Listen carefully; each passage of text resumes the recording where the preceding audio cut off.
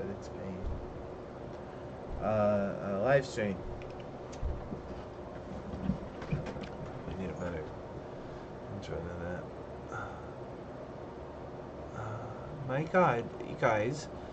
So it's a really bad back day. A really bad back day. I canceled my date with my girlfriend. I'm not going. She's complaining. It's not even a date. I'm just going over to her house. Why don't you come hang out with me on Saturday night? Well, I probably should be kind, but I'm just not going to. I'm going to sit right here and bitch and smoke weed and take aspirin, which I should probably go get. And slow breathe and slow down. Less light is good.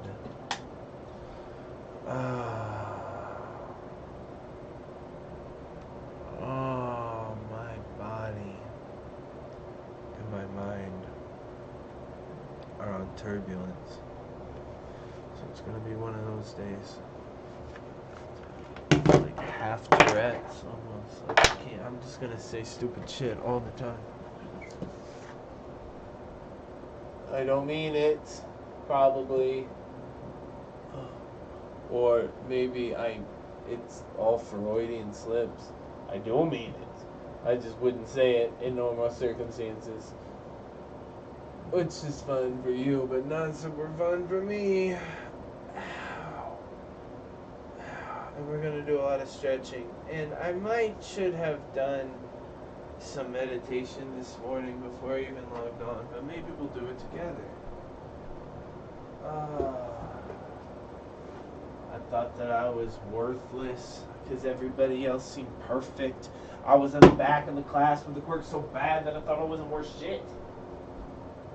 I thought that I was worthless because everybody else seemed perfect. I was in the back of the class with the quirk so bad that I thought I wasn't worth shit. 1 time for eradicating doubt in me. 2 times for the heroes that are proud of me. 3 times for the ones with the quirks who be putting in work even though they aren't as hot as me. 4 times with the heroes and their downfalls. 5 times for the heroes, villains, and outlaws. 6 times when I hit them with the southpaw. That'll separate the real ones from the loud dog. Oh, here we go. Fuck. Oh.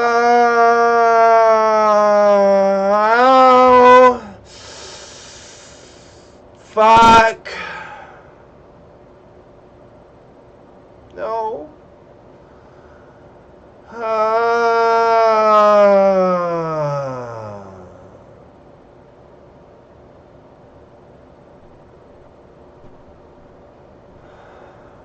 Christ. This is the worst. This is going to be a terrible day. It's going to be a terrible day.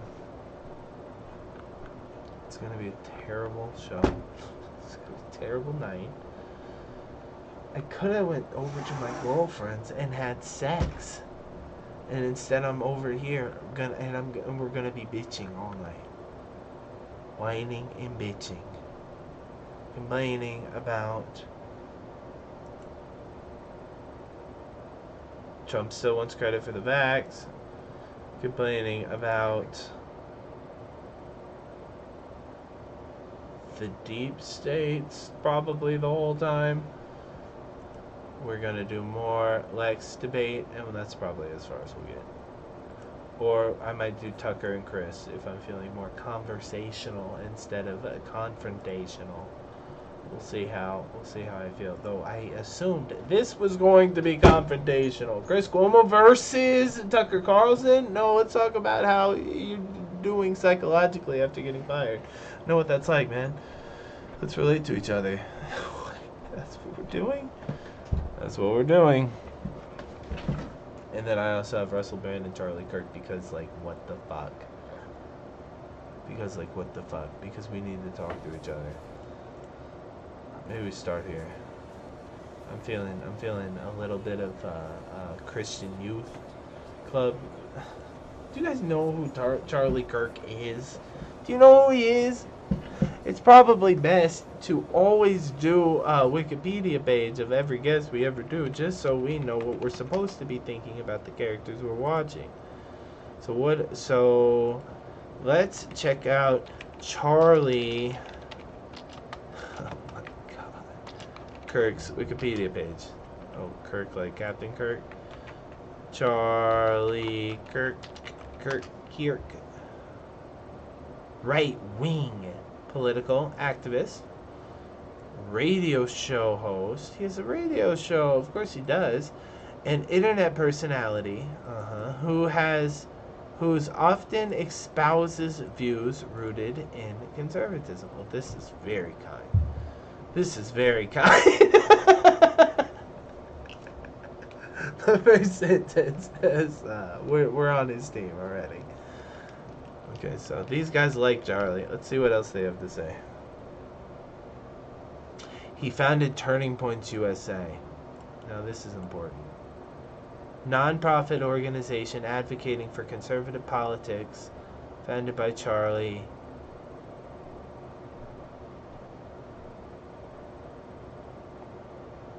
This is like a pack. This is like an ability. Look at this. This is what you're supposed to be looking at when you click the page. Revenues for 2022, 55 million. Okay, that's what you're supposed to know. All the other stuff, who cares? This is what they put the relevant stuff on the Wikipedia page, so you know what's important. What's important? How much money they raise each year.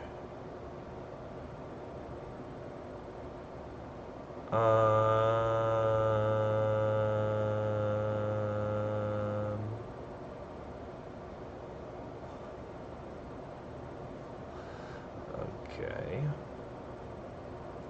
Where's the religious stuff, guys?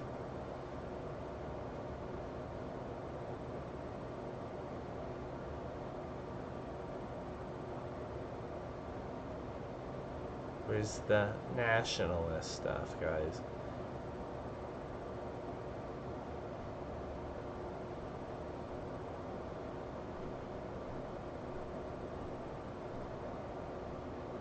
Yikes. Homeboy's partner died of COVID.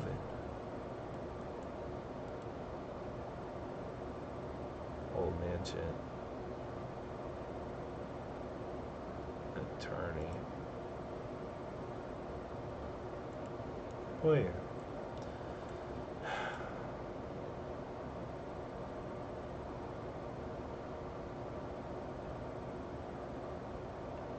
Boyer is a member of the Church of Jesus Christ of Latter-day Saints. And part of the efforts to launch Latter-day Saints for Trump. Yep. All lining up with what we already know.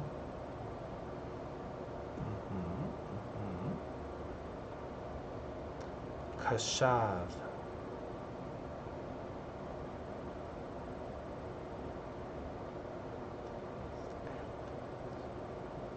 Well, I'm gonna be an activist.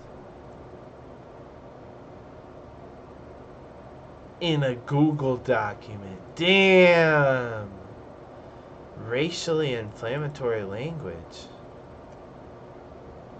You mean he's a racist? Is that what you're trying to say? Or he's saying racist things?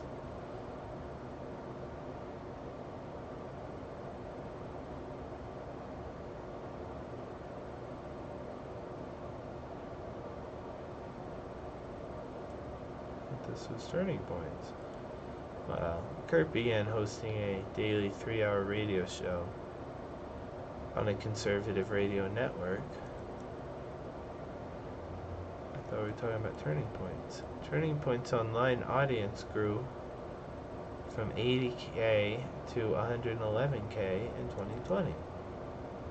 Meaning, we're finding no people to listen to our voice.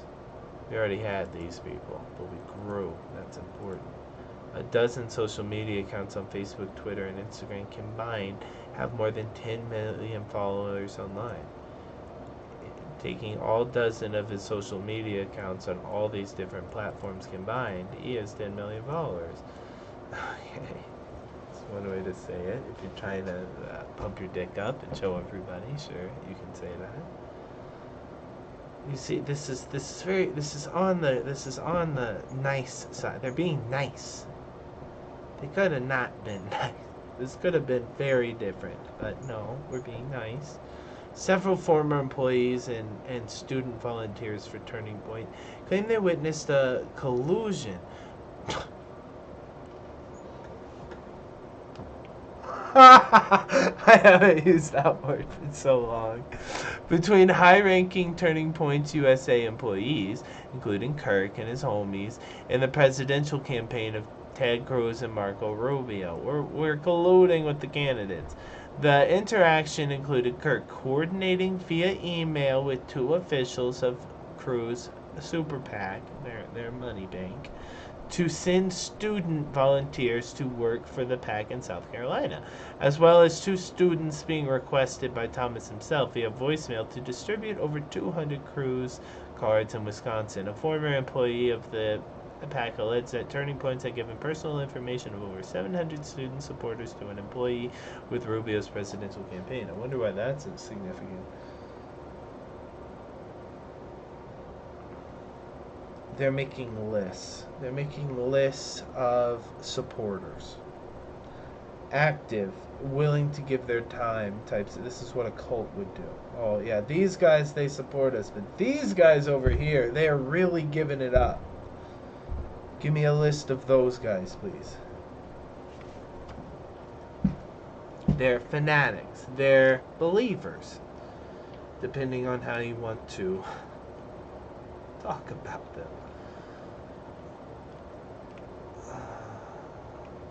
They really believe it. They really believe it.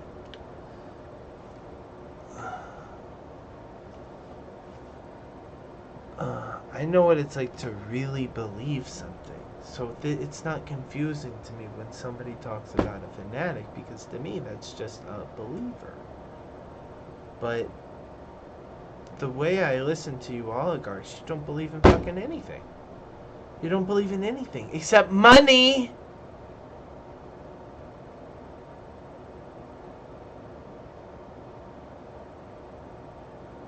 ...2020 campaign. Turning Point's affiliate was reported by the WashPo to pay young people in Arizona, some of them minors, to produce posts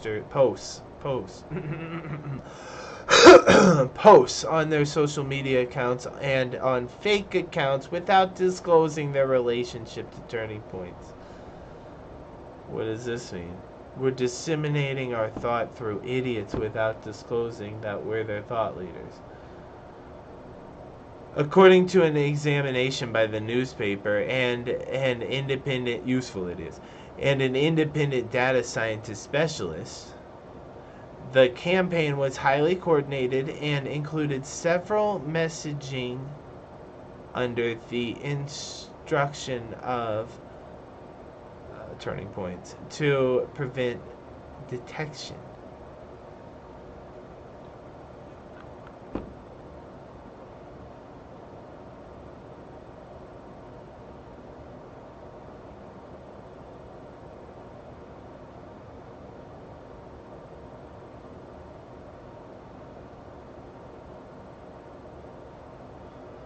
Oh, they told them how to disseminate their thought ideas and how to prevent them from being associated with Turning Points. It's like when you tell your runner to not be associated with you. You're an independent contractor. You're not associated with this little drug ring we're running. That's how I think about it in a criminal way.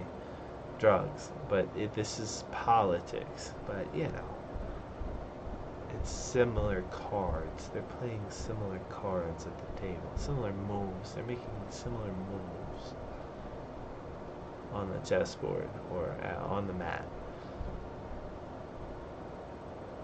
These are my metaphors. You could be like slam dunk or something like that.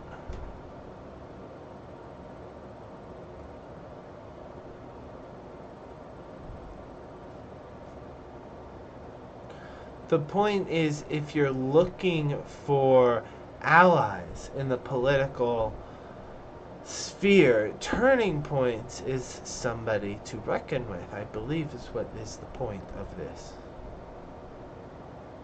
Stop the Steal rally. I remember this. Kirk disputed the results that Trump had lost. Which means that the people who listen to Kirk also are going to dispute the results that Trump had lost. This is the problem. He's a thought leader. They care what he thinks. So if he says Trump didn't lose, his audience is going to think Trump didn't lose. And that's a lot of people. So we should go to Kirk and force him to think correctly, right? No. We probably shouldn't have given somebody such a big microphone in the first place. But if we're all Nazis, well, maybe this is representational of people's thought already. Maybe this is chicken in the hen. Maybe there was already a giant audience waiting for somebody to come on the scene that says everything I'm thinking. That just says everything I already believe. I didn't know that this was an ideology. It was just he's saying everything I already believe. This is me and Bernie. Oh yeah, we should raise wages. Oh yeah, we should give people health care. Right, we should respect the gays. Of course, we should get rid of student debt. We should give people a hand up on jobs. This is easy. He's whatever this is, I'm with this. I agree with everything he's saying. I didn't know this is so out of the Overton window at the time. It was blowing my mind. Oligarchy? What are you talking about? What are you talking about? Oligarchy? It's just Republicans and Democrats, right? And you're independent?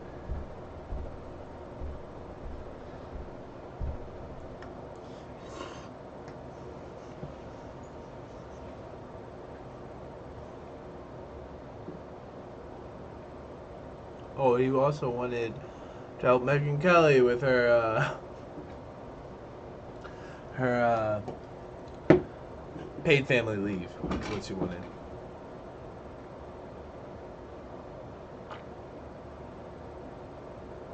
They were aligned on that issue.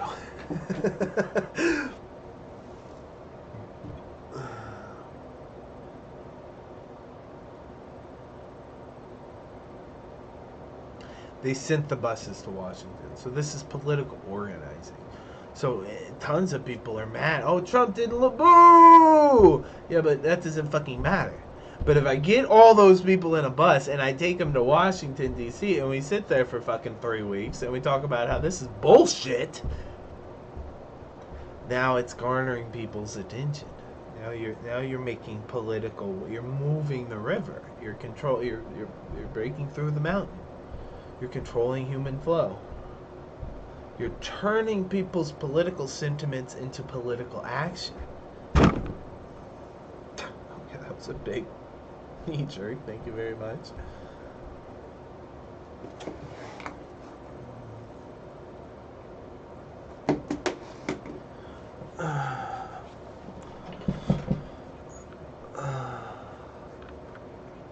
So he got all his people into a bus, and we went to Washington to protest. That's what they're saying. That Trump didn't lose. That's who we're dealing with here. Don't get it confused who this guy is. Turning Point's actions also funneled money to several Stop the Steal rally speakers, including... We got the speaking fees covered. You guys think speaking fees are really on the up and up, right? It's a professional and legal way to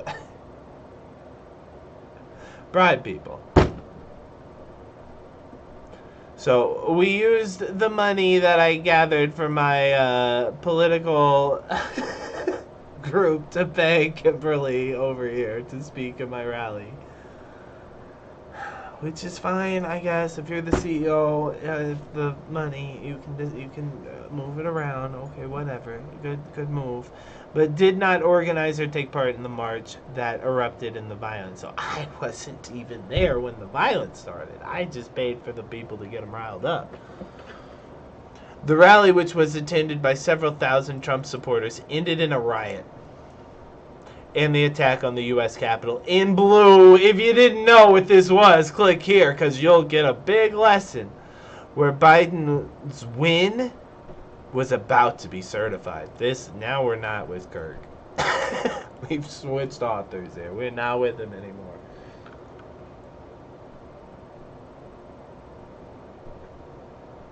Kirk later deleted his tweet and said on his podcast that it was bad judgment and not wise to enter the Capitol, but not necessarily insurrection. A turning point action insurrection is a legal word. It's a legal word we all learned on the day after January 6th to explain what happened because the opposition wanted to prosecute Trump as being an insurrectionist so he couldn't run again. That was the move. And we've been playing that game ever since. The January 6th committee, all these legal battles. The ones he's going through now, maybe they are. I don't know it very well. But the ones that he's going through now about, like, find more votes in Georgia, all this stuff. The goal, what's the goal? Because you want to get him behind jail? Because you want him to pay all the money? Because we don't want him to be able to legally run again. If he's an insurrectionist, he can't run. He's a traitor!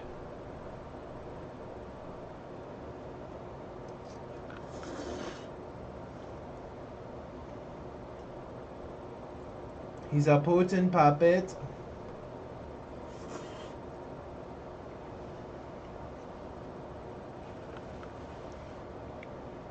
Putin's body. He's Putin's body.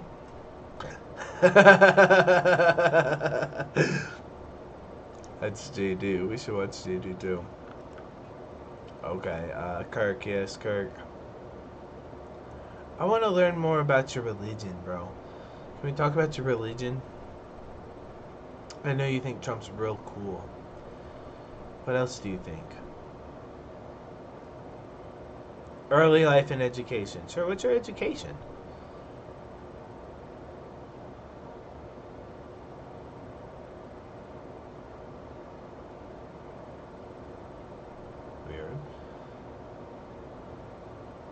He volunteered for the successful United States Senate campaign of Illinois Republican Mark Kirk, but they're not related. Anyway, in his senior year, he created the... Well, that's weird. In his senior year, he created a campaign to revert a price increase for cookies at his school.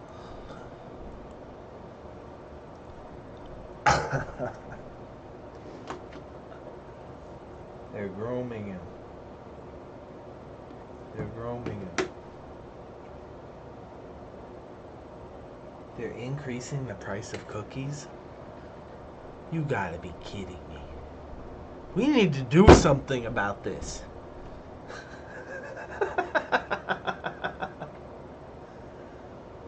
It's so fucking artificial. It's so fucking structured.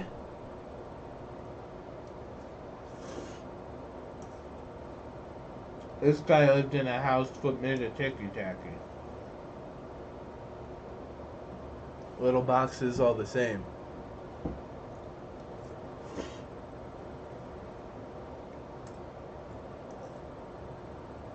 Okay, what else, Charlie?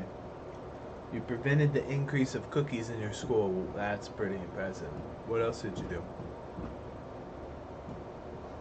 You wrote an essay for Breitbart. Do you guys know Breitbart? This is the original fake news. Breitbart is the original fake news until Trump grabbed the term and I am rubber and you are glue.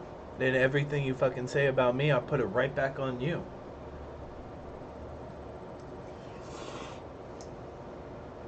We're fake news? Bro, you're fake news? Damn, he got us. Damn, he got us. Landed. So he also wrote an essay for Breitbart alleging liberal bias in his textbooks, which led to his appearance on Fox News. Dun, dun, dun, dun, dun, dun, dun. At a subsequent speaking event at his university, he studied what in school? Ladies and gentlemen, it's the question I asked. No, he stopped the cookie increase. Oh, the cookie inflation. He prevented it. Okay. This is about education, people. At a subsequent speaking engagement at his university, Youth Empowerment Day, Kirk met Bill Montgomery, his partner, a retiree more than 50 years his senior, who was then a... Okay, hang on.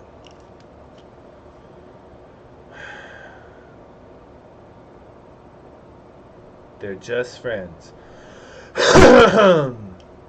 They met and they became friends. The end. No jokes. Met Bill Montgomery, a retiree more than 50 years his senior, who was then a Tea Party-backed legislative candidate. Do you guys remember the Tea Party? We don't have this anymore. We have radical right-wing extremists. That's what we call these people now. But back then we called them the Tea Party. We don't use that word really anymore. It's post-Trump. It's irrelevant. Montgomery encouraged Kirk to get engaged in political activism full time. Did he now? He subsequently founded right, Turning Points, where Kirk met more people. That has absolutely nothing to do with his education, or is it? Isn't this the real education? When he met Bill Montgomery, somebody 50 years older than him, and they decided to start a political movement together, a political action committee, or whatever. So you studied...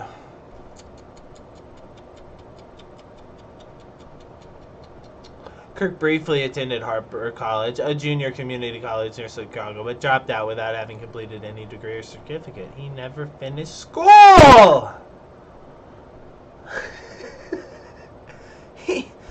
School flunky, pill junkie, but look at what these accolades have still brought me. Full of myself, but still hungry.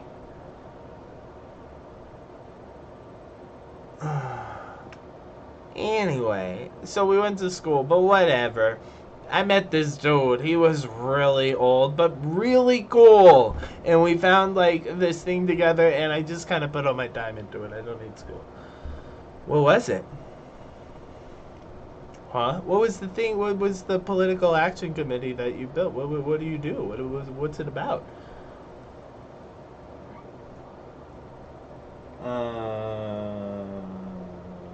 It's just politics. It's just, you probably wouldn't even like it.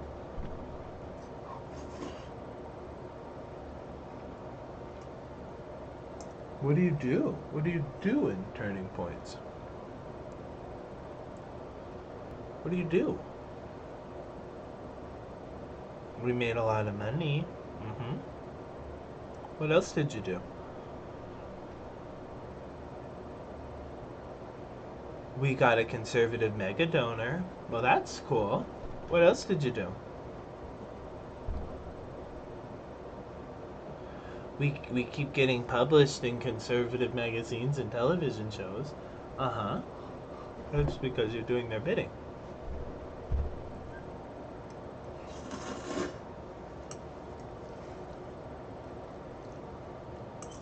Do you believe this stuff, Charlie? Or is this about raising cookie prices?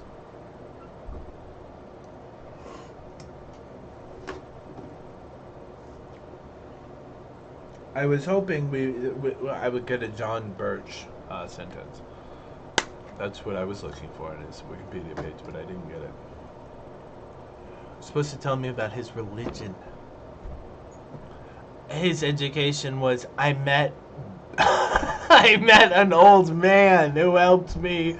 So, oh my fucking God, people.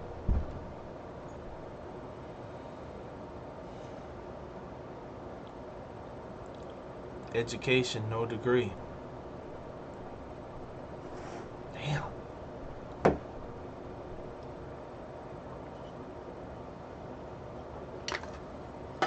I don't need it. I'm too godly. Forget the rules. If we meet you, you face Sanji. Okay. Turning Point's faith. We do get a paragraph. At Liberal University, Liberty. After Liberty University did not renew Kirk's contract with the Falkirk Center for Faith and Liberty in 2021, Kirk founded Turning Point's Faith, an organization dedicated to recruit pastors and other church leaders to be active in local and national political issues. So you must have known my pastor then. Its activities include faith-based voter drives, an education member on Turning Point's core values. Its activities include faith-based voter drives. Faith-based voter drives. This is like bringing theocracy into the... This is what God wanted. We have to vote for these people.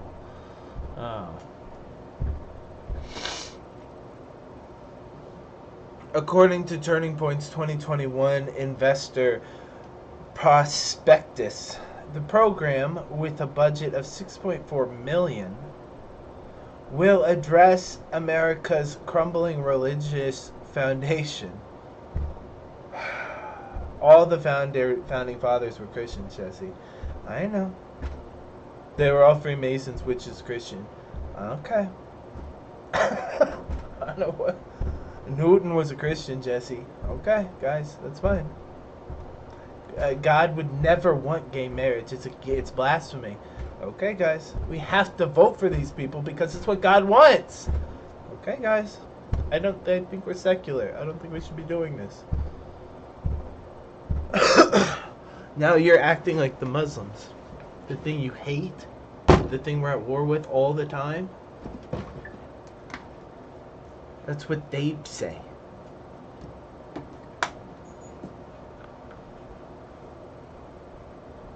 According to Turning Point, the program, with a budget of $6.4 million, just thought you should know. I just wanted you to know.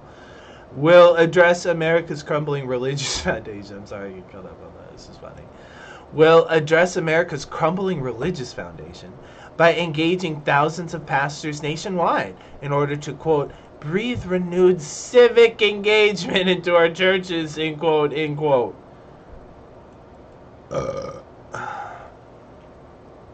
I mean, what do you learn in your Bible study? Did you do the 22-hour Exodus reaction, Peterson? He did an Exodus reaction. Is that what you learned? Or was it more like Trump and Jesus on a tank with a dinosaur leading America's army of robotic terminators towards the people? Whoever's the boogeyman today. Who's the boogeyman today? The invaders, the dirty invaders. All right.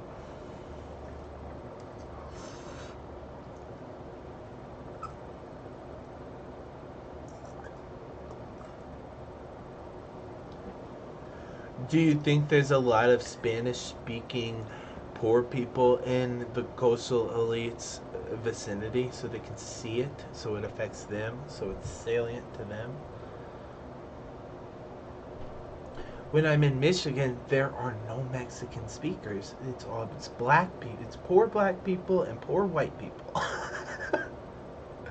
So when they say, we're being invaded from the border, I'm like, what, the Canadians are attacking? It seems so distant from my political reality. I don't even know what you're talking about. But here we go again. 8 years later. Oh, they're back. Guess who's back?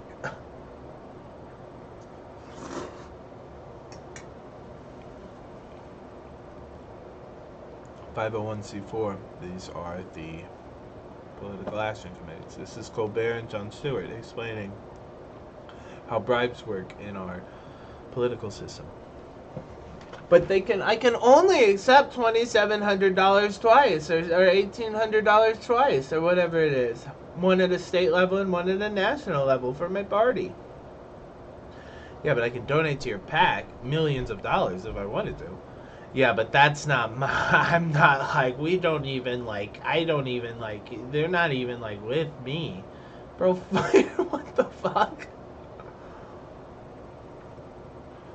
The name of the PAC is literally Trump for America or some stupid shit. How can you not be affiliated? How can you not be together? Well, it would be illegal if we were, you know, so I'm not. Okay. This seems bad. Corporations are people, my friend. All right, Mint, you're right. You're gonna have to deal with this. Money is speech and corporations are people. And that's that. It's been decided. Damn. So welcome to 501c4. I see.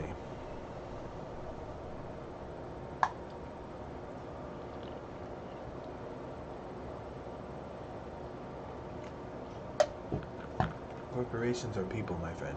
That's it. I don't think they are. I'm voting for Obama. I don't like that idea. I don't agree with that. I think we should save our car plant. We should save Ford and Lincoln and Chrysler. I think it was Chrysler. We should save Chrysler. Mitt, what are you doing? We should let businesses fail. We should let the market decide. Oh, we should pick winners and losers and make sure our companies win. Right, Mark Zucke? Right, Jeff? Right, Sam Altman? We should pick our favorites and make sure they win.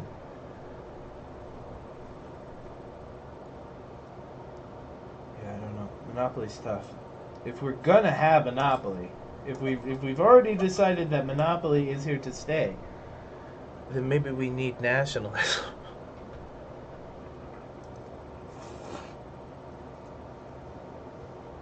Make sure everybody's eating McDonald's and not Panda Express.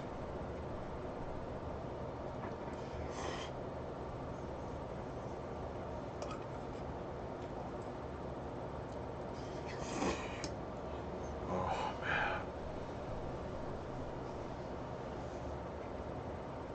Well, this is what I wanted an entire page about: breathing renewed civic engagement into our churches. Because when I think Charlie Kirk, this is what I think.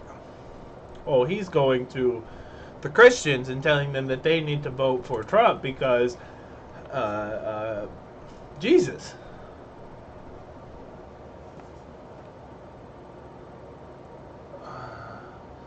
And people are like, yeah, you're kind of right. That is political strength of a kind. I gotta respect the game at least, but I think it's dangerous. You're gonna get the Christians all riled up. Start a big war with the Middle East or something crazy. They might end up in Jerusalem next year, fighting with the IDF.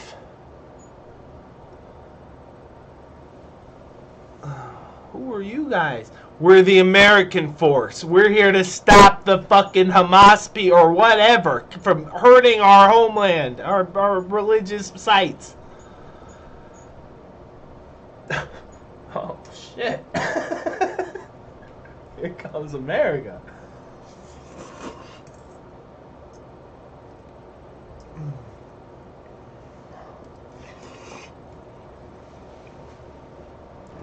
Charlie Kirk told us what was going on over here. We're here to stop it.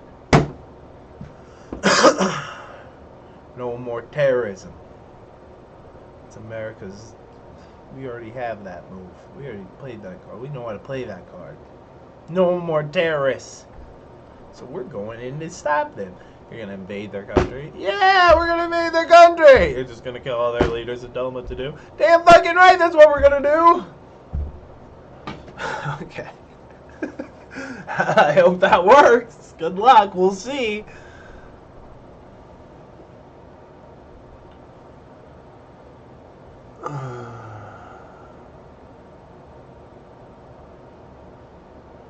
Political positions and activities. Tell me about your church. Okay, first sentence. Kirk promotes the cultural Marxism conspiracy theory. It's a conspiracy theory? I mean, this is probably true, right? Has been described and describes universities as islands of totalitarianism. The schools. The schools are islands of totalitarianism.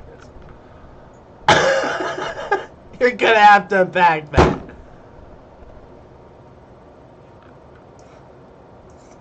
You know you have a lot to say when Slavoj Žižek says, please unpack that for 6 minutes, and then it says, go on, and says nothing for another 6 minutes.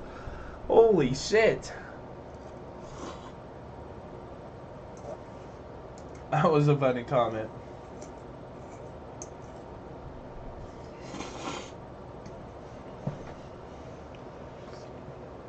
Okay. I remember Peterson explaining this. In the 60s, the schools became captured by the leftists. And over time, they became cultural Marxists. Is the theory? Well, hang on, hold up. Wait a second. Why is there a big Jewish Star of David on the cultural Marxist page? Is this a clue? Is this a clue? I've got a raging clue right now. We should follow it. Let's follow my clue. Wait, the cultural Marxists are Jews? Wait a second. Wait a second. The cultural Marxists are Jews? The term cultural Marxism refers to the far-right anti-Semitic conspiracy theory in blue that misrepresents the Frankfurt School as, these are socialists, as being responsible for modern progressive movements such as identity politics and political correctness. Do you really think the Democrats know anything about the Frankfurt School? They're capitalists. Nancy Pelosi's a capitalist. Elizabeth Warren is a capitalist. Ask her. They don't know anything about the Frankfurt School. They're not that type of leftist.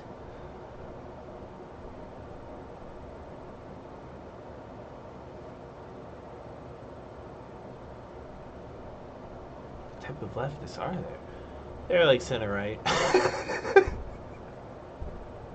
Exactly. There's a big hole in our political. There's lots of lanes open that no one's driving in.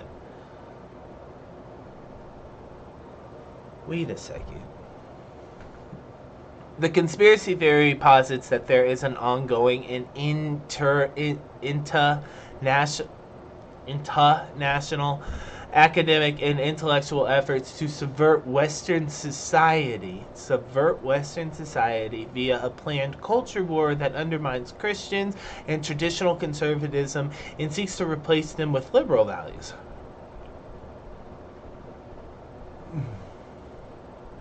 Can you give me a few? Like diversity?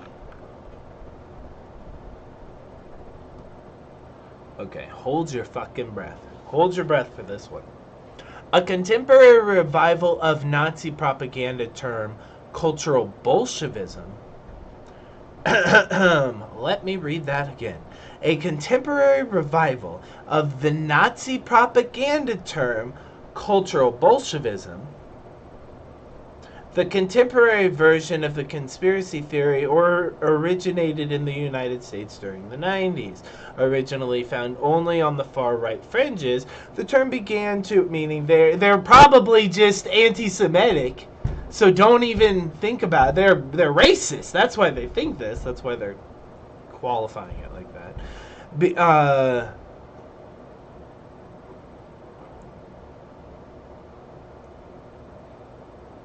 Originally found only on the right-wing political fringe. Okay. I just wanted you to know. The term began to enter mainstream discourse in 2010 and now is found globally. The conspiracy theory of Marxist culture war is promoted by right-wing politicians, fundamentalist religious leaders, political commenters in the mainstream print and TV media, and white supremacist terrorists, and has been described as a foundational element of the alt-right. Scholarly analysis of the conspiracy theory has concluded that it has no basis in fact. I just wanted you to know this isn't even real, and it's a bunch of fucking Jewish haters that think this. It's not even. They're white supremacist terrorists. Okay. Okay. This is the kill shot. A contemporary revival of the Nazi propaganda term cultural Bolshevism, meaning we fought this war before. I know these fucking people. They're Bolsheviks. We used to call them cultural Bolsheviks back when I was not, but before there was like well, it's actually a Nazi term, but they're Bolsheviks.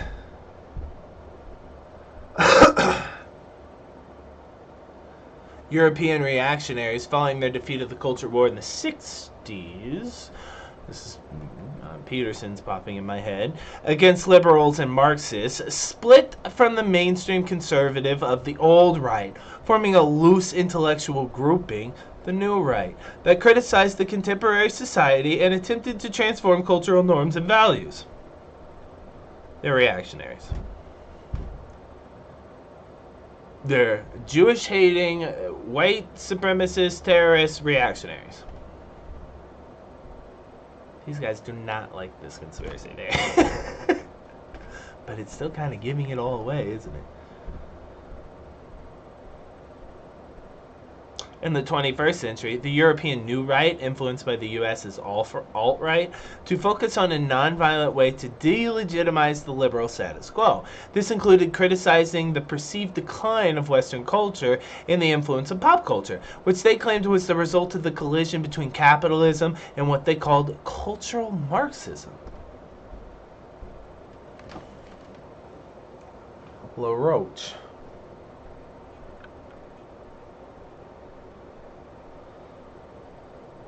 In this book called The New Dark Age, the Frankfurt School in Political Correctness has been described as the starting point of the contemporary conspiracy theory in the United States. Homey's interest in the subject derived from his involvement in the LaRoche movement.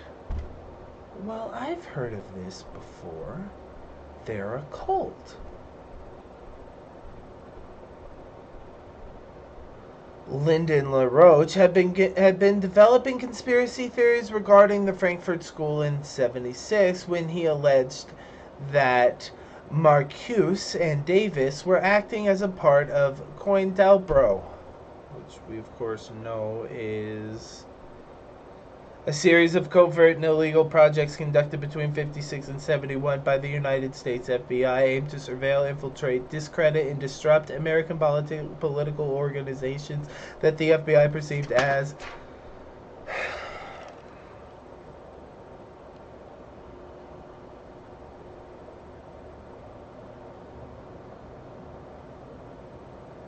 a threat.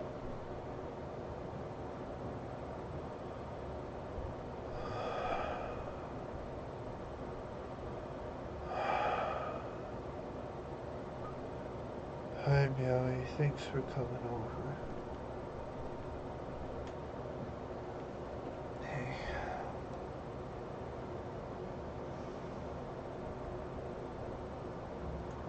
Oh. Oh.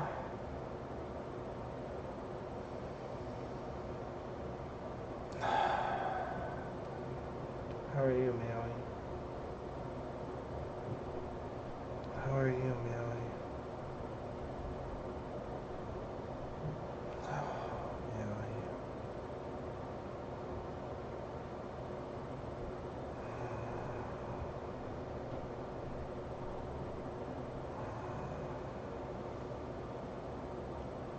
Thanks for visiting. Yeah, I see the weed. I'm eating spaghetti first.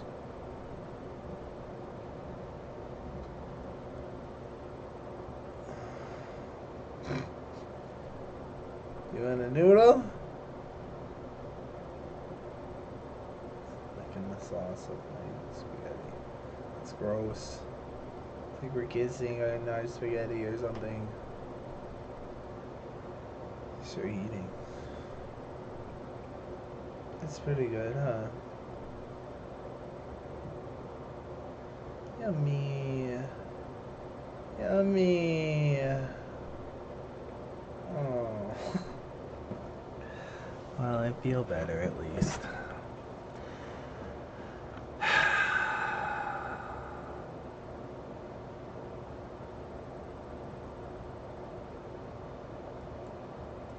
They're spooks.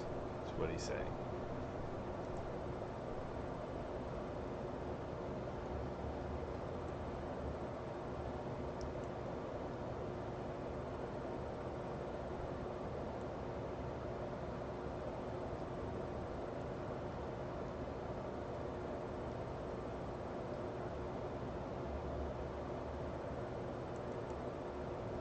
Covert campaigns to publicly discredit activists and destroy their interpersonal relationships.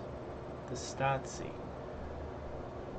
3 agents for 1 leader. Fuck up his life so he can't do politics. He'll be so concerned with his interpersonal life that he won't have time.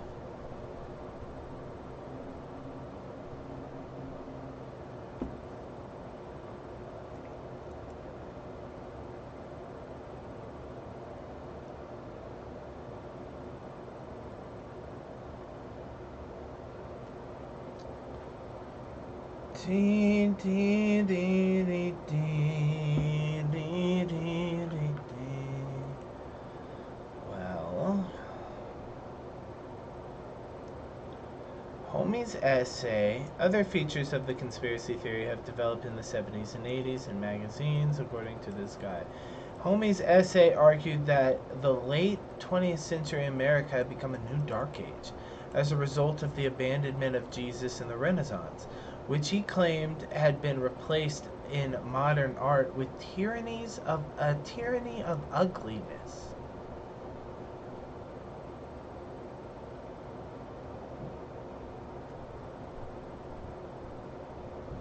He attributed this to the alleged plot of the instilled cultural pessimism in America, carried out in 3 stages by George Lucas.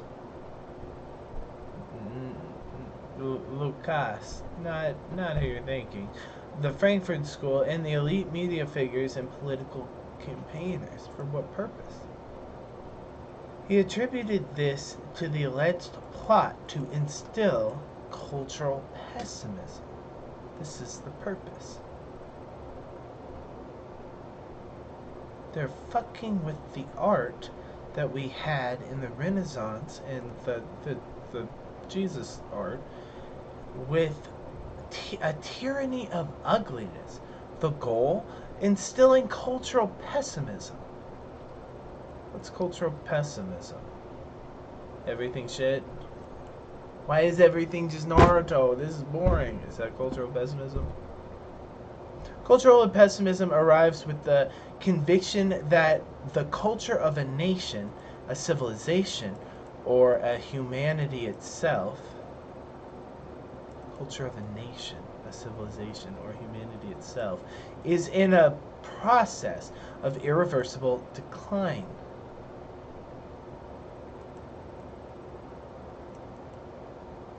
It is a variety of pessimism formulated by a cultural critic. It's not very helpful. Schopenhauer. The pessimistic element was available in Schopenhauer's philosophy and Homie's cultural criticism. The tide of Whiggish optimism, exemplified by Macaulay, receded somewhat in the middle of the reign of Queen Victoria. Classic culture, based on traditional classic scholarships in Latin and Greek literature, had itself been under attack externally for 2 generations or more by the 1900s, and has produced in Nietzsche a model pessimistic thinker.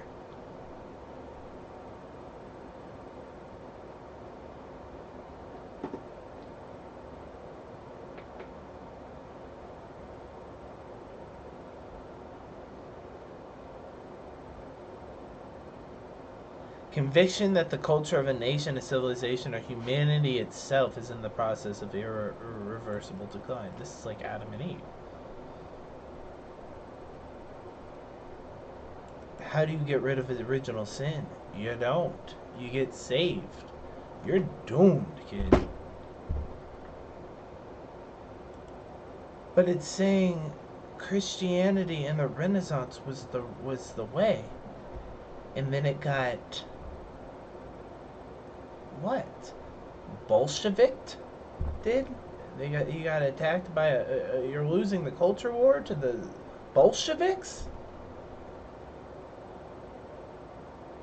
2 generations or more by 1900. Generations is the what, 20 years? 1860? Sounds about right. Schopenhauer, Nietzsche, what is the time for this? 1700s, 1800s. 1788 to 1860. 1844 to 19. Made it to the new year, a new century, Nietzsche. Good for you. Yeah, a lot of mental disease. I don't think it's that good. Cultural pessimism for the Oscar Spengel epoch. Cultural pessimism of the Oswald Springer,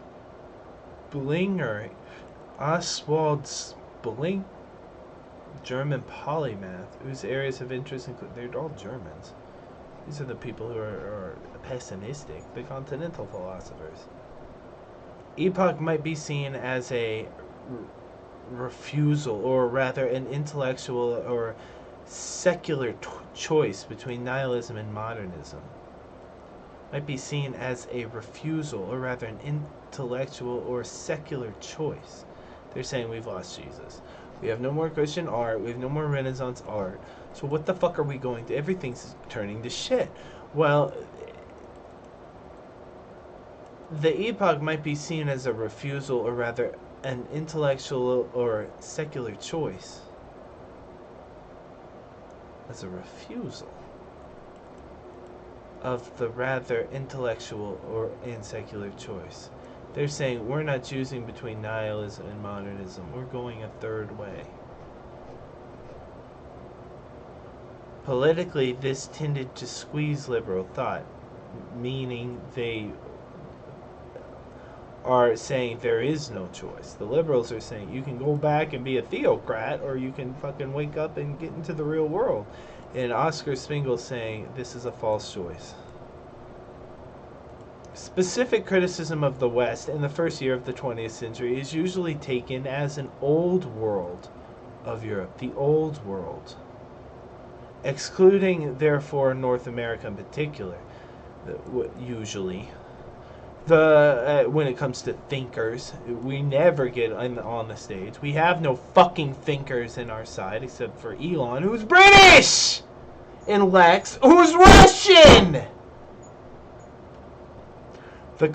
And Joe Rogan. Oh my God. The classic source of this is Spengler's Decline of the West book, often cited in years following its publication. The tone of much of the critical writing, for example, of T.S. Eliot and the historical writings of Arnold J. Toynbee from the 1920s onwards is identifiable. Okay. It is fashion to say that Spengler has at least formulated some truths about the Western situation in Europe after World War One. It was fashionable to say he at least got something right.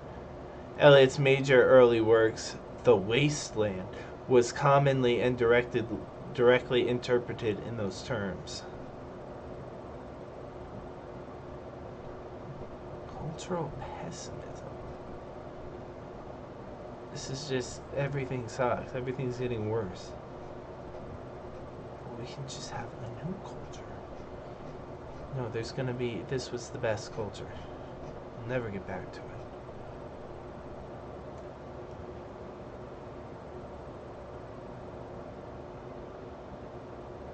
Conservatives are so boring.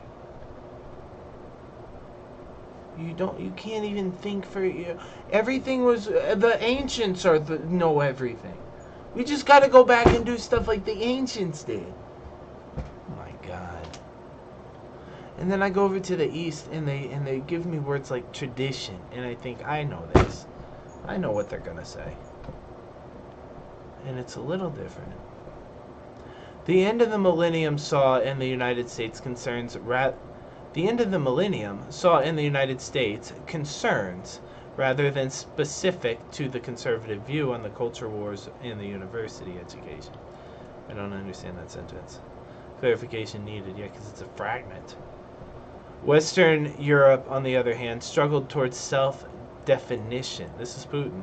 That's what he said. Ukraine doesn't have a national identity. After the fall of the Soviet Union, they're struggling to decide who they are. And the best thing they could come up with was venerating false heroes of Hitler. And so I had to invade them and denazify the people so I could get my Russians back. That's what he says he's doing. That is, wow. It's basically a Russian civil war. Wow.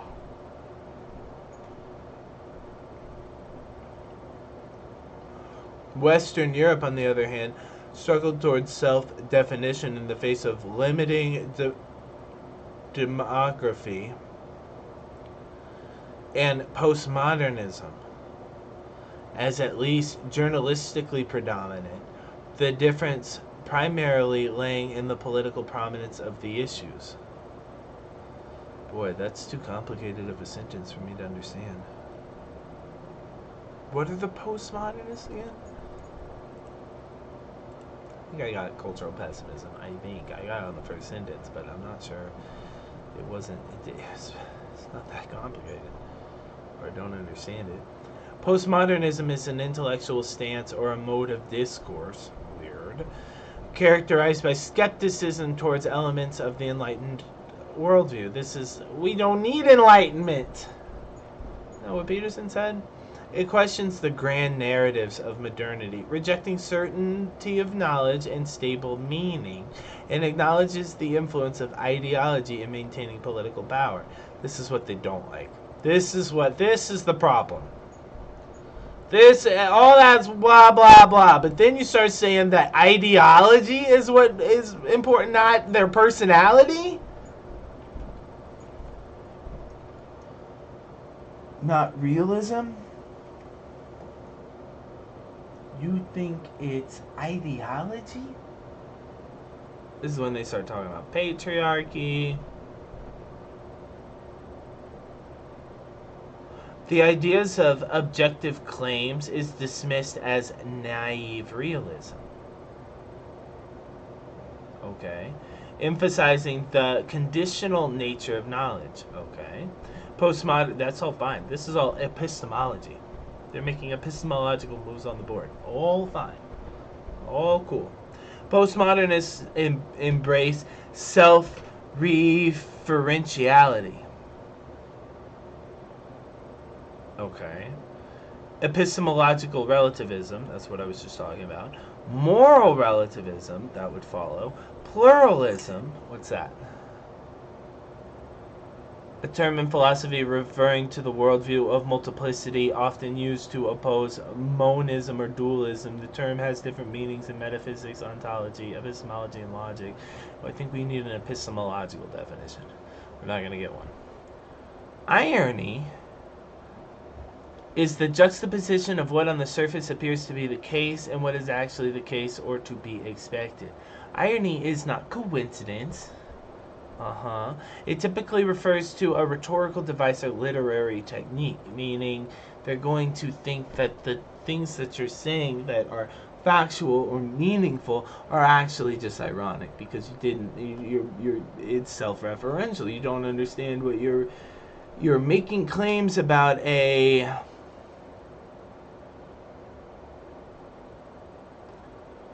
truthness of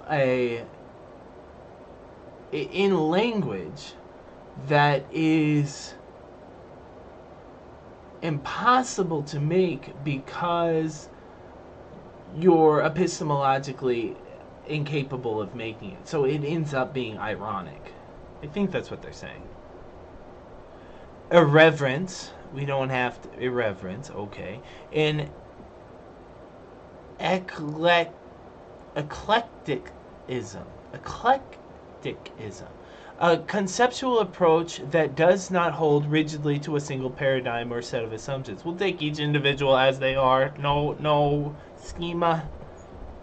But instead draws upon multiple theories, styles, and ideas to gain complementary insight on the subject or apply different theories in political cases. Okay, they're not looking for certainty here.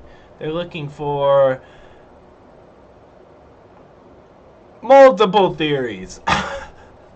Give me multiple theories, let me digest them all, and I'll tell you what to do.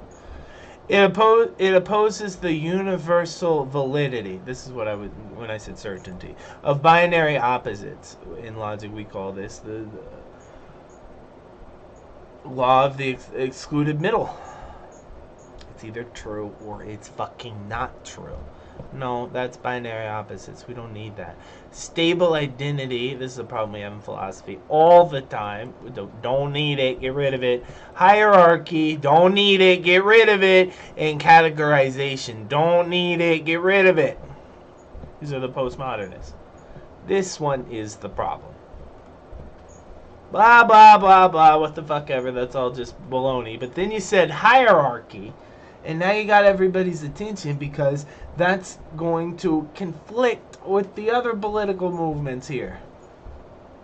This is bad. These guys are the good guys. And they're getting in the way. Emerging in the mid-20th century as a reaction against modernism, the postmodernists have permitted various disciplines. Have permeated. Oh, have they? And is linked to critical theory. This is just socialism. Deconstruction. This is just socialism. And post-structuralism, which I think is just socialism. This is all leftist stuff. This is nothing to do with anything you guys care about. Critics argue that postmodernism promotes obscurantism,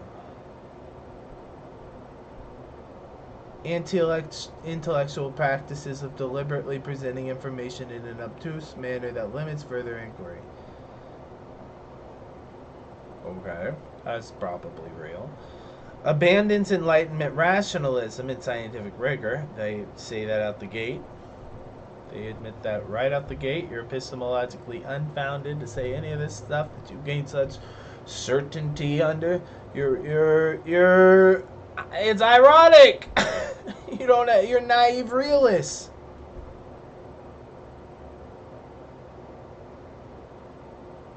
And contributes little to analytical or empirical knowledge. That would be, they don't claim to, it doesn't seem. This is more, we're gonna need a poet.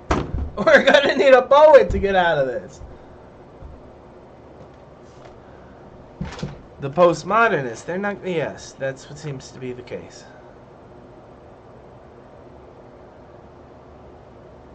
Semitonics is a systematic study of sign processes and communication of meaning.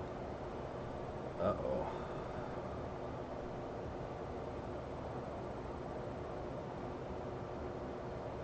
Uh-oh. That's what we're doing in our current... That's our current philosophical questions. Communication of meaning. This is where we're talking to aliens, we're talking to AI, we're talking to people on the other side of the earth. They're all completely different with their thinking. We're not able to communicate meaning correctly, or are they communicating meaning, or are they manipulating us? This is what we're doing as far as our or at least what I'm gathering we're doing as far as our current political thought. Semonics? Never heard of this. Systemic study of sign processes. Sign. A sign. A sign. Sign I can't read, so I'm never going to get this sign.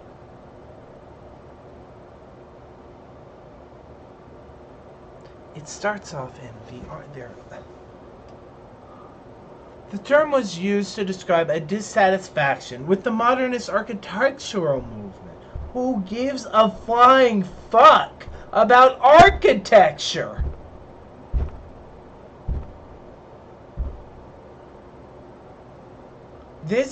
Every time I come over here to these crazy leftist bastards and their terrible ideas, it ends up as an artistic critique. They're critiquing your art. But it pours into all the other branches of philosophy. It's always going to.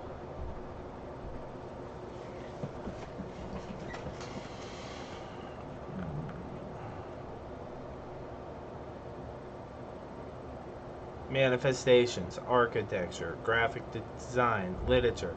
Not politics, not economics, not war. No, graphic design. Oh, so who fucking gives a shit? You'll have to ask the people on the right. They hate these guys. The postmodernists are the enemy. Ask them who the enemy is. The postmodernists, the cultural Marxists. But this is graphic design, literature, music. What are you so afraid of? They're destroying the children. It's like a cultural revolution. It's like a culture war. It's like a planned culture war.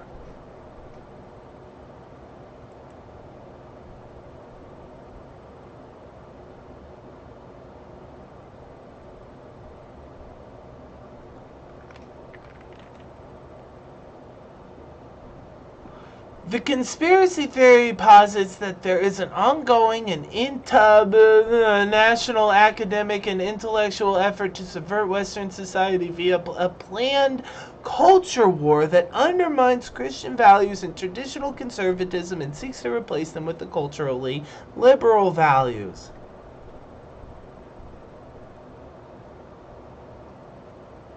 What are the conservative values? Are what? Family, community, patriarchy, maybe.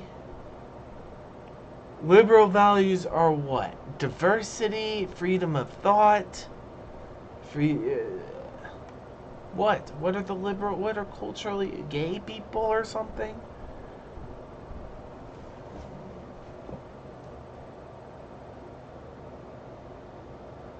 Unalienable rights of the individual. Classical conservatism. Importance of transcendent moral principles. Yikes. Manifested through certain posited natural laws. Well, they would have to be. To which it is claimed society should adhere. But doesn't have to. But if you don't, you're going to become decadent. You'll become some sort of decadent West. You've heard this before, right? These guys are just white supremacist terrorists, so it doesn't even matter what they think. Okay.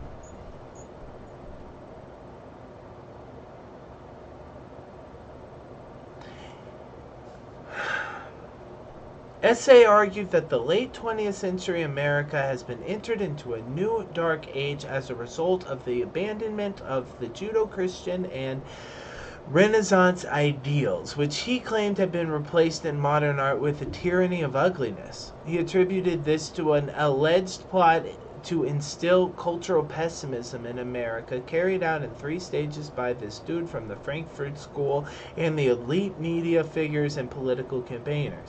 Well, they're all in on it, I guess. He knows who the real enemy is. Mendocino asserted that there are 2 aspects of the plan to destroy Western culture. And who is exacting this plan? Who are the bad guys in Mendocino's story? The Frankfurt School. Yeah, I know, but who? But that's just a school of thought. It's a school of thought. There is a literal school. I think it's in Australia. I might be wrong, but when they talk about this is a school of thought. I can't quite remember. This is exactly, and philosophized this when I got to the end. We're in the Frankfurt School. Hey, Meowie.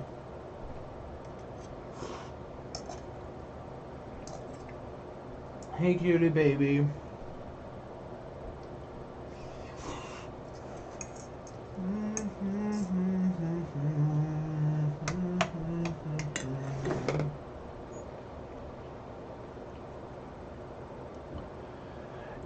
It's the Jews.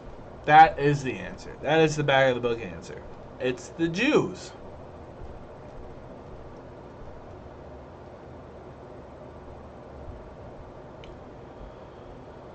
It's the Jews. Who's doing this? Who's the enemy? Well, it's right here on the screen, isn't it?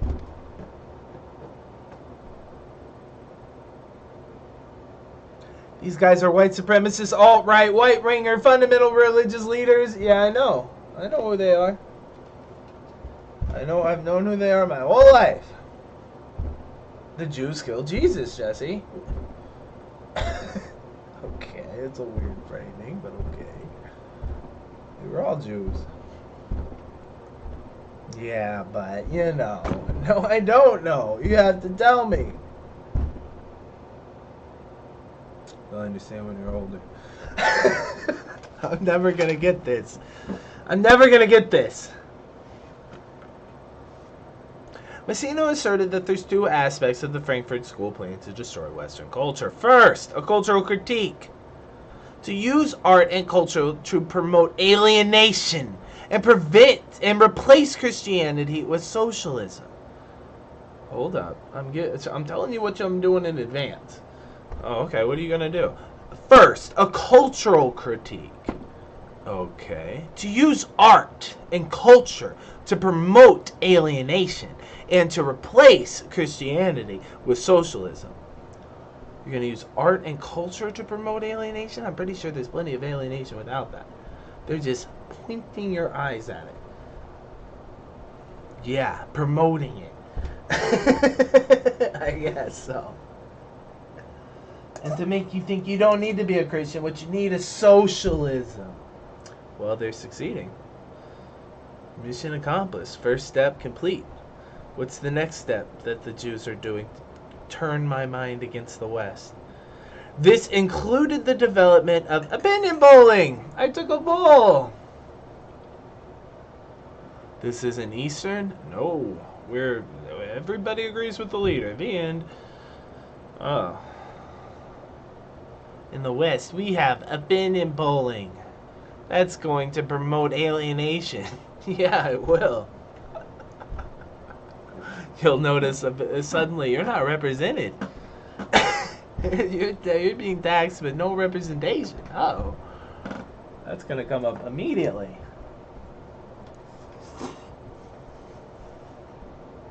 Wait a second. The only libertarian here is Rand Paul? That's it? Let's do a little opinion polling and see if that's the correct amount of representation the libertarians need in Congress. Wait, Bernie Sanders is the only socialist who ever exists in American politics ever? That seems like there might be a little bit of alienation going on. If we did an opinion poll, that might show me a little bit of alienation between the representation of my government and me. Yeah, opinion poll. I suspect that would make people feel a little alienated from their Christian Western culture. I suspect that's true. You're giving it away. I guess they're telling you they're giving it away. First, a cultural critique. To use art and culture to promote alienation and replace Christianity with socialism. This will include the development of opinion polling and advertising techniques to brainwash the populace and control the political campaigns. Check. Secondly, the plan supposedly includes attacks. What kind of attacks? On the traditional family structure. To promote women's rights and sexual liberation and polymorphous perversity to subvert the patriarchal authority. Absolutely true. Check number 2. Mendocino claimed that the Frankfurt School was responsible for the elements of the counterculture in the 60s and the psychedelic revolution, distributing hallucinogenic drugs to encourage sexual perversion and promiscuity. Most likely true. I mean, I wasn't around in the 60s, but that's the story yes, the hippies, of course. They're taking LSD. They're sleeping around quite a bit, for sure. They're sitting around fires and talking. They're listening to music. They're sex, drugs, and rock and roll, baby. The 60s, yes, of course. Cultural Marxist Jewish international plot? I'm not sure. But did this actually happen? Yes. Was it the Jews? I don't know. Was it the cultural Bolsheviks? I don't know about that. I don't know about that. That's a lot. Wasn't it just kids getting rid of Elvis and listening to the Eagles, maybe? What was in the 60s? Bob Dylan. We're just listening to Bob Dylan. Everything's fine. This wasn't Jewish. It's folk. It's folk music. This is great.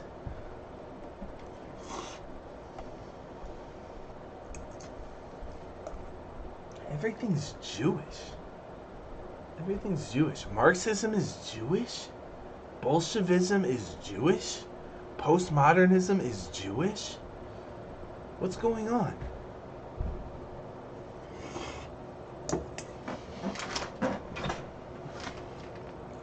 Well, it's right here if you're looking for it. If you think I'm making it up, it's right here on Wikipedia.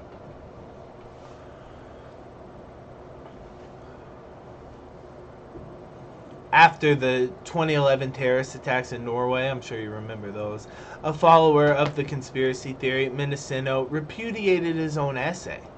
He wrote, "I still like to think that some of my research was validly conducted and useful. However, I see very clearly that the whole enterprise, and especially the conclusion, was hopelessly deformed by self-censorship and the desire in some way to support LaRoche's cracked brain worldview." LaRoche.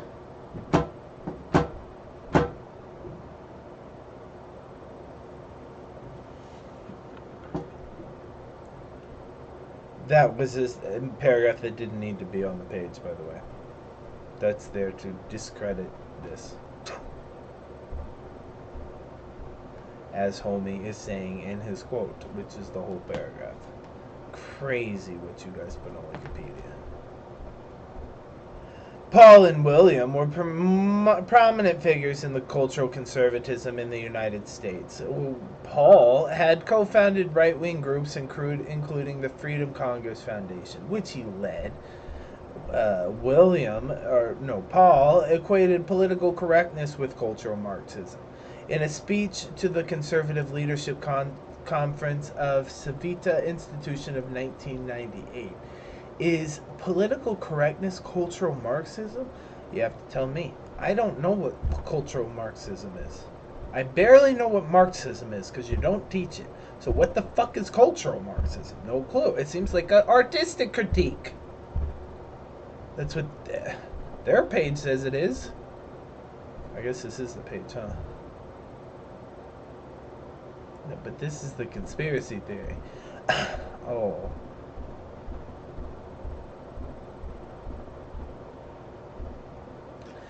He argued that we lost the culture war already, and that a legitimate strategy for us to follow is to look at ways to separate ourselves from the institutions that have been captured by the ideology of political correctness, or by other enemies of our traditional culture.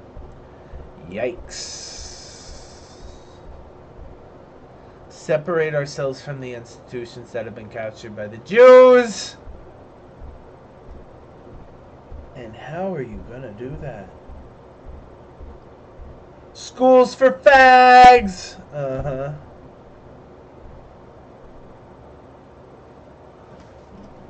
Those institutions have been captured by the political correctness ideology.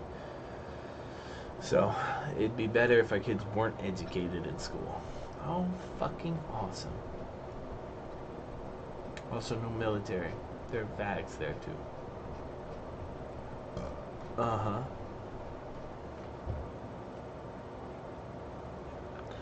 For the Free Congress Foundation, Paul commissioned William, a paleoconservative. We learned about this last week. The paleoconservatives. This is Tucker Carlson. This is why I can't understand. Well, how are you a conservative? You want subways? You want to give the truckers mandatory employment, legislated by the government to force companies to hire the truckers? How are you a conservative at all? Well, I'm a paleoconservative.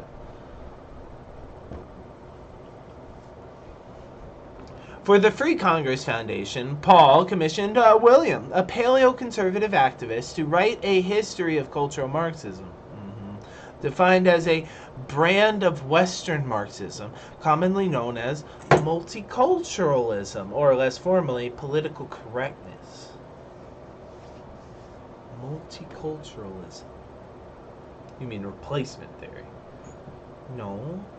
I mean, like, we'll have Mexican food on Monday, and we're gonna have fucking Chinese food on Tuesdays. Pizzas on Wednesdays. This is great. In 2000 speech, The Origins of Political Correctness, William wrote, if we look at it analytically, if we look at it historically, we quickly find out exactly what it is. Political correctness is cultural Marxism. It's a Marxism translated from economic into cultural terms. Yes, that is what I don't understand. That's when my hand's gonna shoot up in class and everybody's gonna go, this isn't on the test, who cares? And I'm gonna go, but this doesn't make any sense. How was Marxism translated from the economics into the cultural? This is the big question. But you're not gonna tell me how, you're just gonna tell me it was. Okay? If we look at it analytically, if we look at it historically, we quickly find exactly what it is. Political correctness is cultural Marxism. It's a Marxism that's translated from the economic into cultural terms. It is an effort to go back, not to the 60s and the hippies and the peace movement, but back to World War I. If we compare the basic tenets of cultural correctness with classical Marxism, the parallels are obvious. Not obvious to me. You show me, William. Oh, I'm gonna give you a paragraph on Wikipedia that just tells you. Oh, quoting, bro. Show me from the show me state. Show me.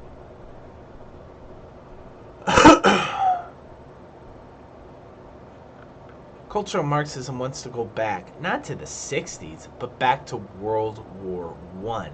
It's literally classical Marxism. The parallels are obvious. Not to me. This all feels like sex. Everything that you say is cultural Marxism is about sex. It's barely about culture at all, except you're making our culture sexual. I guess it kind of always. We had tabloids and Baywatch and Playboy. This is all already there. Maybe now with my telephone, I'm the one doing it instead of Carmen Electra. I don't know. The hippies were fucking. They were fucking a lot. They were fucking each other. They didn't need the cell phone.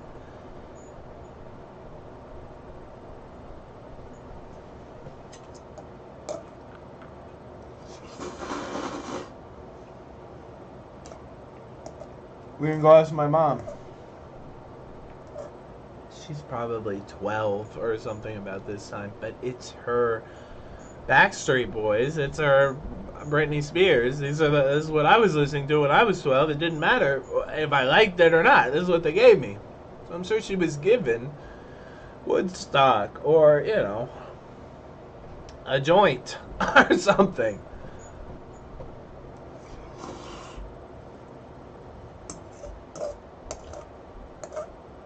She had a pretty crazy life. It'd be interesting to see what she would say about cultural Marxism, the 60s, the hippies, the peace movement, multiculturalism. Do you remember segregation?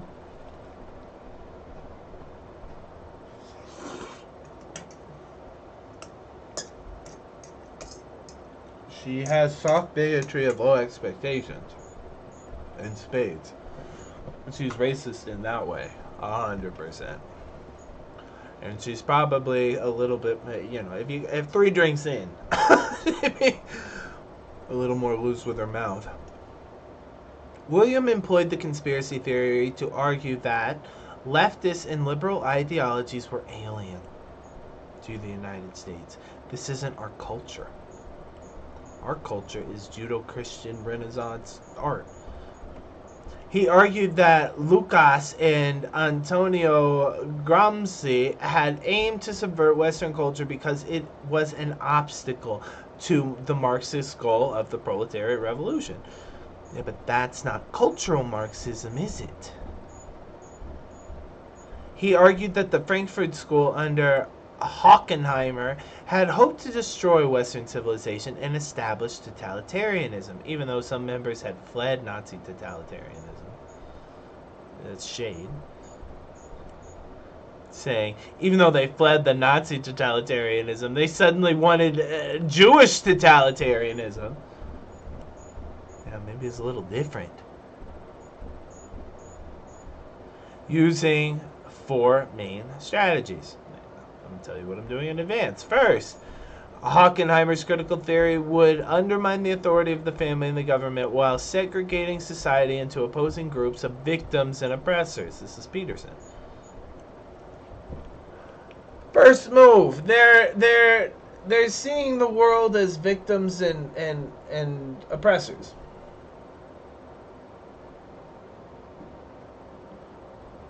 Yeah, but that's like,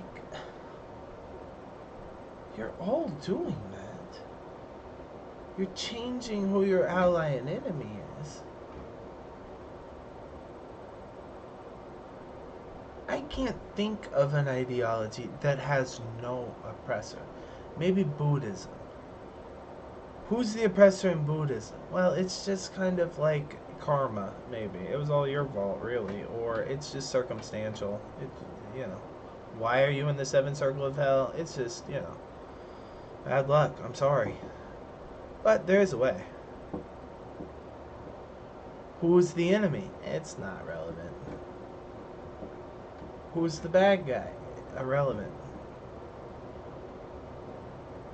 Who's the oppressor in Buddhism?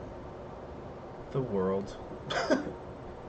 The plane of existence you happen to find yourself on, if you want to frame it that way.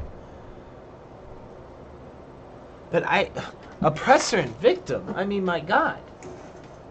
That's every war, that's every religious story I've ever heard, that's every piece of art I've ever heard, that's everybody's problem in the world. They're my enemy. Oh, it's just a hurricane. Yeah, but the insurance company didn't pay for my... I'm a victim.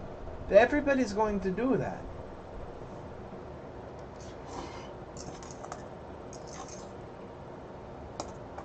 Well, apparently the Jews are doing it in a very sneaky and tricky way. Or the cultural Marxists, I mean.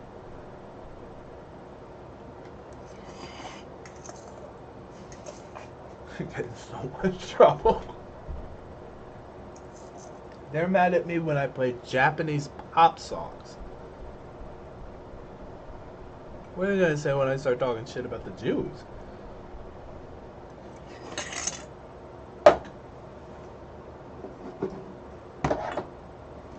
Zero tolerance in this country for Japanese pop songs being broadcasted over online. Just wait till I get to the Jews. Second, he said, concepts of the authoritarian personality in the F scale measuring.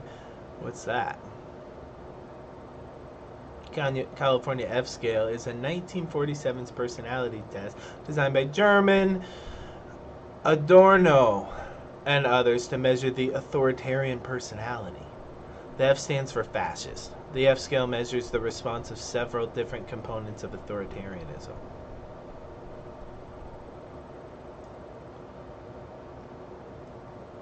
Whoa.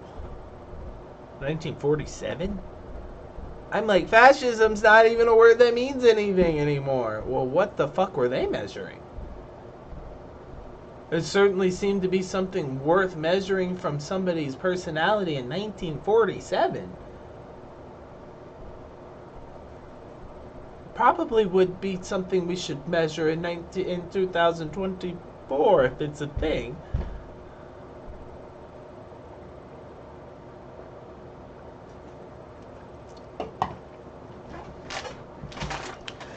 Yikers! Second, he said, concepts of the authoritarian personality in the F scale measuring susceptibility to fascism.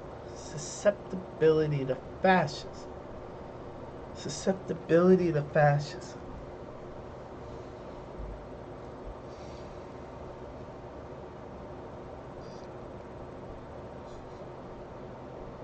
Susceptibility to fascism. What you're saying is this doesn't always work. What you're saying is some people are not susceptible to fascism. What you're saying is this government type only works on some types of people. Some people are extremely susceptible to fascism, meaning they're complicit, they're complacent. Some people are not susceptible to fascism, meaning they're resistant. They don't like it. They're not complacent. They're not complicit. Why is that important? Because the Germans went full fascist on us. And some people are not susceptible to it. Who?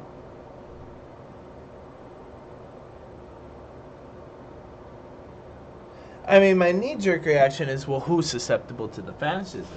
But the better question is, who is resistant to the fascism? Who is not, cannot be corralled by fascism? That's what I really want to know. Who's passing this? What are they doing? What is the test? What are you measuring? Second, he said, concepts of the authoritarian personality in the F scale measuring susceptibility to fascism, developed by Adorno, would be used to accuse Americans with right-wing views of having fascist principles.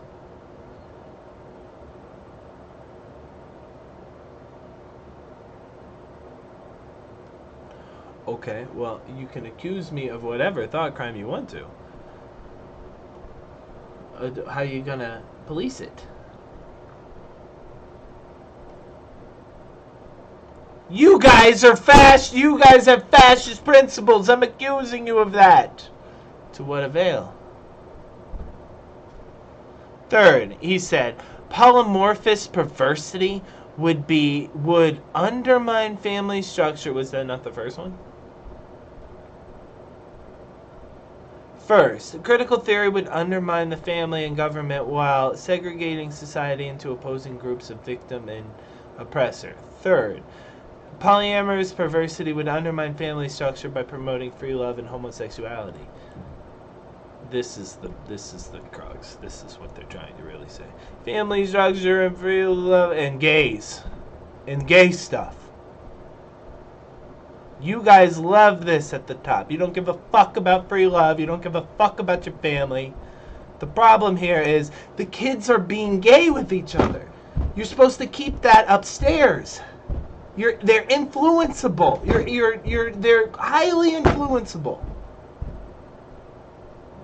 They're is that the word? Influenceable? They're easily influenced. I can't think of another word. I think that's the word.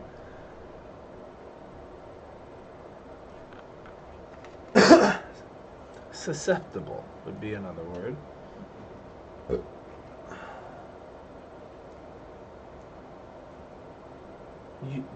A person's susceptibility to fascism.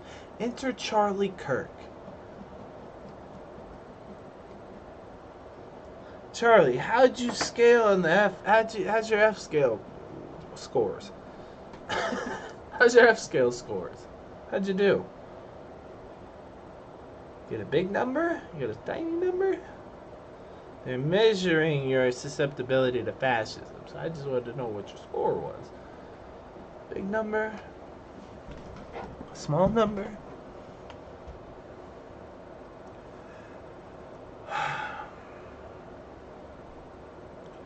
Alleged the Frankfurt School under Max Horkheimer had hoped...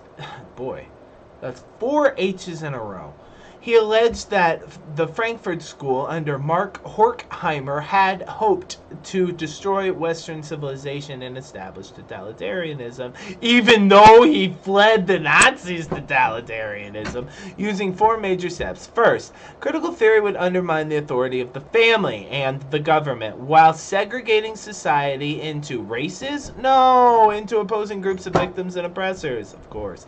Second, we would measure the susceptibility of fascism and use it to accuse Americans with right-wing views as being fascist. That's probably because, they are! The third way was polyamorous perversity to undermine the family structure and promote gay shit. Fourth, he characterized Marcuse as saying the left victim groups, like rape victims, you mean? Or who's a fake victim? Should be allowed to speak while groups on the right were silenced. That sounds prescient. That's because they're racist and fascist and we're multicultural. Yeah, they're trying to destroy our... But multicultural means Jewish... Didn't you see? A brand of Western Marxism commonly known as multiculturalism, or less formally known as political correctness. What? The right wing is not politically correct? Oh, they are, until Trump came, and even still. Multiculturalism is not right wing? No. But it could be. What if you just like money? What if you just like money and you want to sell as much stuff with shoes as you can? Wouldn't you want multiculturalism? Wouldn't you want all the sexes to have money? Wouldn't you want the kids to have influence over their parents, to buy them Minecraft or what the fuck ever they're asking for? You want freedom. You want many types of ideas. You don't want tradition. How are you going to sell Nike shoes if we're all traditional? You need pop culture. You need celebrity culture. You need the athletes wearing our shoes, man. And so, because they're gonna admire the athletes. Is that not multiculturalism? Is that not pro-business? Is that not right-wing? I think we're taking the economics out of the politics. The cultural Marxists, this has nothing to do with the economy.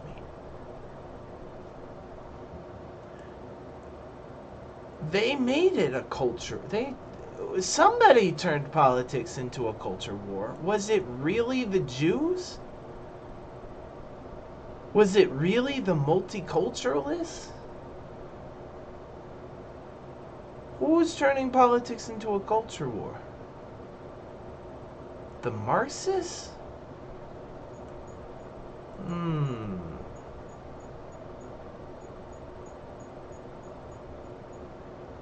1. Undermine the authority of the family and the government. 2. Find out how fascist they are and call it to them to their face. 3.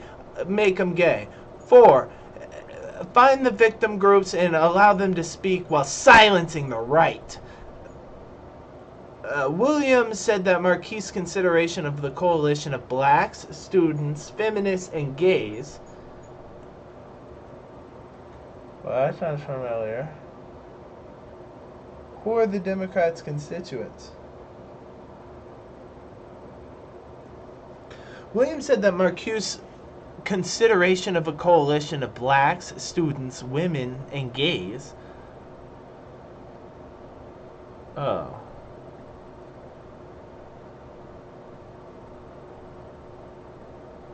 As a feasible vanguard of the Cultural Revolution in the 60s.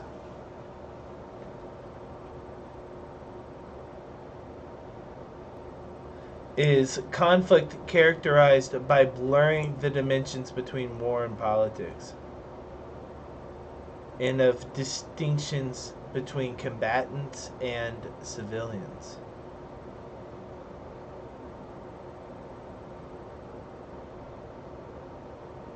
Uh-oh. That makes me very culturally Marxist, I think. Fourth generation warfare is the conflict characterized by the blurring of the distinction between war and politics and the distinction between combatants and civilization. And civilians. The term was first used in the 80s by a team of United States analysts, including William Lynn. This is who we're talking about right now.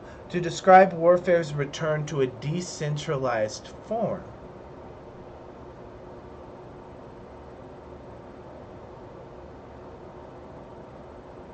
In terms of generational modern warfare, the fourth generation signifies the nation-state's loss of their near monopoly on combat forces, returning to modes of conflict common in the pre-modern times. Is this happening?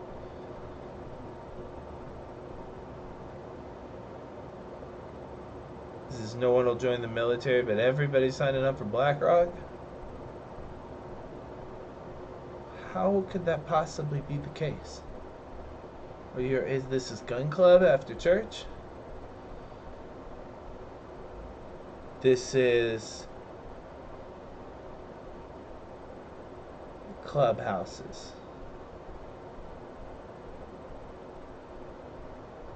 The simplest definition includes any war in which one of the major participants is not a state, but rather a violent non-state actor, like the terrorists, like Al-Qaeda or al-Nusra or Hamas. Classical examples of this type of conflict, such as slave uprisings under Spartacus, predate the modern concept of warfare. That's interesting. But I don't know how it's relevant. Where is that happening? In the cultural Marxists. Cultural Marxism is an example of this. No, it's not. There's one group that has the guns. It's not the cultural Marxists. What are you talking about? Pat Buchanan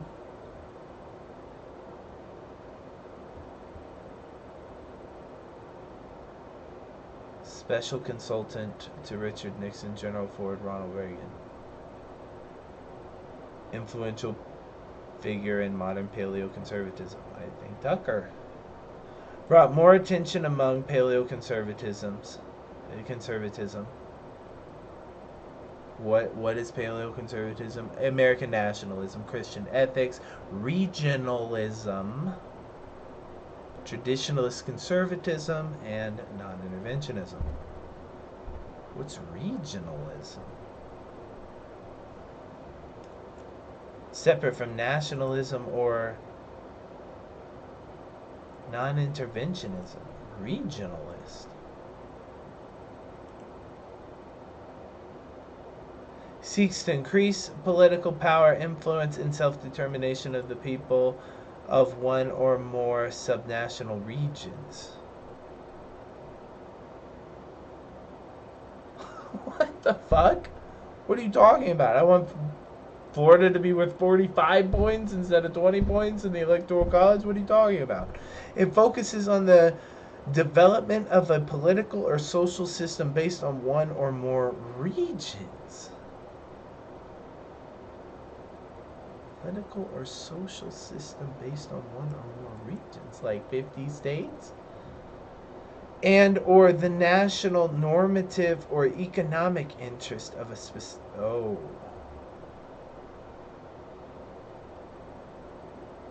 group or regions of another subnational entity gaining strength from or aiming to strengthen the consciousness of and loyalty to a distinct region with a homogeneous population, similar to nationalism.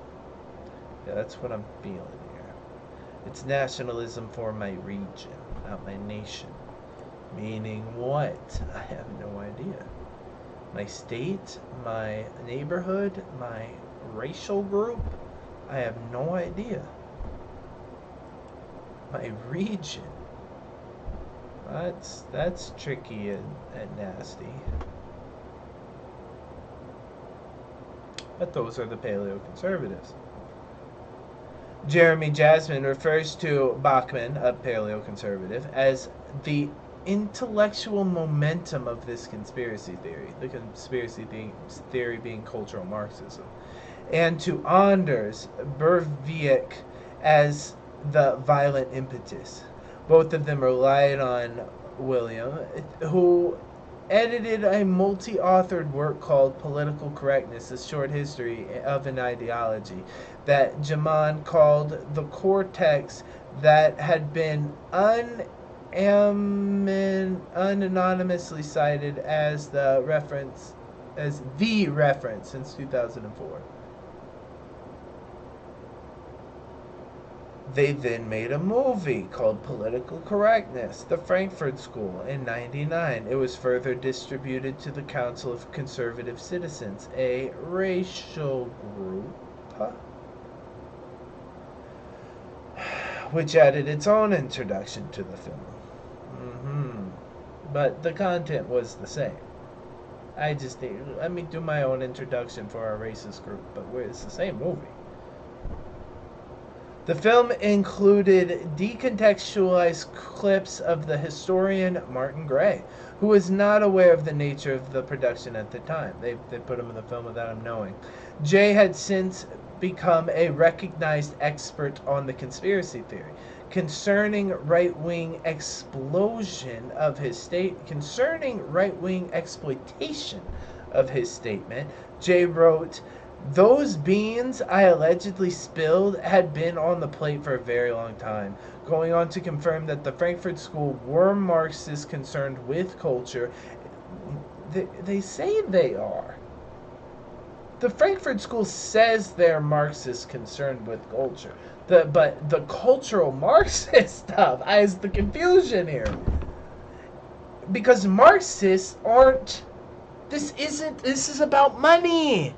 This is about the means of production. This is about who holds the power to create the resources in the country. This has nothing to do with their culture. What if you were trying to bring about a revolution? What if you wanted to do it through culture? What if the means to bring about the revolution was not through a lack of material means?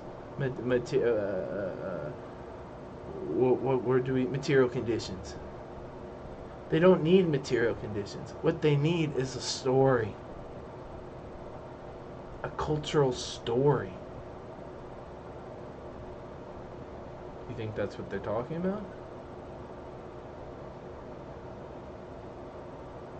Maybe. My political awareness ends at the Frankfurt School. There is no conservative thought left. You're all dead-ended back at 300 years ago. Nobody's come up with a new idea for 300 years. David Frum, there will be no new political ideologies in the 21st century unless you're Muslim.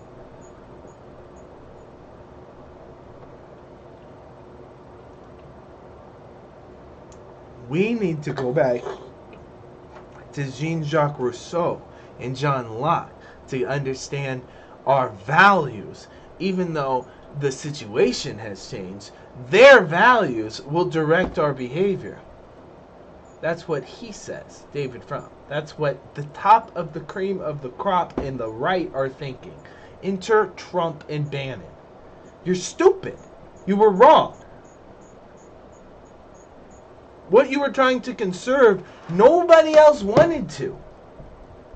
You didn't win the day politically. You lost to the guy fucking porn stars. Not to a Jewish, cultural Marxist, leftist, secret Muslim, what the fuck ever. You lost to Trump. Your own side is bankrupt. I don't know how you keep this going. I don't know where you go as a conservative thought. Where conservative thought is moving. It's not here. You're mad at cultural Marxists for outsmarting you in culture. That is crazy. A man's only as good as his last game.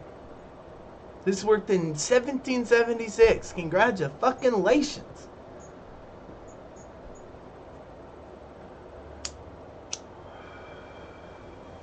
I'm sorry. Anyway, back to cultural Marxism.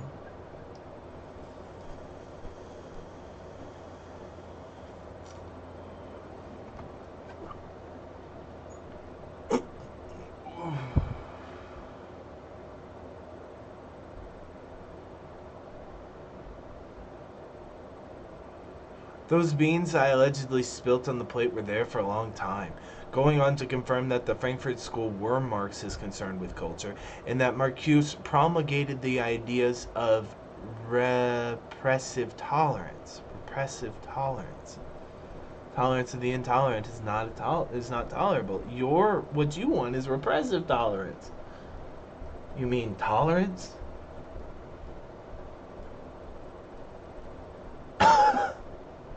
You're just repressive tolerance. You mean tolerance? What the fuck? What's the opposite of what are you going? Repressive tolerance. He's saying we should fight them. He's saying we don't like their culture and we should fucking tell them that. Not be tolerant and multicultural and diverse and accepting and no, we should they're Marxists and we should fucking not tolerate that.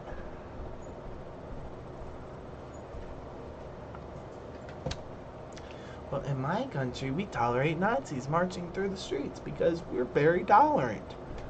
We believe in free speech. We allow people with differing ideas to have a soapbox on the town square. It's okay. It's okay. No, that's repressive tolerance. I need to go kick his ass.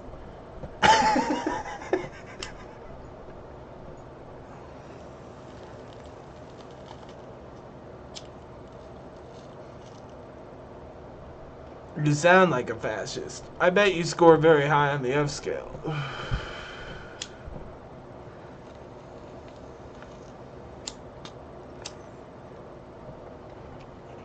Anakin, but what do you do if they don't agree with you? Well, I'll make them agree.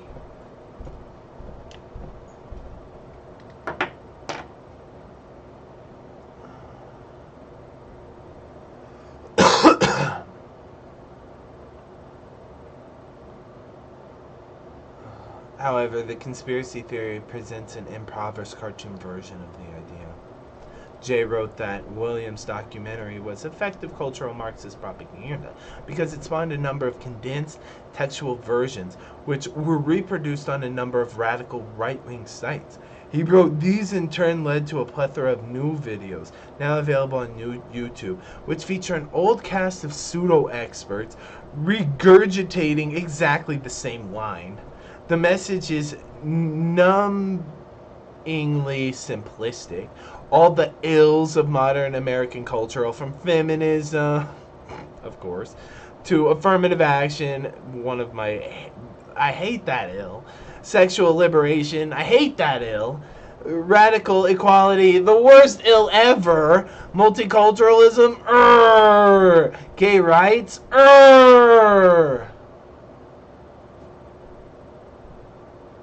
Those are the ills of America?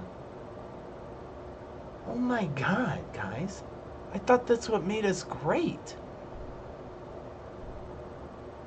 Feminism, affirmative action, sexual liberation, racial equality, multiculturalism, and gay rights. These are the ills of America and the decay of traditional education.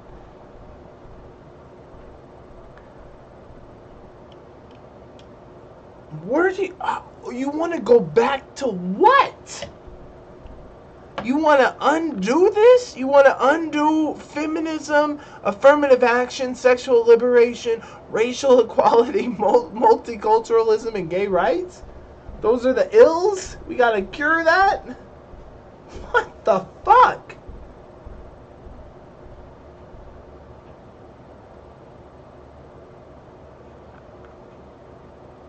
In lieu of what?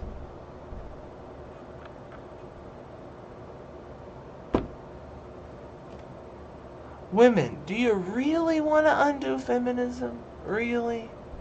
Really? Affirmative action, racial equality, do you really think we should go back to where we don't have those things? Really? Do you want to be sexually unliberated? Do you want one culture to rule them all? Do you want the gays to fucking shut the fuck up? Keep it in their little closet or whatever? Is that what you really want? Because it's easy to idolize the past. I like Dragon Ball Z because it was good. Well, I just liked it when I was 10. You like Pokemon because it was good? Well, maybe. It is pretty good. I just want to go back. How far back you want to go? Oh, well, I don't, you know.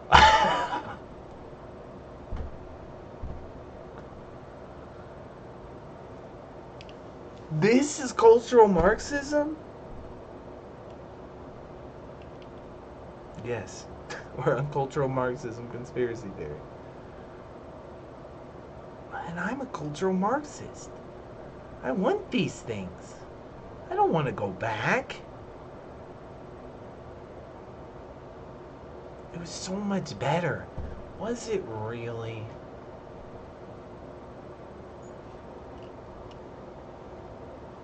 Was it really so much better? Wouldn't I still just be alone in my apartment building in the dark playing video games by myself? Somebody's gonna get something out of this, but it isn't gonna be you.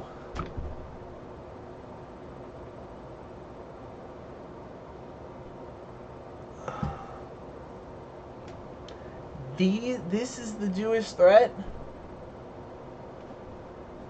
This is why Marx is Jewish. This is, I know this is, that these are Western. When they say what our Western values are, well, God damn it, I thought it was feminism, affirmative action, sexual liberation, racial equality, multiculturalism, and gay rights.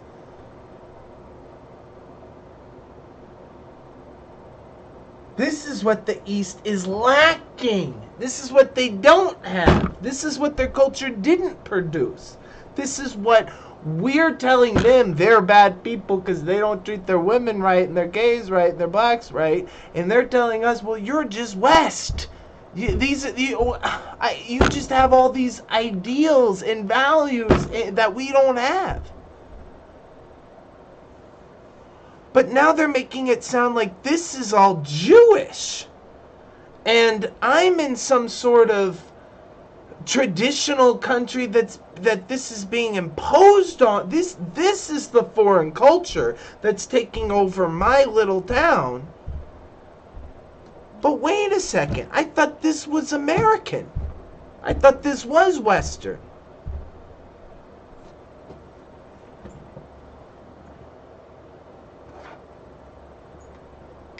I'm losing the plot. Which is it?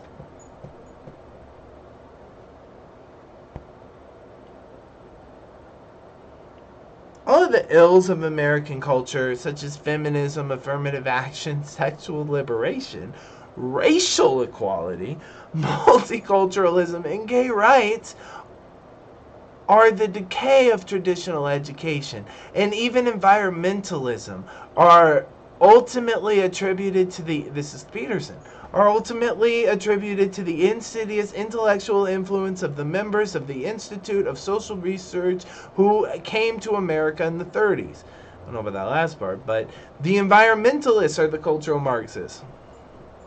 What? How? Well, they're attributing to the insidious intellectual influence. Oh, they're attributable to the insidious intellectual influence of the technocrats, the elites, the experts. William Lynn's documentary also featured Pastor, a former member of the Hungarian Arrow Cross Party who collaborated with the Nazis and later served 5 years in prison for crimes against humanity. Crimes against humanity, for sure. What did I do? You did crimes against humanity. Like what? Like genocide. What do you think? What does that look like to you? What's a crime? I sold people who are really susceptible to opium, a bunch of opium, and destroyed their culture? No. No, that's not a crime against humanity.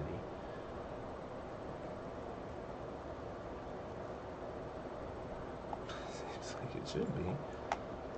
They're talking about genocide. You mean war? No, I mean crime. This isn't war crimes. This is committed during both peace and war times and against the state's own nation, as well as other nations. Together with war crimes, genocide, oh, it's different than genocide, and the crime of aggression. This is Putin. This is a war of aggression. Don't get it twisted and put it in your mouth and everybody say it so that we all agree that this is really illegal on the scale of, the world court or the rhetoric, or I don't know. But it's aggression. Everybody say it. Crimes against humanity are one of the core crimes of international criminal law. This is what? International law. What's that? We all agreed that the law... Who exacts justice in international law? Jesus Christ? It's a serious question. Even though that was a joke answer. And like other crimes against international law, have no temporal or jurisdictional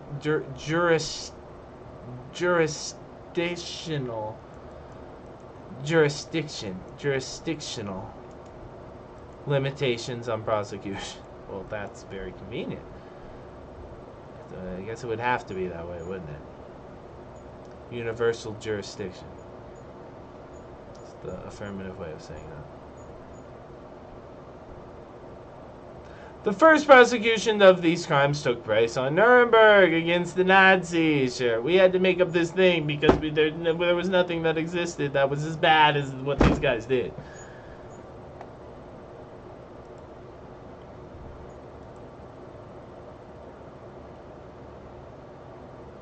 Popularization of cultural Marxism. Hit me with your best shot. Fire away.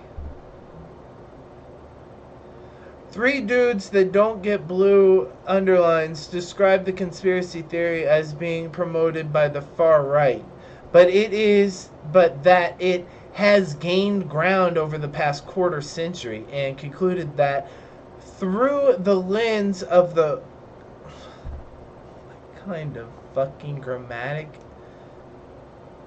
script is that? Quote, bracket, lowercase t, bracket, the rest of the word. This is usually there to put context to something that wasn't really there in like a past sentence or something. But it's not supposed to be a letter. I don't know what that is. I've never seen anything like that, to be honest. Certainly not on a Wikipedia page, but here it is. Concludes that through the lens of the cultural Marxist conspiracy, however, it is possible to... They're saying through the correct lens, however, it is possible to discern a relationship of empowerment between mainstream and fringe. A relationship of empowerment. A relationship of empowerment between mainstream and fringe. A relationship of empowerment. The fringe is being empowered by the mainstream, the opposite. The mainstream is being empowered by the fringe, no, the first way. Or both. A relationship of empowerment. Whereby certain talking points and tropes are able to be transmitted, taken up, and adapted by mainstream figures, thus giving credence to the visibility. They're using our words. The news is using our words. They're using our words to frame it. Even if they don't say Marxist cultural conspiracy, they're using the words we use to explain what this is. We're winning. Through the lens of the... wow, okay. So it is possible to discern a relationship of empowerment between the mainstream and fringe, where certain talking points and tropes are able to be transmitted, taken up, and adapted by mainstream figures, thus giving credence and visibility to the ideologies that would have previously been constrained to the margins. They're using our words. They're not calling it cultural Marxist conspiracy, but they are talking about it like we talk about it. We get a citation. Their book, Australia's Culture War, which is where the Frankfurt School is from, yay? Is this meme start in Australia? This is local political thought in their country, and it just spills over into our country because we don't have any original. Our political thought is fucking Europe, or Confederacy.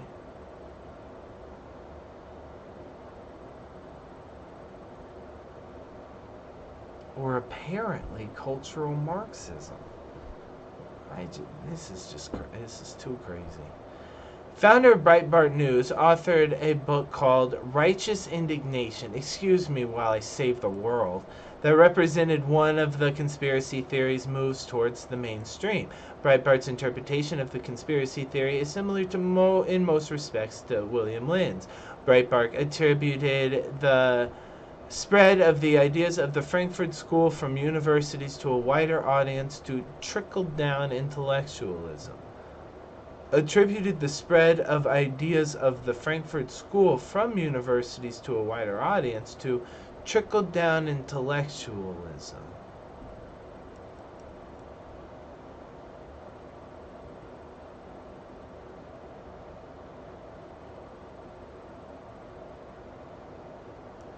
Ouch.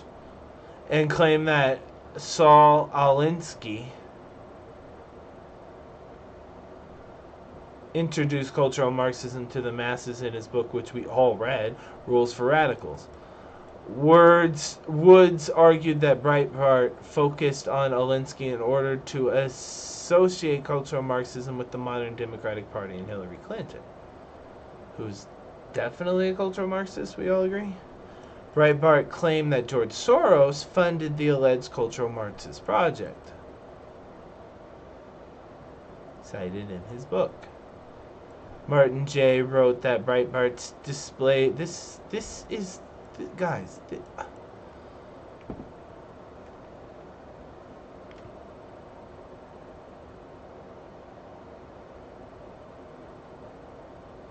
This is how they did it.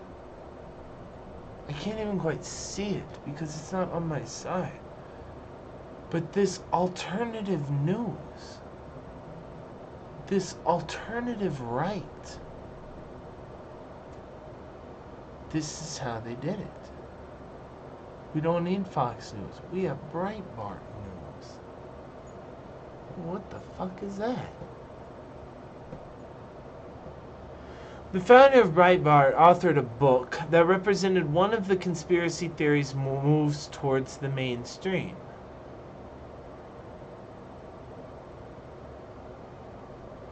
Breitbart's interpretation of the conspiracy is similar in most respects to the guy we've been reading about the whole time.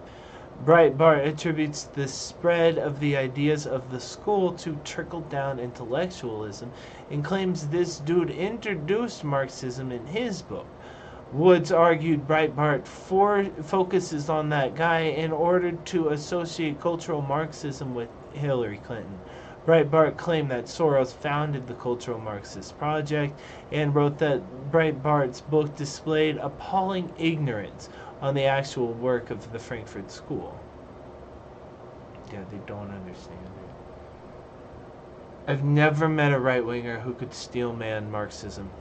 Never. I mean, I can barely find left-wingers who can explain it.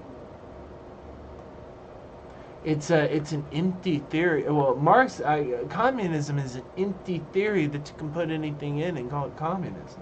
But Marxism is very specific. How we keep saying Marxism instead of communism or socialism, which are very amorphous and you can make to mean anything. The fact that Breitbart doesn't understand Marxism is no surprise to me. They don't want to understand it. It's Satanism. Why would I want to read Satanism if I'm a Christian? I don't want to. It's blasphemous. I mean, there's no intellectual curiosity here. Get that shit out of my face. That's how they feel about it. They're not interested. They're not me trying to learn what Tucker Carlson and Charlie Kirk think. They don't give a fuck what the Marxists think. They think it's evil. Breitbart News has published the ideas of Theodore Arnado's atonal music was an attempt at inducing mental illness on a mass scale. What?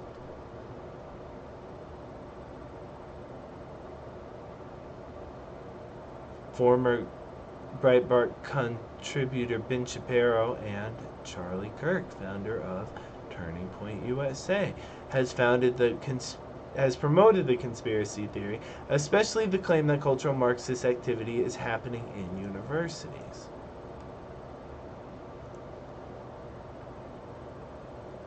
What could that mean? You know, as a philosophy minor, I feel like I would have hit up against that more than anybody.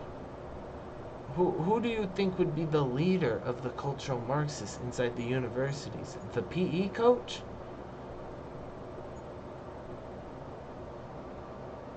A historian? A language arts teacher? Maybe that one.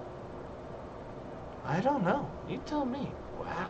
For universities, you say. That's the sleeper cell.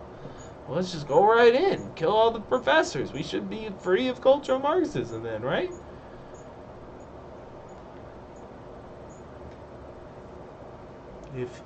If that's the case, I would think so, yes. We just need to replace the professors with regular fucking people who don't know anything about cultural Marxism, which should be everybody.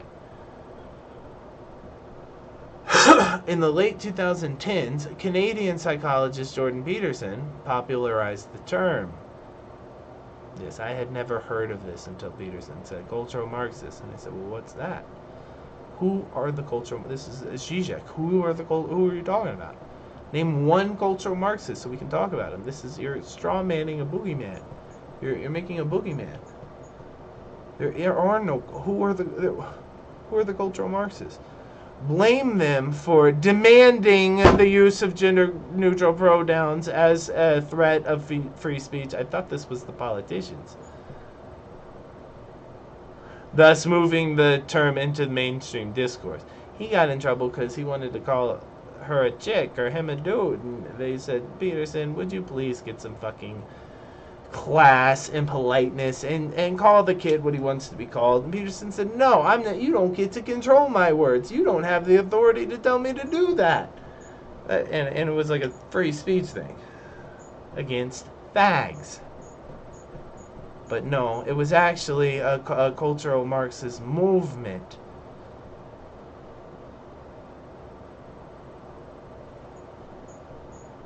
Critics state that Peterson misuses postmodernism as a stand-in term for the conspiracy, without understanding its anti-Semitic implications. Well, oh boy, aren't we all? I sure can't tell you what the anti-Semitic implications of cultural Marxism are. I can't come up with one.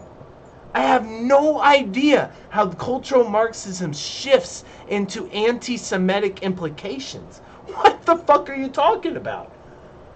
This is Sam Harris and Ben Affleck. I want to talk about jihadism. That's racist. How is it racist? It's gross. How is it gross? It's anti. The implications are anti-Islamic. How? What are you How? What are you talking about? I cannot figure out how this is Jewish. I mean, I know the Jews like communes. Communes are communist. Marxism promotes a future communistic government. Thus, international communism is Jewish. I think that's how they do this. But I can barely. I have to draw a couple. You see how many steps I have to do to get there? It's not obvious. Not to me. But Peterson and other people don't understand how this conspiracy theory has anti-Semitic implications. True. Satisfying that Peterson isn't an ideological anti-Semite, but that there's every reason to believe that when he rebroadcasts fascist propaganda, whoo, he doesn't even hear the dog whistles he's emitting. Well, that would be me, and that's the story that's my diary, for sure. I do not recognize the dog whistles I'm emitting. This is just what I believe. I didn't know it was racist. I didn't know saying jihadism is bad is racist. I didn't know that saying cultural Marxism is interesting is Jewish. What are you talking? What the fuck are you talking about? Yeah, no, I guess I don't hear the dog whistles that I'm emitting, or that Peterson's emitting. I hear something. It doesn't sound racist. It sounds homophobic to me. Peterson's dog whistles he doesn't realize he's emitting sound homophobic to me. But I guess they're also racist. Or anti-Semitic. Very particular type of racist. Or something.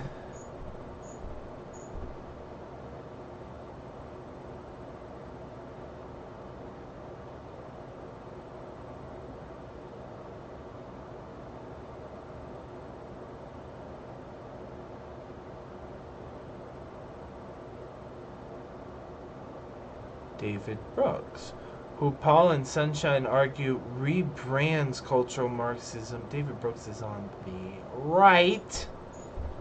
Rebrands cultural Marxism as a mere political correctness, giving the Nazi-inspired phrase legitimacy for the American right.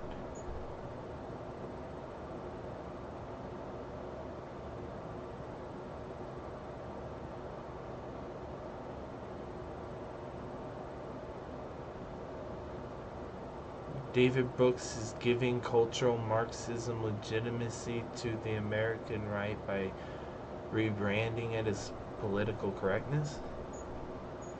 It is dropped in or quoted in other stories, some of them lighthearted, like the fashion clues of the alt-right, without describing how fringe this notion really is. It's akin to letting conspiracy theories about chemtrails or vaccines get unearned space in the mainstream.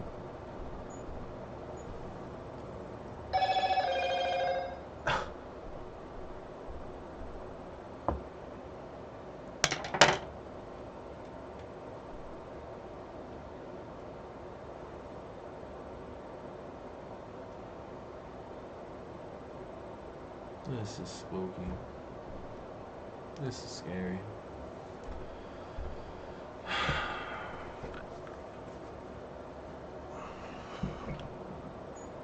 Should've just gone hang out with my girlfriend tonight. What the fuck is my problem? My body doesn't want sex. It doesn't want to sit on the couch. It doesn't want to lay down in our bed unless we're sleeping. I don't want it.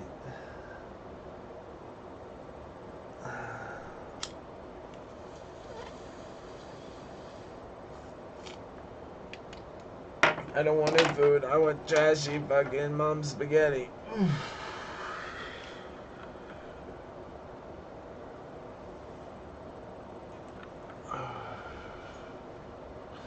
Another is Andrew Sullivan. Who is this guy? A super left-wing communist? No, this is a right-winger. This is a right-winger. Hangs out with David Frum, I bet. Besties. I see him a lot on Bill Maher's show. Another is Andrew Sullivan, who went on to denounce cultural Marxists for inspiring social justice movements on campuses. Paul and Sunshine argue that failure to highlight the nature of the conspiracy theory has bitter consequences. It is legitimizing the use of that framework, and therefore it's coded anti-Semitism. It's anti-Semitism because the use of cultural Marxism is feeding into the theory of cultural Marxism, which is legitimizing the theory of cultural Marxism because you're using their words. That's what they're saying. You're basically fighting on their ground. You're joining them on their anti-Semitic ground by using words like this. You should reframe it and use better words. Like this is Biden with the are they illegals? Well, I shouldn't have used that word. I'm fighting on their ground. I should call it by words that we want to use and have them come fight on our ground. Frame the problem as through our ideology, not through theirs. And instead, I'll use undocumented. What's their problem? They're undocumented. They're criminal? They're undocumented.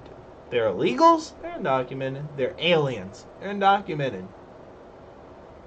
See how he's fighting on his ground and not their ground? I'm not using their words.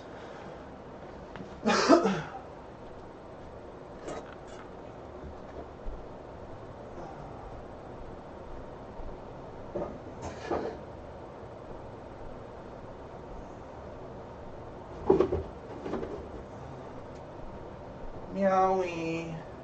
I got you in my co-pilot chair. You're back. You're back.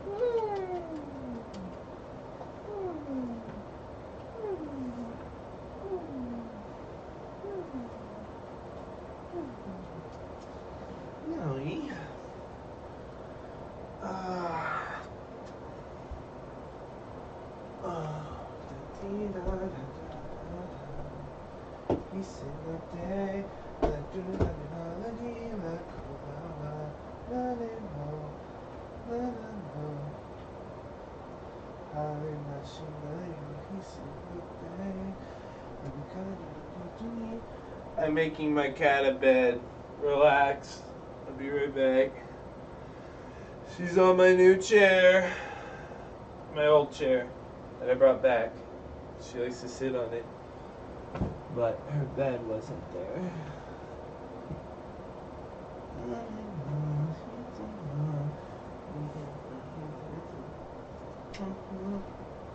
Meowie. Meowie. Meowie. Meowie. Meowie.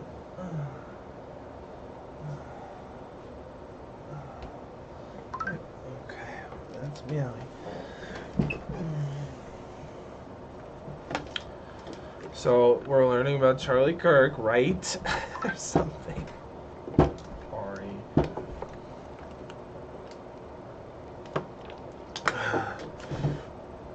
What they put on these websites and what they choose to not put on these websites are highly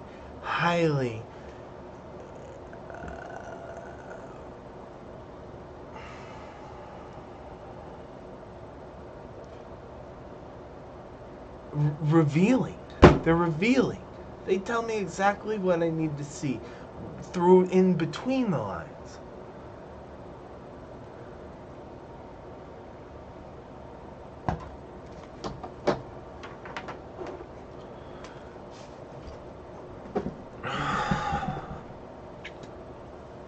Supporters of the conspiracy theory include the paleoconservative political philosopher, go on, Paul Gottfried, never heard of him, political philosopher, historian, and writer, professor of the humanities at Pennsylvania. Gutfeld was one time a student of Marquise and edited. Marquise is one of the originals.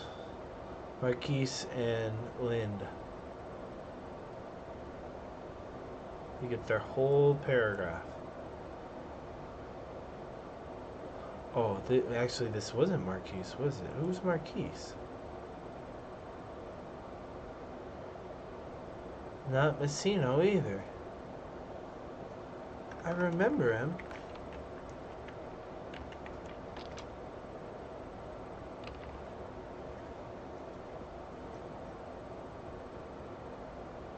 They're FBI. Oh. He's deep state. Oh. Oh.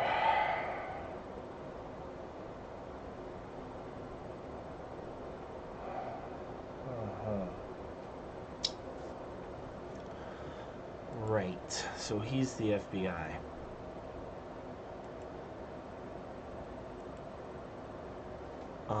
So we have political philosophers all over the place. They're descendants of people who got training under the FBI. Okay. With whom he disagreed and edited a different journal. Under his tenure, Telos became far right in its outlook. He's moving away from his FBI sensei. Gottfried influenced Richard Spencer and has been called the godfather of the alt-right. He defended William Lind's against accusations that cultural Marxism had anti-Semitic. This isn't fucking Jewish. Gottfried identified as reactionary. Why is that blue? In case you didn't know. Yeah, but you've used it before. And you didn't make it blue. Identifies as reactionary. He's not afraid of it. And questions the value of political equality. I think it was better during segregation. Excuse me? I am a reactionary. I think we should go back to whites only. Yes. Are you kidding me? No, that's what I believe. What? I'm a paleo-political philosopher that supports this conspiracy theory of cultural Marxism. And I hate political equality. Wow. Paul Gottfried. Wow. Okay. Gottfried denies cultural Marxism as a particular movement for change that combines some elements of Marxist socialism with a call for sexual and cultural revolution. Defines. Gutfield defines cultural Marxism as, quote, he knows what it is. He's got the definition. A particular movement for change, okay, like hope and change maybe, or maybe like a movement for change, like like racial equality. A movement for change that combines some elements of Marxist socialism, with a call for sexual and cultural revolution. These are the cultural Marxists. What do they want? They want change. What kind of change? Sexual and cultural revolution. And how are they going to do it? With some elements of Marxist socialism. Sexual and cultural change. I think I'm with you. I think I finally understand what they want. Who are the cultural Marxists? Well, they want sexual and cultural change. They don't like the way things are. They want change. How are they going to get that change? Using elements of Marxist socialism. The stuff about money and like who's the king? Yeah. For sexual and cultural change? Yeah. What's wrong with that? I'm a traditional Christian and I think we should go to church on Sunday. Could be sexual revolution? Well, what's your problem? I believe in the institution of marriage. I believe in Adam and Eve, not Adam and Steve.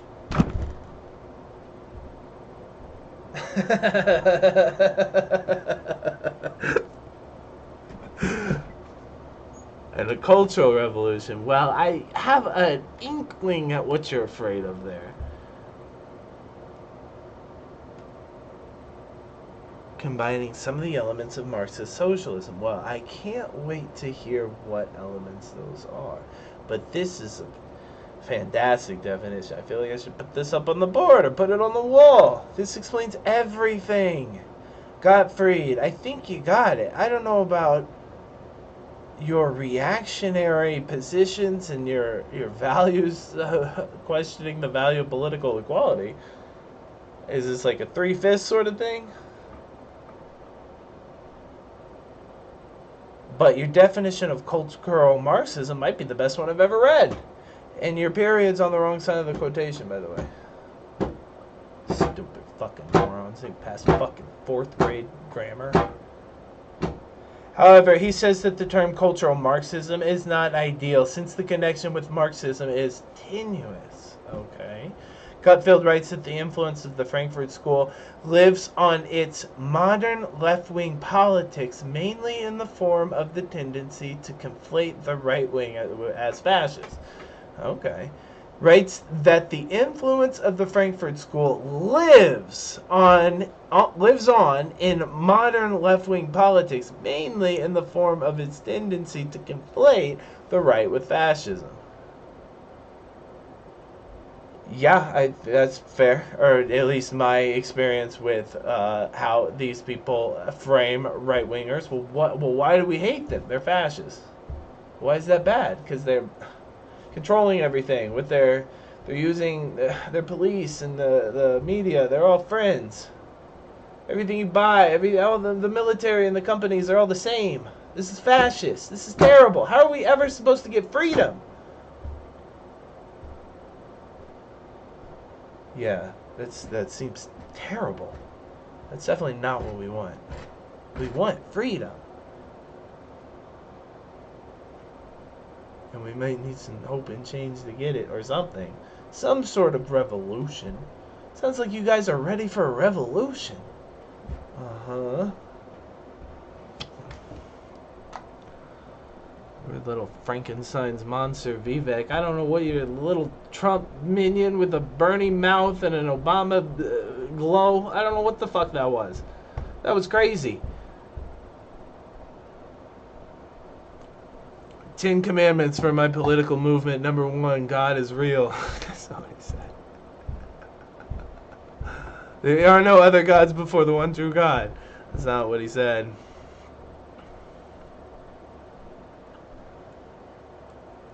Aspects. Yes, tell me the aspects.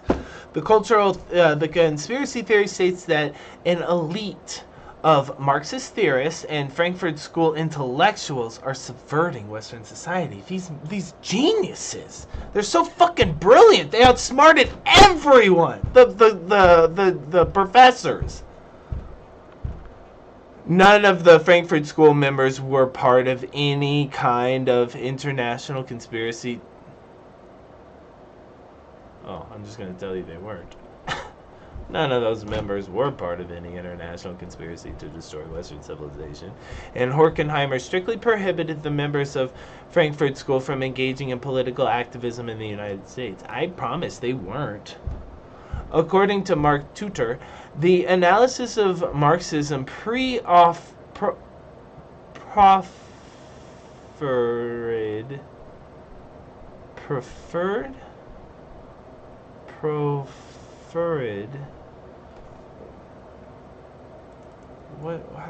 what's wrong with my speech? What's going on? Speak. Pronouns.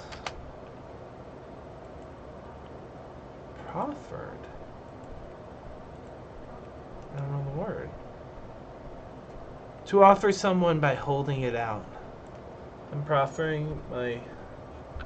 To offer advice or an opinion. I'm just proffering. You don't have to take me. You don't have to take it. I've never heard that word before. Proffered, okay. The analysis of Marxism proffered by literature, okay, would certainly not stand up to scrutiny by any serious historian on the subject. You got the red link, meaning, well, I used to have a page, but you know...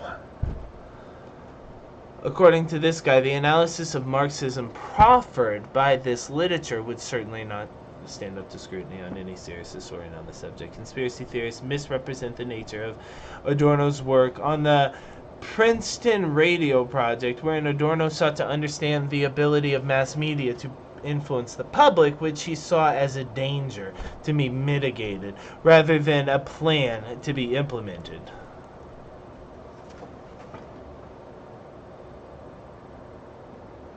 They're saying Adorno was warning about how this was a danger, not advising on how to use it.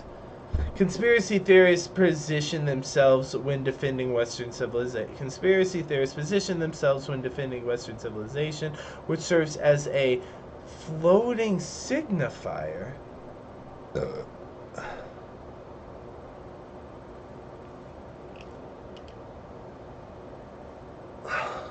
What? Floating signifiers are signifiers without a referent. The term open signifier is sometimes used as a synonym due to the empty signifier's nature to resist the constitution of any unitary meaning.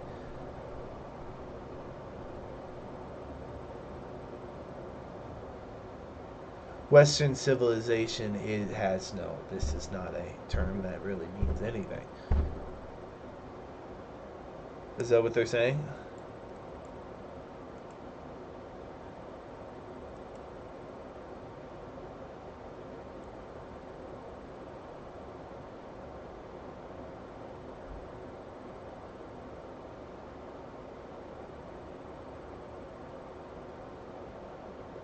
It's not that it doesn't mean anything. It means that it means lots of different things in different contexts. It's open. It's floating. You can put whatever you want in there, but it means something.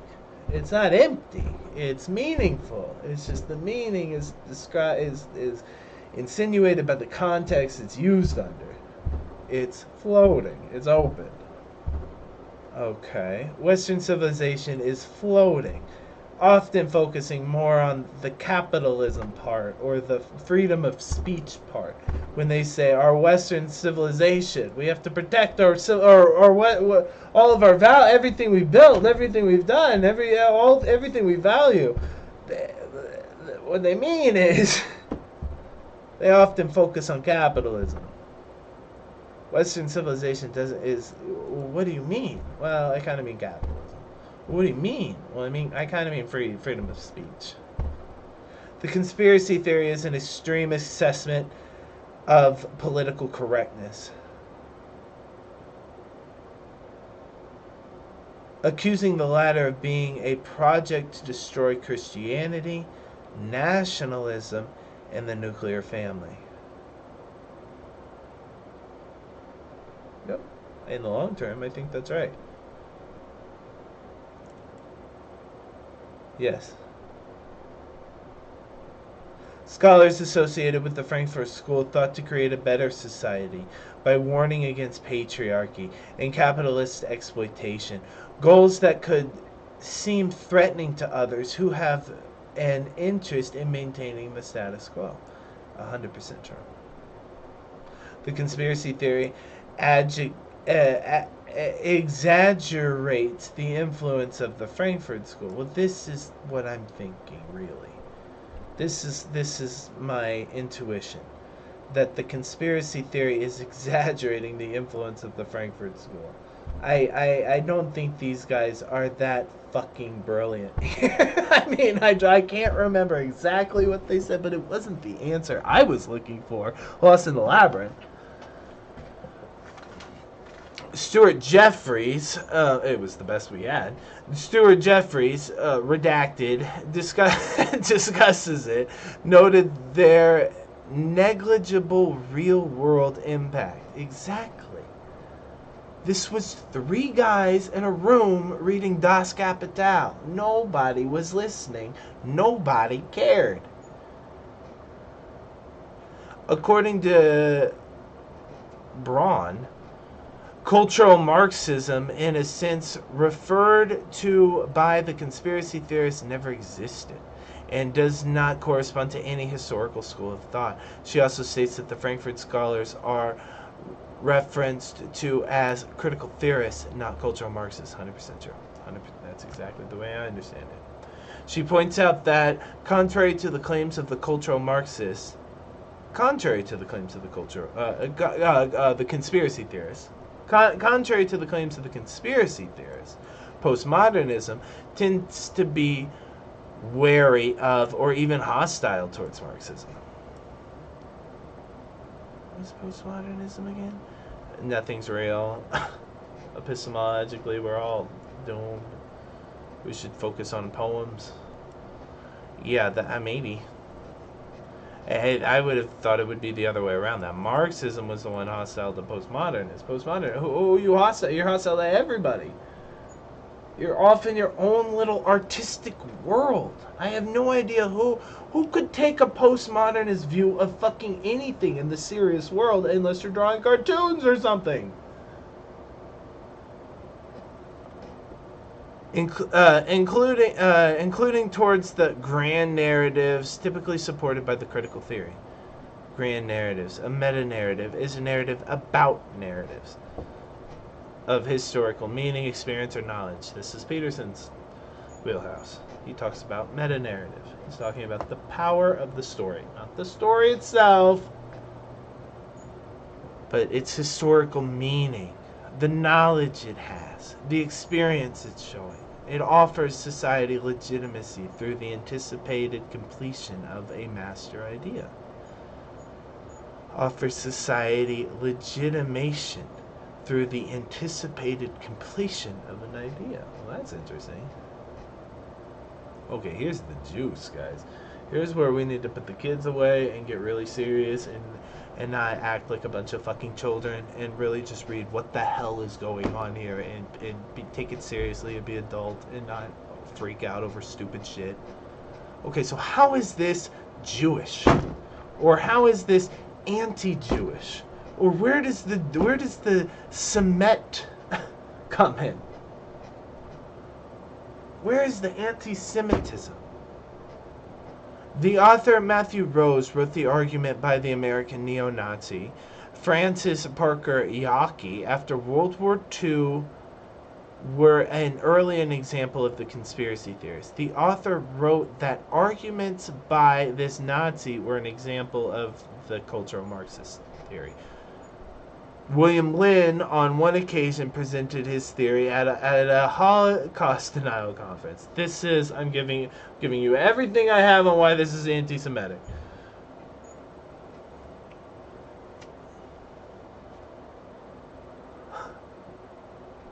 Just like bullet points.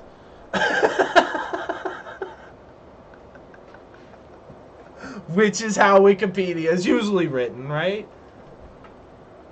Spencer Sunshine, sometimes it's just in paragraph form. Spencer Sunshine is an associate fellow at the Political Research Associates, stated that the focus on the Frankfurt School by the right serves to highlight its inherent Jewishness. That I do not understand.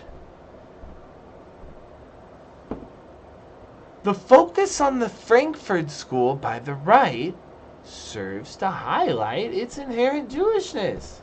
Because everybody knows that the Frankfurt School is Jewish as fuck. And the reason that the right is focusing on it is highlighting its inherent Jewishness. I don't understand that. According to Samuel Mohn, the wider discourse around cultural Marxism today resembles nothing so much as a version of the Jewish Bolshevism myth. Son of a fucking bitch. Well, now we're going to have to go read about that.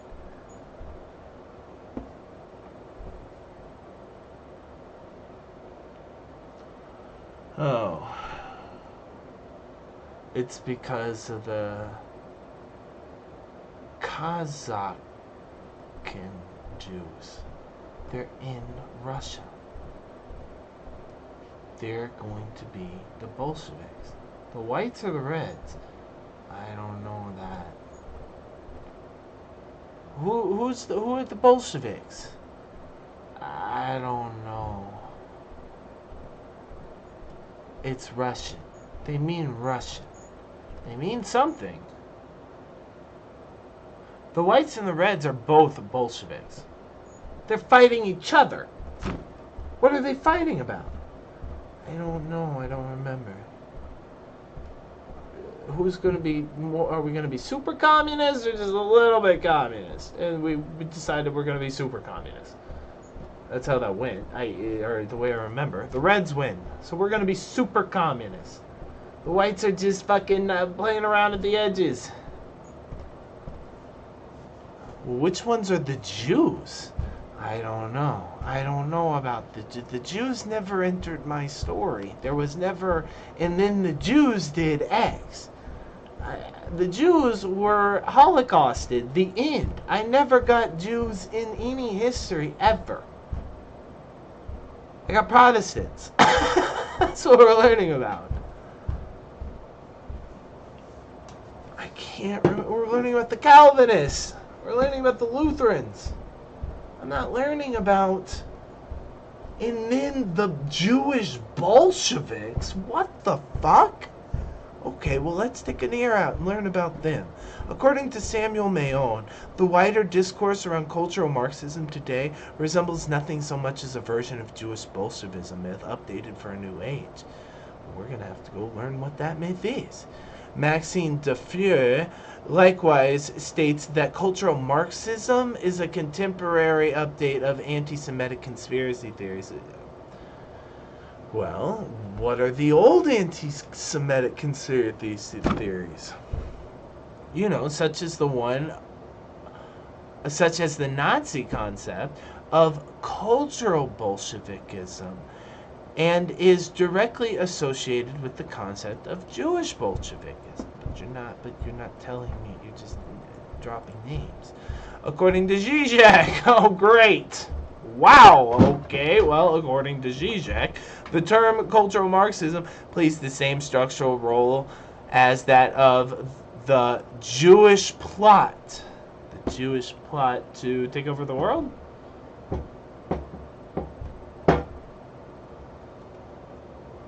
What's the Jewish plot, Zizek? No blue line for you. You don't know? No. What?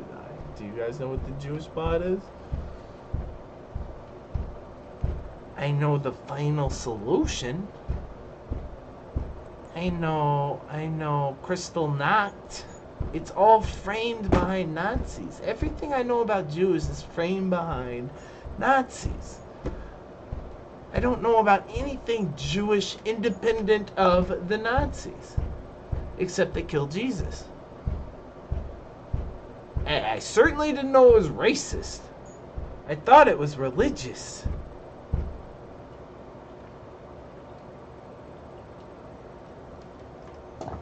Well, somehow it's Bolshevik. It's Bolshevism. What? Yep. Somehow it's that. Now we're into the communists, the real communists. Here comes Lenin. Here comes Trotsky. Are they Jewish? I don't know. Is this like a Jewish thing? I don't know. I never looked at it like that. I never heard about it framed like that.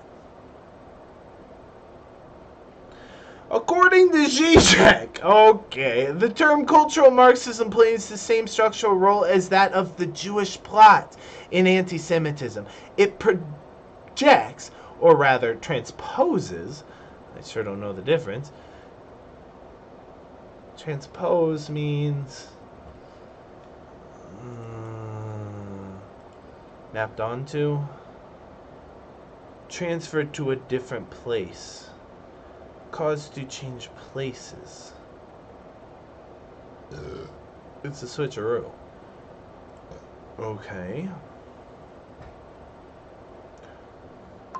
It transposes the imminent antagonism of our socio-economic life onto an external cause.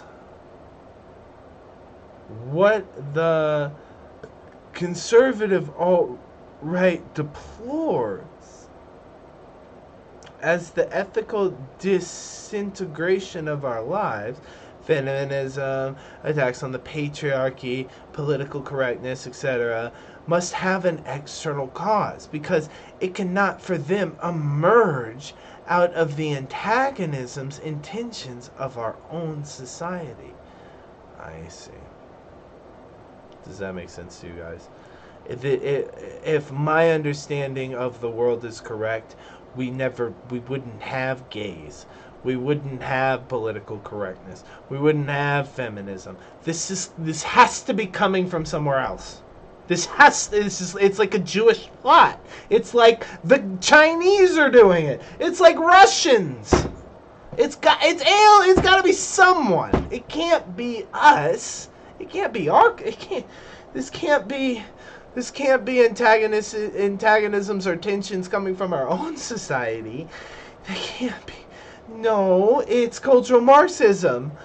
It's definitely cultural Marxism. That's what he's saying. Well, that's my in-scene version of how they would react if Zizek was correct in his analysis, how a right-winger would react. Dominique Green wrote a conservative critique of the conservatives' complaints about cultural Marxism in this magazine, stating, for the Nazis, the Frankfurter School and its vaguely Jewish exponents fell under the rubric of cultural Bolshevism.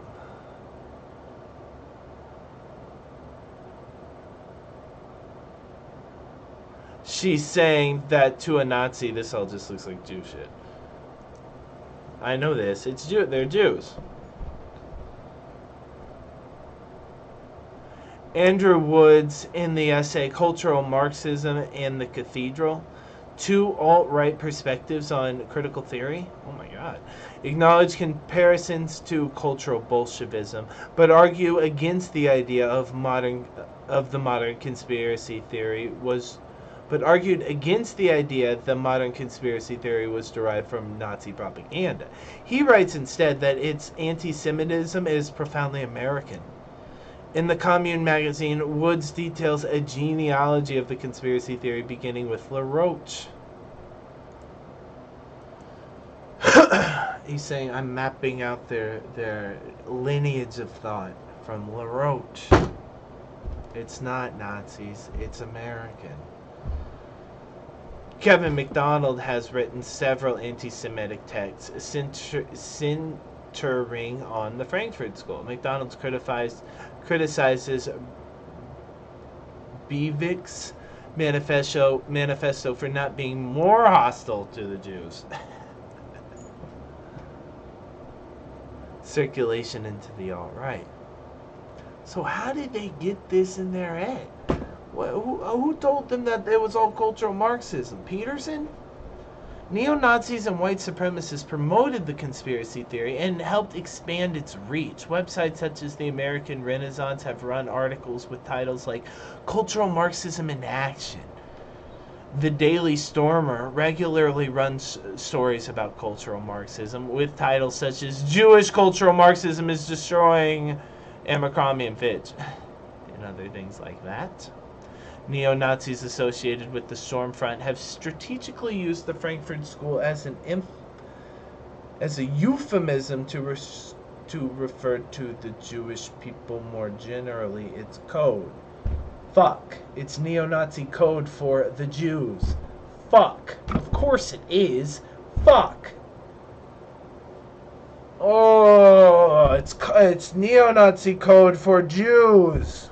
When we see Frankfurt School, we have to check, is this Nazi for Jews?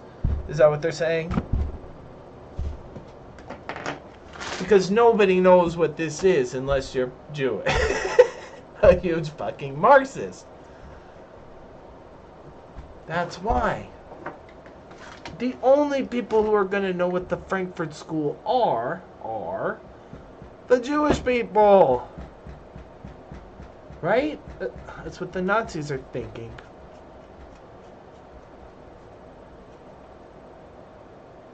In venues where more forthright anti-Semitism would be censored or rejected.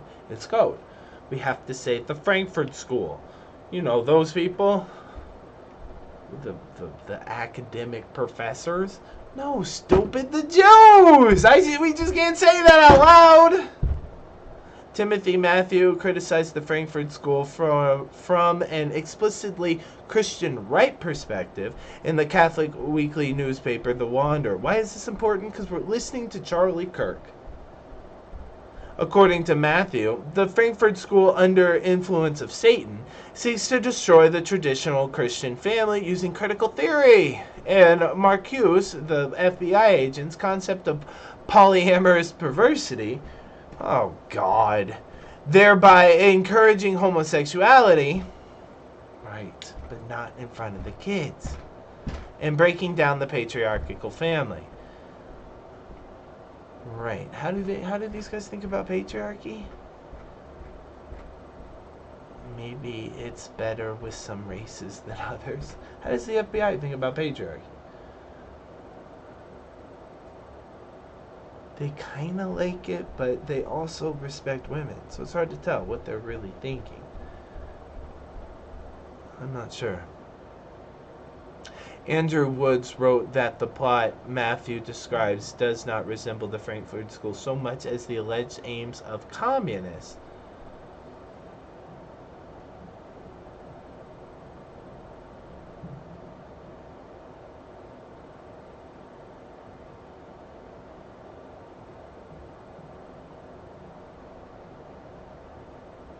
The naked communist.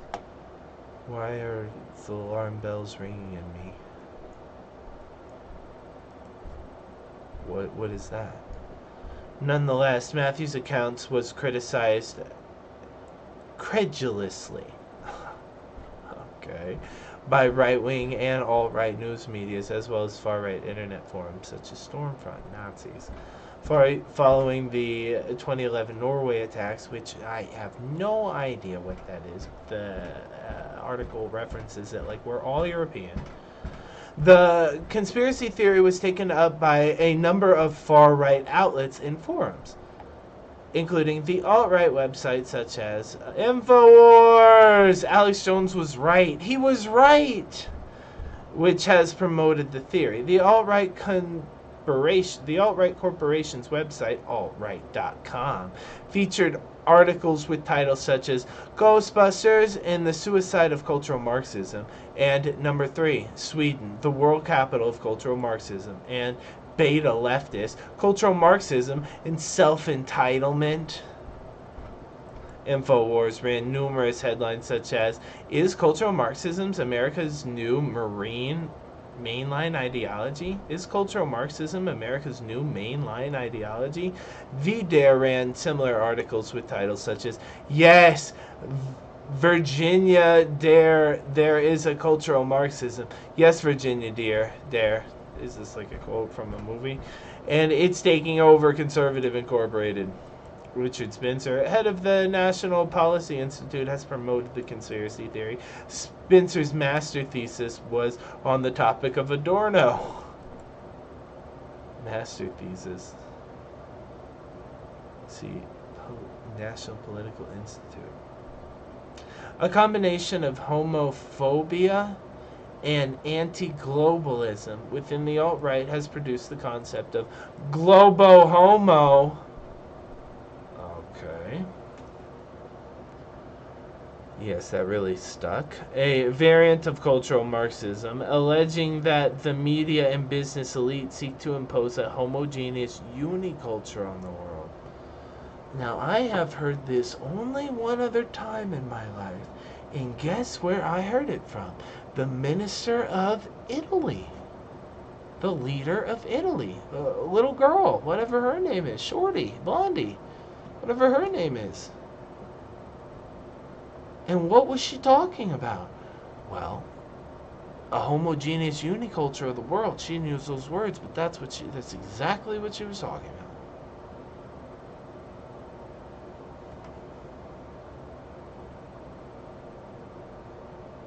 And to weaken populations by promoting feminism, sexual freedom, gender fluidity, liberalism, and immigration. No kidding. Immigration, you don't say. Are you maybe stirring up anti-immigrant sentiments to fight against some sort of internal cultural Marxist threat? Since this is one of their moves? Gender fluidity, we might have lost on that one. But immigration, I still have them by the balls on. They hate the immigrants. They always have. Global Homo stands in for global neoliberalism, which is believed to be responsible for replacing a diversity of local cultures with generic consumerism, especially white culture. Their words, not mine. The concept was promoted by pickup artist James Wildman through his blog. Very interesting. Political violence. Anders murdered 77 people in the Norway attacks in 2011. About 90 minutes before enacting the violence, Anders emailed 1,000 people his manifesto. 2083, a European Declaration of Independence, and a copy of Political Correctness, a short history of an ideology.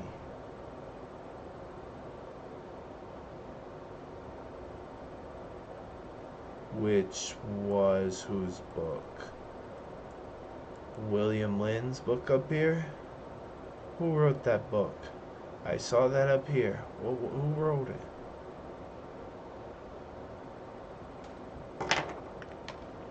Control V for the win.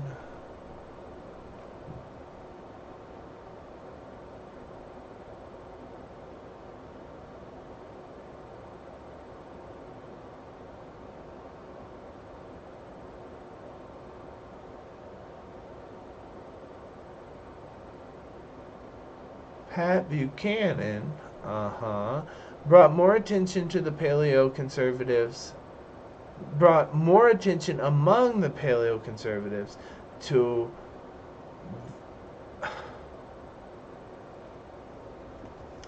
Paul Weyrich and William Lind.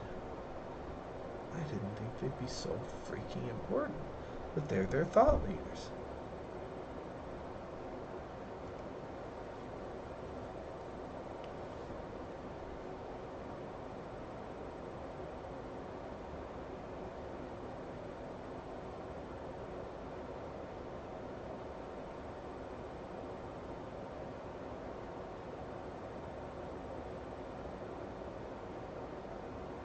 Whoever this terrorist was in Norway, he's reacting to the cultural Marxist conspiracy theory as if it was real. That's what you're supposed to take from this. I'm trying to figure out what's in this book that Mr. Suicide Terrorist thinks is so frickin' important to email to 1,000 different people. Who? Your grandma?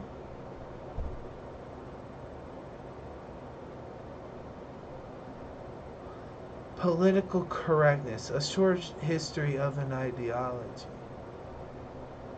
Because it's policing speech, right? That's the problem.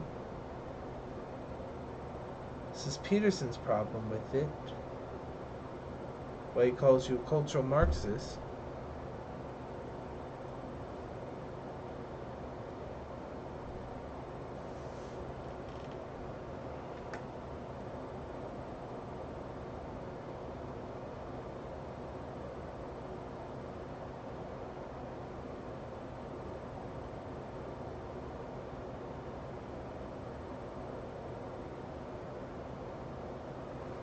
Weinreich equated political correctness with cultural Marxism in a speech to the Conservative Leadership Conference in Civita Institute in '98. Oh my God, that was yesterday. He argued that we have lost the culture war, and that a legitimate strategy for us to follow is to look at ways to separate ourselves from the Jewish institutions that have been captured by the ideology of political correctness, or by other I put Jewish in there. That was my word. Or by other enemies of our traditional culture, like the Mongols. Who are you talking about?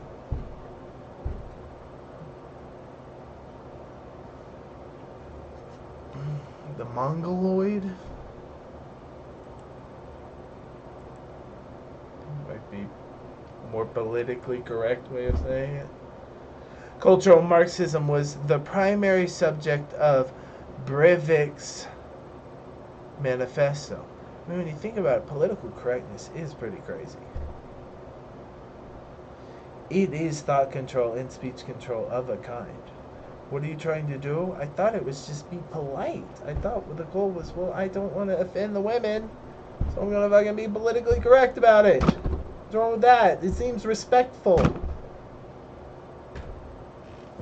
No, it's Jewish. It's a Jewish trick. Wait, what?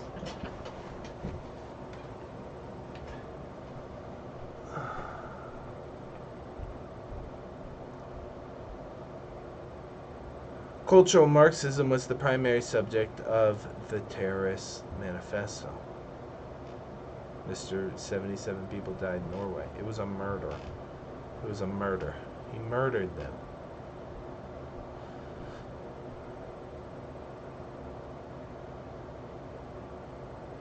Anders wrote that the sexually transmitted disease epidemic in Western Europe is the result of cultural Marxism. Because sexual promiscuity, that cultural Marxism defines Muslims, feminists, gays, and some additional minority groups as virtuous just for being in the group. Well, now that I have heard, was that Tucker who said that? I'm a good person for being inside the victim group. The victim group being, insert victim group here. the colonized, the the women are oppressed, the gays are closeted, the Muslims get their mosques tapped. They don't get freedom. They don't get privacy.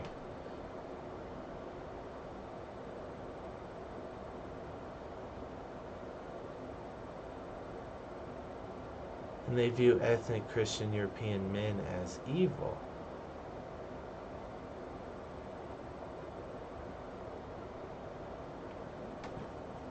Wow. And that the European Court of Human Rights in Strasbourg is a cultural Marxist controlled political entity. Well, I don't know about that. That's very European. I don't know. A number of other far-right terrorists have expounded the theory. Jack Renshaw, a neo-Nazi child sex offender, just so you know. Why is that all together? It's not. It's two links. It's a compound link. Neo-Nazi child sex offender. In case you need to know what that is. Why is that one blue? You know what child sex offender is? Yes, I do know. Why is that one blue? Well, I think you need to know a little bit more about it. No, I already know what it is. Convicted of plotting the assassination of the Labour Party minister, which is, of course, a British party that you all know about, promoted the conspiracy. But you don't know what child sex offender is, but we all know who the Labour Prime Minister is. This is European. This is Eurocentric. So whoever wrote this is from Europe. Promoted the conspiracy theory in a video for the British National Party. John Ernest, the perpetrator of the 19 Poway synagogue shooting,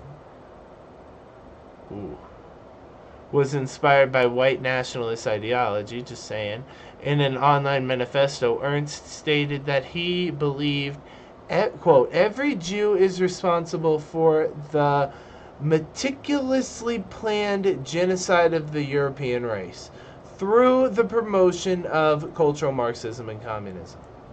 Every Jew is responsible for the particularly planned genocide of the European race through the promotion of cultural Marxism and communism. And I'm going to shoot up their synagogue.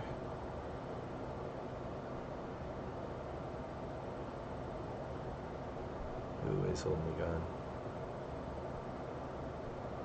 Concerning the real-life political violence caused by the conspiracy theory, law professor Samuel Mond, who was mentioned earlier without the blue link, wrote that cultural Marxism is crude slander, referring to something that does not exist.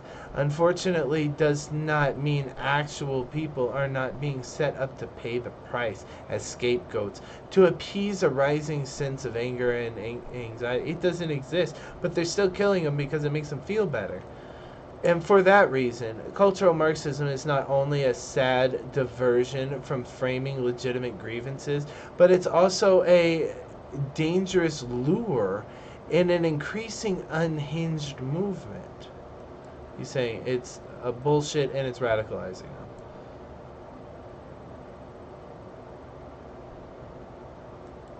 It's a distraction and it's radicalizing them.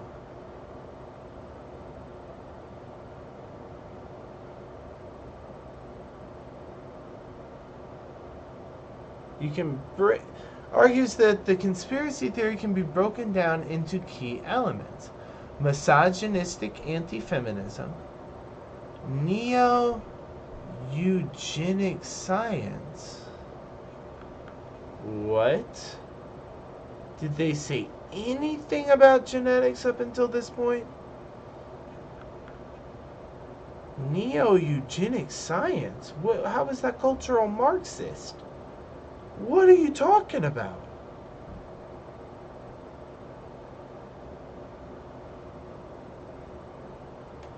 My FBI agent in the audience knows.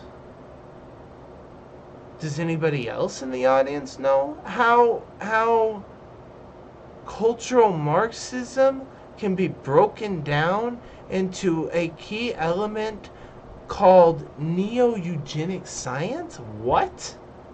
Where did that come from? Somebody in here knows. Not me.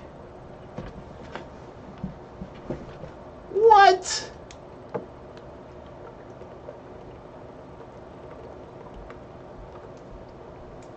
Let me hang my pictures back up on the wall. They knocked off. Some centrifugal force. Earth hiccups, I think.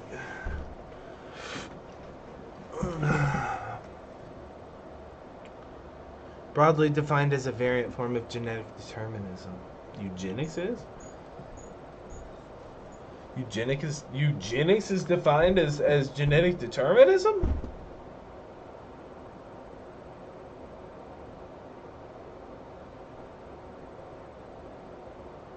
Yeah, that's more the way I remember eugenics. I'm going to clean up jeans. They're very dirty. I want to tidy up my nation. You know, with the cities and all the trash and stuff like that, I mean.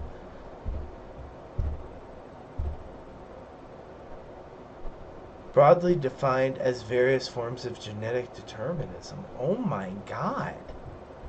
Genetic and cultural white supremacy. They're saying the conspiracy theorists can be broken down into these people, not the conspiracy theory can be broken down into its key elements. They're saying the people who believe this can be broken down into these elements. Not the theory itself. That's gotta edit this. So there are the misogynists, sure. There are the neo-eugenic scientists. Never heard of them. Who are these guys? Well, they believe in this too. Oh. Well, politics makes strange bedfellows. Okay, so the misogynist, the neo-eugenic scientist, the white supremacists, the McCarthyites, these are the governments full of secret communists. The McCarthyist anti-leftism fixated on postmodernism. I guess, is that Peterson? Fixated on postmodernism. Who is fixated on postmodernism? The postmodernists are barely fixated on postmodernism. Radical anti-intellectualism applied to the social scientists. Well, that's me. I think you have some of the weakest science I've ever seen, ever. It's fucking made up garbage that gets thrown out the window 10 years later when somebody else makes something up. Is that anti-intellectualism? I guess it is. Get stronger thinking. And the idea that a purge is required to restore normalcy. Oh, those types. Right. They go on to say that all of these items are supported, proselytized, and academically buoyed by intellectual politicians and media figures with extreme credential educational backgrounds. The elites.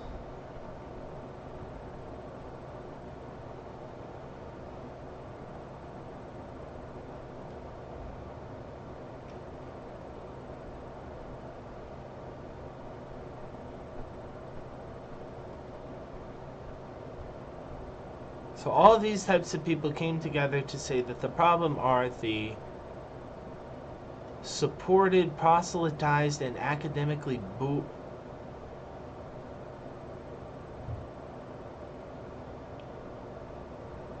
of these items. I can barely whoever wrote this part of the Wikipedia page, I'm having a hard time understanding what you're saying.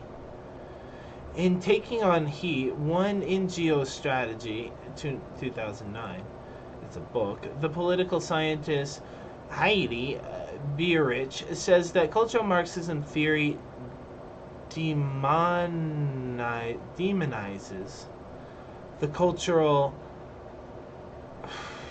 French word of conservatism, such as what is noirs? What new? How do you say this? What is this? You're not gonna tell me what it means? It's a fucking French word in the middle of our fucking English Wikipedia article because they're a bunch of European assholes writing my window into the world, my access to the world. Bunch of fucking Europeans who are definitely the good guys in every story.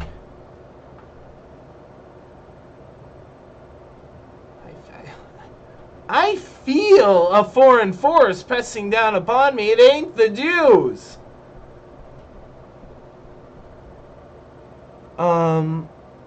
Okay, so this political scientist says that cultural Marxism theory demonizes the culture of conservatism, the cultural something of conservatism, such as feminism, that is a very important word in this sentence, and I don't know what it means. I can't understand this part of the story. They're writing it funny. Jameen, this was an author earlier, Lynn's apprentice, writes on the flexibility of the conspiracy theory to serve the rhetorical purpose of different groups with a diverse set of enemies.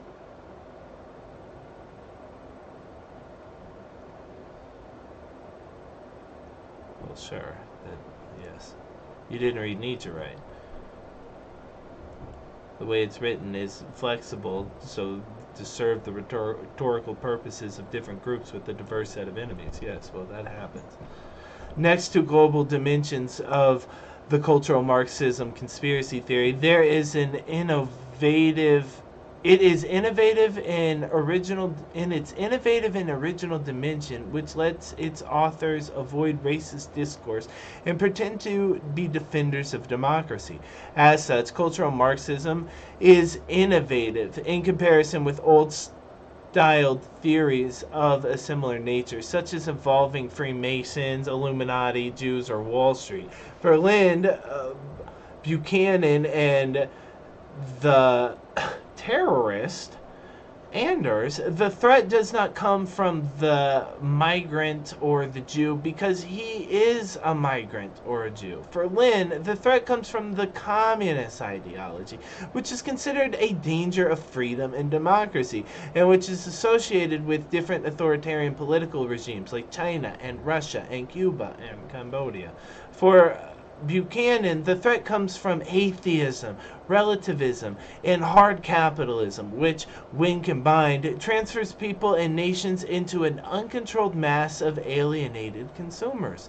For the terrorist, Anders, a self-indoctrinated lone wolf, the danger came from Islam, a religion seen as a totalitarian ideology which threatens liberal democracies from Western Europe as much as it does Jewish Christian heritage. In Lind, Buchanan, and Anders, overt racism is studiously avoided.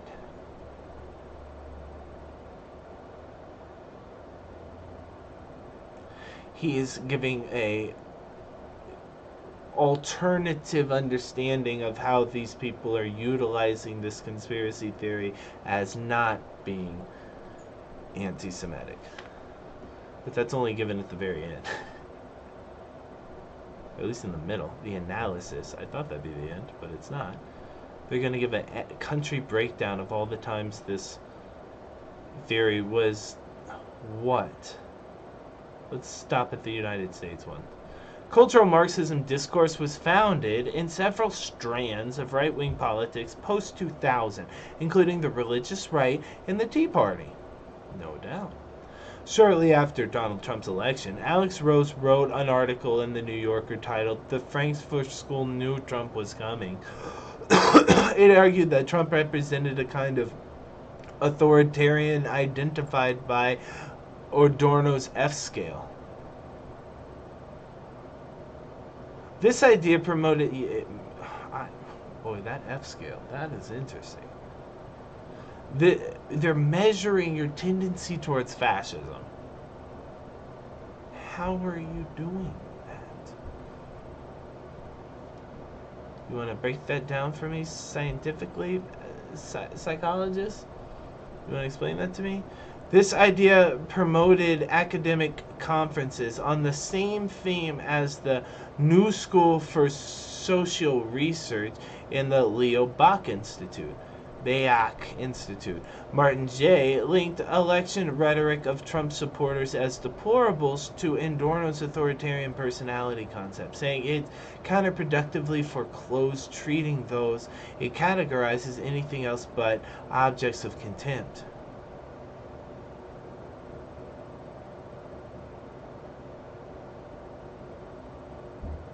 Yes, it might have been seized on like that. Jay encouraged empathy and dialogue to resolve political polarization. Boy, are you a fucking moron. How are we going to use empathy and dialogue in 2024 to resolve political polarization? We don't have dialogue. We don't have empathy. We have hate and distrust. In 2017, it was reported that advisor Rex Higgins was fired from the National Security Council for publishing his memorandum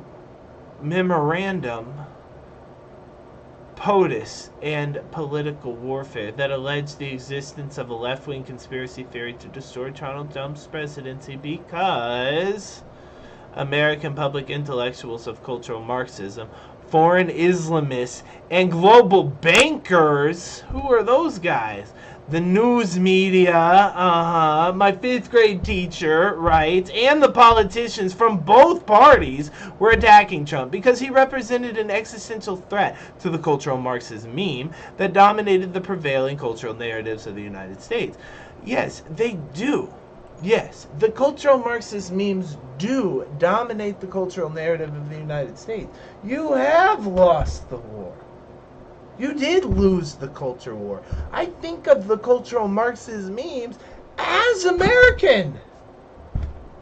Nadia wants to go to school in New York. She got a Muslim thing on her wall. It's covered in stripes and stars.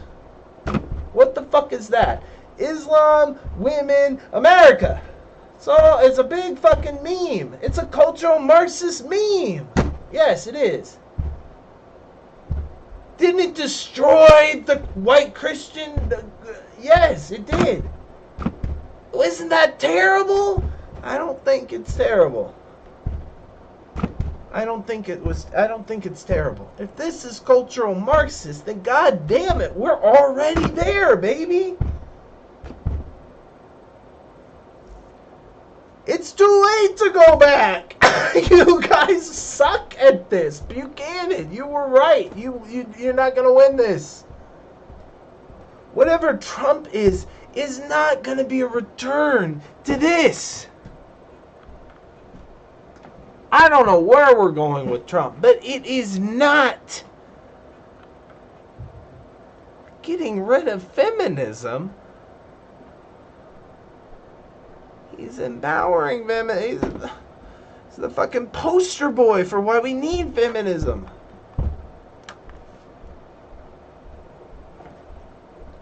Reactionaries indeed.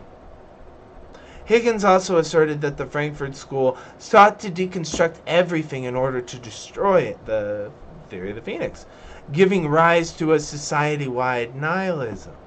I gotta make it worse before I can make it better.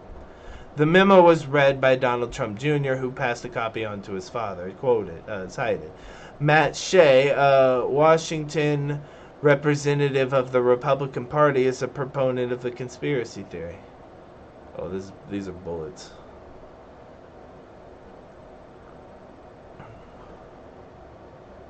In 2023, Florida governor and candidate for president Ron DeSantis defined woke as a form of cultural Marxism.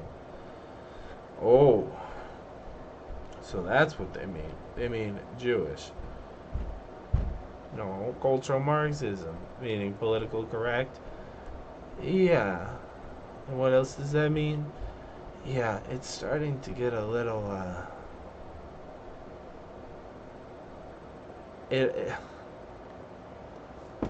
did you know that the people against this conspiracy theory, or proponents of the conspiracy theory that hate the people who are the conspiracy, are neo-eugenic scientists? No, I didn't know that. Find that relevant? Yes, but Wikipedia doesn't. Where's my paragraph about the neo-eugenic scientists who believe in cultural Marxism? I just mentioned in passing.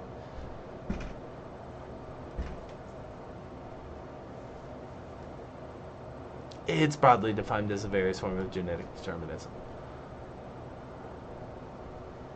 Next idea. Go back to that genetic determinism thing you were talking about. Nope. We're talking about Jews. I don't... something's happening here. Online harassment. Gamergate was an online harassment campaign beginning in 2014, particularly targeting women that had a purported aim of promoting ethics in video game journalism. The purported aim of Gamergate was to promote ethics in video game journalism. This is everything's about titties, and I'm always saving the princess, and I want a video game that's more female friendly. That's how I remember this. I remember it being really stupid. Proponents of Gamergate referred to their opposition as cultural Marxists and cited free speech grounds to justify harassing their targets. That's editorialized, can you tell? Noted harassment associated with the online movement included doxing. This is how bad it was. And they threatened rape. Terrell and Tanji described one of the Gamergate's figure connections of cultural Marxism with the Frankfurt School as, to a certain degree, correct, but conflated with old and unfounded conspiracy theories. Yeah, well, that's how it starts. Wow. Zizek, Peterson, Charlie Kirk, all made the cultural Marxist conspiracy theory page. Very impressive.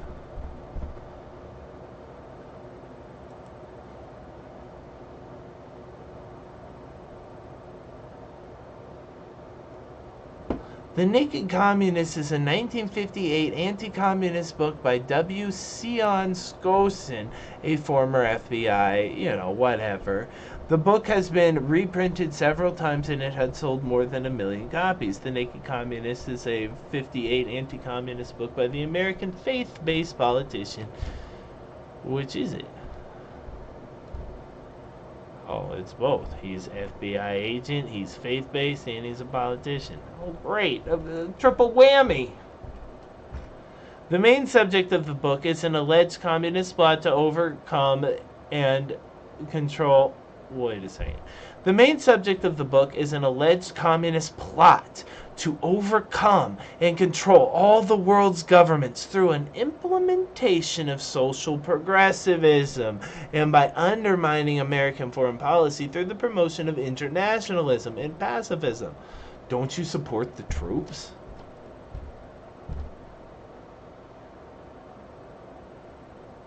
Pacifism. Promotion of internationalism. Social progressivism. Overcome and control the world governments. The early chapter of the book covered the philosophy of Marx and the Soviet communism, as well as some of the history of the communist powers in various countries during the Soviet Union, China, and Cuba. Is it propaganda? Yes. Is it highly informative? Yeah, I think it might be. Maybe we should read this book. The book has been reprinted several times. Okay. Mostly recently in the 2007 printing of Who Cares, and is sold more than 1 million copies. Just saying, it's really fucking popular and a lot of money was made, and this is relevant to everybody who reads Wikipedia. They want to know the money. The book has been highly discussed by American conservative, Glenn Beck, and you know him, Ben Carson, the later of whom stated the Naked Communist lays out the whole progressive plan. It is unbelievable how fast it can be achieved. In '63, a portion of the book was read at the United States Congressional Record. The end. You're going to tell me about the book? How about a little summary? No? Don't think that's relevant? I want to know how many books were sold. Why don't you tell me the fuck anything about the book? Fucking clowns.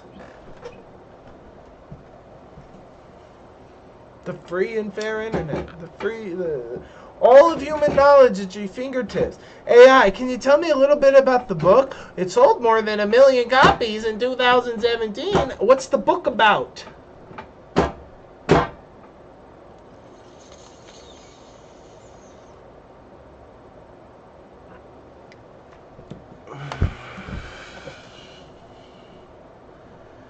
I give you one sentence.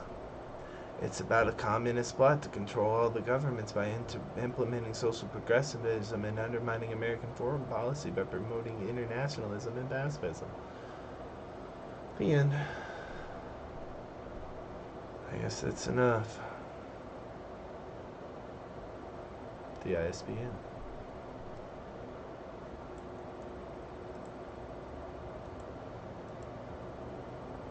Charlie Kirk, you read Machiavelli this summer. Did you get around to the Naked Communist?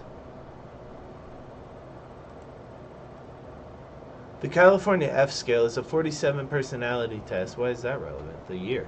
Designed by Adorno and others, to German sociologist Adorno and others, to measure the authoritarian personality. The F stands for fascist. The F scale measures responses on several different components of authoritarian. Shouldn't there be like a big authoritarianism flag here that shows me all the different schools of fascism? No, that's fine. The F scale measures responses of several different components of authoritarianism, such as conventionalism, never heard of it, no blue link. Authoritarian aggression, never heard of it, don't know what that is. Superstition. Wait a second. Superstition? The F scale measures superstition?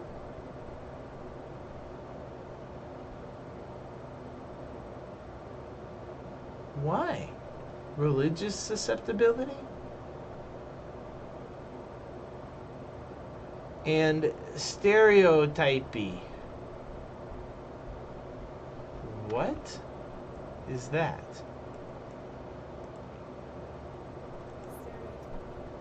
The persistent repetition of an act, especially by an animal, for no obvious purpose.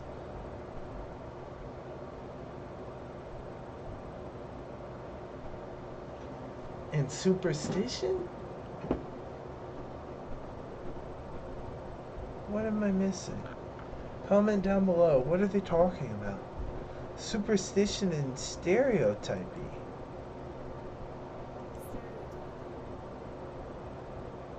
Give me an example. Behaviors that are often observed, such as nail biting,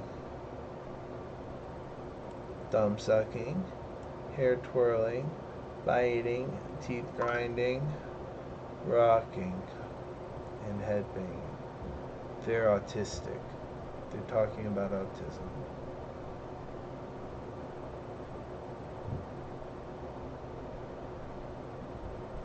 Is stereotypy a form of autism? One of the key features of autism is restricted repetitive behavior. Motor stereotypies are suppressible. Repetitive, rhythmical,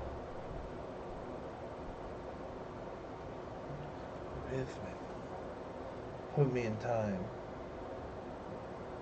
I'm feeling like I'm not in beat.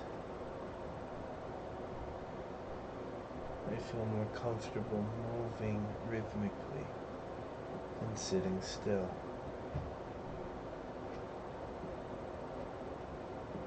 coordinated.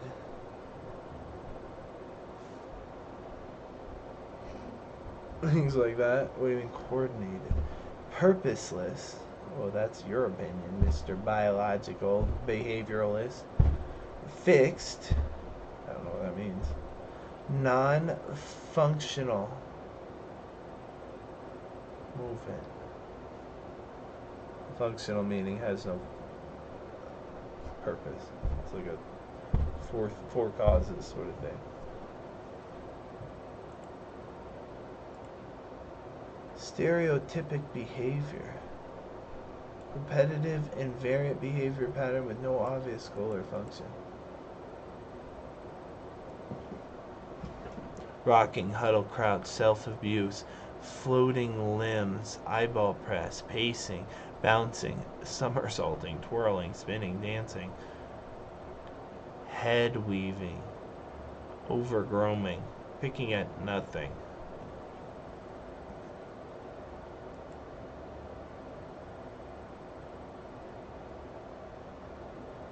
Is stimming a neurodivergent trait? Self-stimulatory behavior is not unique to individuals on the autism spectrum and can be seen in neurotypical individuals as well. Stimming?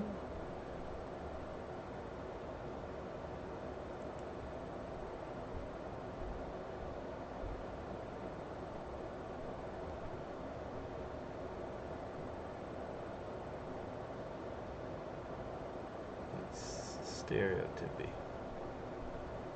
The repetitive body movement or repetitive movements of objects. Many individuals on the autism scale have it.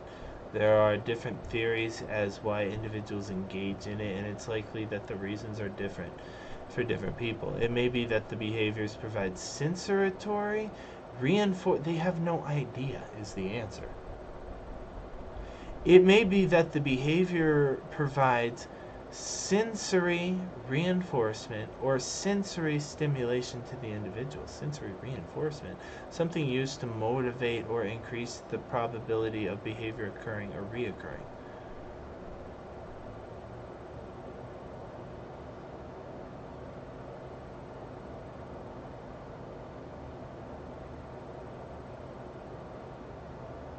Sensory reinforcement.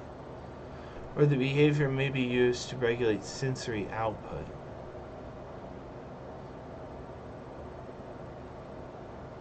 Input. Like sunglasses? Either increasing stimulation or decreasing sensory overload. This is what they keep saying. You're overstimulated, right? Well, yeah, I guess, if you want to put it that way. Another theory is that there is a brain dysfunction in the area controlling these behaviors, or that the behavior produces endorphins in the nervous system.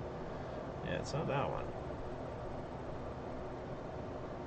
Stimming behaviors in individuals on the autism spectrum may include full body or more isolated motions. There's no it's fucking so fucking general. It's basically anything. Okay.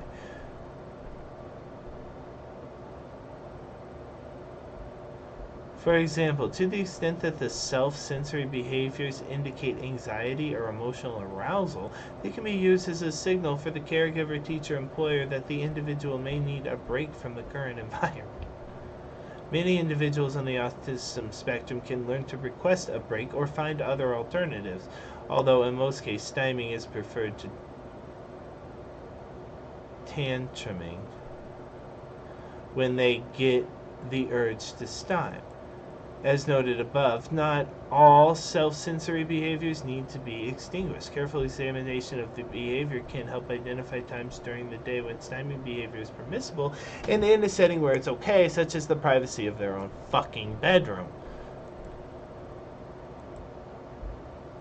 This is the I need to go home because I can't control it. The power is flowing, the energy is going, the ground is eroding, the moon isn't showing, but I'm feeling wild. The ape is controlling.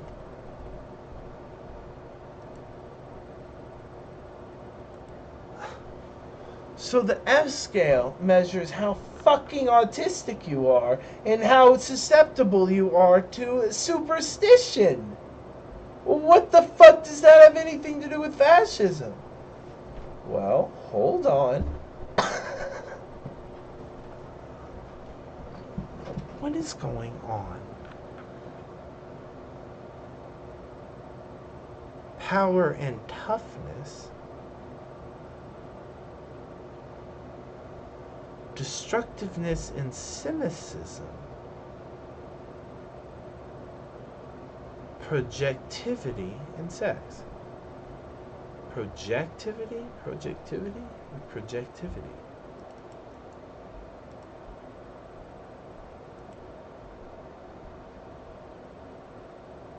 Quality in one's geometric figure of being derivable from another by projection.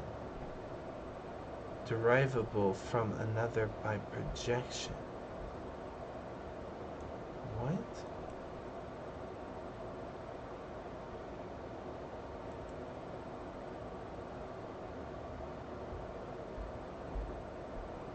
Unconsciously taking unwanted emotion or traits you don't like about yourself and attributing them to someone else.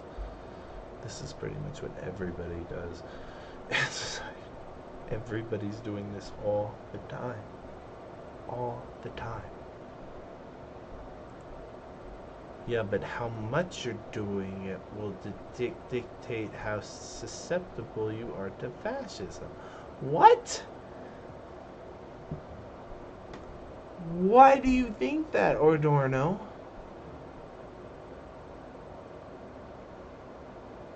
Scores acquired on the F scale could be directly associated with background components, education level, and intellectual capacity. It is an indirect type of test that ensures the result would not be due to the individual's fake responses. Well, right, because as a psychologist, this is gonna happen. No, they don't even know what they're saying. How can you fucking do any psychology, honestly? This is possible because the purpose of the measurement and which attitude is being measured are intentionally concealed from the participant. They don't know what they're doing. It's fraud. You can't tell that what they're really doing is measuring your fascist susceptibility. The existence of this correlation could possibly affect the way in which the F scale accurately measures the authoritarian personality syndrome. The existence of this correlation could possibly affect the way in which the F scale accurately measures the authoritarian. The existence of this correlation. The correlation between. It is possible because the purpose of. What correlation? Correlation between the individual's responses and their actual susceptibility to fascism? I don't understand that sentence. The F scale has two principal purposes. Its aim is to measure prejudice and anti-democratic tendencies at the personality level. First thing we're measuring, your bigotry. Second thing we're measuring, your anti-democratic tendencies. What the fuck does that mean?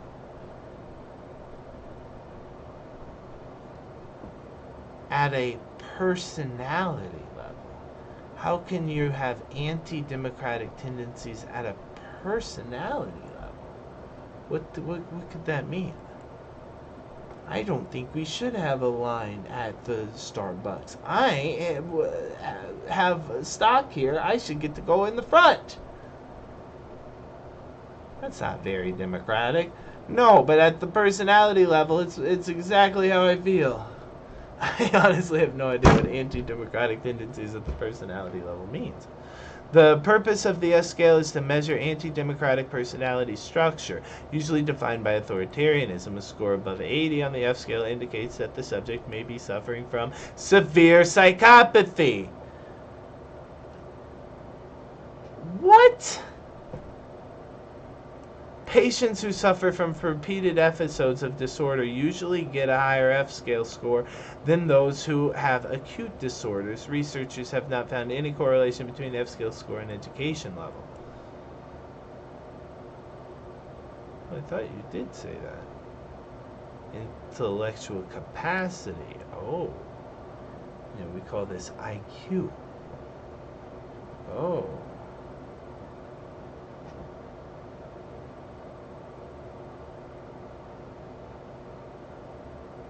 What are you implying here? The scale specifically examines the following personality dimensions: conventionalism, conformity to tradition, authoritarian submission, a passive notion towards adhering to conventional norms. You mean power? Or you mean conventional norms? Because that would be conventionalism, wouldn't it, as you just defined it? Authoritarian aggression, pushing and condemning individuals who don't adhere to conventional values. This is my Anakin quote. Religion and ethics. You want to know my ethics and my religion? Yeah, to see if you're susceptible to fascism. What? Superstition and stereotypy. Power and toughness. Toughness. In quotes. As to mean not really toughness, but you know, as they define it. Which we won't tell you how we or they define it. Anti-introception, rejection of all inwardness, of the subjective, the imaginative, the tender-minded, and of self-criticism, because that would be weakness. Rejection of all inwardness, of the subjective. That's pretty. Come on. Destructiveness and cynicism.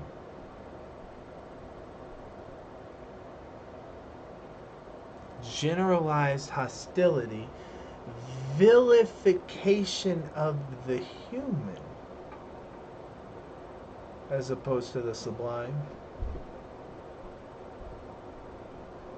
Vilification of the human. What the fuck does that mean? I'm really good at fucking jumping jacks and arithmetic, and I'm pretty awesome. Vilification of the human. I don't know what that means. But apparently it's obviously measurable and used to decide if you're a huge fascist or not. Oh my god. These psychologists are out of their minds. Projectivity, the disposition to believe the wild and dangerous things go on in the world. The projection outward of unconscious emotional impulses. The projection outwards of unconscious emotional impulses. Like my sex drive? The projection outwards of unconscious emotional impulses. That could be anything. Projectivity.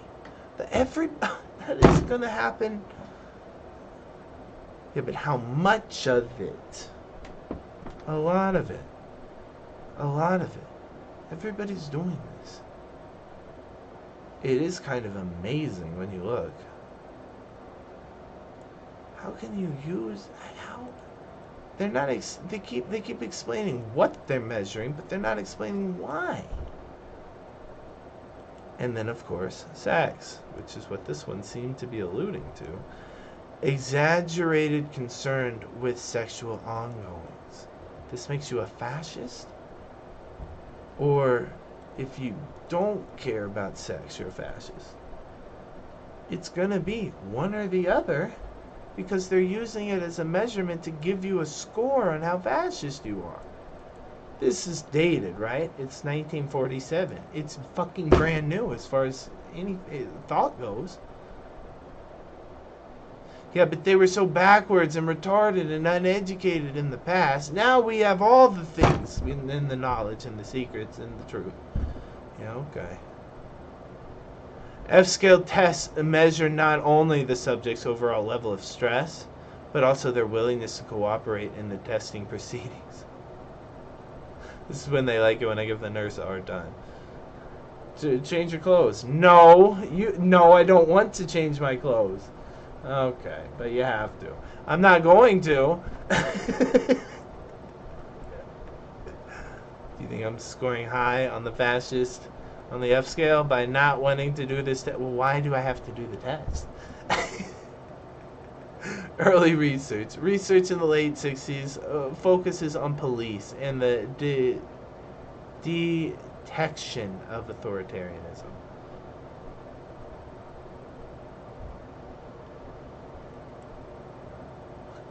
What are you looking for? According to data presented by Mohammed, a thesis was formed proposing the brighter people. A hypothesis was formed proposing that brighter, sunshine and rainbows. No, they mean smart.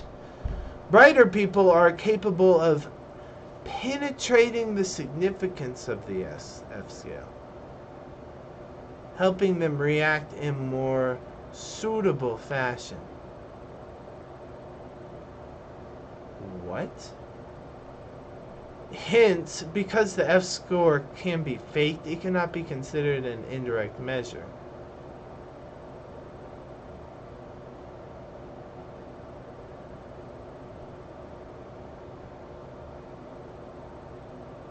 They're saying the smarter you are, the more you'll be tricking the psychologist. No fucking kidding. No fucking kidding.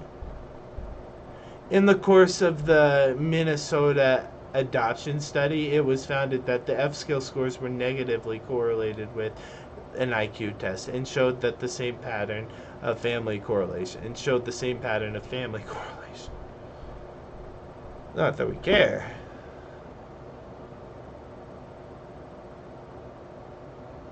Genetic differences and malleability. Oh my god, guys. He's just coming out insane. The scale has attributed a great deal of criticism since it is ideological. Yeah. And associates societal processes with personality characteristics. Oh, this is, well, how did we get a Hitler? Well, he was a bad guy. If he had just loved his mom correctly and his dad was the correct way of authority and he had the right, if he was raised right.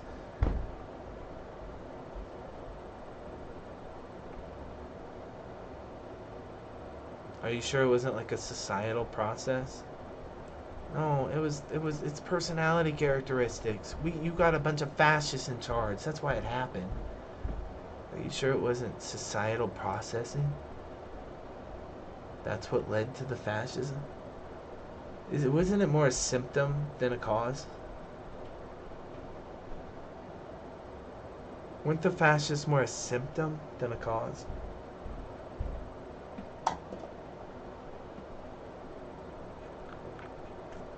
No, it was personality. It's their personality. It's basically a personality cult. Are you sure it's not social processes?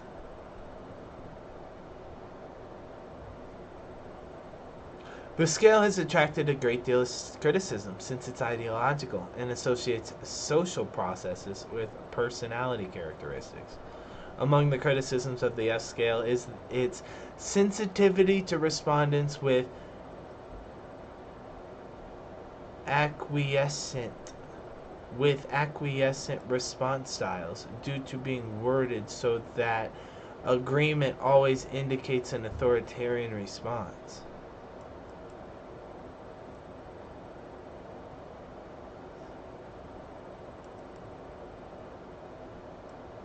Oh, if you just say, yeah, sure, whatever, you're going to look like a fascist. Because complacency is set up to be the status quo in the test. If the status quo in the test was liberal democracy, then saying, yes, of course, sure, whatever, you'd look like a Democrat. You'd look like you're for democratic values. Democrat with a small d. A number of related scales, such as the Wilson-Patterson conservatism scale and the balanced F scale, have been created in an attempt to fix the shortcomings of the F scale. Bob Altermeyer's right-wing authoritarian scale is more frequently used, the contemporary descendant of the F scale. Used for what? To measure your fascism. Who's going to do that? Well, you know, a psychologist. Why? Just want to see how fascist you are. Why? Another criticism of the test. Why are we criticizing the test? Because they call me a fascist, and I'm not a fascist. Another criticism of the test is an assumption that the user with a high score are unsophisticated and may lack social intelligence. Well, probably. According to the Kelman and Barclay, the experience of the participant is reflected on test scores, i.e., they may not be able to see the obvious pattern and motives reoccurring in the test and be ignorant of it.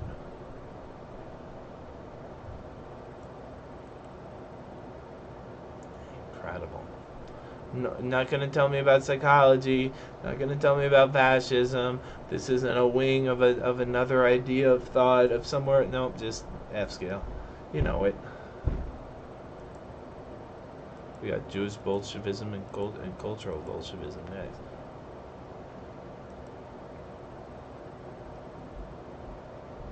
The real problem here, isn't it? Isn't this what we're really worried about? I don't know what cultural Marxism is, but this Jewish Bolshevism stuff, now that sounds like what you're really scared of. Who's the father of communism? Old Mayor. Karl Marx, of course. All right.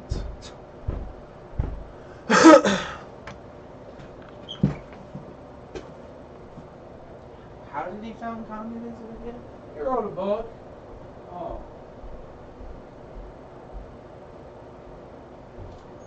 How did Hitler found Nazism?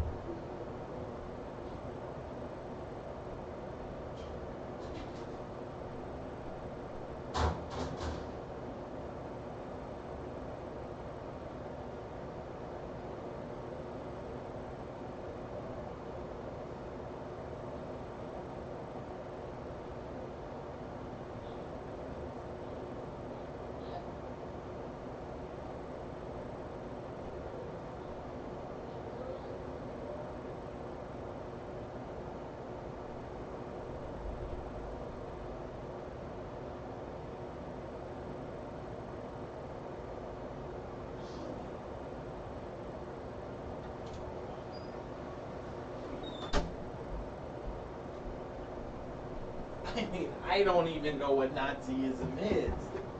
Tucker Carlson. Basically.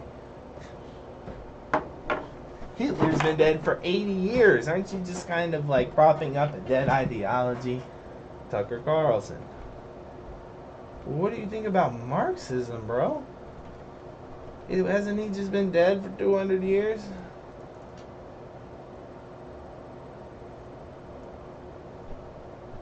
Who's the founder of communism? Where are the communists? Wasn't it Mao?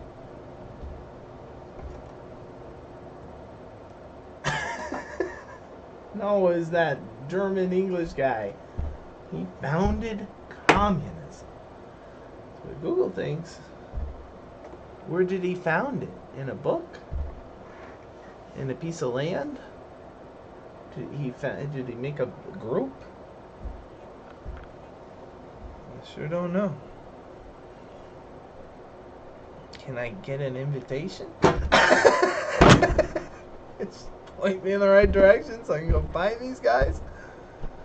They're a bunch of cats. Unheard it. There are no communists. Well, Ceylon Skosin or whoever thinks that there is at least one naked one.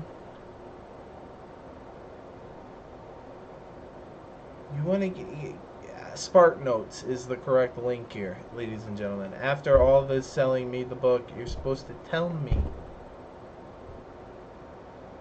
Because I can't just read it, because, you know, all of human knowledge is at my fingertips, gated behind a paywall. Spark Notes, I guess, is what I would have said 15 years ago. Do you guys have a modern equivalent? The internet's dead. There's nothing new coming. It's just we're waiting for the AI, I think. I'm gonna tell you what to think. Doing your own research is so last generation. Just ask the computer. Communist Manifesto reflects an attempt to... Communist Manifesto? No. That's not what I said. The naked communist, stupid. Are you fucking stupid? Are you fucking stupid? Wow. Okay.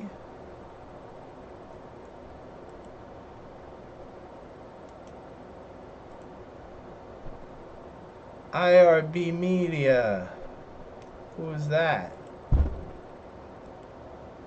You know, they sell books. Okay, maybe that's okay. Please note, this is a comparison version and not the original book. Book preview. The communist solution to the world's problems is to use Marxist law. Marxist law? Economic law? It would be a natural law if the economic law is nothing. To predict the course, it's gotta be. To predict the course of human future development. They're thinking in terms of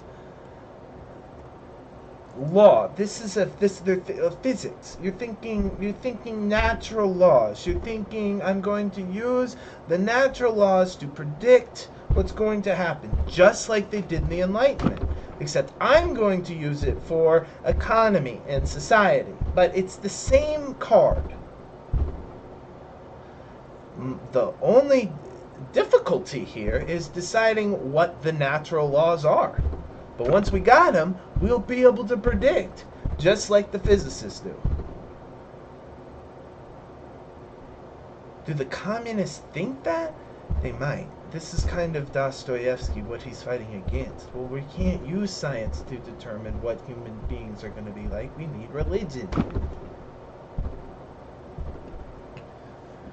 That's the way I understood it, at least. They believe that men are victims. Oh, really? They believe in victim framing. Yeah, the communists do.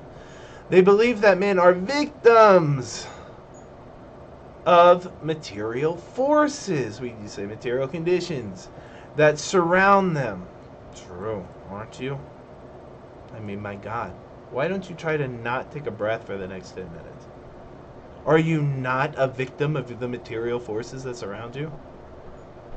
Go jump out the window and see how far you get. You're a victim of the material forces that surround you. Why don't you eat a rock and tell me what happens? You're a victim of the material forces that surround you. I mean, in a pure existence sense, this is the case. This is the case. Is this how... Is it actually great men that move history, or is it material conditions? Well, I think that's still up in the air. But this is a fact. If you don't like the word victim, you could say subject of. I am a subject of the material forces that surround me.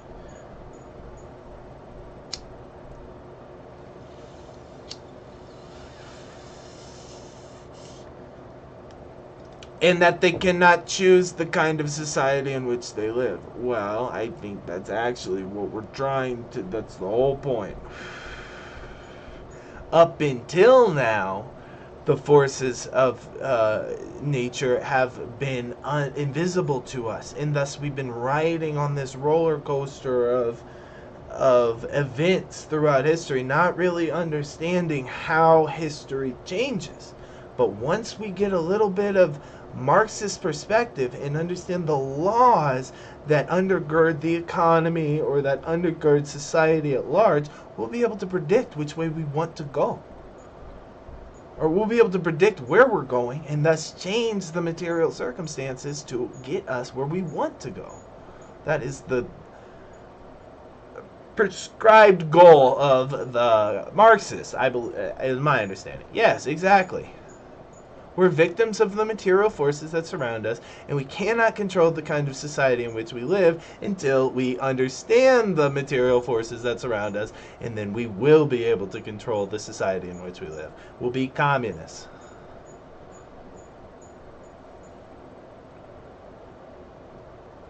Yeah.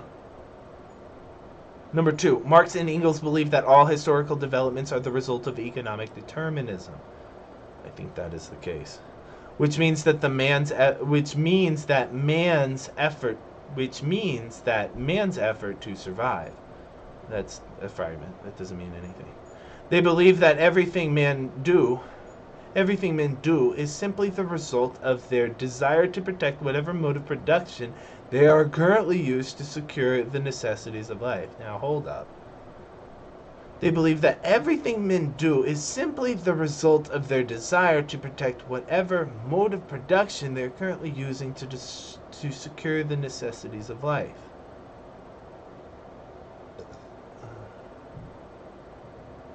I don't understand that. What about science? What about experimenting? They believe that everything men do is simply the result of their desire to protect whatever mode of production they are currently using to secure the necessities of life. I don't think that's Marxist.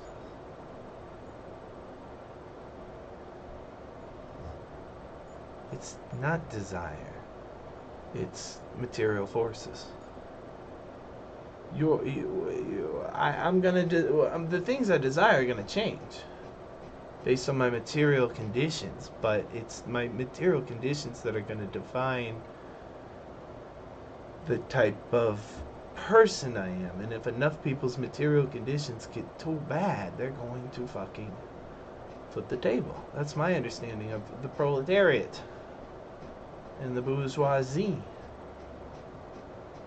We got rid of slavery because the material conditions of the slave were too bad. Then we had feudalism, but we got rid of that because the material conditions of the... Oh, that's not the story. The story, it's about trade. It's about...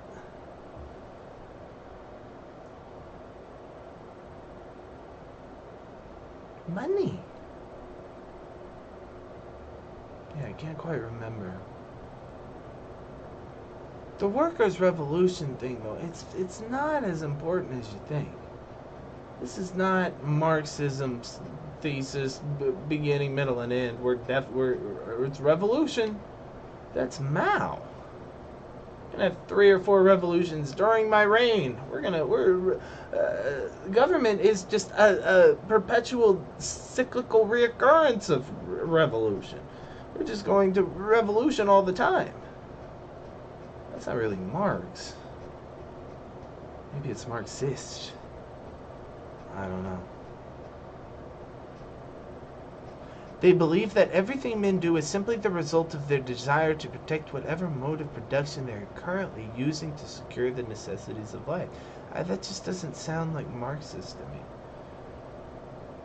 Are they economic determinists? I think they're materialists, and thus they are determinists, and thus they might be economic determinists. Yes, I think that's fine. They believe that everything men do is simply the result of their desire. Well, that's a huge holdup. That's not Marxist. He doesn't talk about the desire. He's talking about forces. A desire is a force of a type. It's a mental force. It's not what he's talking about. According to Marx and Engels, men cannot choose any one of several forms of society, but they can only choose the one that promotes the prevailing mode of production.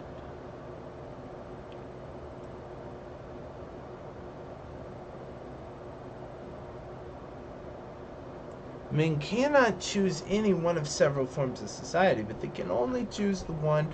That's a really weird way of saying what you're trying to say. Men cannot choose any one of several forms of society. There are several forms of society that men cannot choose. The only one that they can choose is how you should write this as an English-speaking fucking leader of speech, is the one that promotes the prevailing mode of production. This is why slavery is good during the slave times, and being a king and fiefdom is good. Why is it good? Well, because it's keeping the necessities of life in production. If we got rid of who's gonna farm if we get rid of all the slaves? Who's gonna farm if we get rid of all the peasants? We need them.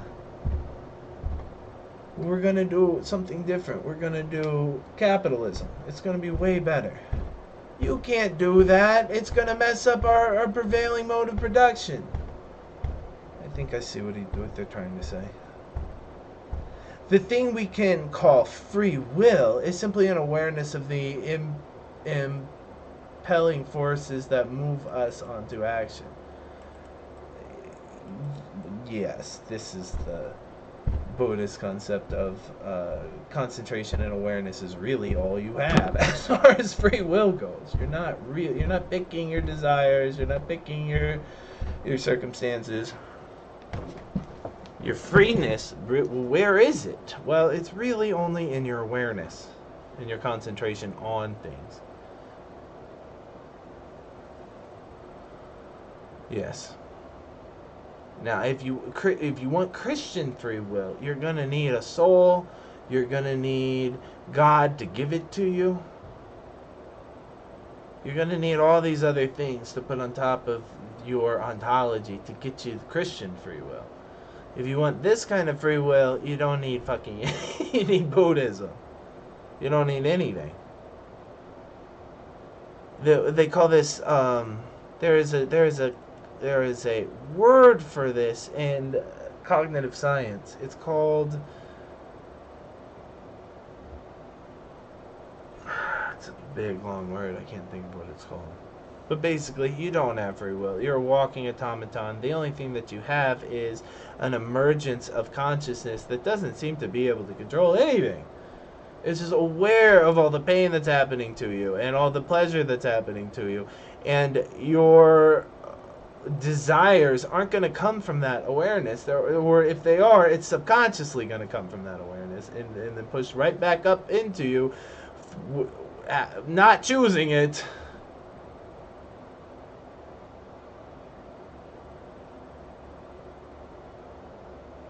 Marx and Engels believed that the mode of production and the means of distribution always produce two basic classes of people: those that own, and those that are owned.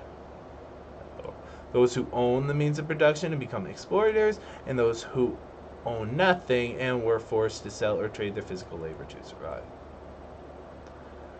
Yes, and this is no longer sufficient to explain what's going on.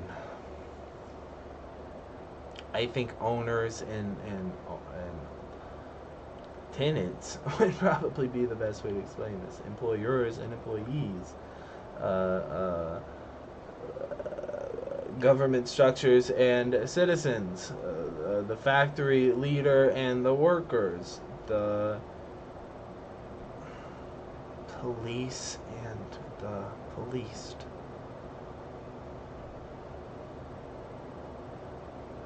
We're stuck in a world where the weak are exploited. No matter what, even post-revolution, this is not changing.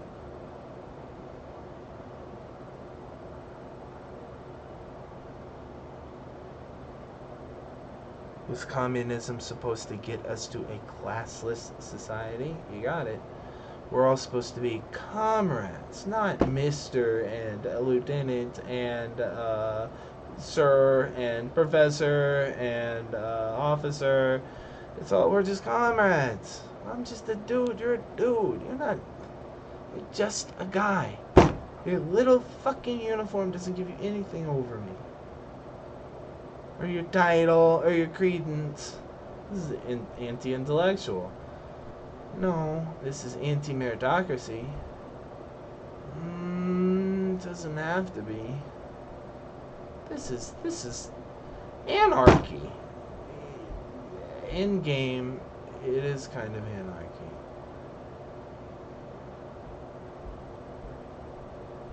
How are you gonna do that? I don't know. I'm not a communist. I'm barely a Marxist. I read his book once. I don't understand this. But you understand the reactionary backlash to it. Whatever this is, we are the opposite. Whatever this is, our culture is the opposite and has been for 100 years. Or maybe longer. Depending on if the communists are actually secret Jews.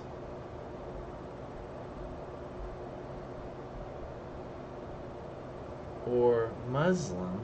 Or Semites. Or Abrahamic. But aren't we Christian? Or wait a second.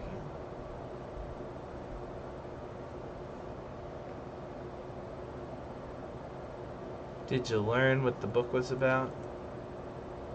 Book preview. Yeah, that wasn't really a preview of the book, was it? Did you guys feel like you could go into Miss Robinson's class tomorrow and give a book report? No, we didn't get to read the book. He didn't tell me the main character, anything that happened. He just said, Marx and Engels believe that the... Okay.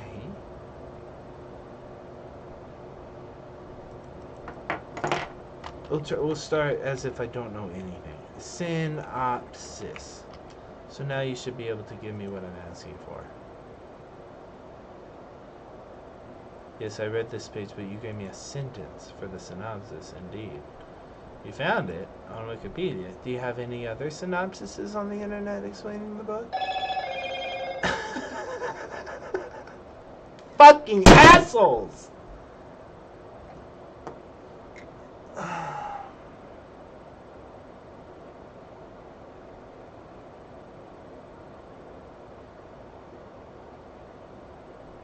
Make me buy this book. The only way to figure out what was in it was to buy it and read it. Maybe they'll still give me access to that, or maybe they won't. Sorry, out of print. You know, just couldn't find any. The supply, I didn't know where it was. Sorry. They won't burn it. They won't ban it. But they will say out of stock.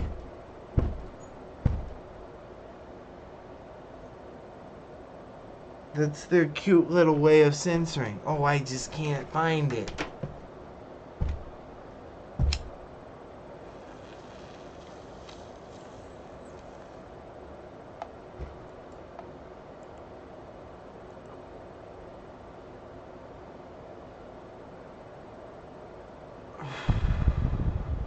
At age 17, he was called by birds and squirrels. The Naked Communist has sold more than 1 million copies. I just wanted you to know. I just wanted you to know. I just wanted you to know. What about the book? What was it about? It has found its way into many libraries. So interesting. Contains a distillation of more than 100 books and treatises on communism. Many written by Marxists. You don't need to read their books. Just read what FBI agent said. He read them. He'll tell you what it says. We see the communist. We see the communist the way he sees himself. Oh my God, this guy is fucking.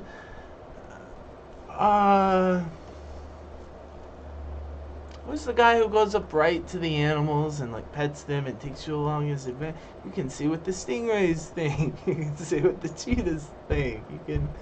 I'll go right up to him and pet. What's this guy's name? Bill Weilinger, Ernst. I don't know his name. It's like a first-hand view on what a real communist is like. How he sees himself. Not how we see him. Are you sure?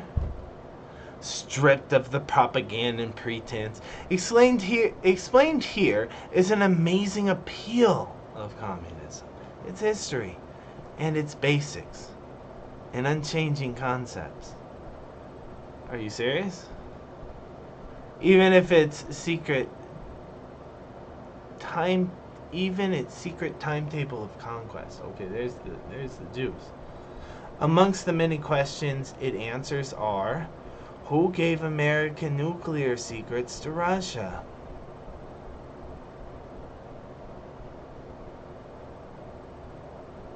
How did the FBI fight the Battle of the Underground? Why did the West lose 600 million allies during World War II?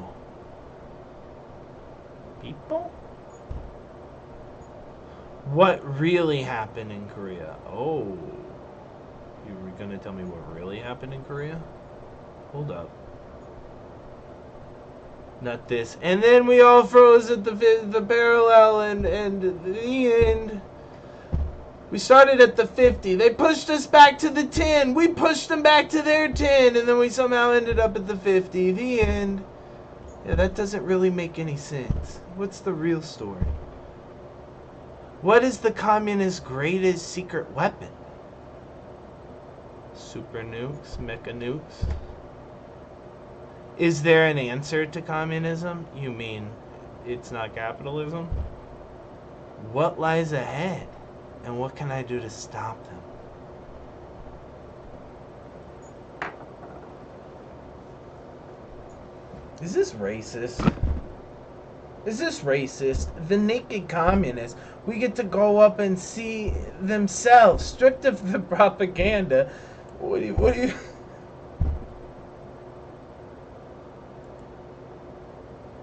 I'll tell you about the man. Damn, I can't tell you about the book for shit, but I'll tell you about the man. I'd rather know about the book. Thanks, though.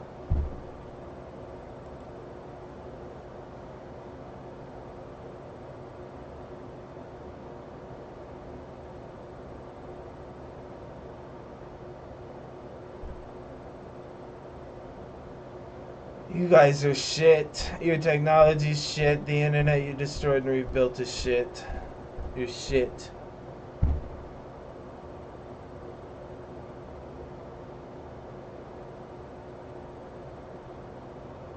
Graphically told. Meaning like with lots of pretty words. Not like Naruto.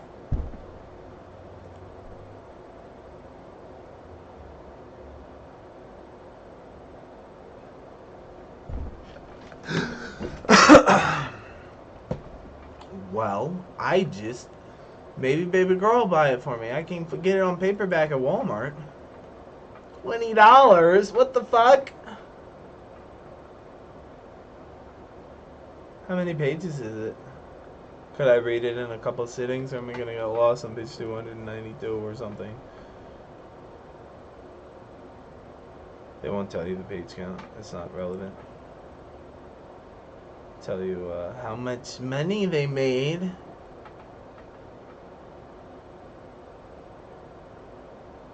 I bet. What do you think the worth of your book is? $20.55.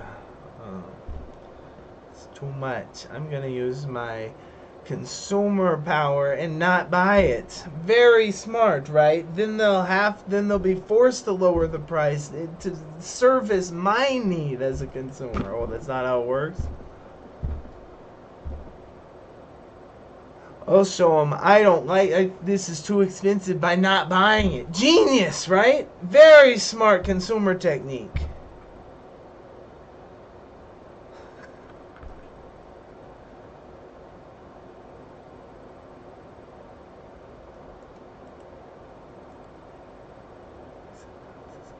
Nobody in the history of the internet has read this book and has anything to say about it. Only merchants.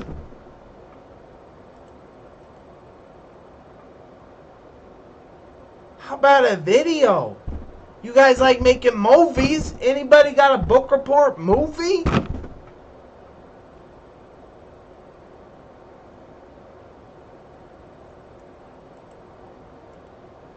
Fucking idiots. here's something. What's this? Who wrote this? Who wrote this?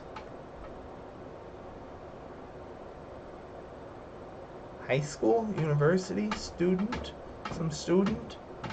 Synopsis of the Marxist Communist Manifesto. Yeah, that's not what I fucking asked for, Google! You genius of searching!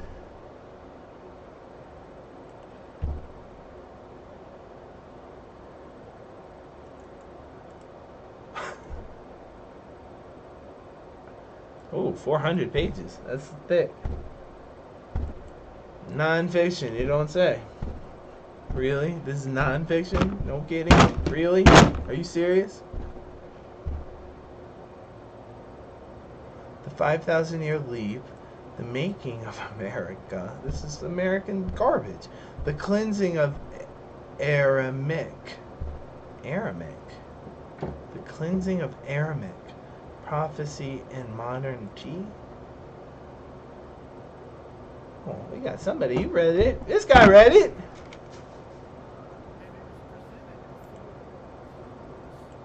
Hold on. Johnny Mincy. Okay, now this is what the internet used to be. I just Google something and I get Johnny Mincy, and he just tells me what it is. Perfect. That's what I needed. Okay, Johnny Mincy. Who are you? You're just a guy. I read the book. You're Christian. Okay, that's good to know.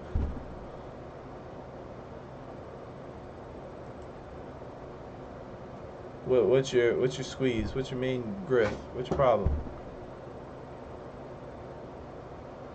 Culture war. What does it cost to follow Christ? You're in the Wrestling with God camp. And I hate the culture wars. Culture war like Star Wars. Very cool. Very, very showing your age.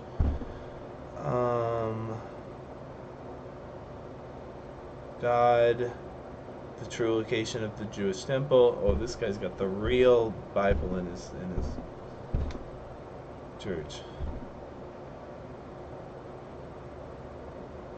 Gambling, a bad bet.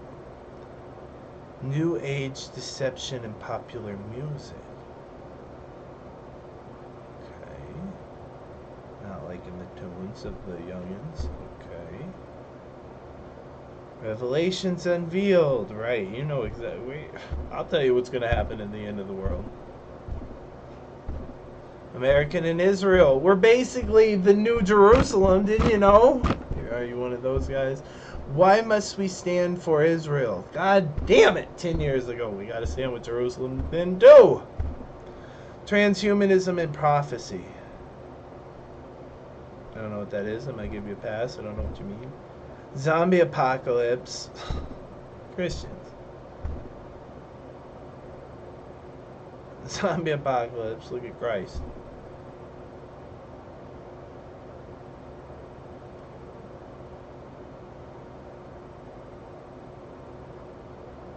Truth versus relativism.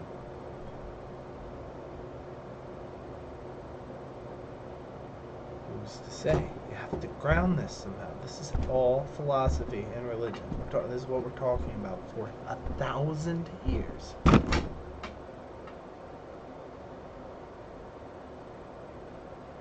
I didn't think we ended at relativism. I don't know what you guys are fighting against, but it can't be a bunch of relativists. Those ones are, that's going to be a child. Maybe the leaders are children.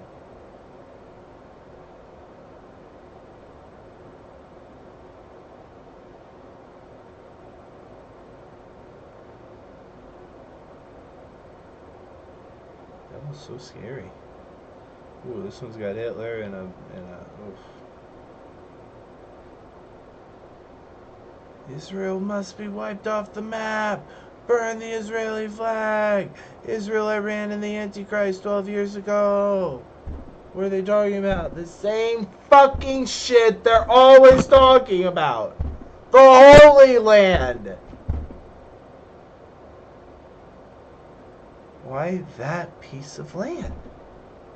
Well, ostensibly, the book told them that it's really important. But I'm starting to think there might be a fucking Stargate under the pyramids or something that you need to get Jerusalem to get to. My God, I have no idea, Jess. It's a tiny fucking mark on the map. There's only the whole world you could conquer. I just hate the Jews. You think that's it? I just hate the Muslims, so I'm gonna take their land. You think that's it? Yes, it's religious in nature. Which means racial.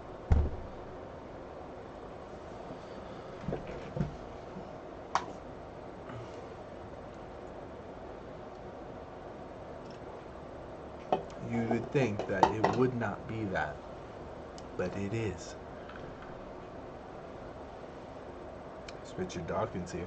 Atheists, demons, vampires, and the spirit of the Antichrist. He's on the trail. I have to make a lot of videos explaining this to the world. 12 years ago. Nobody's watching my sit, but they'll see. They'll all see. You know what I'll do? I'll read this book. This book called The Naked Communist. I'll make a movie about it.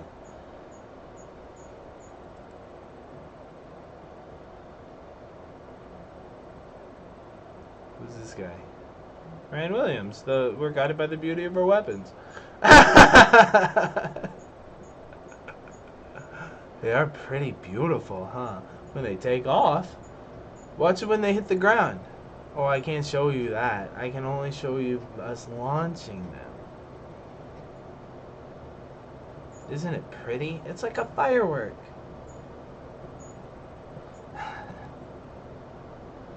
What is this, the Caliphate? Unlike Islam's Quran, who commands Muslims to force the entire planet to submit to the control of Islam. What year is this? 24 minus 12 would be 2012. Right. What are we doing in 2012? We're doing Obama round 2. Judgment on America while messing with Israel. They're quoting the Bible at me.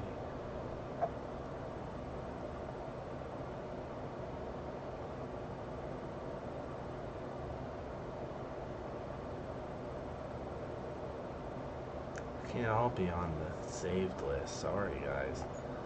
You're not gonna get raptured, or you're gonna get extra raptured, depending on how you look at it.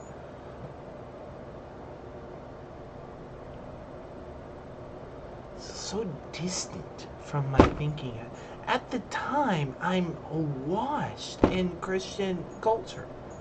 Everybody around me is thinking, well, we're about to get fucking 2012 is the end of the Mayan calendar. We all know what that means, right? The Antichrist is coming back.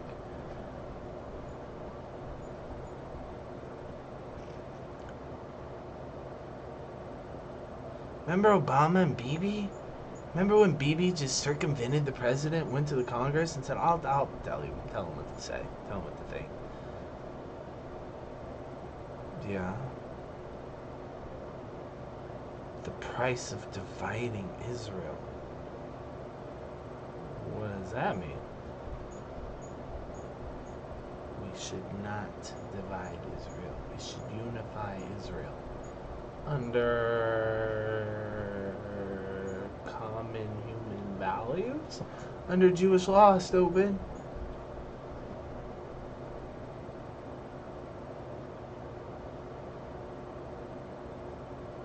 Libya, not in the news right now. Egypt, always relevant for some reason. Egypt is the most important history of the world. Jesus, I know more about Egypt than I do about Rome. That is incredible. That is incredible. We have more Egyptologists than fucking. What are you studying? How many more people want to be an Egyptologist? Stop it. Jesus, the new American Idol. Bam! Is he a preacher? No. The two types of wine in the Bible. There's the bloody kind. And then there's the other. Should Christians even drink? So we're wrestling with some hard existential problems here. What does God even think about my drinking?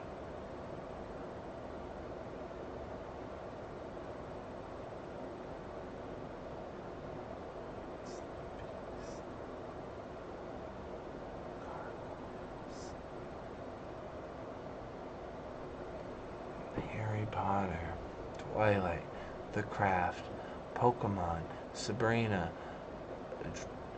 Gohan and Videl.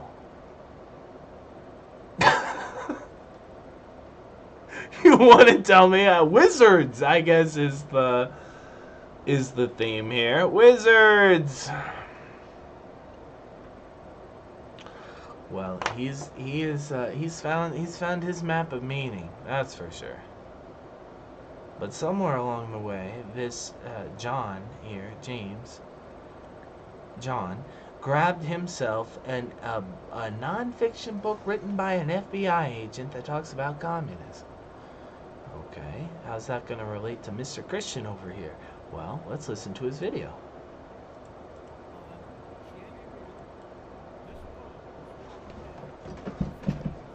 Congressional Record, Appendix, page A34A35, January 10th, 1963. Current Communist Goals. Extensions of remarks on Han A.S. Herlong, Jr. of Florida, in the House of Representatives, Thursday, January 10th, 1963.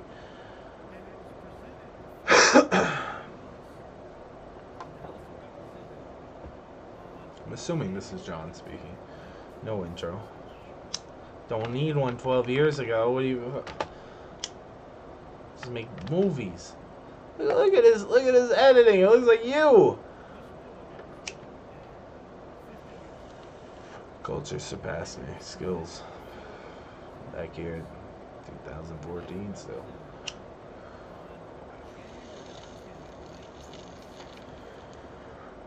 You're expanding your domain while I'm riding on the bus.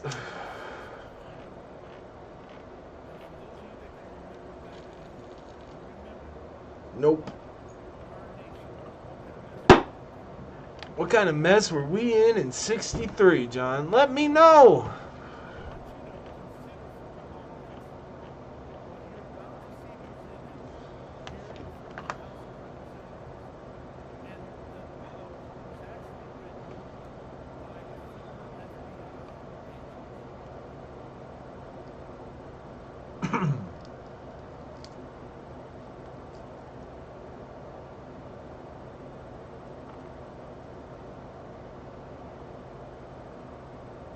Who probably studied a lot of mythology and architecture.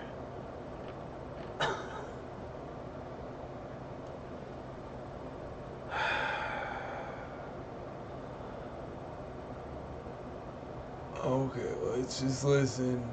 Let's listen. So Specs over here, he wrote a book. Let's listen to it. Let's listen to John's book report.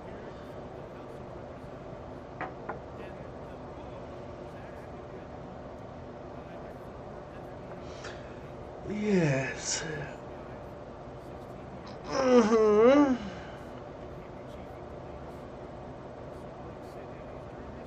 Right. You would want that.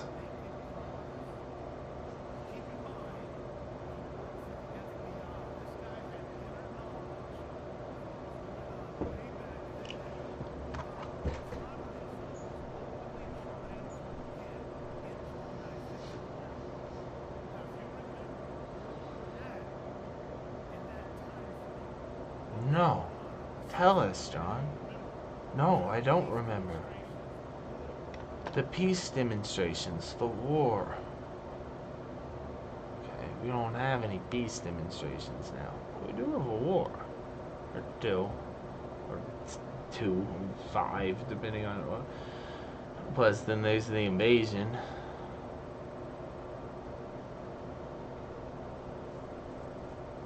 Our war is more cultural, wouldn't you say? It's like a cultural war. It's like their Marxism is infecting our culture specifically.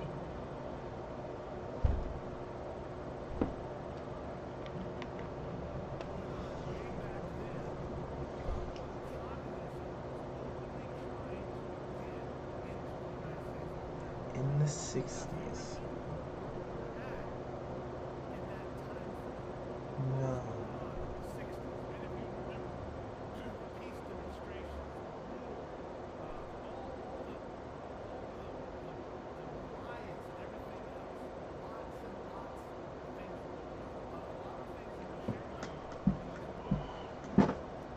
Lots of things were going on.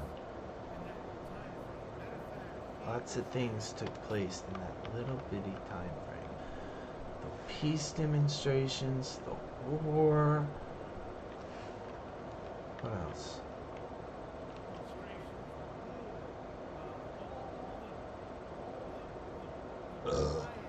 The rioting. You mean the black people? What do you mean by rioting? Is that racist? I probably shouldn't say. Who's rioting? Who was rioting in the 60s? The Black Panthers? I'm thinking Malcolm X. I'm thinking Martin Luther King Jr. I'm thinking Muhammad Ali. Is that the 60s? Who's rioting? Who's rioting? They're the civil rights people. He didn't say that. I said that. Maybe I should have said that. I don't know. Or maybe we're fighting against the political correctness that's been instilled in me as education and politeness, when it was really just Jewish thought control. When it was really just Jewish speech control. They just didn't want me saying what it really is. They want me to pepper it up or sugar it up, frost it. Put frosting on it so it looks really nice, when really what I'm just saying is something really not nice. Or maybe I'm being respectful to my neighbor. That's how it was presented to me, and that's how I think about it. We just read all this stuff about, well, it's actually Jewish thought control. Oh, thought it was respect.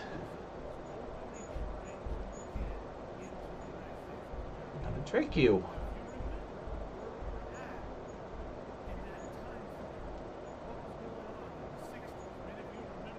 No. Okay. The rioting. Okay. Right.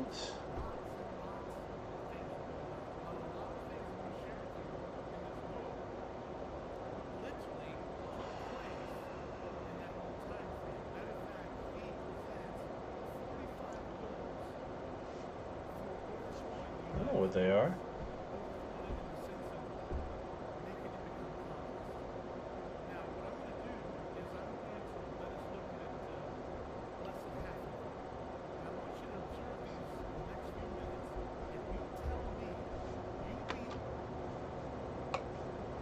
If you're communist in the audience, please wink twice or something. Who, the communist? They had a Red Scare. This is the McCarthyites. They think they're gonna take over the world. Why would they think that? Well, here's 45 reasons why they think that. What? You're afraid of the communists? Are you kidding me? I thought you were masters of supply chain. We have meat in our grocery stores. I'm not rationing our resources between our people. We have plenty of we have tons of stuff. We're awesome. Unless it's COVID, and then we might have to try some moves that we're not used doing.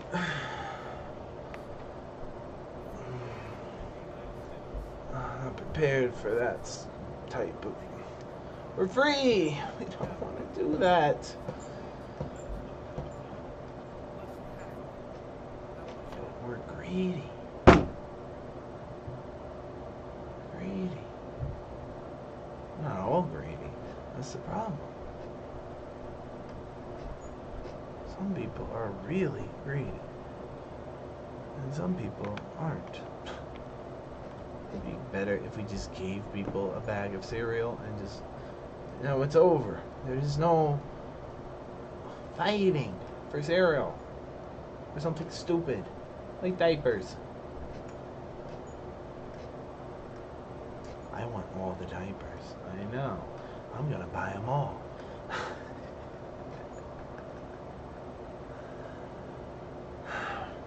Have courtesy for your fellow consumers or something. I don't. I have money. This is how the system works. I want all the diapers.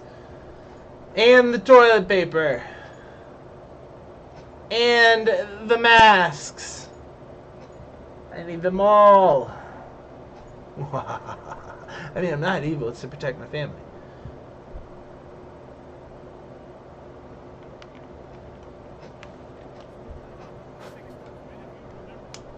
That's gonna fuck with society. Maybe we need more communism.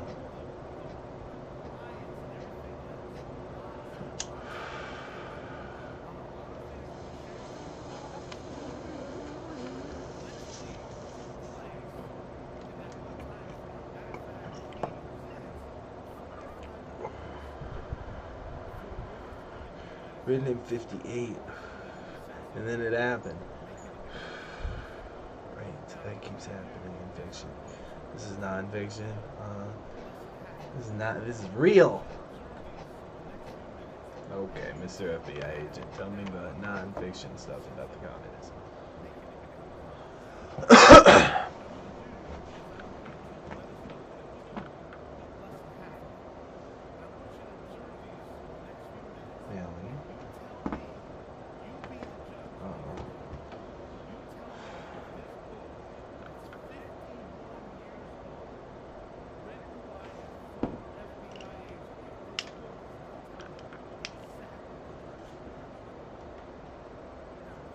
All ears.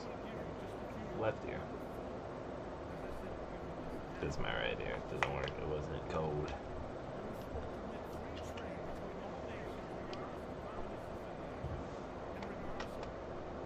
Permit free trade between all nations regardless of communist affiliation and regardless of whether or not items can be used for war. They're gonna buy we're gonna sell them the means of our own destruction. We're gonna sell them the means of our own destruction. They're gonna buy the weapons they kill us from us. They're gonna buy the weapons they kill us with from us. Why? Because we need trade.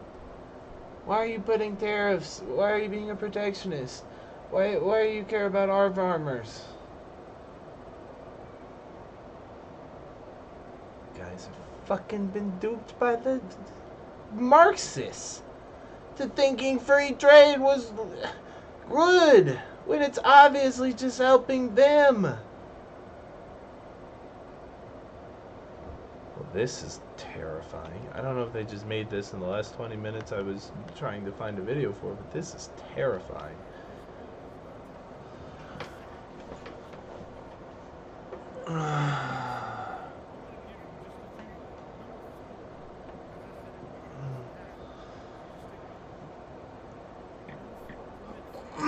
Guys, we'll buy your bicycles and your Fisher Price board games, and you can buy what? I don't know what we export, really. We make weapons. We're militaristic. We make planes, trains, and automobiles with guns on them.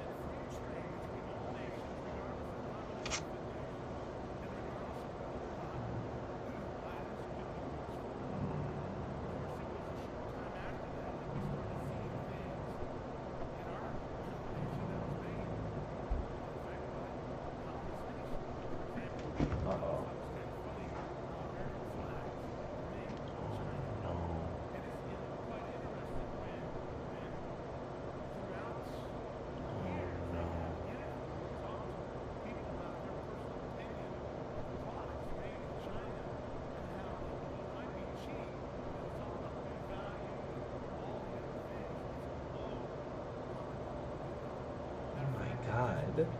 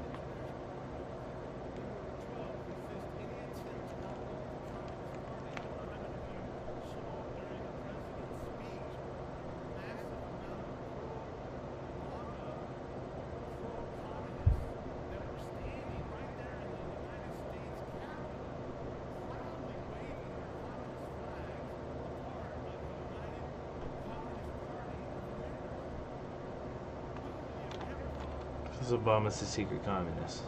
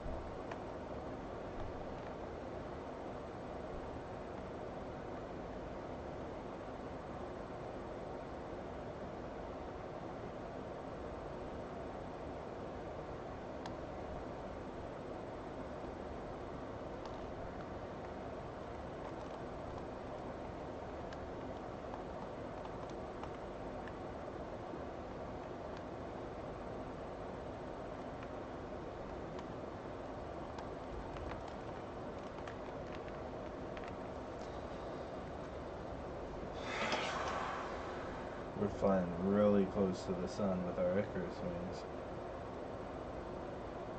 Hey, Meowie.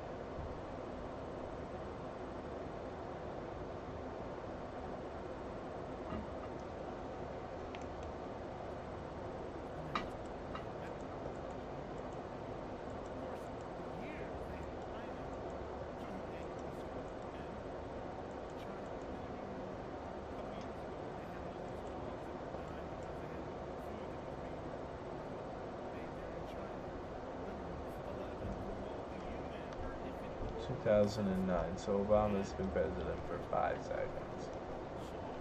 Remember when he's a secret communist, guys.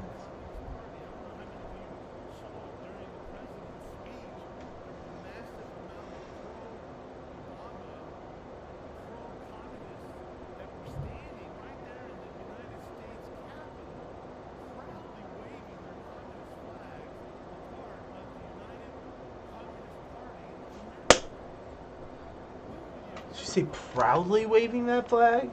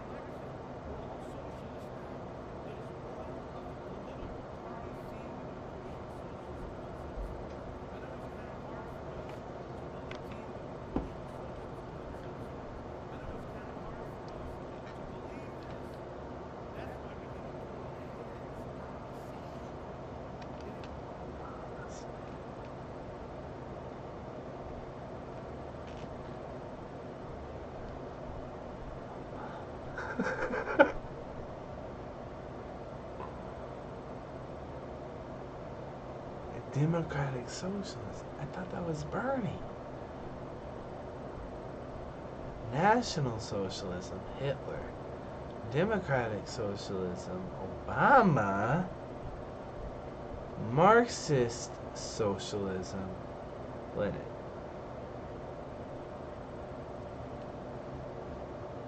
As hard as it is for us to believe this, we need to pull our heads out of the sand.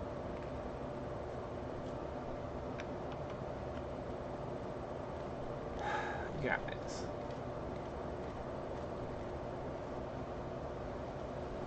Come on. Stop.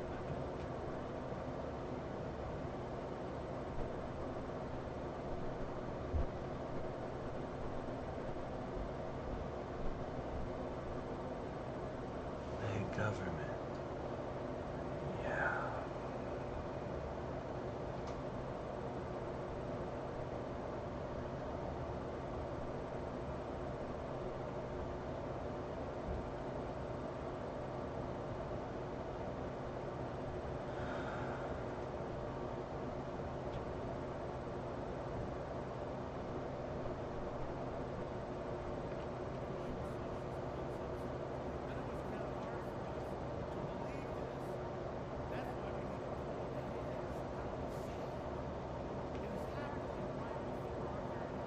Come on.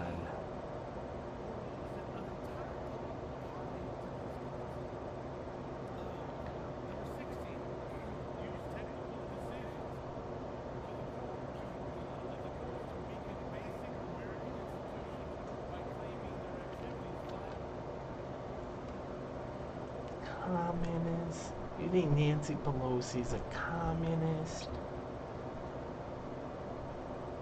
You think Hakeem Jeffries is a communist? You think Chuck Schumer is, well,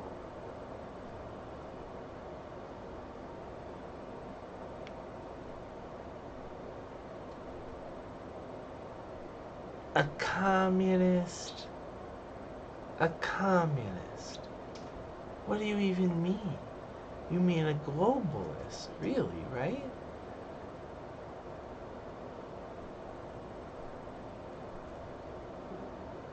The thing that you fear is not mine. I don't know what you're afraid of.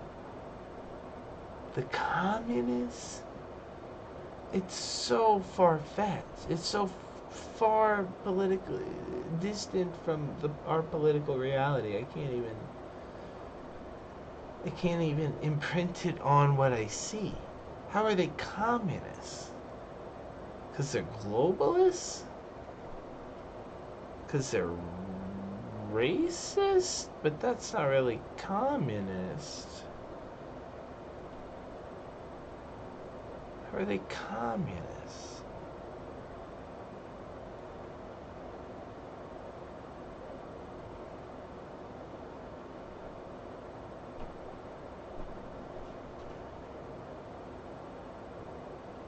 Oh, how are they communists?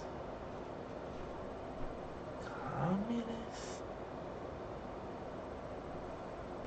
I don't know. Obama. It's basically Hitler and Lenin. Yeah, it seems so stupid. Trump's Hitler and Lenin. Biden's... What? What? What is he? What is he? The worst thing in the world.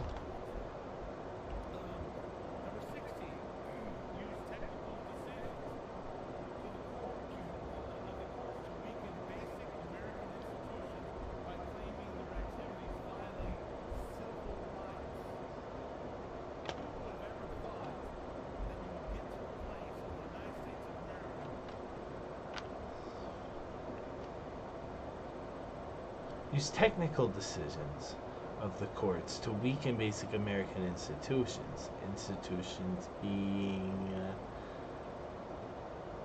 by claiming their activities violate civil rights.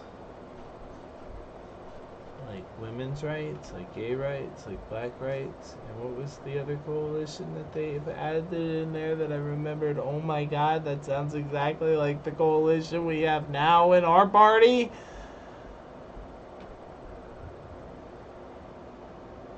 Black, women, gay, and something.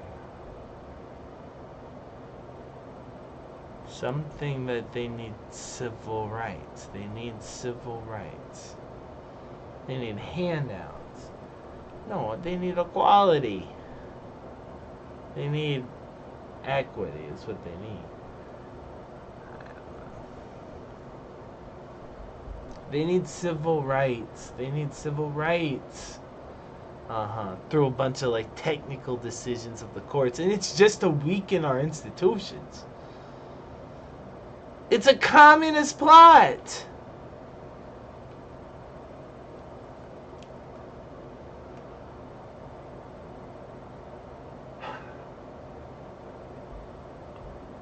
Guys.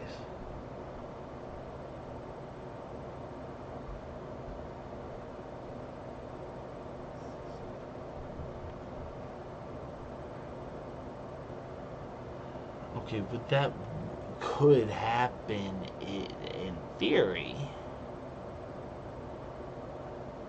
It's possible.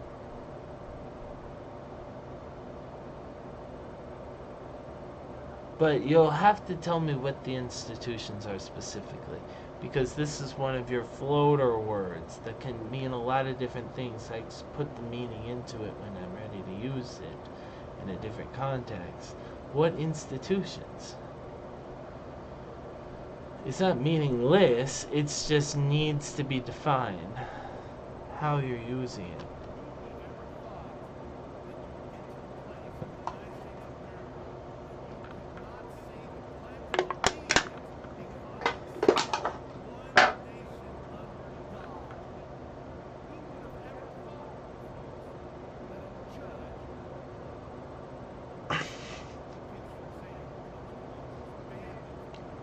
I cannot believe it.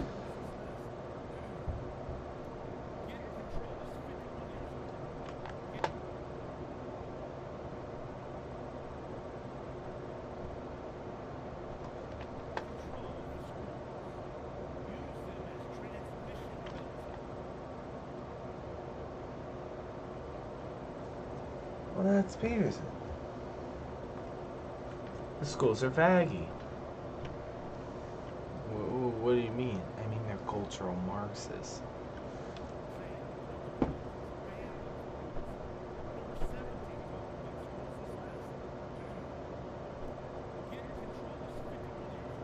I say faggy.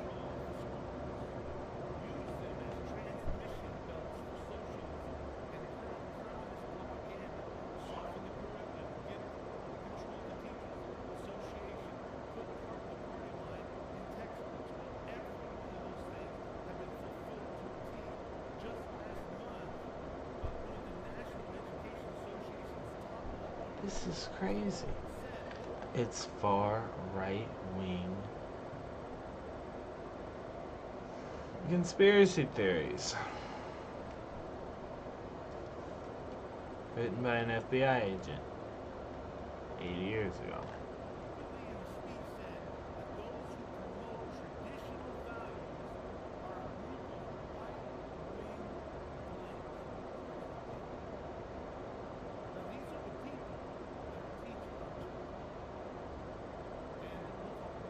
Bastard. Damn, he said bastards? This is 10 years ago, 15 years ago. That must have been like, I'm a bastard.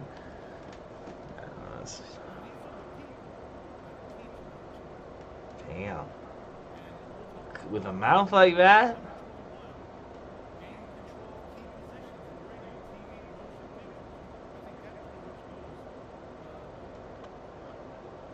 There's CNN with this hammer in it. Gain key positions in radio, TV, and picture. The communists? The Scientologists?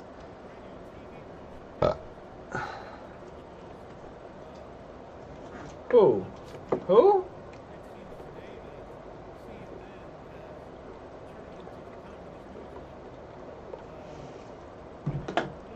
Communist News Network. Look at the junk on TV today.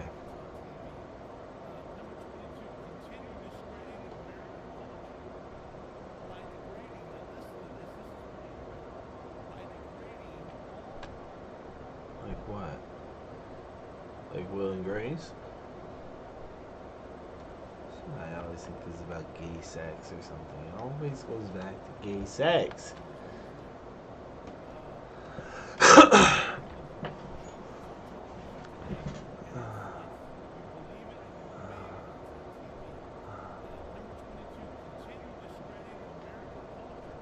Discredit the culture.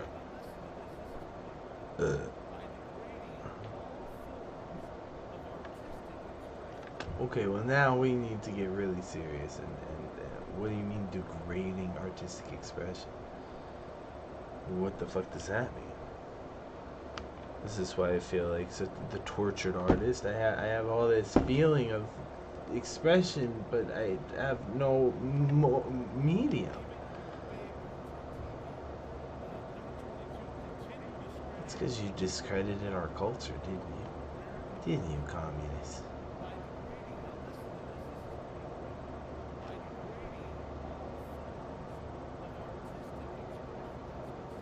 Ah, fuck.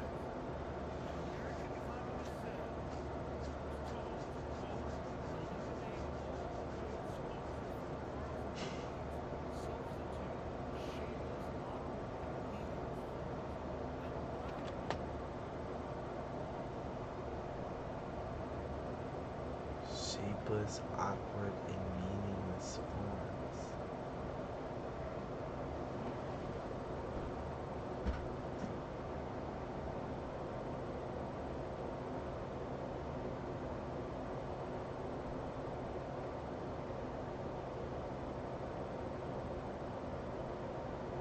Holy shit.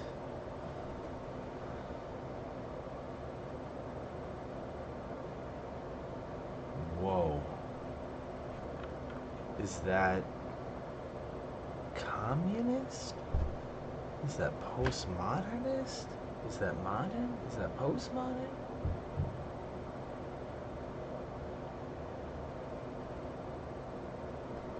Wait a second.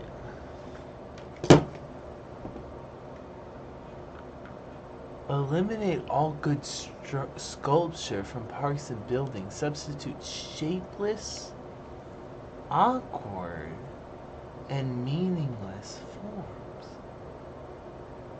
This is giving me really dark purple goosebumps. Black and blue and crazy. I don't like that. You're making me want to cry.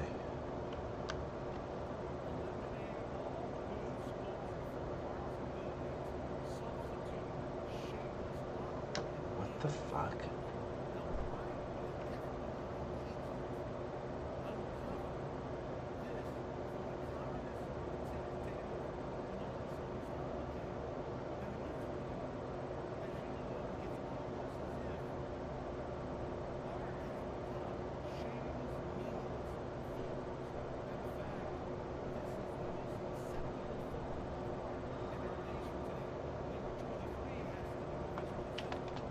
Whoa. Guys, how could you be so stupid?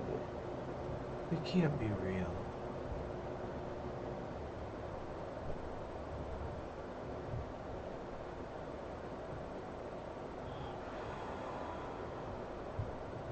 They can't be real.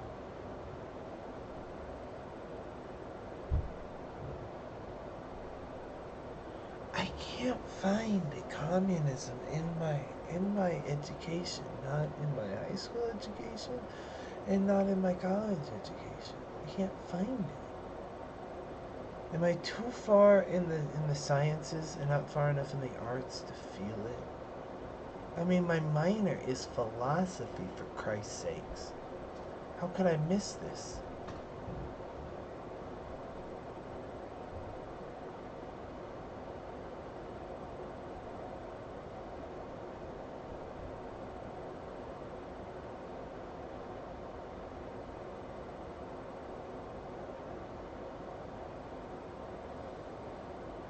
didn't take art, so I don't know. But that it was like a gut wrench, a gut punch. What the fuck was that? I know what we'll do. Destroy all their sculptures and replace it with meaningless forms. What? It'll destroy it. It'll pave the way for the communist takeover. What? What are you thinking? Because now suddenly this artistic critique that we keep getting caught up in, the cultural Marxist, well, goddamn, that was right. It was right there.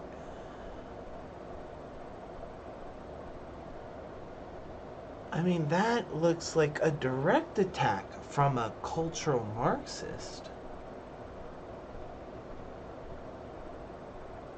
But what are you doing? Okay, so you did it. All the sculptures have been replaced with meaningless forms. Okay. Well, mission accomplished. Now what?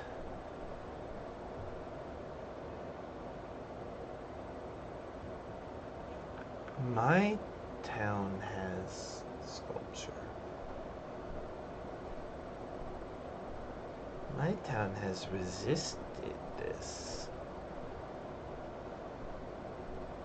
Meaningless forms.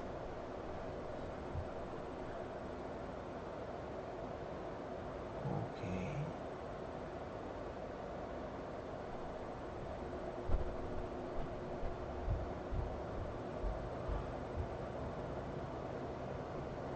Control art critiques and directors of art museums. Our plan is to promote ugliness.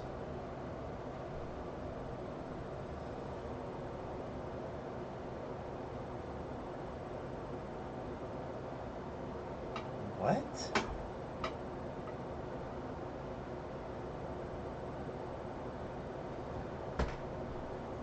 I can't even understand.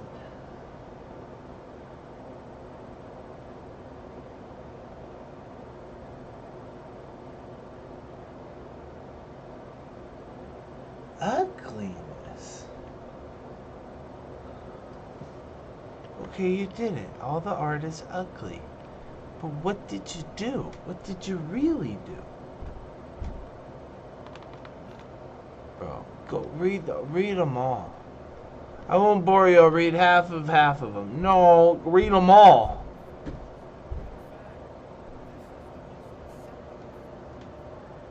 Ugliness.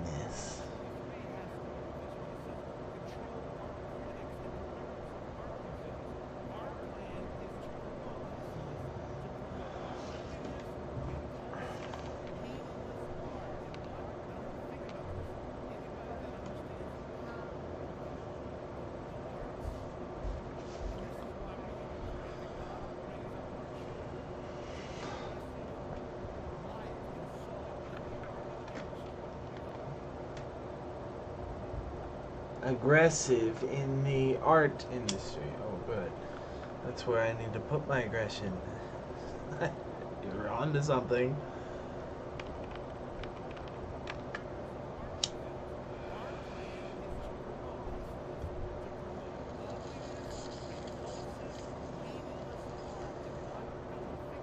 Repulsive, meaningless art.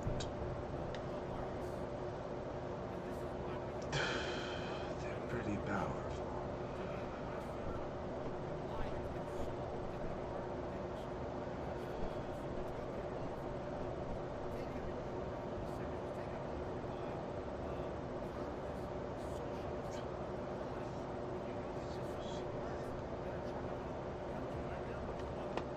Communist socialistic minds.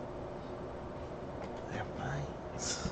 It's just the way their minds work.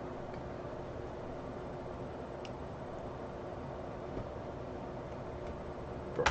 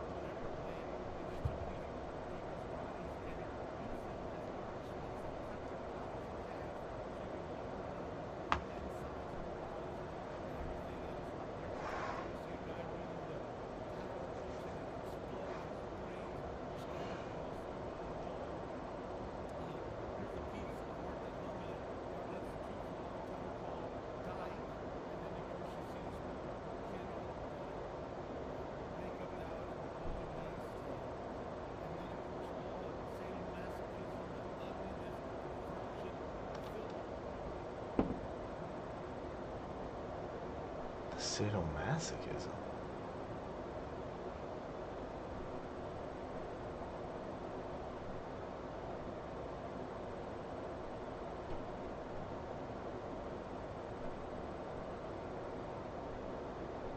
Red star.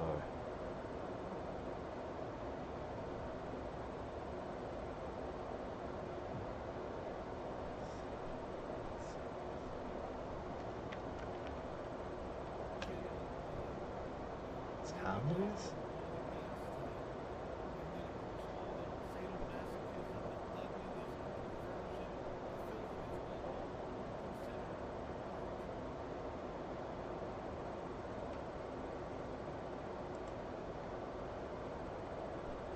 I want episode 2. Somebody else to tell me what this book is about. FBI, huh? What are you doing? Are you revealing the secrets? You're a really good person, right? And you want us to follow along.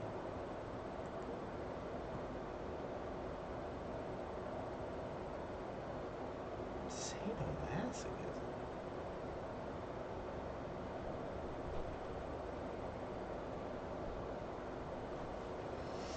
What do you guys think about the art is ugly?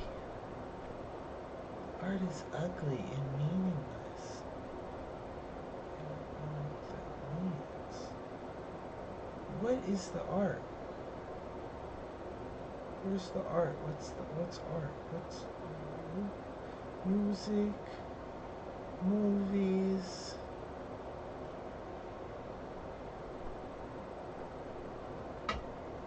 Guys.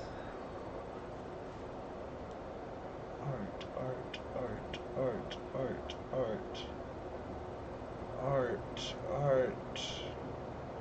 music, art, story. It's gonna be story. Meowie. It's gonna be story. It's always gonna be story. Meowie, meowie, meowie. What are the sculptures about? What's their meaning? Let me tell you a story. In 1872, what's the story behind the meaningless form? It's just cool. Just looks cool.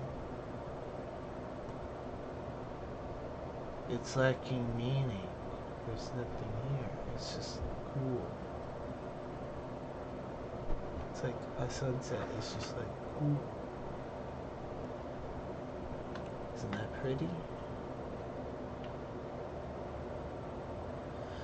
Yeah, but it's not art. It's just nature. Art is going to be representation. If it's meaningless, then that gives me dark goosebumps.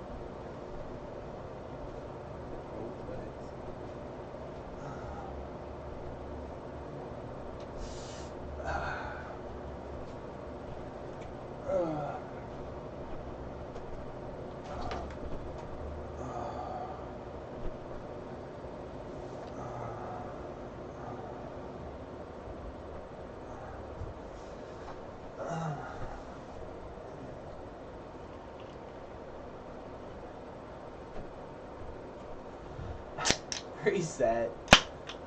Reset.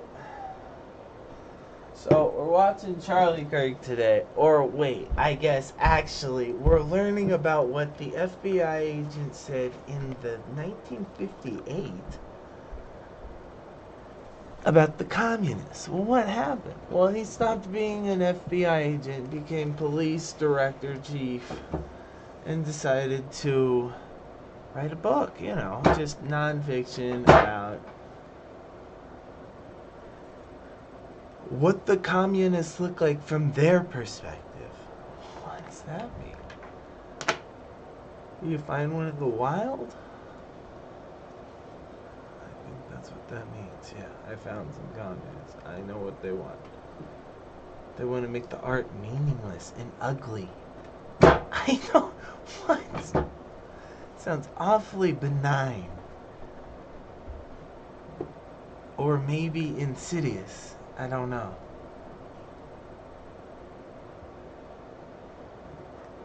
I'm glad somebody read this fucking book.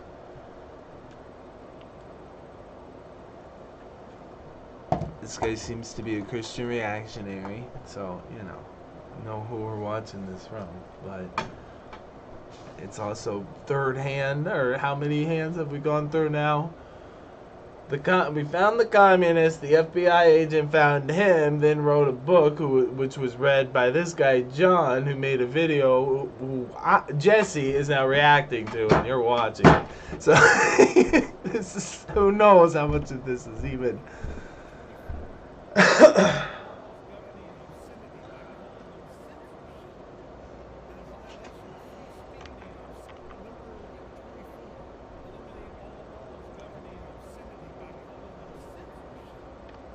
Eliminate all laws governing obscenity by calling them censorship. This is a pro-censorship argument.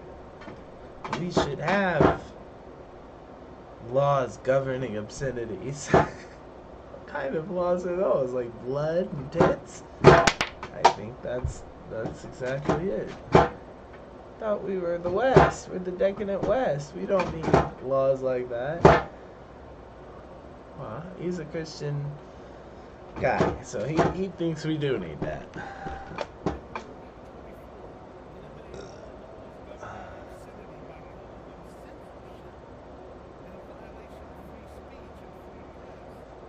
We should do that. So that's good. It's incredibly important in the moment because we just got censored to hell during COVID. So this is exactly what we needed. If they censored you because it was obscene, you should have said, no, it's free speech and free press. Or let them censor you. Let them. I mean, I don't know what the fuck you're going to do about it. Go make a sign, sit somewhere, join a club. I don't know.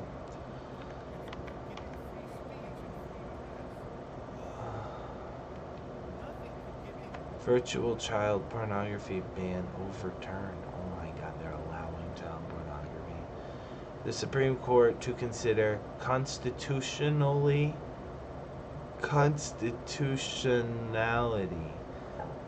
of the 1977 child pornography law.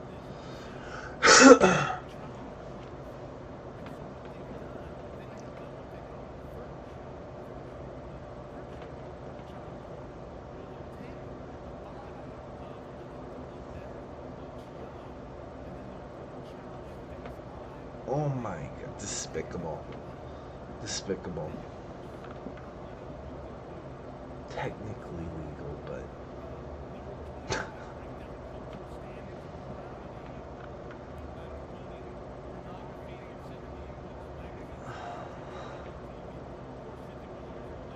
mission accomplished. Break down cultural standards of morality by promoting pornography. I mean, have you seen Elite? The only thing I maybe haven't seen are their genitalia, the penis and the vagina. But I mean, basically, I mean, I can't tell you how long each character's.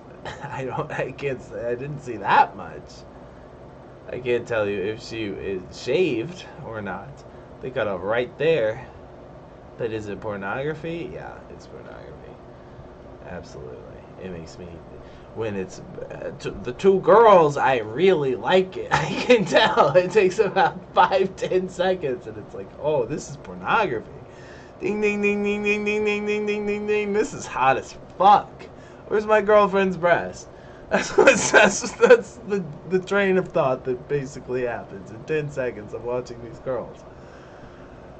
Is it pornography? I mean, my God.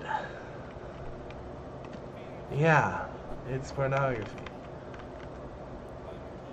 Obscenity? Now that, you must mean gore.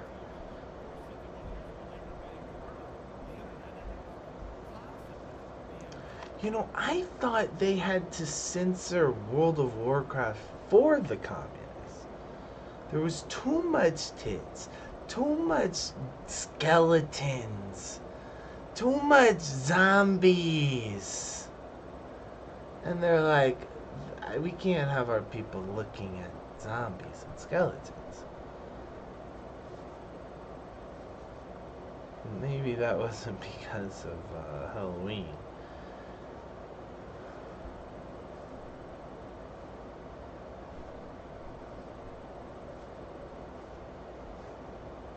I mean, that little boy right there, that's me. You guys never grabbed a Playboy, or you never fucking saw a tabloid, or Jesus Christ. It's just no pornography before. I mean, it's probably a lot harder to get, right? I mean, I just type in Asians puking in each other's mouths, and it pops right up. Is that pornography? Well, yes. Where's the sex part? It's just, you know, they're naked and something, but it's very pornographic.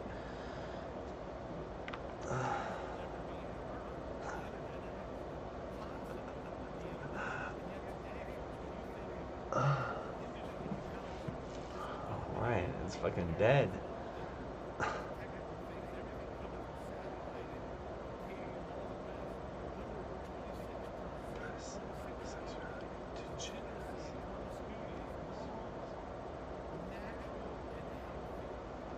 It's like I call you a whore, and you go, I'm not a whore. And it's like, but definitionally. No, this is regular degeneracy and promiscuity. It's healthy. It's natural. But you're everybody. But you're everybody. But you look like everybody. The word for what you're doing is whore. I know you don't like it. But aren't you just justifying it by using words like natural and healthy and normal?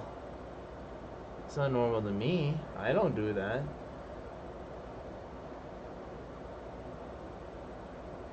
Bunch of cultural Marxists. You're a bunch of cultural Marxists. Found you.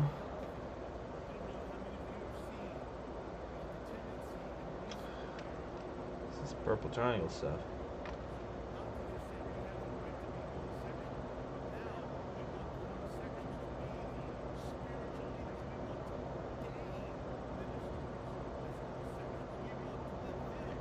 Because it's sinful, and you're letting them be priests.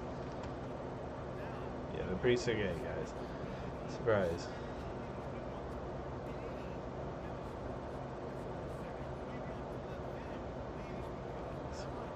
God made us queer. You mean genetically? No, I mean like with human rights. You mean genetically?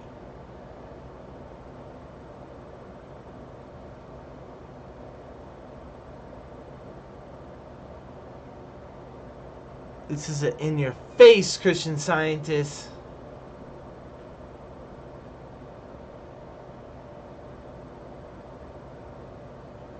God bless our gay troops. Or God bless our gay troops as well, I think is what that might mean. That's positioned with all these other signs. Oh, I guess they're all good. God made us gay. It's just he's giving us these. He's framing this as really bad. So I'm just looking at this like they're protesting gay people, but they're protesting for gays. God loves me. God loves me, even though I'm gay. With my purple triangle.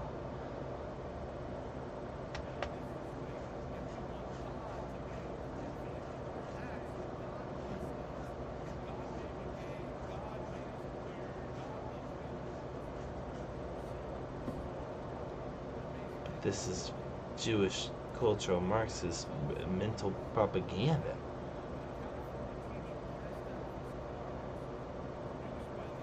It's hard to take you all seriously because then it always ends up back at gay shit. Okay, well, yes. Gay is Jewish, is Marxism, is internationalism, is okay, alright.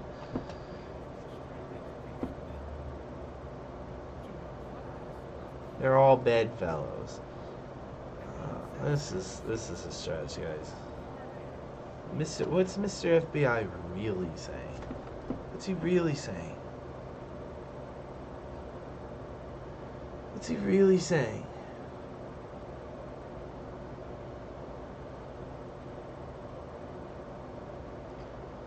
John, you're close, but you're missing something. You're still blinded by your ideology. Understandable. Me too.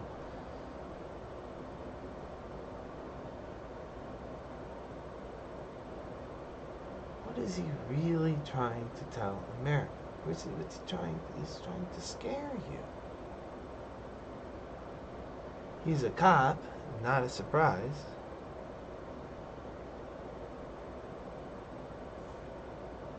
This is what the communists think of themselves.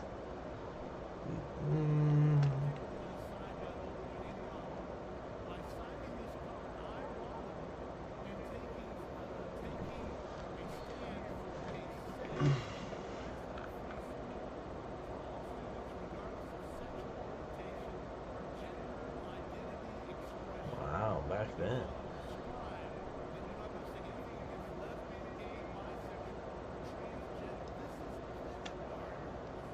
Yeah, but they don't want you saying the words that the parents are saying at their house. Like what? Like faggot. That's the word. That's what they don't want you saying. Or whatever. Or whatever other racial slur or sex slur. I was looking for race on the pledge, but it didn't show up. That's why it came out of my mouth. And I'm there's no bitch or cunt in there either. Where's the sexist slurs? I guess you can throw those around. I don't know. What about old man? I'm really ageist too. That one always you have to wait for grandma to come in and be like, he's being ageist as well. Yeah, true, grandma. You're right.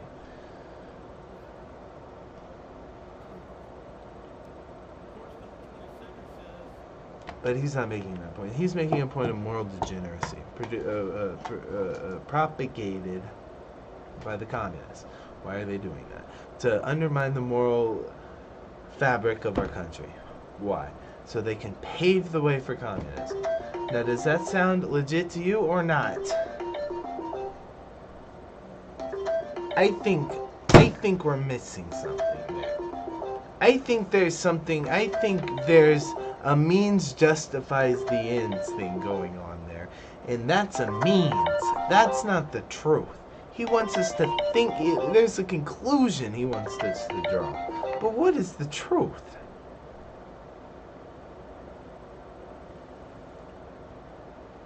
Hey, girlfriend. Hey, how are you? Oh, you're soft and sweet. I'm raging. You're raging? I'm being vocal. My volume is elevated and I'm being loud. I'm being obnoxious probably. Oh, But well, your maybe. your voice is awfully uh grounding. Bring me back to earth. Hi, honey. I've just been cleaning today. What's up? I've just been cleaning today. Cleaning, cleaning, cleaning. Good for you. Still got lots. Still have lots to clean. I miss you. I miss you. I miss you too. I sent you a couple pictures. One of myself and one of dinner tonight. Oh, you sent me a picture of dinner. That's low. Oh, you look like a Native American today. It's your jewelry, I think. What are you wearing? Oh, that's your lanyard, isn't it? Yeah, those are my keys. Hot girl. And then what do I have to look at? A picture of your food. Oh, what is it? Care. What is that? Barbecue meatballs. Oh wow. Okay. I see you got those plates. I'm using those too. Yeah. Yeah. You're so You got very the gray ones, I got the blue ones. you're so very kind to me. Yeah, Yeah. I'll try.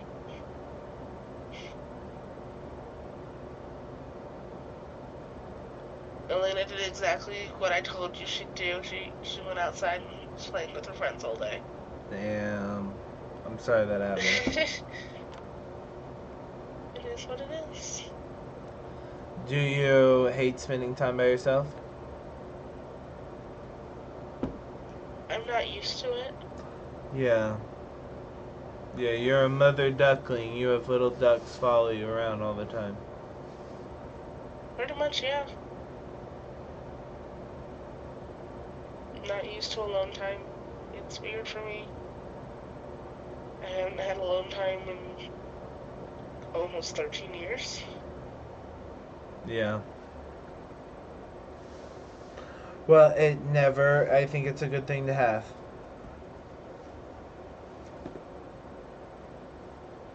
I guess.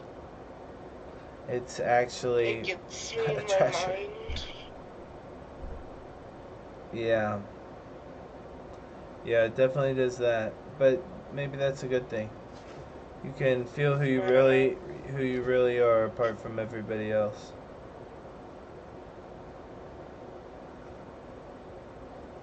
All I've learned is that I'm just sad all the time. Sad about being lonely? Hmm.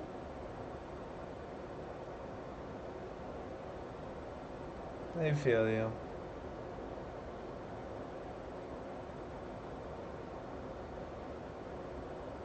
I tried leaving you alone as long as possible before calling you.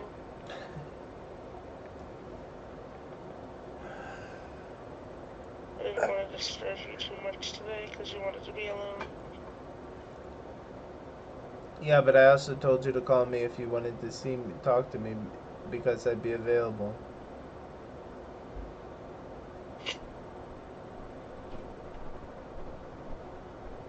Yeah, that's why I called you before bed.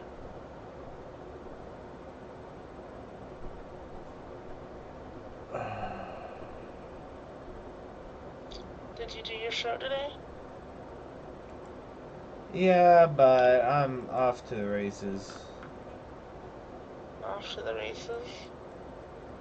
I'm on a tangent.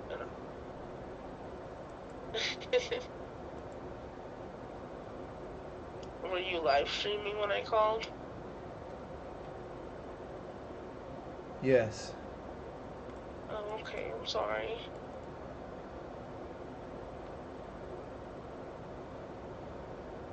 Do you want me to let you go? I mean, soon, yes. But, I love you a ton. I love you too. I'm sorry, lonely. Will I see you tomorrow? Sure. That sounds like maybe, probably not. Yeah, how about maybe is a better thing to say. Okay. Baby. I love you. You miss me that much, girl. Yes. I have a really weak I have a huge weak spot for this. You're really hitting my weak spot here. I'm not trying to. I just love you.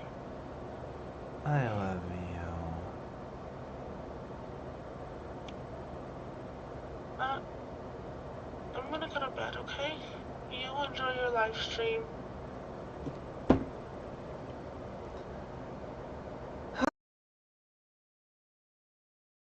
For sure. Enjoy your evening, honey. I love you. I love you too. I'll talk to you later, babe. Alright. Bye, baby. Bye.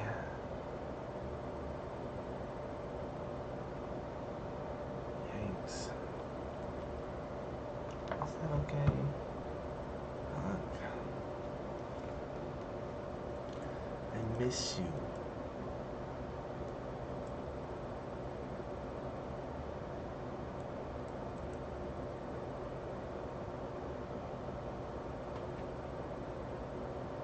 What makes it left wing and what makes it right wing? Well, they're both totalitarian, meaning they have total control of the country.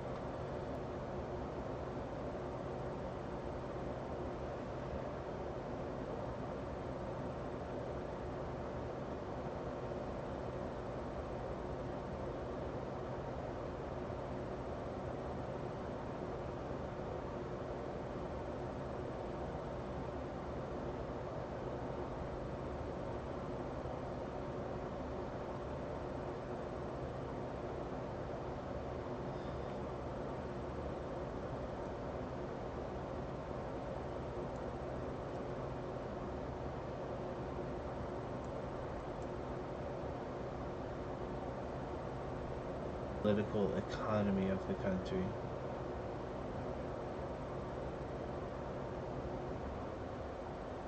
Of the citizens.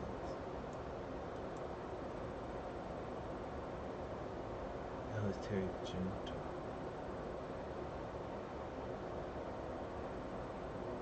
In the exercise of societal political control, the difference between totalitarians and authoritarians is one of degree. Totalitarians are just crazier for the sake of holding power, and is supported either jointly or individually by military junta or by a socio-economic elite who are the ruling class of the country. Either they're military or they're the elites and money, socio-economic.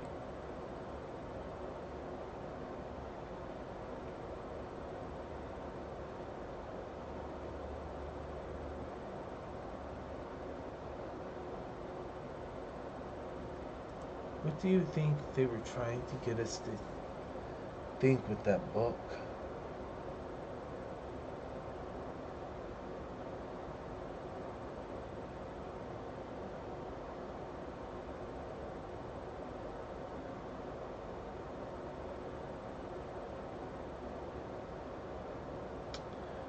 Well, 17 hours later, do you think you understand what cultural Marxism is?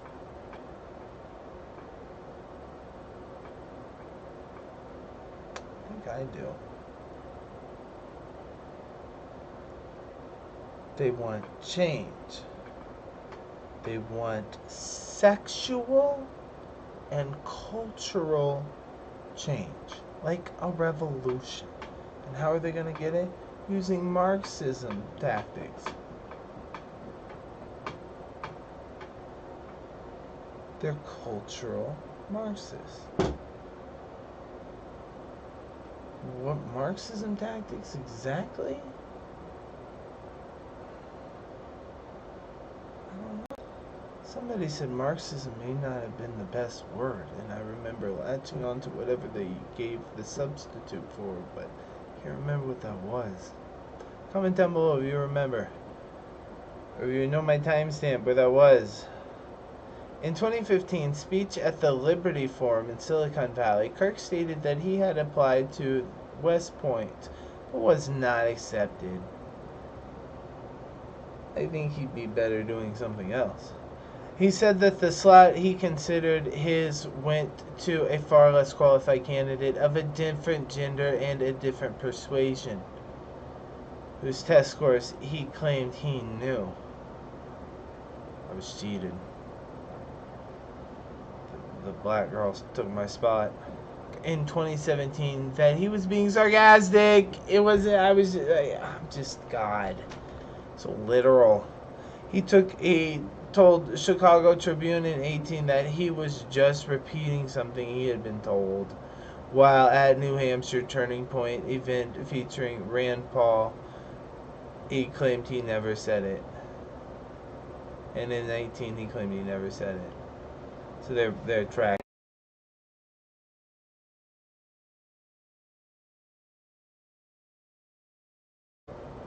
And that time he said that he knew that there was another kid who got a seat taken by another kid who was like of a different type of kid that he was. Okay. In 18, Kirk falsely claimed on social media that the Justice Department statistics showed an increase in human trafficking arrests from 1952 in the year of 2016 and 6,087 in the first half of 18. He deleted the tweet without explanation. He didn't even explain why, after a fact checker pointed it out. In 18, he falsely claimed that protesters in the French Yellow Vest movement chanted, "We want Trump." Those false claims were later repeated by Trump. That sounds right, probably. I don't know. In defending the Trump administration response to COVID-19, that happened during Trump? Kirk falsely stated that during the H1N1 swine flu pandemic, it took Obama millions of infected and over 1,000 deaths to declare a public emergency. He's trying to equivocate between Trump's response and Obama's response, and he probably inflated it. Kirk had spread falsehoods about voter fraud in the pandemic. According to Forbes, Kirk is known for his repudiation of liberal college education and embrace of the pro-Trump conspiracy theories. Repudiation of liberal college education. And I wouldn't trade mine for anything. That's what school should have been the whole time. But it certainly wasn't, I don't know. It was knowledge for knowledge's sake, which apparently is not what we humans use knowledge for. We use it to fight each other. So I might be in the minority there who thought that it was worthwhile. Racial issues. Hold your breath and get serious and don't be funny. Kirk has said that the concept of white privilege is a myth and a racial lie. What's white privilege? We have a blue link for white privilege. Can you believe it? Or white skin privilege, if you didn't know, if you didn't understand what I meant by white, is the societal privilege that benefits white people over non-white people in some societies, particularly if they are otherwise under the same social, political, and economic circumstances. Benefits them how?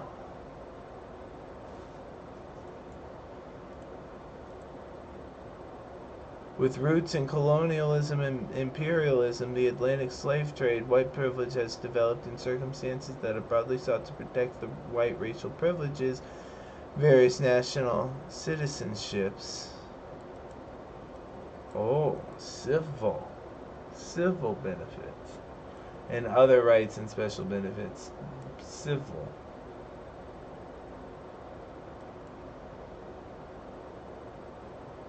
In the study of white privilege, a completely different page, it is a broader field of whiteness studies.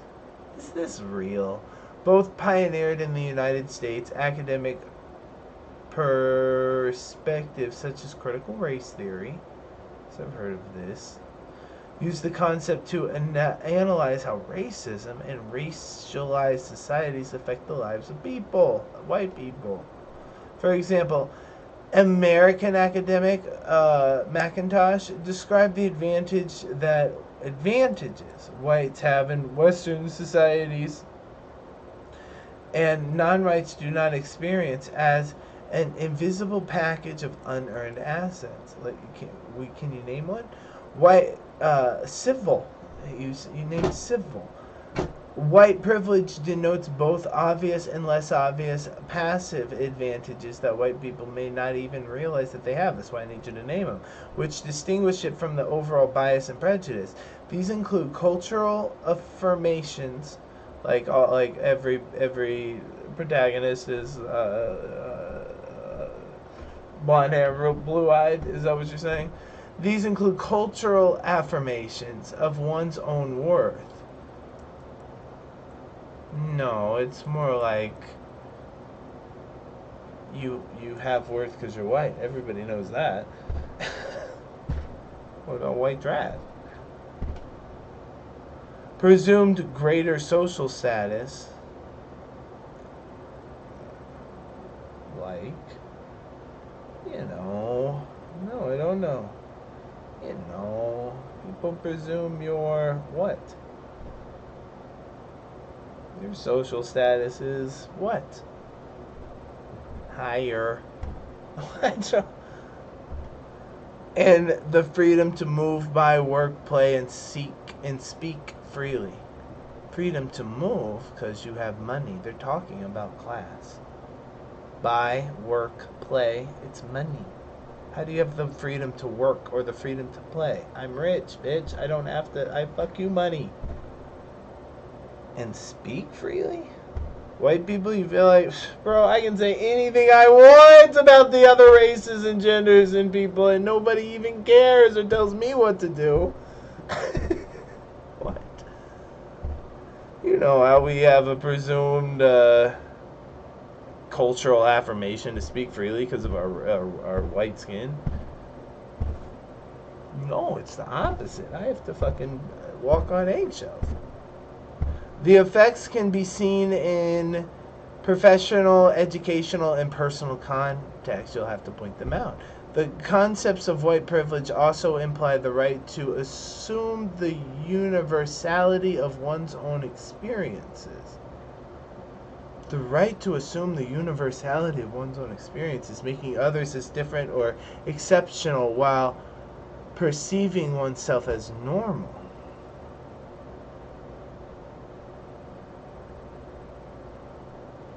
He was being racist.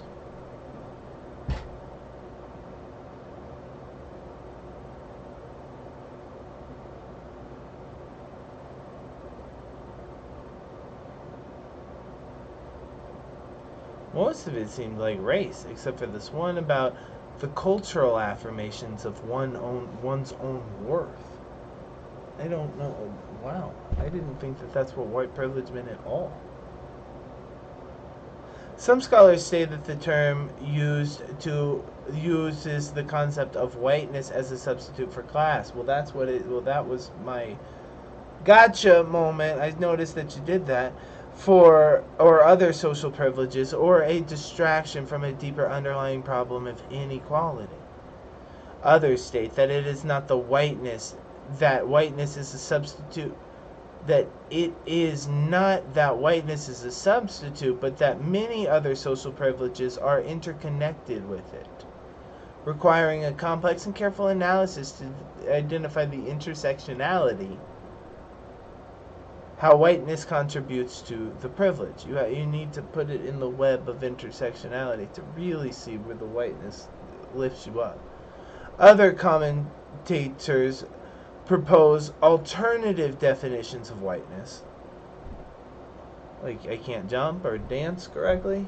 What are the other definitions of whiteness? I'm square. No wonder you're bad at rapping, because looking at you, man, you're all white. Is that an alternative definition of whiteness?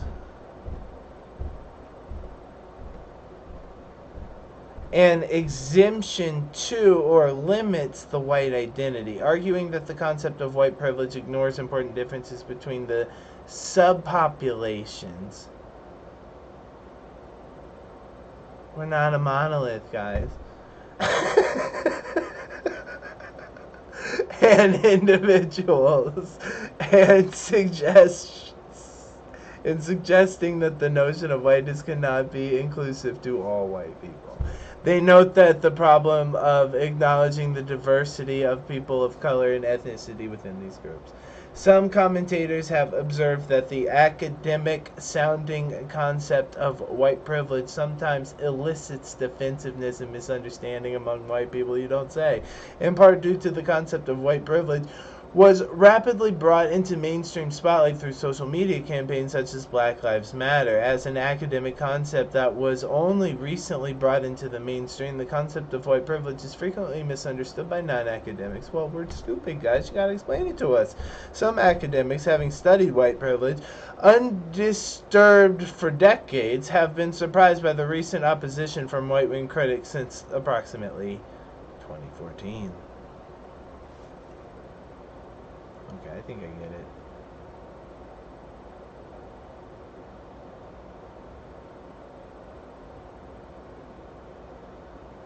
I call this legacy.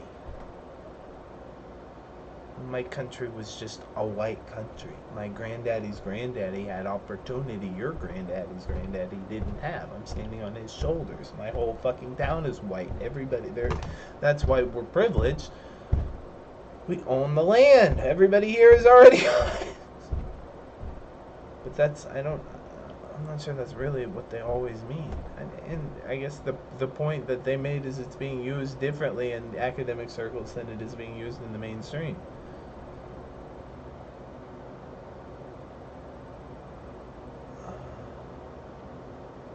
Kirk has said that the concept of white privilege is a myth and a racial lie. Well, you probably just misread Nietzsche. Kurt, you probably just misunderstood the concept because you didn't get to go to college. You didn't graduate, Holmes. Kirk served on Trump's 1776 commission, a response to the 1619 project.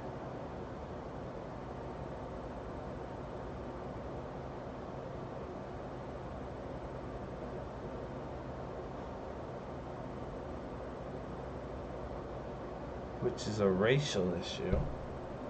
During a September 2021 episode on Charlie's show, he called for Texas to create a citizen force, like a militia,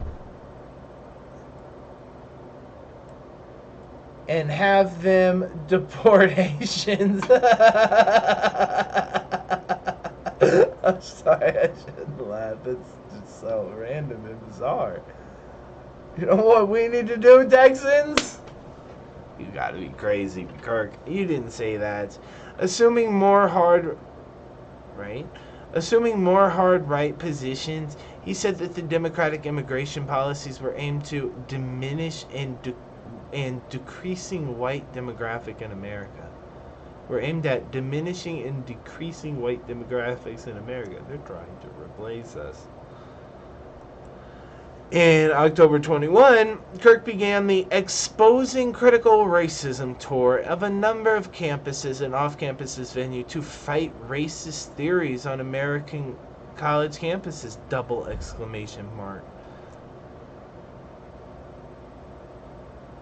Kirk wants to fight the racist theories.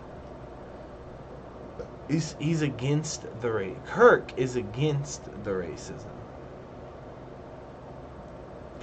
On the Minnesota leg of the tour, Kirk called George Floyd a scumbag, and the comment section of the last video said he was just overdosed.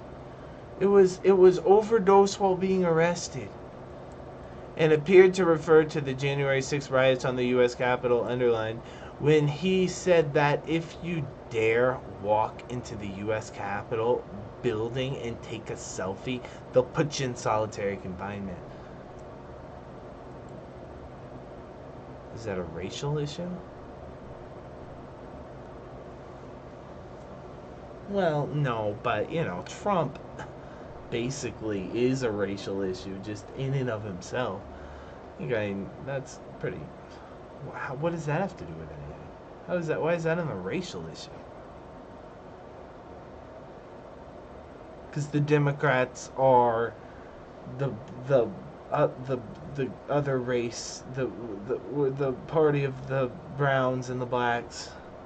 I think that might be closer to what they're saying here. In November 2021 Fox News article, Kirk wrote that the state power should be used to stop teachers from indoctrinating.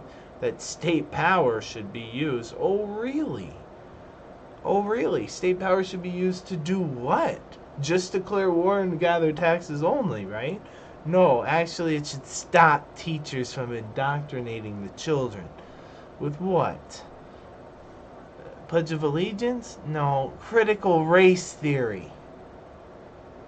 Now, what was that again? It's the idea that you have epistemological standing in a way that other people don't have based on your race. I can see stuff in the world that you never can see because I am white. And you'll never see it from my... You can never see things the way I see them. Or black. That's hard to swallow.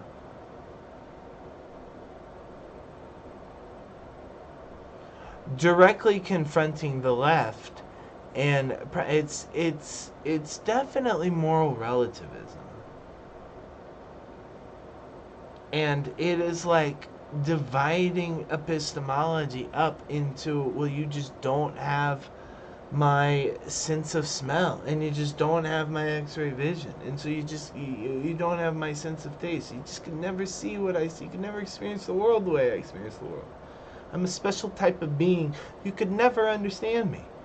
That's the way I think of what critical race theory is really saying.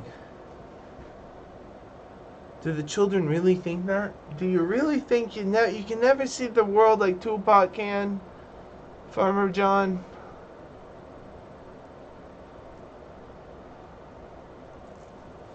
I'm trying to think of a black name, but the fact that I can't think of a boy's black name, maybe that's a proof of the theory. Ty Tondell. That's not even a name. I got nothing.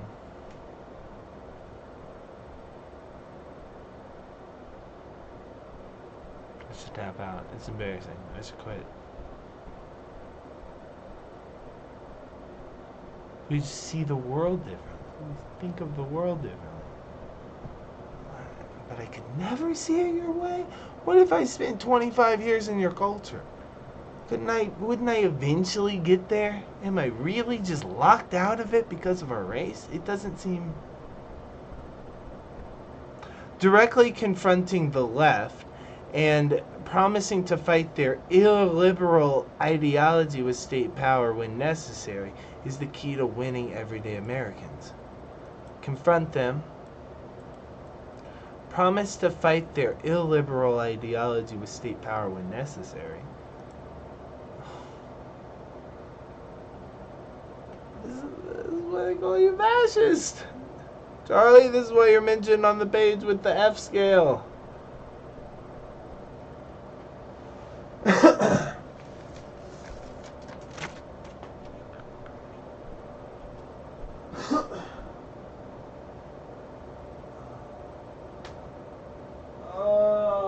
But he's so nice. I know, he was very nice. That's how they treat me. That's to check on me. I just see.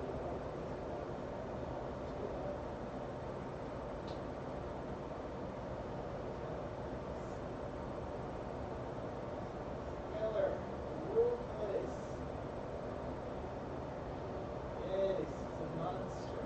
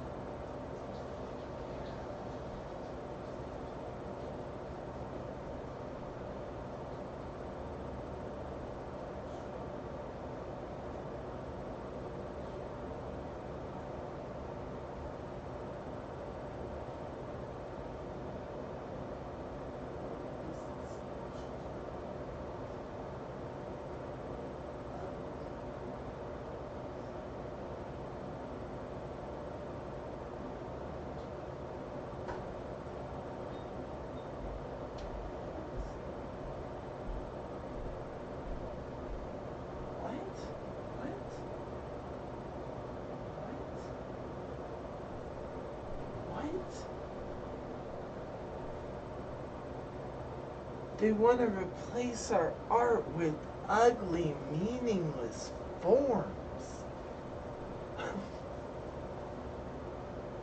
What?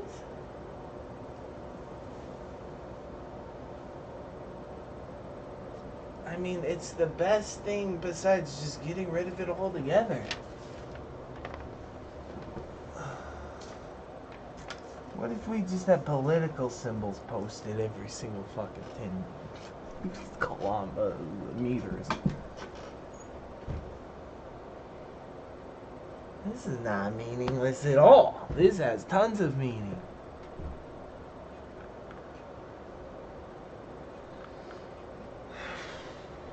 I don't know, man. Kirk used to praise Dr. Martin Luther King Jr. prior to 2013, variously calling him a hero and a civil rights icon. But by 2013, however, he began, who uses a semicolon, ladies and gentlemen, he began to have a negative assessment of King. Damn, what happened? Using a speech at the first American Fest to describe him as awful, not a good person.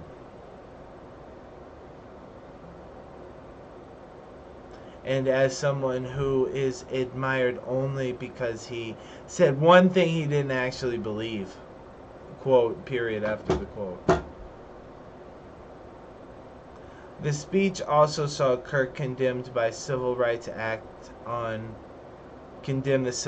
Act of '64, calling its passage a huge mistake and alleged that it created a permanent DEI-type bureaucracy. DEI. Diversity, equity, and inclusion.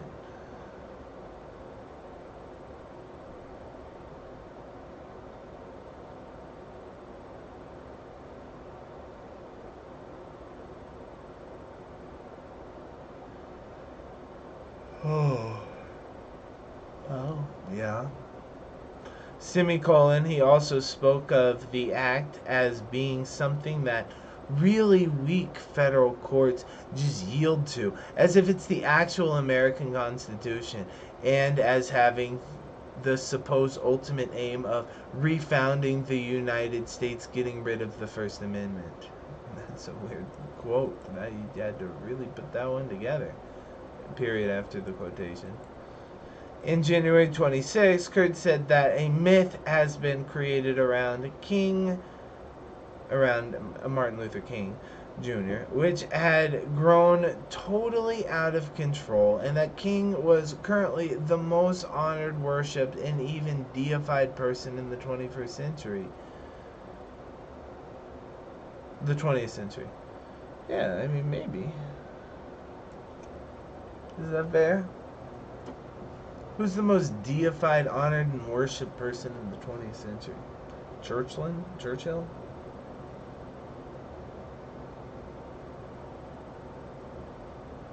He'd be Stalin. Not from our side of the world. Mao, not from our side of the world. Most honored, worshipped, and deified person. Um,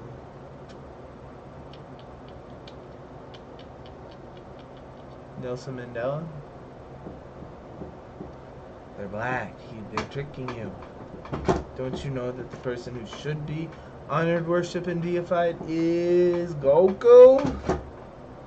Yeah, I don't know. Who do you want? What's your point? Who did we miss? Despite most people supposedly disliking him. Well, you know, I hate the great. Responding to a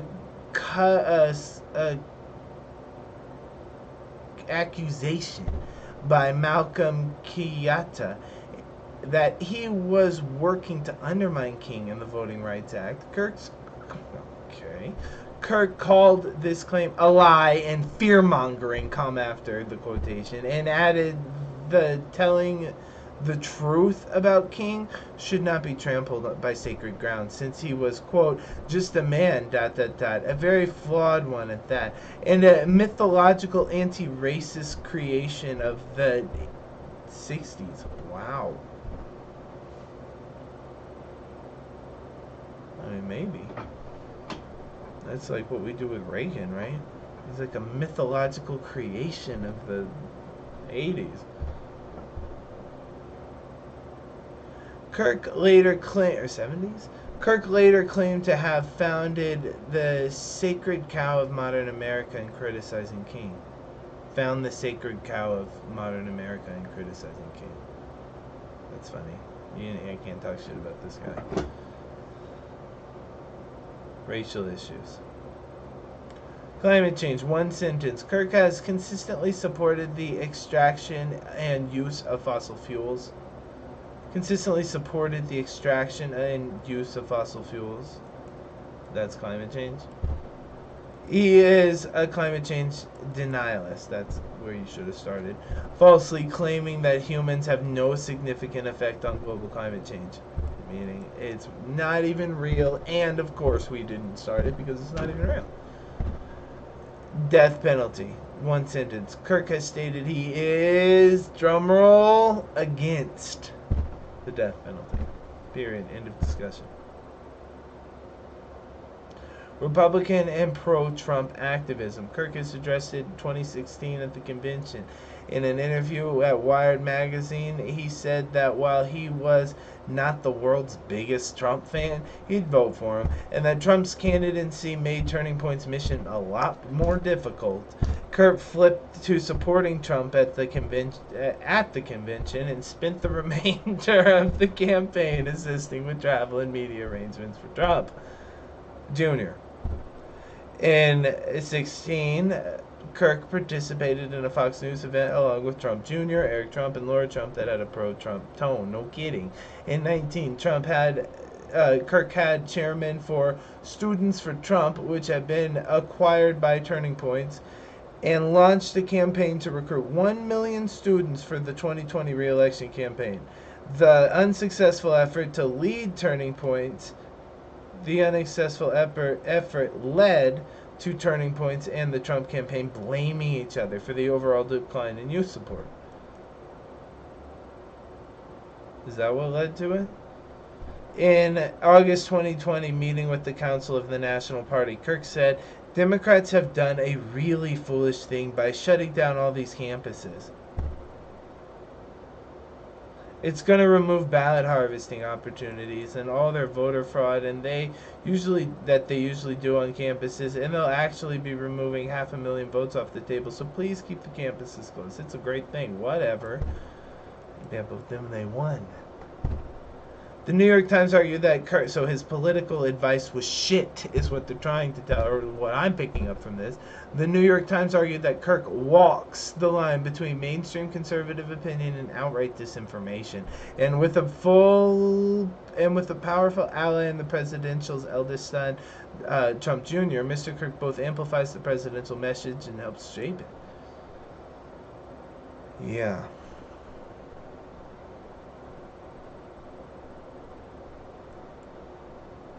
mainstream, fine line between mainstream conservative opinion, because there is a fine line, and outright disinformation. There's a fine line to be walked, and he walks it. COVID-19 bullshit. Kirk spread false information about conspiracy theories of COVID-19 on social media platforms such as Twitter in 2020. Period. Kirk sharply criticized Democrat criticism of Donald Trump's withholding of WHO funding and referred to COVID-19 as the China virus, which was retweeted by Trump. Oh, you coined that, huh? Well, damn. I use that term all the time. The China virus, of course. Kirk alleged that the WHO cover up information about COVID-19. Alleged that they covered up information about the pandemic. He was briefly banned from Twitter after falsely claiming that hydroxychloroquine have proven to be, quote, 100% effective in treating the virus, quote, semicolon. He alleged, capital H, he alleged, I need to get my red marker out. The geniuses here don't know what English language, they didn't pass English. He alleged Gretchen Whitmer, American lawyer, Michigan governor. The Democratic governor of Michigan threatened doctors who tried to use the medication. He alleged Gretchen Whitmer threatened doctors who tried to use the medication. Okay. The falsehoods were retweeted by Rudy Giuliani, whose account was then suspended by Twitter as well. Look, Kirk said it, and I just thought he was right. Kirk also described the public health measure of social distancing prohibitions in churches as a democratic plot against Christianity. A democratic plot against Christianity?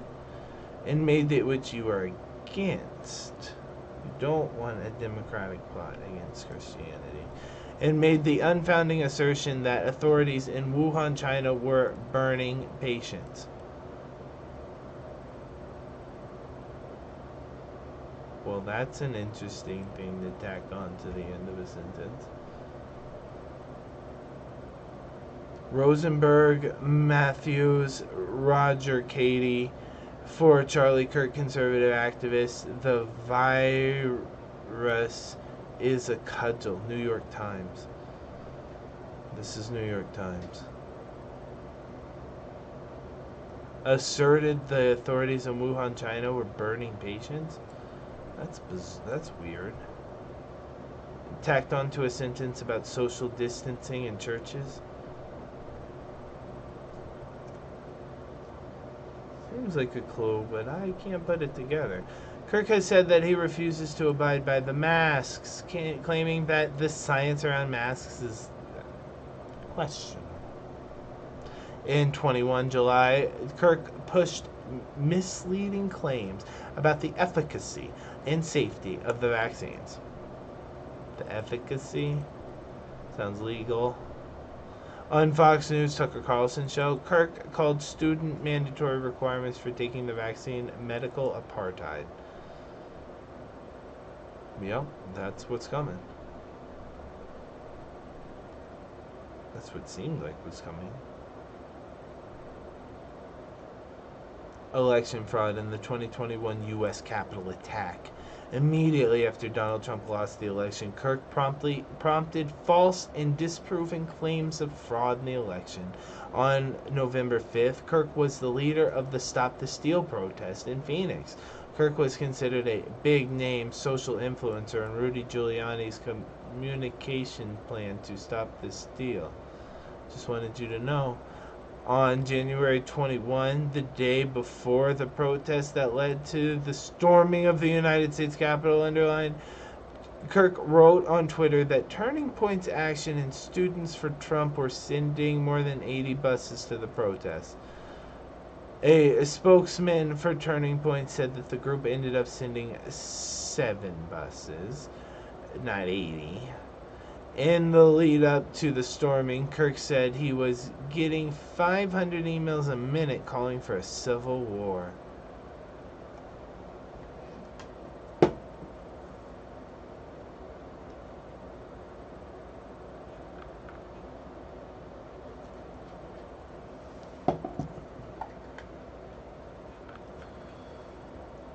This girl got fleeced by him by giving him money to send buses, but he didn't have people to put in the buses.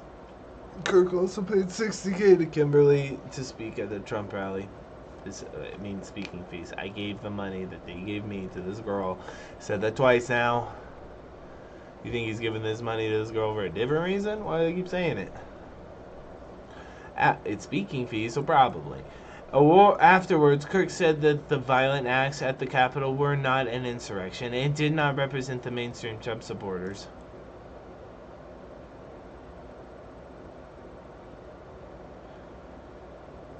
Right, because it's afterwards. Appearing before the United States House Select Committee on the January 6th attack, Kirk pleaded the Fifth. His team, however, provided the committee with 8,000 pages of records in response to its request. In other closed-door meetings of the January 6th committee, Ali Alexander blamed Kirk and Turning Points for financing the travel. School board activism. In 21, Kirk tweeted for parents to protest at school board meetings. I just wanted you to know, urging parents to stand up and push back on mask mandates in the teaching of critical race theory. Which class are you getting taught critical race theory?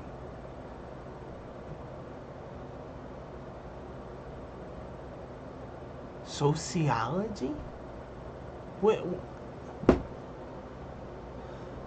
I mean, you could teach it in it. You could say, well, my math gives me a particular perspective on numbers that you need to understand critical race theory. Views on relationships and sexual anarchy. Sexual anarchy? Tell me what that is before we even start.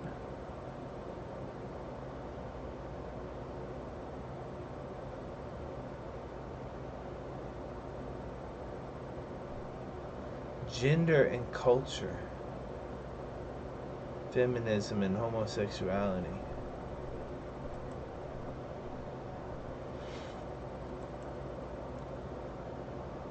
Seems fine.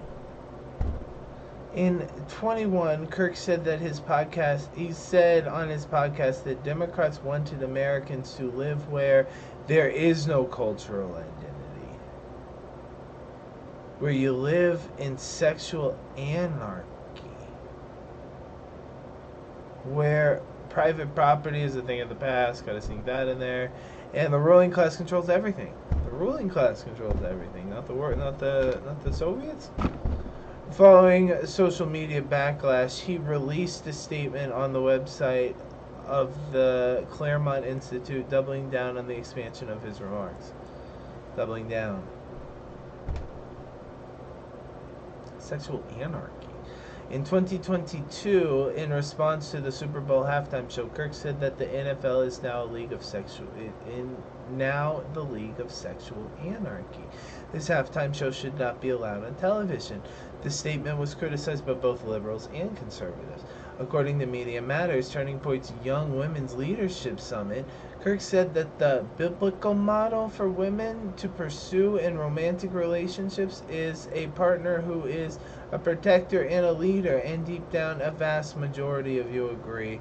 And that if you want to go meet conservative men that have their act together, that aren't like woke beta men, like start a Turning Points USA chapter, you'll meet a lot of them. Woke beta men, damn.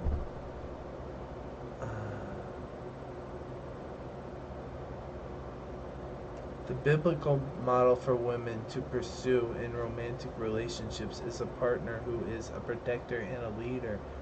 And deep down, a vast majority of you agree.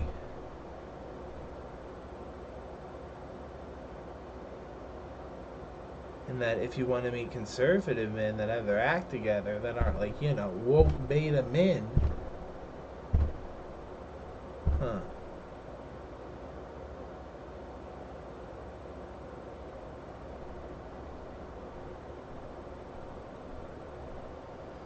Like Charlie, conservative man with his act together. After Russia invaded Ukraine in February 2022, Charlie characterized the conflict as a border dispute. It's not even a war of aggression, it's a border dispute. And spread false claims that Russia, see, they don't let you decide for yourself. It used to be, what? You decide. You decide. No, they were false. In case you didn't know, they were definitely false. From Russian state media that Ukraine was firing mortar shells at the Russian separatist enclave in Ukraine. Okay, maybe not. At February 22, Conservative Political Action Committee, Kirk said that the southern border matters a lot more than the Ukrainian border, and that, in fact, I want every Republican leader who comes up on stage in the next couple days to call what's happening on the southern border an invasion, because 2 million people waltzed into our country last year. Yeah, but that's not an invasion, Charlie. Yeah, but it's a really good word that's really like latching on into people's minds. We're being invaded. Okay. Conflict with the Republican National Committee in 2022 warned the committee that they need to listen to their grassroots voters and face the consequences of ignoring them. Stated that if ignored, we will have the most stunted and muted party in the history of the conservative movement, the likes of which we haven't seen in generations. Falkirk Center and Faith and Liberty. Falkirk. In 2019, Kirk and Jerry Falwell co-founded the Falkirk Center of Faith and Liberty, a right-wing think tank funded, owned, and housed by Liberty University. 1971.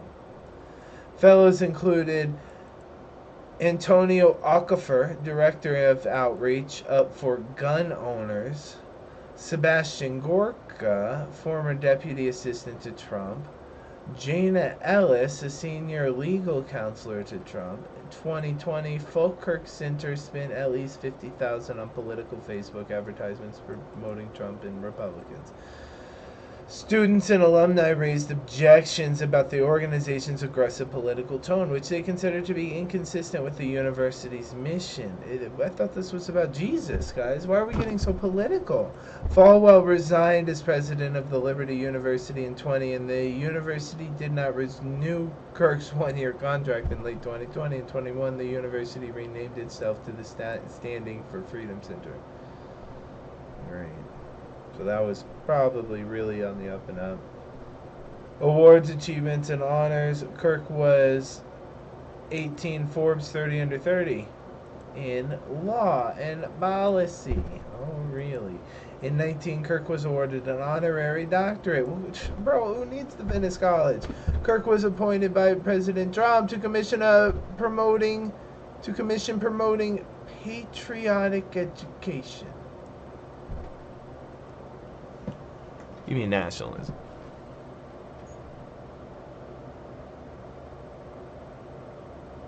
Kirk wrote a book.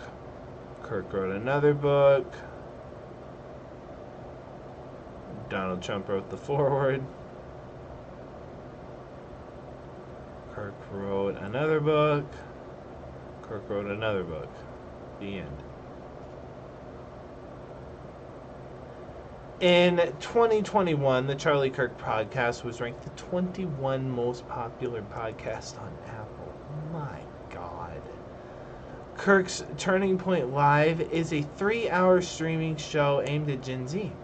Turning Point's monthly online average has grown to, yes, you found this very significant. You've said that before. As 2023 February Brooklyn Institute study found Kirk's podcast contained the second highest proportion of false, misleading, and unsubstantial statements among the 603 episodes produced by 79 prominent political podcasters. In 2020, journalist Barry Weiss released a report of internet. You know Barry Weiss?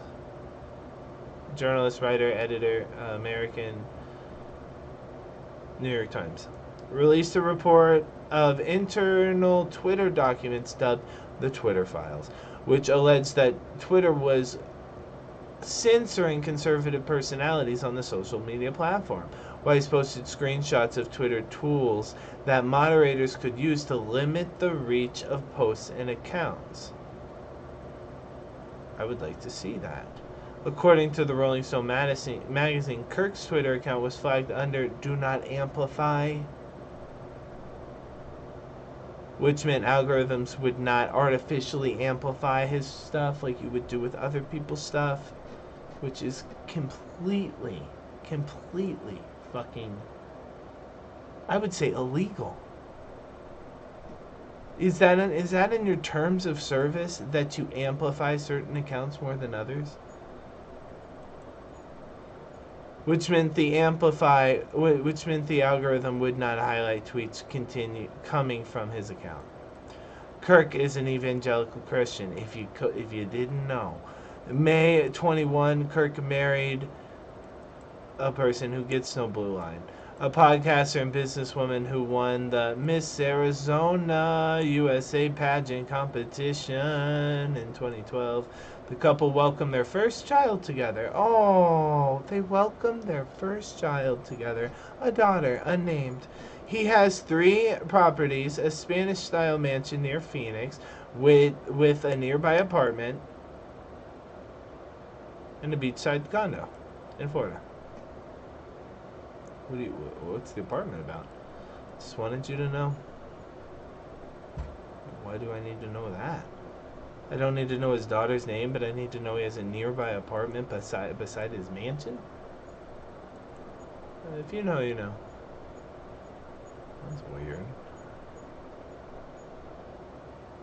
Did you guys learn anything about Charlie Kirk? I bet you did. I thought he was just a sweet boy. He's a dropout. I learned that. I didn't know that. His wife is a secret. His children is a secret. But his apartment next to his mansion is not a secret.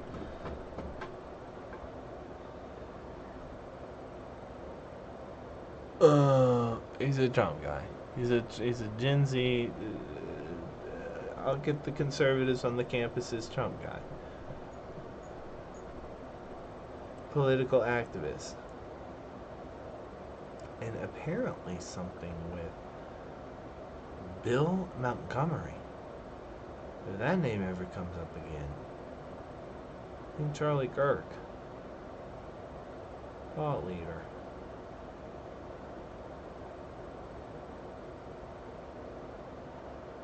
Okay, maybe we're ready now. What about this?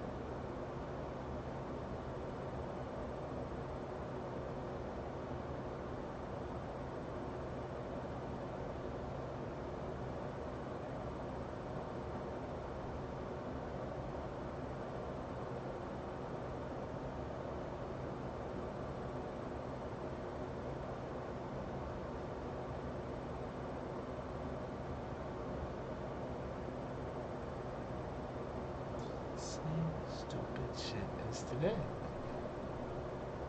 Except the pacifism part. The communists want us to be pacifists?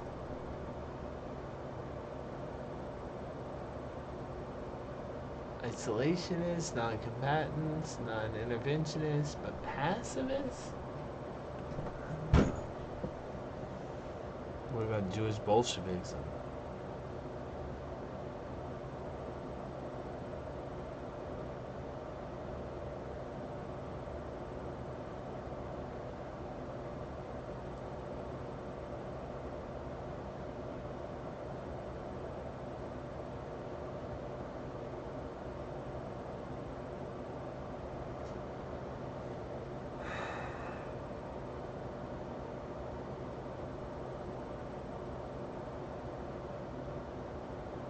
The claim that there was a Jewish war against Nazi Germany is an anti-Semitic conspiracy theory promoted by Nazis which assert that the Jews, framed within the theory as a single historical actor, started World War II and sought the destruction of Germany.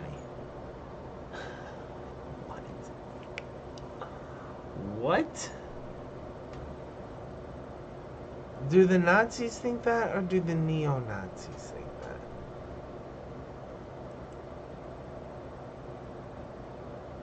The Nazis think that. Oh my god. Well, that would mean Hitler created a false boogeyman. They're attacking us, the Jews, they're invading. No kidding. They're invading us. Like with an army? Well, slowly trickling in like water. The claim that they're... Oh my god.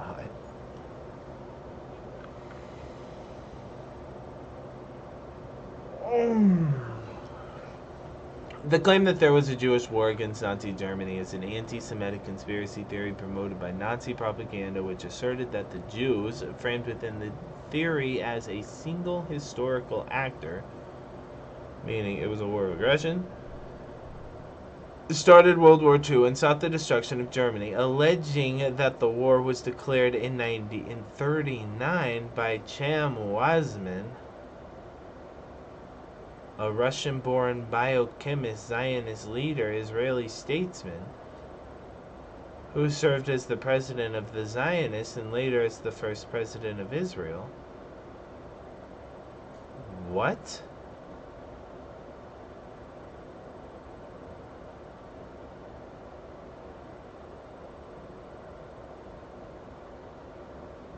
President of the World Zionist Organization.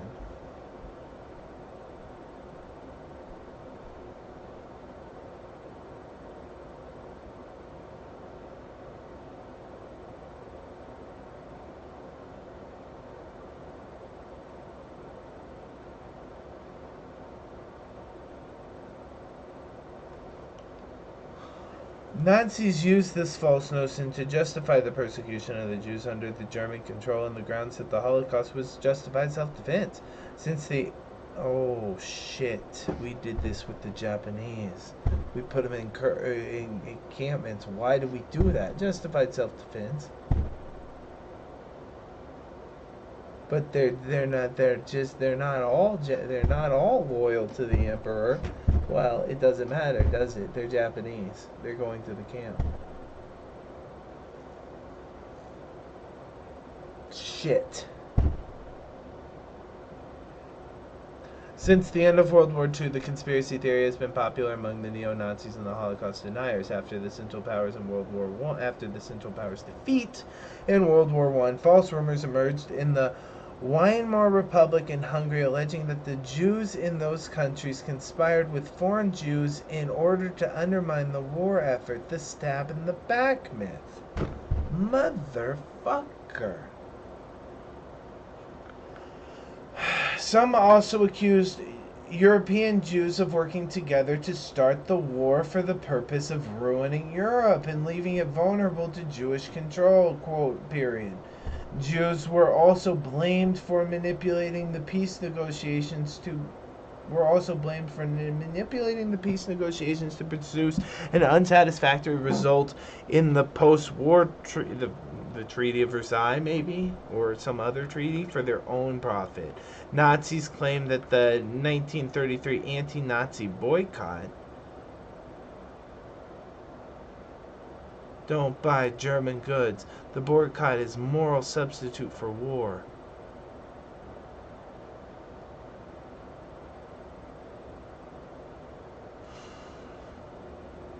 was an aggressive action by Jews and launched the Nazi boycott of Jewish businesses in retaliation, says the conspiracy theory.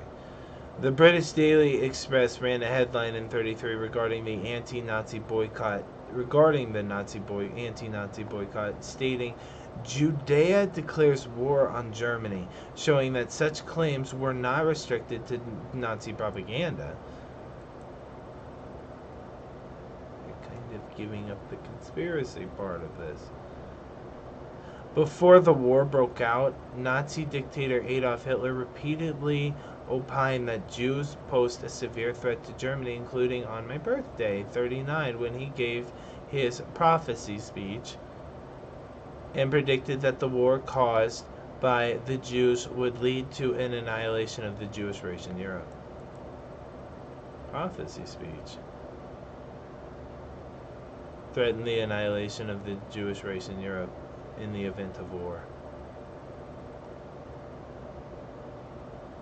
World War II. For Hitler, the start of World War II on September 39 confirmed the idea that there had been a Jewish conspiracy against Germany all along, even though Germany started the war by invading Poland.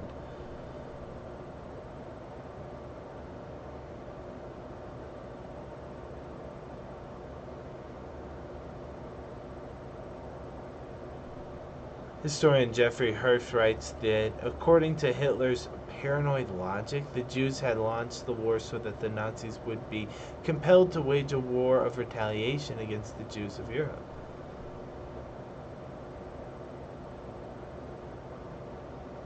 They made me do it. They knew I was going to Holocaust them if they did it, and that's why they declared war on me, to make me Holocaust them. Herf also wrote that the core of Nazism narrative of World War II was that a historical subject called international Jewry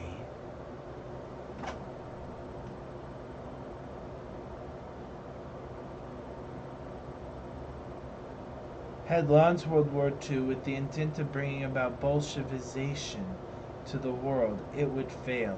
Instead, Nazi Germany would retaliate for this aggression and annihilate them. It would wage a war against the Jews in response to the war the Jews had started. Scholar Bitwork writes, the Nazis justified their attempt to exterminate the Jews by claiming that they were only defending themselves against the Jewish plan to destroy them and their population.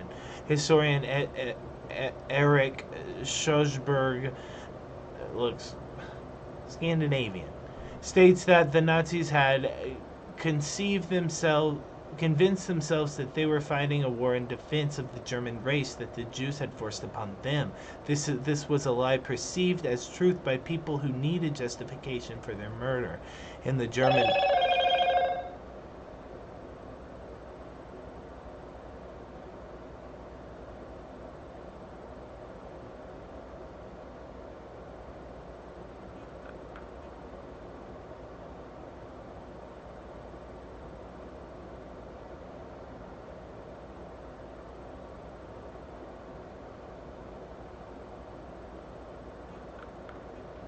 the German War, historian Nicholas Stargard writes that by the mid-1942, hardline Nazi ideologues such as Martin Bormann thought that Germans should be made to realize that they were now locked in a genocidal global conflict which could end only in their victory or destruction. Quote, period. In response to the queries about how to explain the extremely harsh measures taken against the Jews,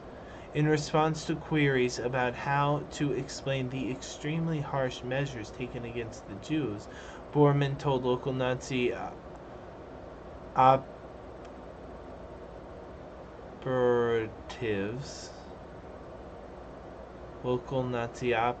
to justify rather than deny the systemic deportation that resulted in murder. Justify it rather than deny it. How do we explain how harsh this is? Just justify it as they started it. It's us or them.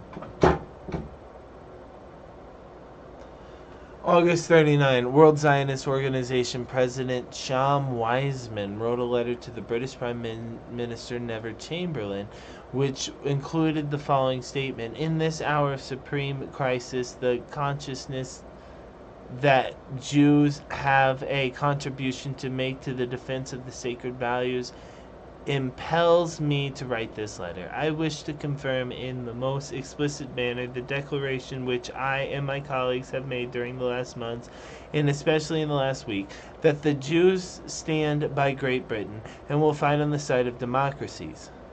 In Nazi propaganda, the letter was presented as a Jewish declaration of war against the Germans. Well, and a threat on an actual attack by the Jews. Well, the Jewish declaration of war became a common motif in far-right anti-Semitism after World War II. The Nazis also claimed that Weizmann had sent a telegraph in 1942 to the Zionist group stating the Jews' desired place in the ranks, among those who have their set goal of annihilation of Germany. No evidence that Weizmann sent this telegram has been discovered. Why did you even say it? Just wanted you to know. The Jews desire their place in the ranks, among those who have their goal of annihilation of Germany. The head of the Reich League of the German Pach, Otto Diedrich, issued directives requiring all German newspapers to promote the Jewish war conspiracy theory. Oh, he did it. It was this guy who told them to, and they were just following orders. One March 1943 directive required newspapers to report that, quote, the declaration of war by the Jews against the European nations resulted in an energetic measure taken against the Jews, not only in Germany, but also in many other European states.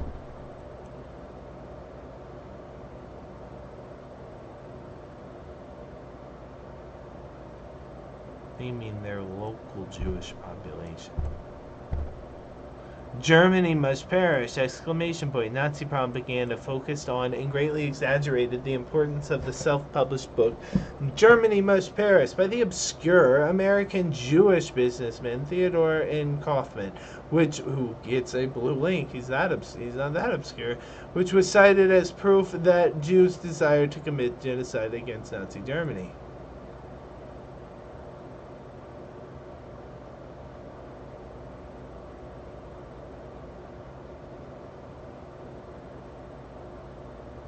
Businessman, and he writes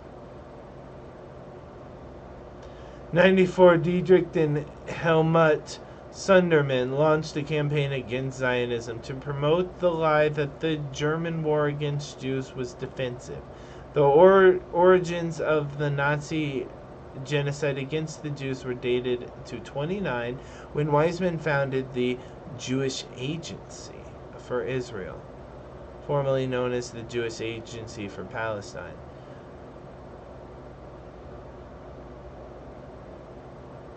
The imminent Jewish aggression, Jews were said to seek the destruction of Germany, justified Nazis' attack against their Jews, all Jews. Michael Bertzowitz writes that the idea of Jewish agency as the center of an anti-German conspiracy was outrageous. Post-war. Notable post-war writers employ the conspiracy, including this Holocaust denier. German historian stated that Weizmann's telegram justified interning Jews in German-occupied Europe as prisoners of war.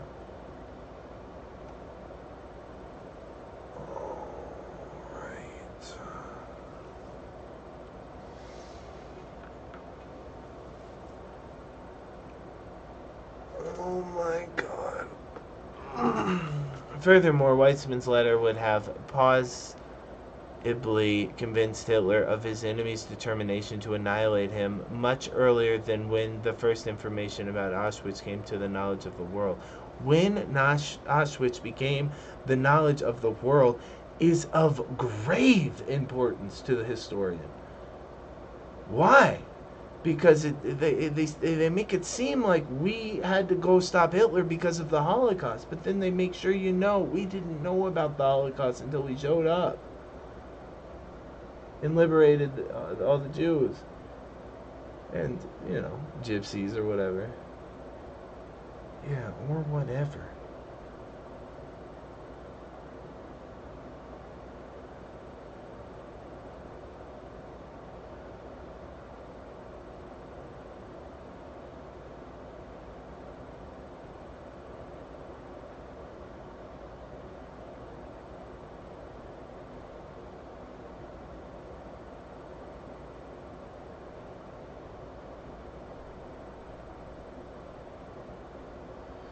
The neo-Nazi propaganda film Europa: The Last Battle promotes the false claim that Jews started the war, both world wars, as a part of a plot to establish Israel by forcing the Nazis to act in self-defense. Yikes.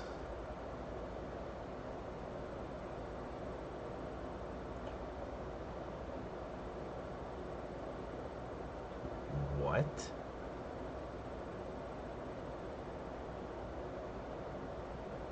They say everything. I say everything's framed in European terms, but what about the neo-Nazis in Sweden? I don't hear about them.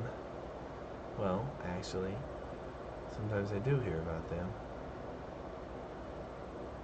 English language, Swedish 10-part neo-Nazi propaganda film. It's very specific. English language. Why are you saying that? I wanted you to know it was Swedish, but I wanted you to know it wasn't in Swedish. It was English. Okay. Written and produced by Tobias Bratt, a Swedish far-right activist associated with the Nordic resistance movement, neo-Nazis. It promotes anti-Semitic conspiracy theories, including Holocaust denial, and has been promoted across multiple social media platforms. The film, oh, Jesus Christ. The film promotes various anti-Semitic conspiracy theories, claiming that Karl Marx was part of a centuries-long plan by the Jews to spread communism and take over the world, and that Jews control the world's money supply and are conspiring to engineer the downfall of the white race by encouraging immigration and interracial relationships. It included out-of-context quotes from Marx and Moses Hess' book Rome and Jerusalem to promote the idea that Jews are behind the evils of the world, and claimed that Stalin supposedly having Jewish wives proves the Jews are controlling him. The film also engages in historical revisionism to claim that Jews started the world wars as a part of the plot to establish Israel by provoking the Nazis into acting in self-defense. It also claimed that the Jews caused Germany's defeat in World War I, which is commonly referred to as the stab in the back myth, and that Adolf Hitler was fighting against the global Jewish plot. Gregory Davis, a researcher at the United Kingdom-based anti-racism group Hope Not Hate, said the film denies the proven realities of the Holocaust while providing justification for the violent anti-Semitism that fueled it, adding, its mix of blatant falsehoods and slanted portrayals of the real events give it no historical legitimacy whatsoever, and it serves as a demonization of the Jewish people and whitewashes the crimes of the Nazis. We should watch it. Well, I can decide for myself. I'm pretty, I can see past the propaganda. They won't trick me. The film has been promoted by white supremacists and anti-Semitic conspiracy theorists, the British conspiracy newspaper The Light, and QAnon on Telegram. Why is that relevant? Because the police couldn't find it. Is that why we have to say if we were on WhatsApp or Telegram where we were talking about our bullshit because the FBI couldn't find it? It has also been shared on platforms such as Instagram, BitChute, TikTok, and Telegram chat of the German-based disinformation outlet Disclose.tv as of January 2022. YouTube and Facebook have blocked the film from being uploaded, but links to the film on other sites can be shared. Find me one. As of June 2023, Twitter was running advertisements for major brands such as Disney, Microsoft, and ESPN next to tweets from verified users sharing long clips of the film. Oh no! It's like Disney is promoting this stuff. Yeah, it's almost like that. Can we watch the movie? I mean, I'd like to watch Charlie Kirk too, but if I could see this movie, I don't know. I'd really like to watch it.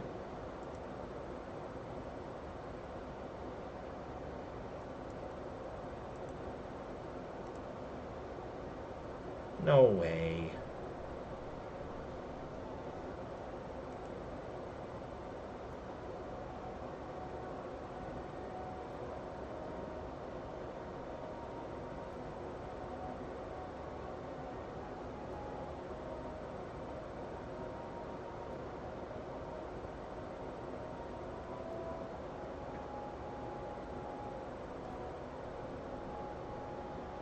In this very special edition of the World War II History Roundtable, author Stephen Hardberg discusses his compelling book, The Last Battle.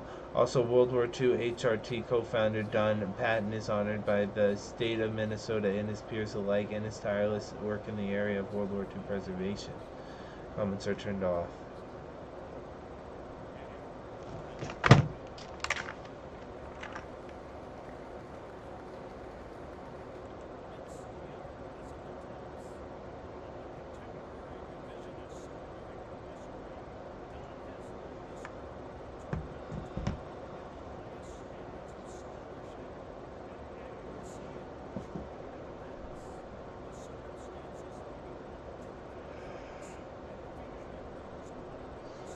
They're apologizing.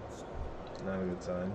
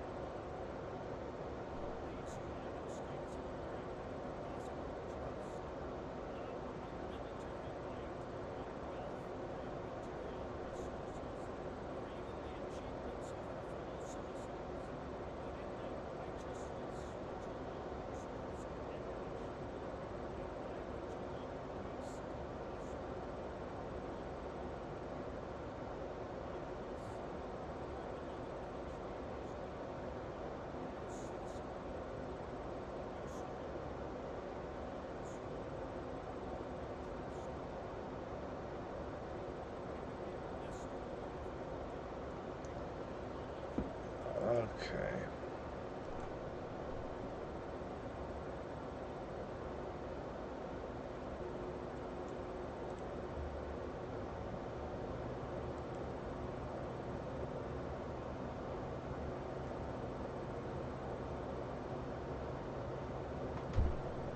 I have never seen this before. Wait, YouTube has a viewer discretion is advised block? Since when?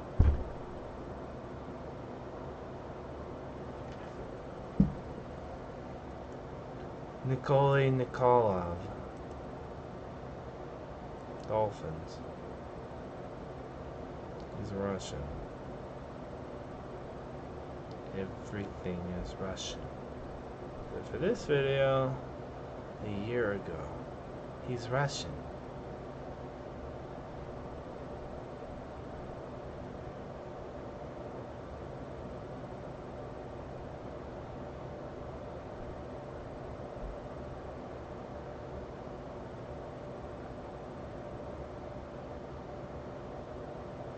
Yikes.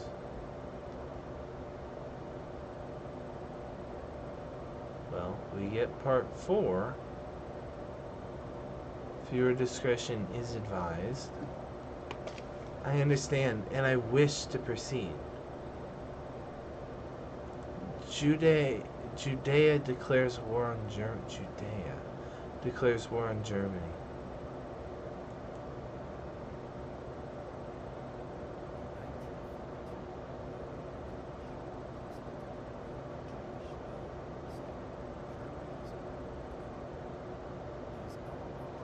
Buckle up.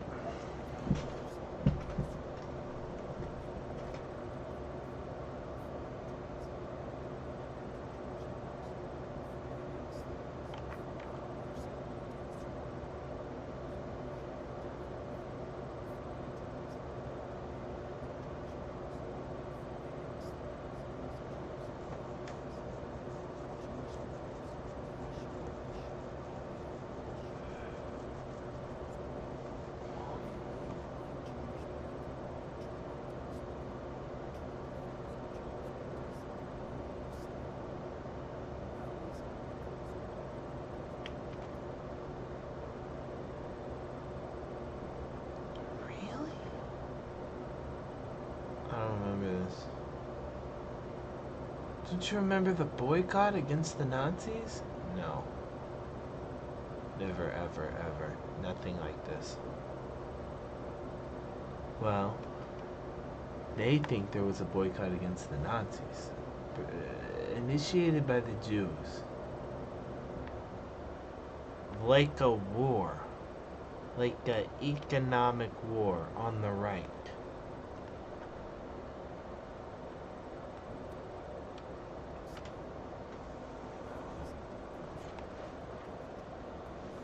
Mary.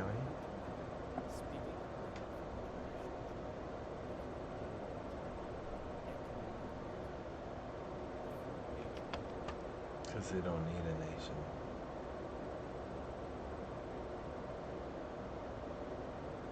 It's a trick to get Israel. Now that's interesting. This was all a trick to get Israel? Both world wars? Marx was playing the long game?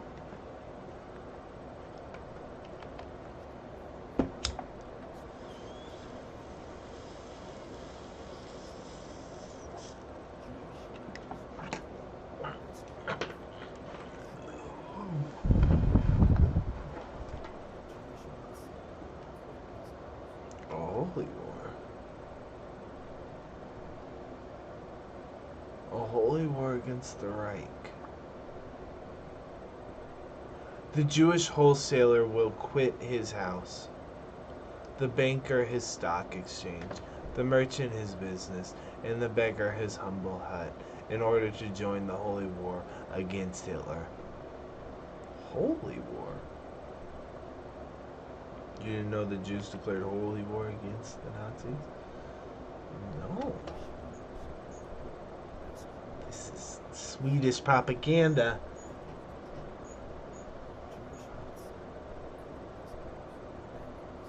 But this feels alternate dimension, alternate reality. This isn't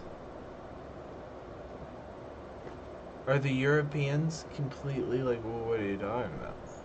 Are the Europeans like, yeah, that's kind of lining up with everything I already knew? To me, as an American, I'm like, well, what are you talking about? The boycott against the Reich. I don't know what do you mean? Look up here in the Daily Express with Mr. Crusader. You want a holy war, you said? Jews of the war, you Jews of the world, unite.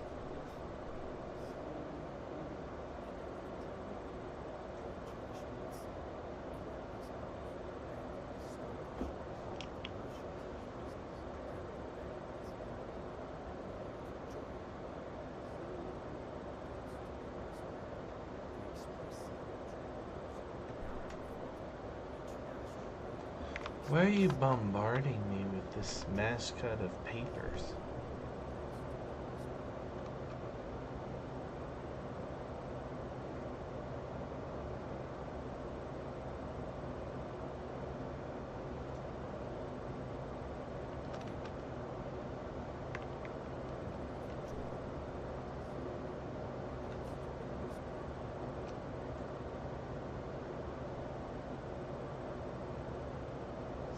A secret.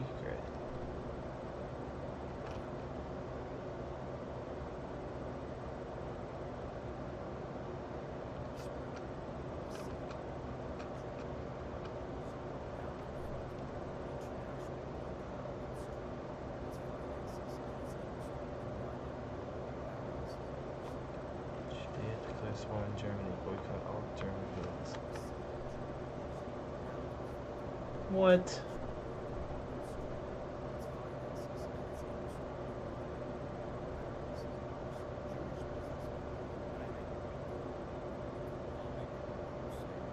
Motive?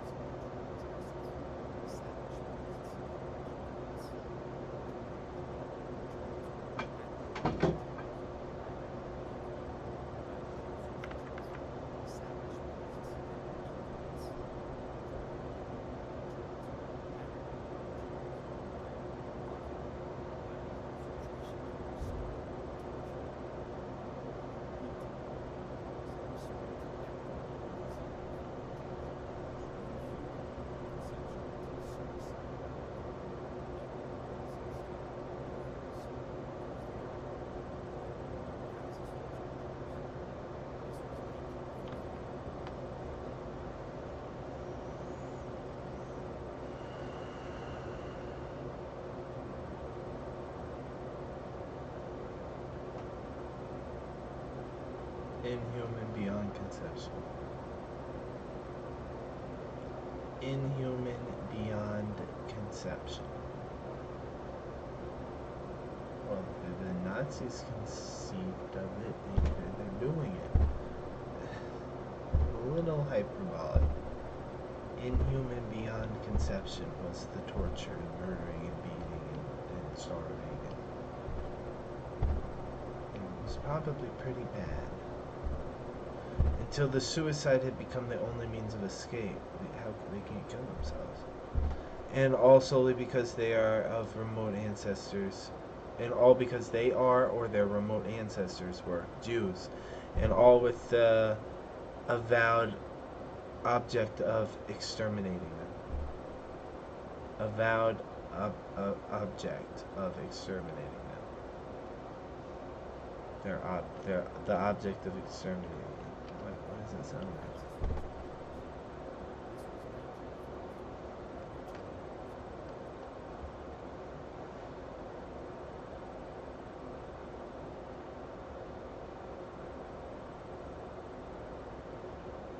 Jews of the United States veteran. War. U.S. Eagle. 6-star. Wreath. For humanity's sake. Boycott German industry. Don't buy their shit. Well, fucking tax it. Or close ports to their imports. I can't do that. But I can make this little art thingy over here and just tell people to stop. Look, Hitler's beating somebody up with the Billy Club. Yeah, he would do that, I bet. We shouldn't buy their stuff.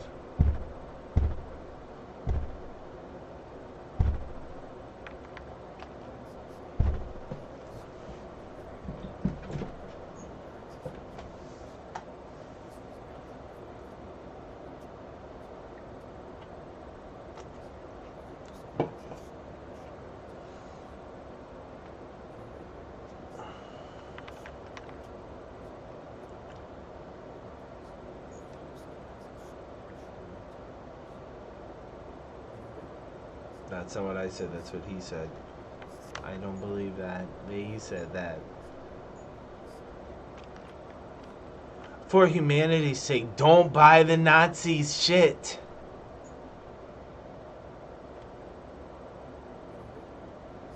Humanity. They're inhuman beyond conception. Try me.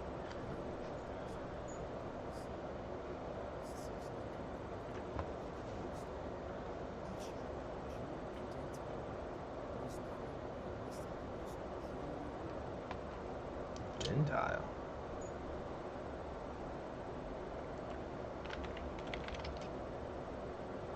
Not Jewish.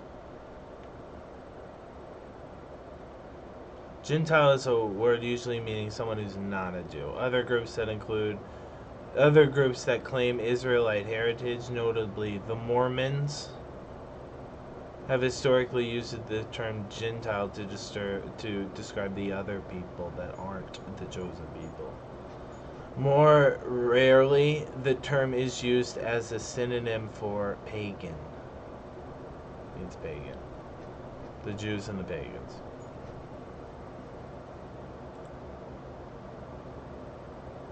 A person who does not acknowledge a particular god or belief. The root is Latin, meaning fellow countryman or family member, changed over time to mean foreign, heathen, pagan. A Christian, as contrasted with a Jew. A Gentile. Each of you, Jewish and Gentile alike.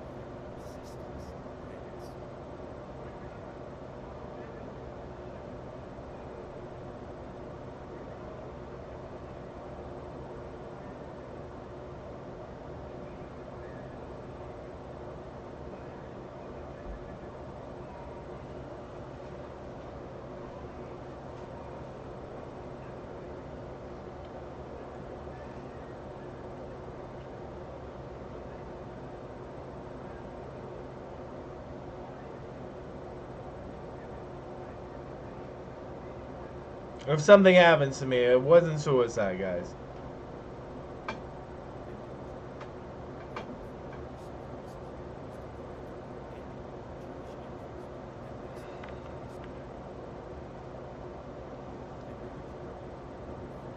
Birds fear the cage.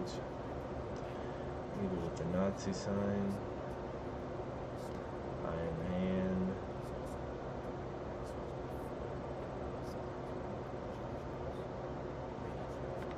Oh, really?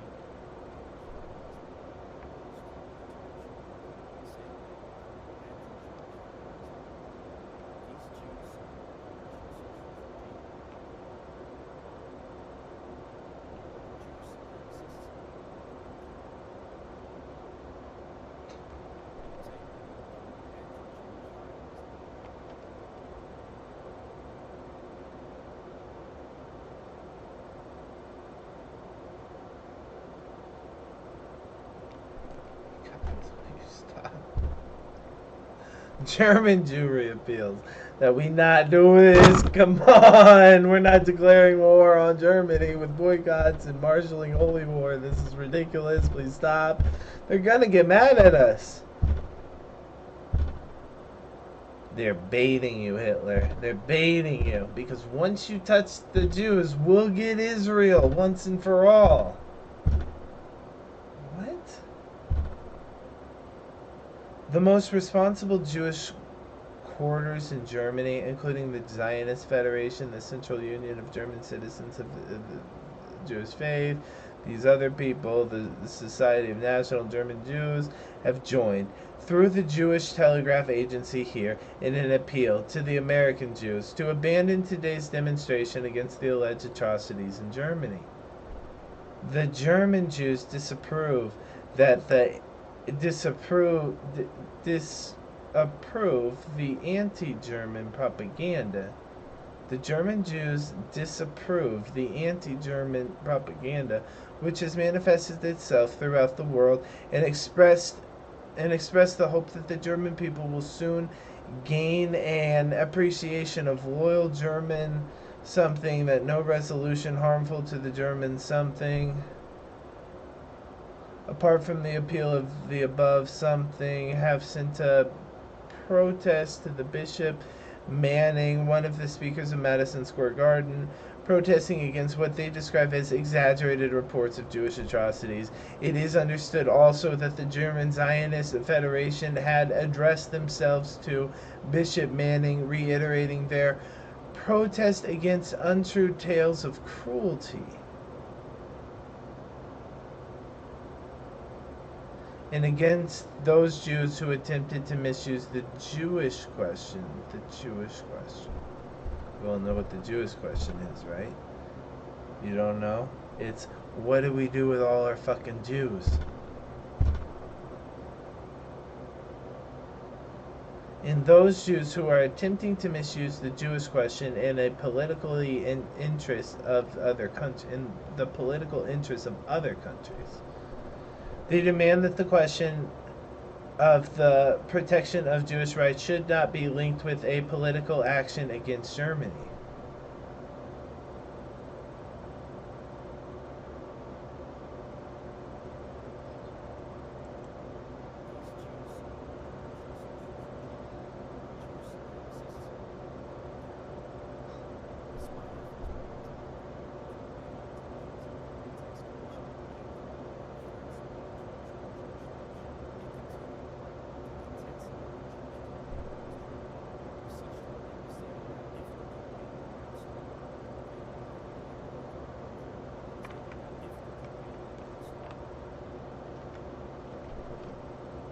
That Nazi flag was a triangle. I don't know.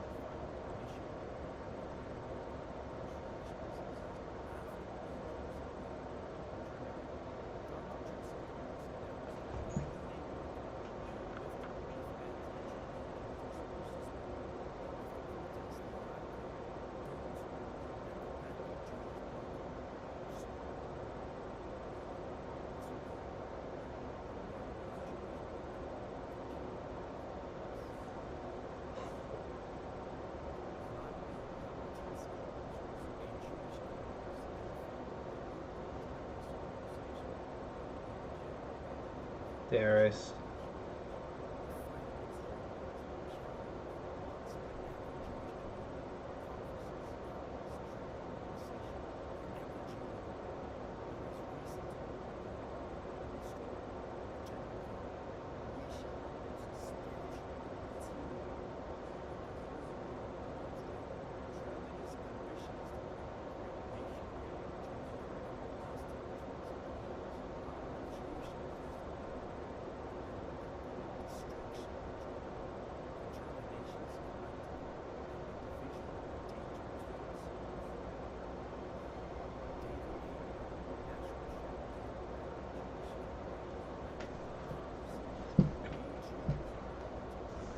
Why?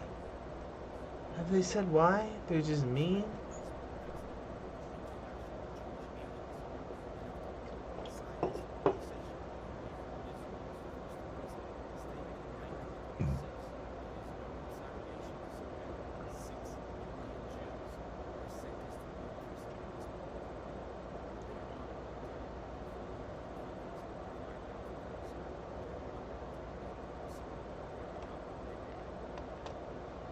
What do we do with the Jews? Kill them. We can't kill them. What else are we gonna do?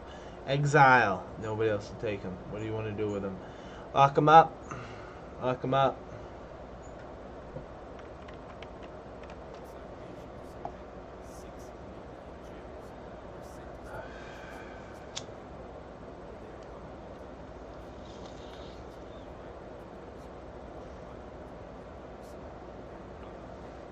Why are the Jews unwanted? I don't know. Why are the Jews unable to be expelled into the other countries? Why won't the other countries take them? I don't know. Everybody seems to know why we hate these people but you. Everybody in the whole world seems to understand what the fuck is wrong with these people except for you. Me.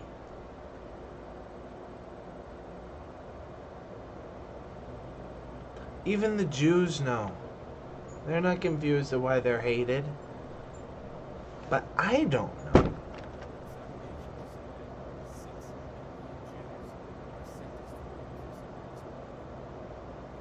Because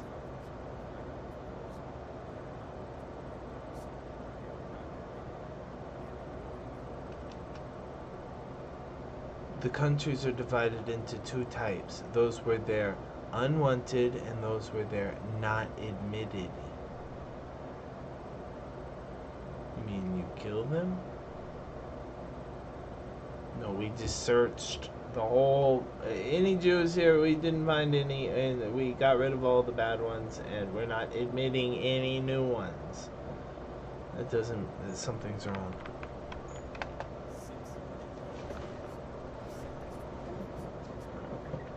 Divided into two countries, those who don't want them and those who will not allow them.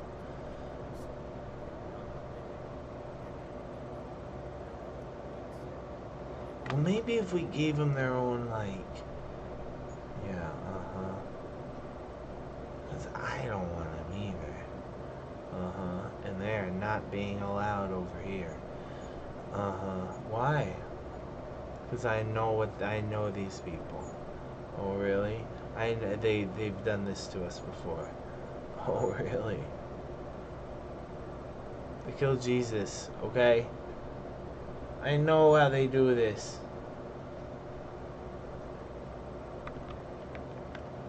They were all Jews.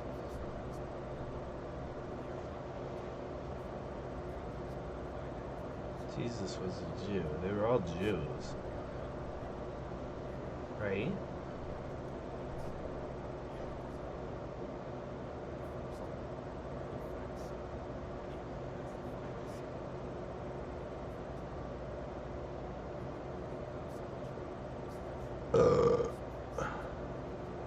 There's something big's about to happen.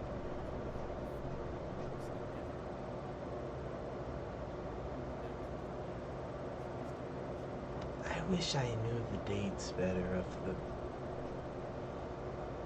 presumed history of World War II from our perspective. Because I can't. 34, 38, 43, this barely means anything to me. 33 seems very early. I think 43 is pretty much the end. This goes very quickly. The biggest war in the history of the fucking universe. It's over in like 8 years.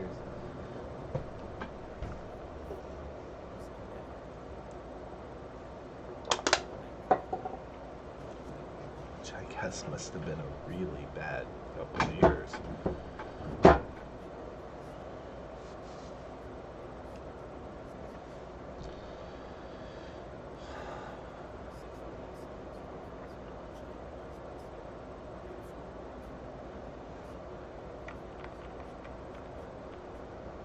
Zionist conference. Do we have that still?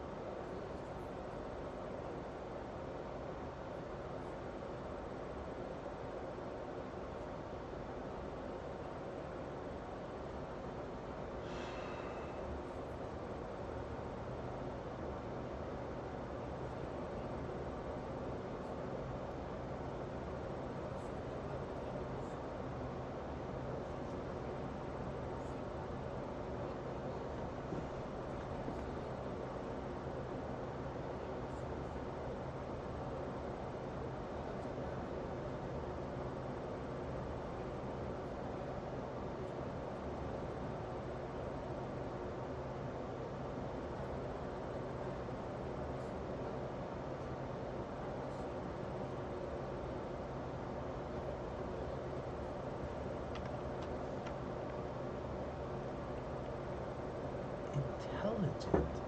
What is he talking about?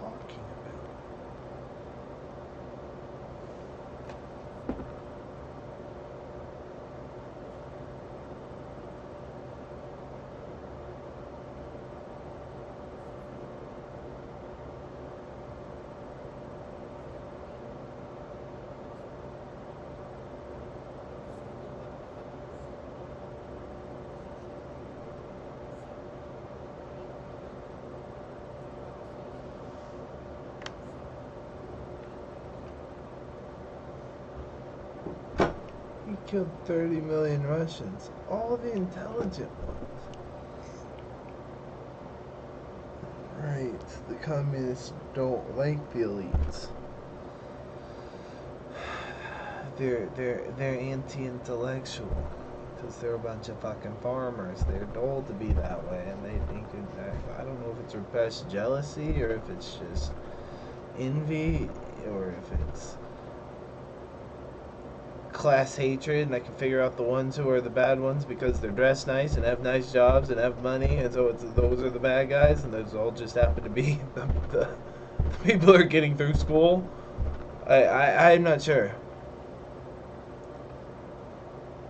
You want to know why Hitler hated the Jews? Tell me, Rabbi, why did Hitler hate the Jews? Because he tells you right here in his book. Okay, read it to me. He says here that the Jews are communists. Yes, I have been learning this recently, that people are calling the communists and the Jews interchangeably or aligned or in the same team. Well, and he also said that they made the Russian Revolution and killed millions of people, all the intelligent ones.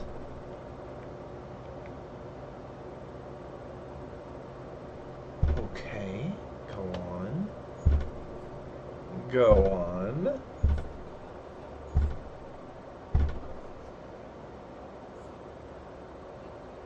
I sure hope this is correct translation of the Jewish rabbi's version of the Mein Kampf's translation into from German into Jesus Christ. Okay, well I hope we're all on the same page here.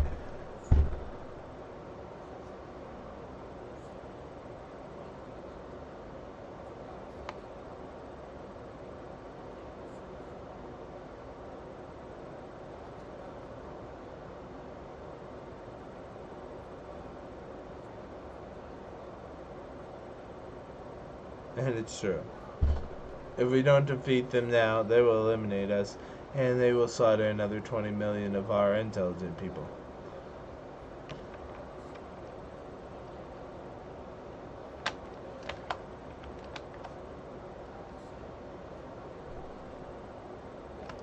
And that's how they went from country to country. The Nazis? So eventually the only intelligent ones, no, the Jews, communists. So eventually the only intelligent ones hang on.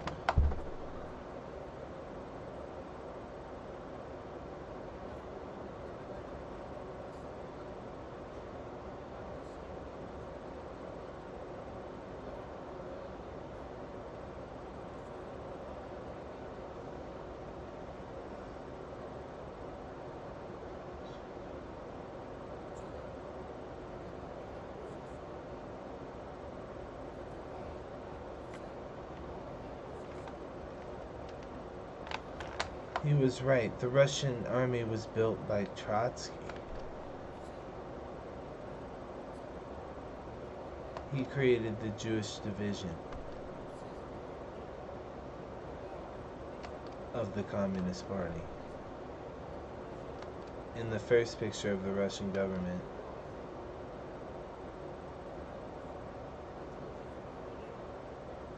out of 13 members, 6 were Jews. That's under half. Who founded the KGB? Well, of course, it was the Jews, I mean. So eventually, everything is clearly written. He didn't hate the Jews because they had pose. Pios. Pios.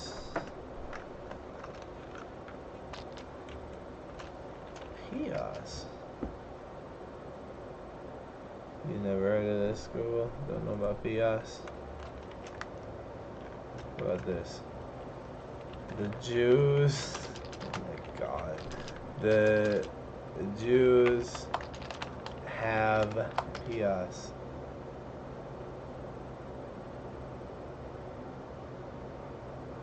Looks like it's their hair. He didn't hate him because of their haircut, I think is what he's trying to say. Why did he hate him? Because they were coming for the Germans next.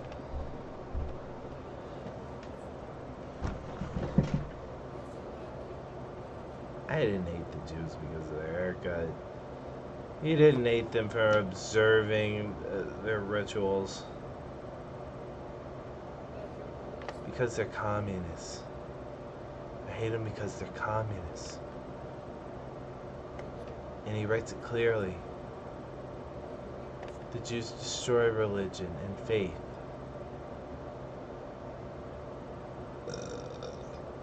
Wait.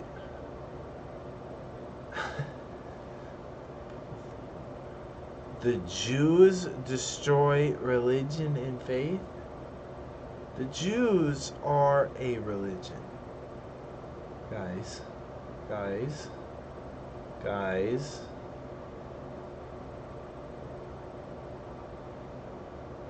It means the Jews destroy my religion and faith. Right? Guys.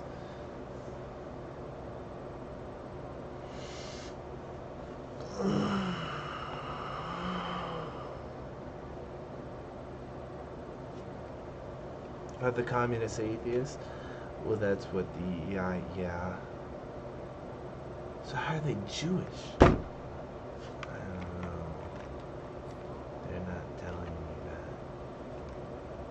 that. Jew is a race.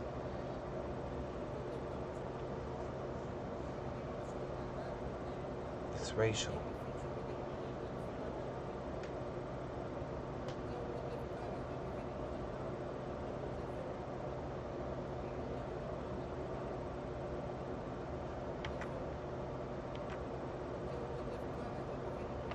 Now you understand why they don't teach it in school. Because who writes the curriculum?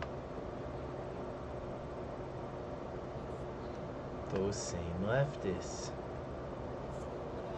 They destroy all the values. Poison literature and theater. Out of 9 large German newspapers, 7 were owned by Jews.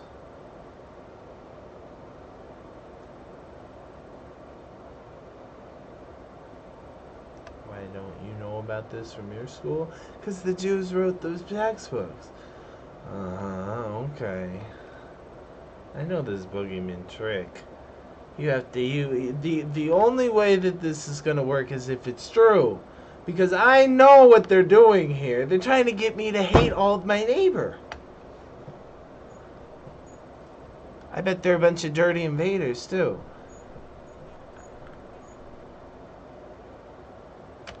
Yes, exactly. You got it exactly. Thought I haven't yet finished sorting out something invisible to me because of the Russian translation that's put on top of it. Why did these events, why did this connect?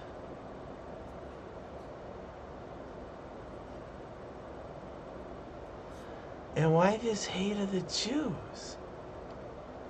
It's so completely unclear to me. But perhaps I'll manage someday. The hate of the Jews for the Germans? The hate of the Jews for the Germans. Yes. I have never read from people such hate-filled expressions.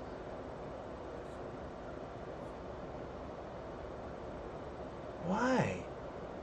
More than the hate for Germans towards Jews.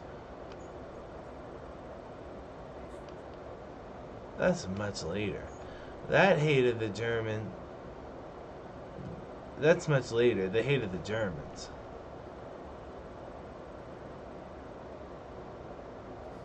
And it's.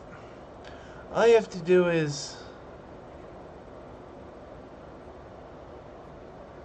I have all 12 volumes there in the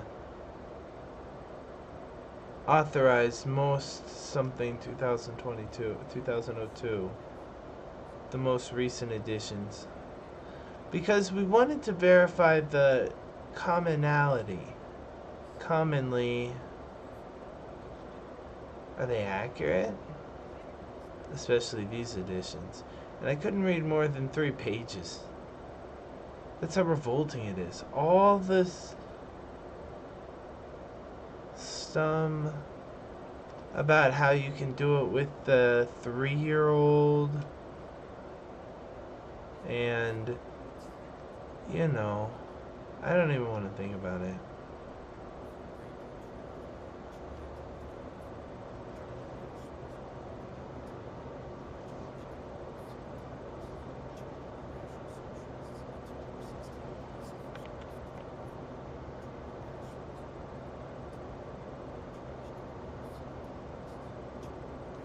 Colonists? Commoners and terrorists, I think.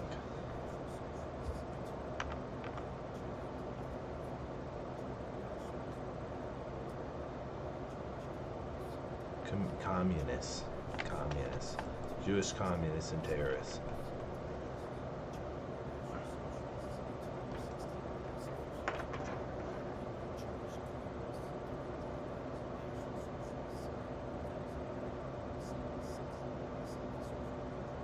Specific.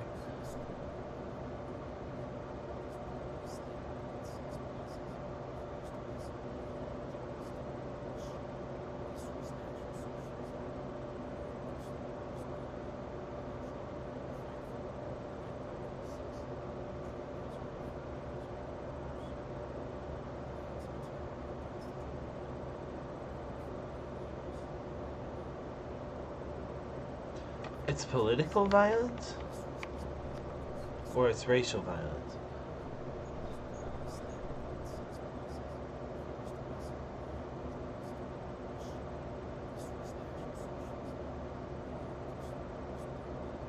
They're white men.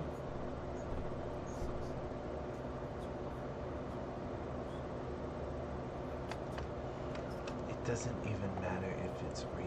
All that matters is that people think it's real. That's why this is terrifying. Because if you get the wrong ideas in your head,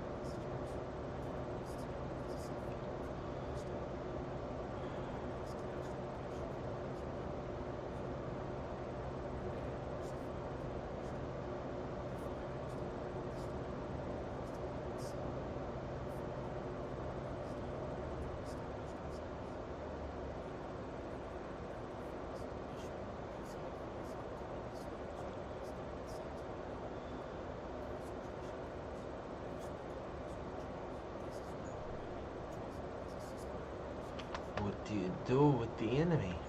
Kill him? Detention.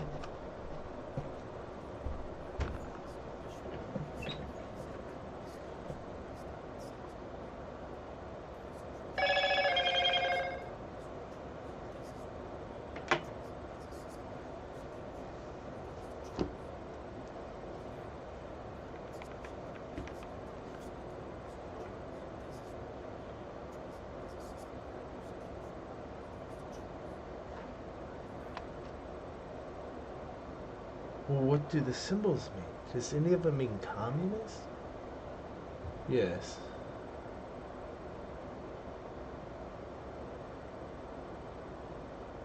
Yes, I do believe there is one that means communist.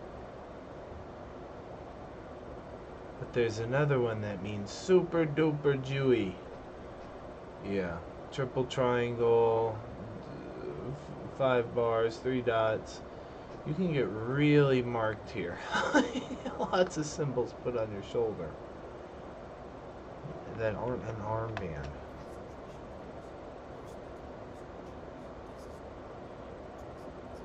But I don't understand any of it. I can't support it or denounce it or even because I don't even. We're all learning this. This is the alternate history, alternative facts.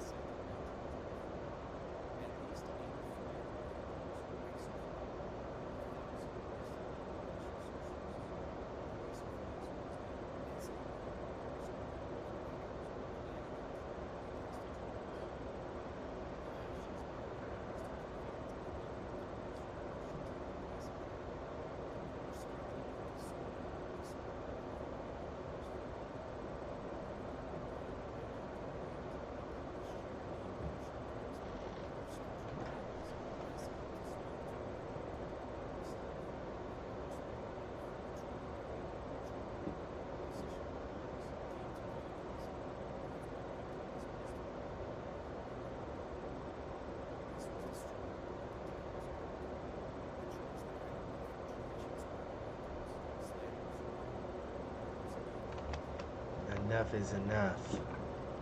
With what? What did it, you said? They took it up until this point, you said?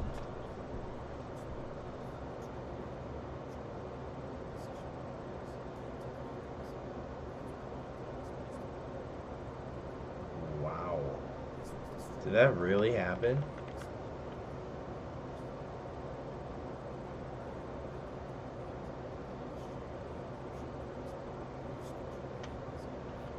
Polish Jew named Herschel Greenspan or something reached the German embassy.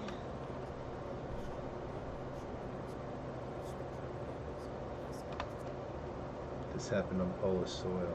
They killed our ambassador. Because he was spying, right? No, because he was German.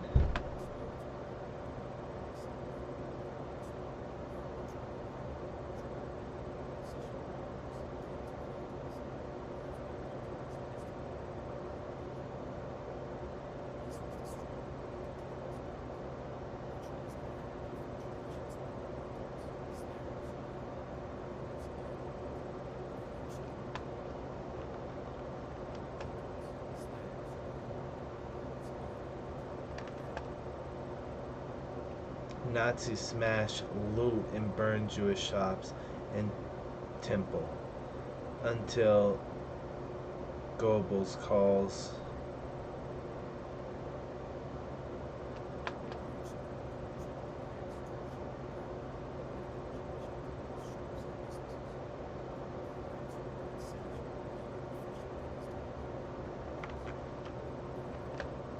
Look at the eyes.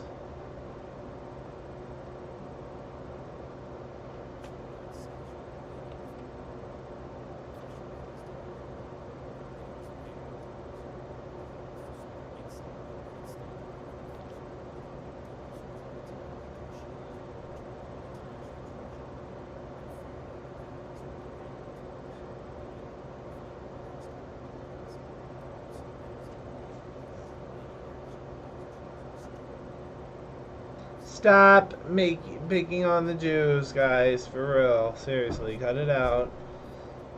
Crystal Knocked was a little much.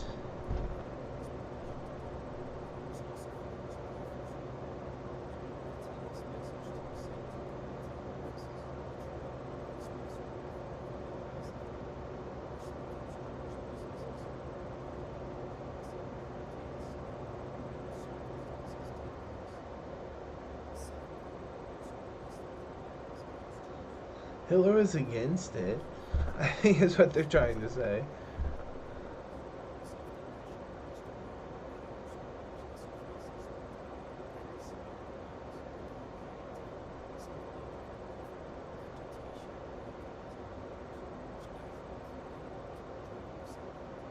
Oh. They provoked it.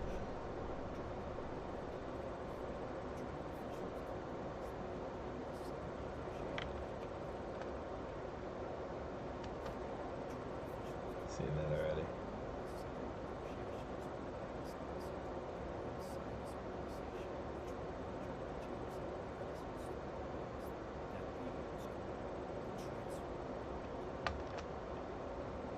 Transfer.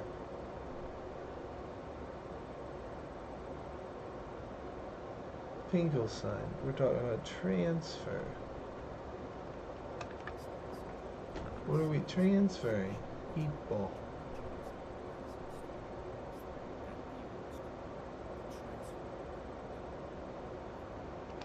German Jews and their assets. Their financial assets? Or their, like, girlfriend?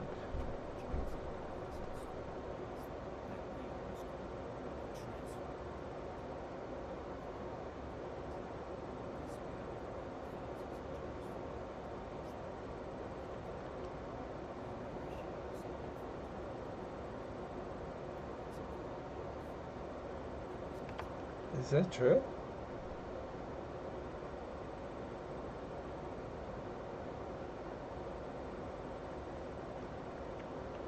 Google.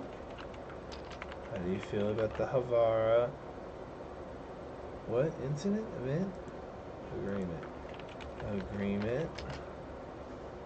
Agreement between Nazi Germany and the Zionist Jews signed on 33.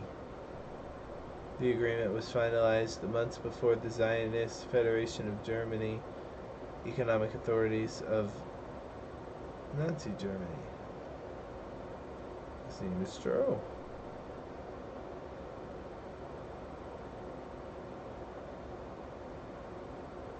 The transfer agreement. Anglo-Palestine Bank.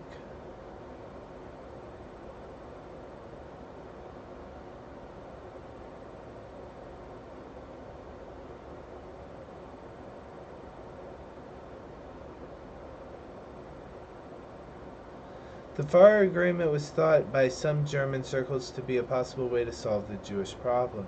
The head of the Middle Eastern Division of the Foreign Ministry, the anti-Nazi politician, Otto, supported the policy of settling Jews in Palestine.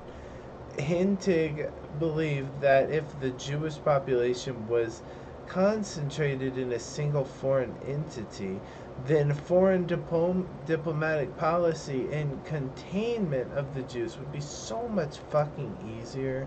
Hitler's own support of the Havara Agreement was unclear and varied throughout the 30s. Initially, Hitler seemed indifferent to it, but he supported it in later periods. After German invasion of Poland, the program was deleted.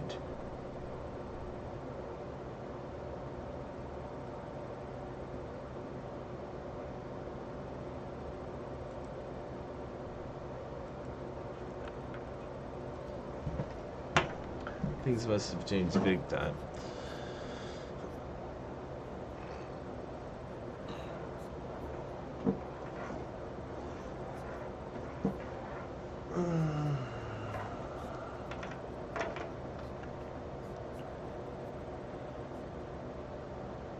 Ethno-nationalism.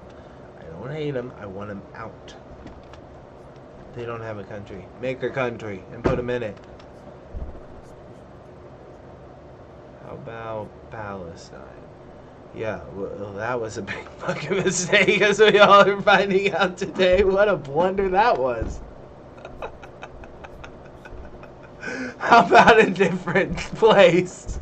How about somewhere else? Damn.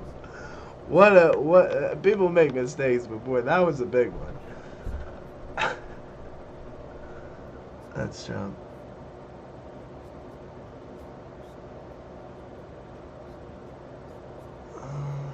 fuck me.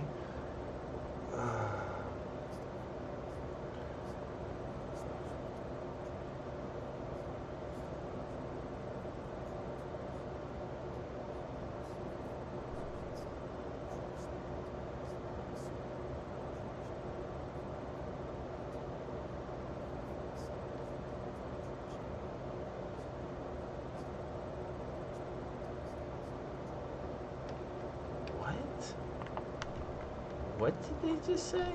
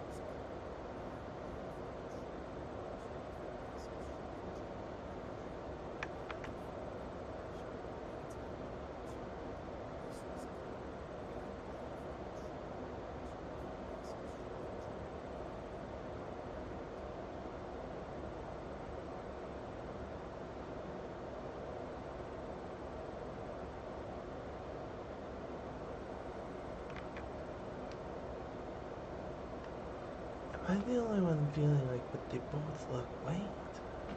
How is this racial? Unterzalt Davonim, not Palestina.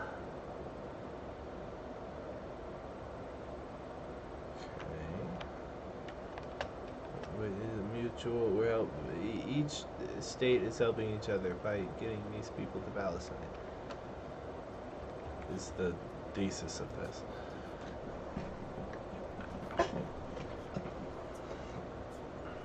Did you guys miss that part in history? Sleep out and fucking skip a little bit? Maybe just decided not to go that day.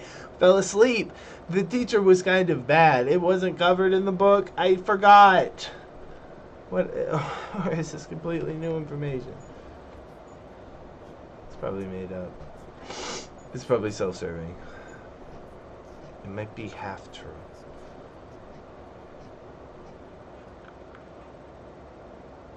It's true enough to get its own Wikipedia page.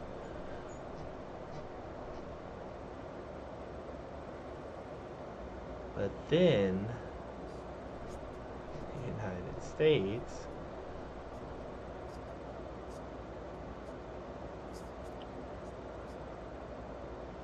wait, what? Get them out. Get the Mexicans out. You gotta be kidding me.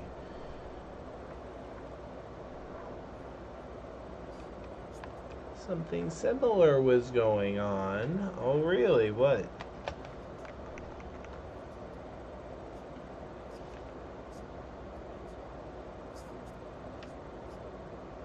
The eagle bites the snake. Stepping on the cactus.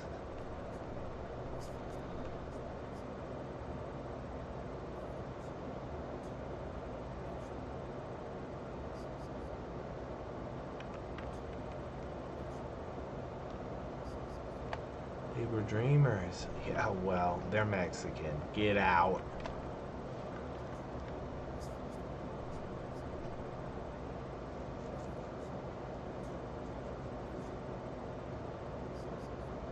Don't care. Get out. Just like Hitler did with the Jews. I don't hate them. I want them out. Crazy. I don't remember the Herbert Hoover chapter where he actually deported all the Mexicans, including natural born citizens. Oh my God.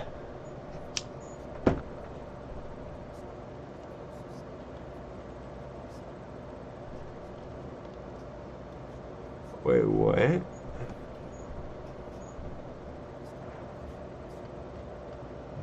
Madagascar. What?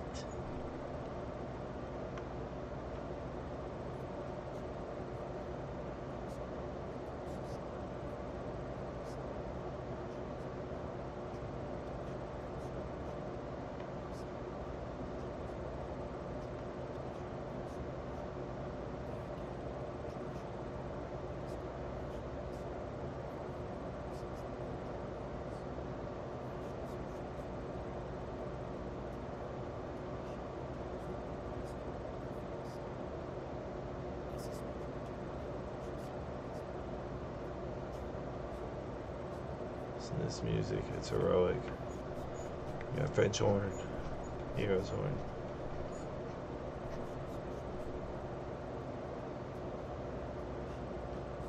Nazis picked Madagascar as likely haven. Alfred Rosenberg, supervisor of the spiritual and philosophical development of Nazism. Spiritual and philosophical development of Nazism? I thought Hitler's been dead for 80 years. Like, what even is Hitlerism? I don't even. It's pronounced Nazism. Proposes the reservations. Like, for the Native Americans, we're gonna put them on reservations? Be allowed to Jews under international control in either British or French-owned Madagascar. Room would be made for 1,200 to 12 million to 15 million Jews under the Rosenberg plan, which he advanced to diplomats and newspapers last night under the assertion was determined to get rid of Germany was still determined to get rid of every Jew. With the assertion that Germany is still determined to get rid of every Jew. We're getting rid of them, so I think this is a good place to put them. The entire problem narrows down to these two territories, Rosenberg declared by a high Nazi official. Britain previously had under consideration the possibility of Guyana.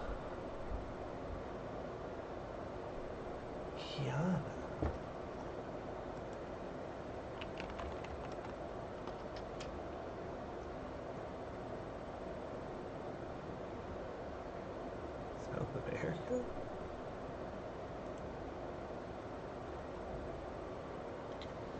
Might be a good home for the German refugees. Why are they refugees, guys? Why is this a refugee problem? Because they don't have a state. They're Germans. No, they're Jews. They're German refugees. But no definite action was taken. Rosenberg opposing Palestine as the Jewish home. I think Madagascar would be better. Oh my fucking god, guys. If you only had chosen New Guinea or what the Guyana, we could have been fucking out of this. Oh my god. The territory be set aside with contributions by Jewish millionaires and billionaires from all over the world. An International Refugee Commission in London. Supervision of the reservation by a police administration under the command of the governor of the League of Nations. They're dangerous. They need to be policed, but we can give them their own nation. No self-rule or establishment of a Jewish state. Palestine, Rosenberg said, was too small, and experience had shown that England could not come to an agreement with the Arabs. No fucking way.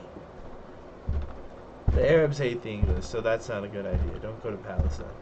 Wow! An Arab-Jew conference with the British now is going on in London. Alaska, he added, offered too harsh a climate, was too close to the United States and Canada, and a Who cares? We're a white Christian nation. In a reservation, there would be a racial danger to the Canadians and the Americans. What? A racial danger?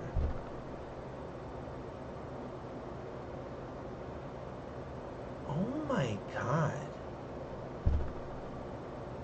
Since two other proposals, Guyana and Madagascar, already have been officially discussed, the entire problem, after elimination of the impossible problems, narrows itself down to those two territories.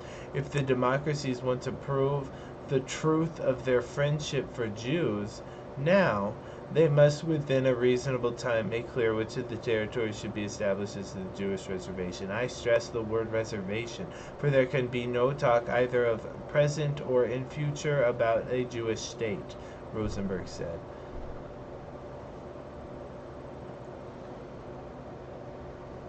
Interesting. A reservation.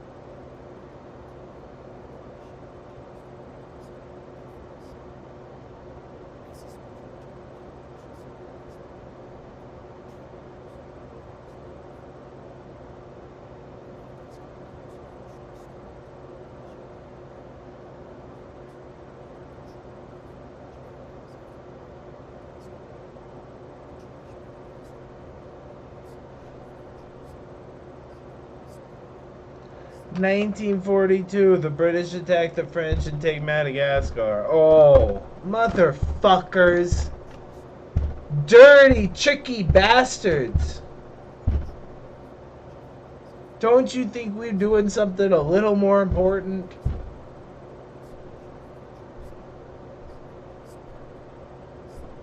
I just want to make sure the Germans don't use it for a reservation for the Jews. Oh, okay, well then no problem. Take it.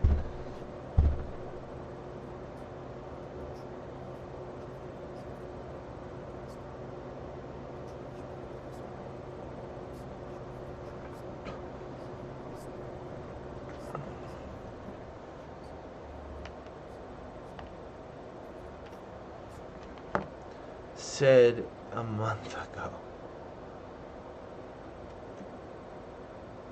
Oh, do you get to repost this?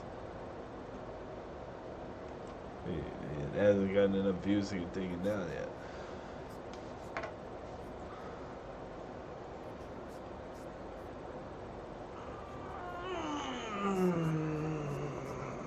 I think it's only a lonely girl in the audience.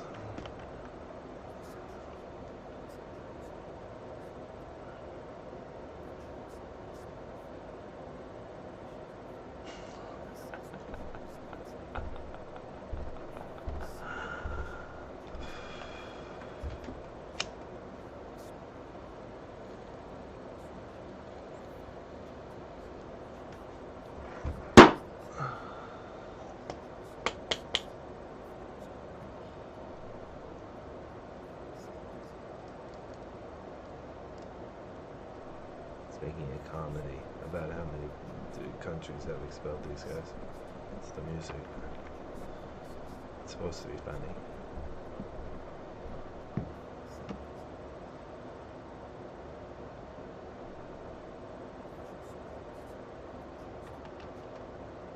Why did they persecute us so much? The Jew says in a pile of blood of Russian, Polish, Hungarian, Ukrainian.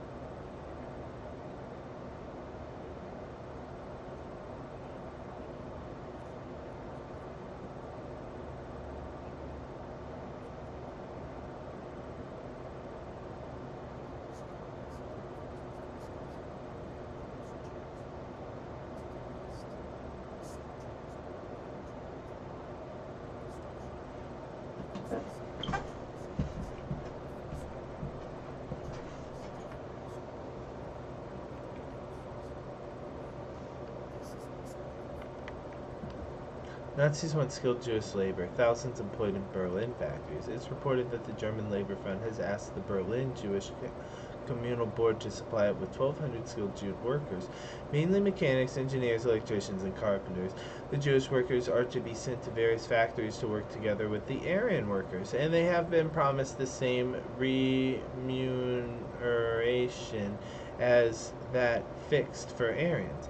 The Labor Front action is offering work to Jews is due to the present shortage of skilled labor.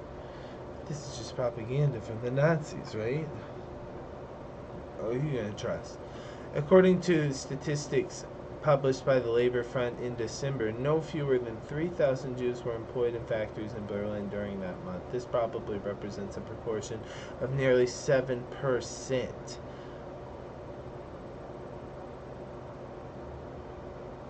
Space percent of Jewish population of Berlin who would in pre-Nazi times be gainfully employed.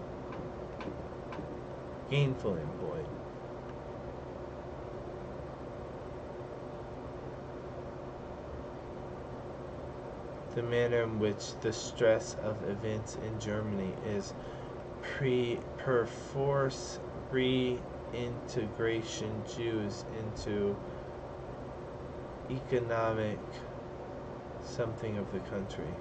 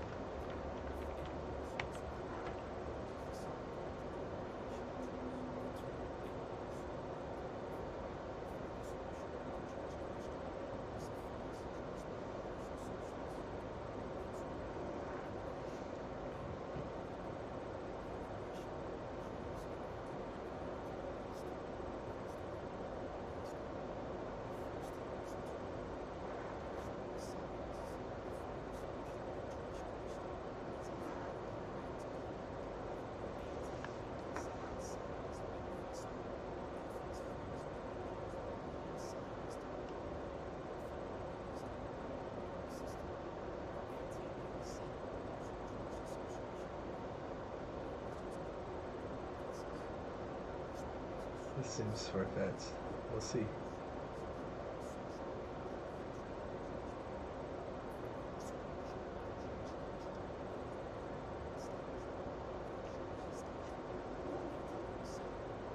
Oh, they're usually very different.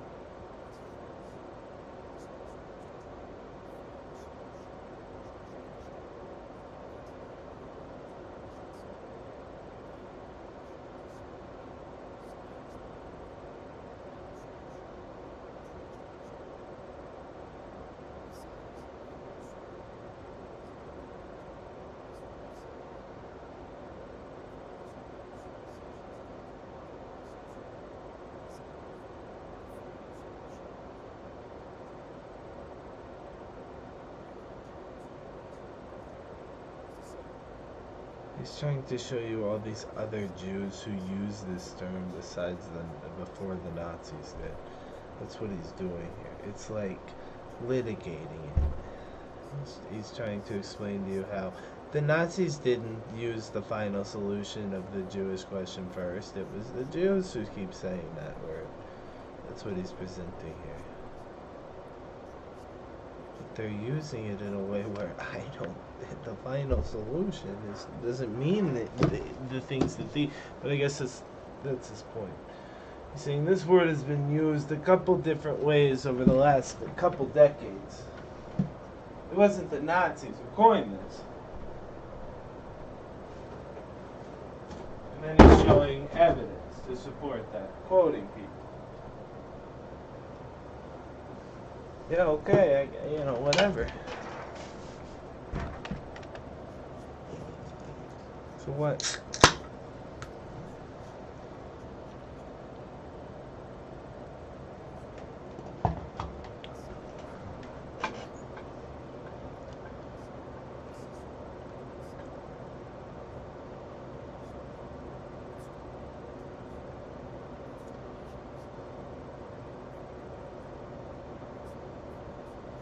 Really? Because that word specifically is the one that I know is Nazis. Exterminate, exterminate, exterminate.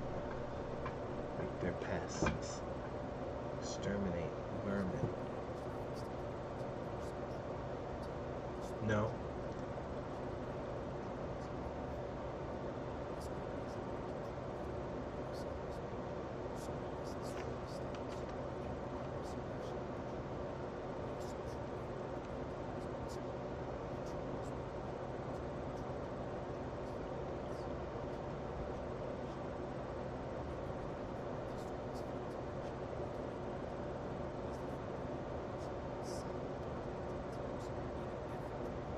Politically correct.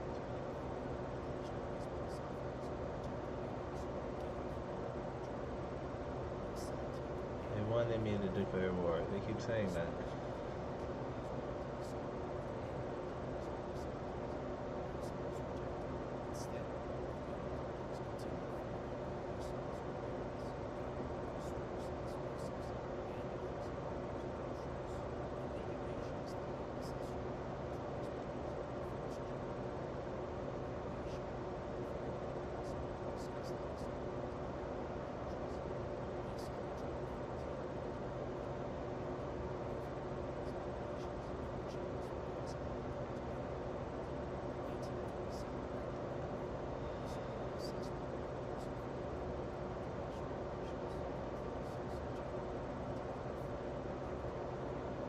Giving you a timeline. Why? Because it's disputed. Telling you what really happened in the order it really happened. How do you know?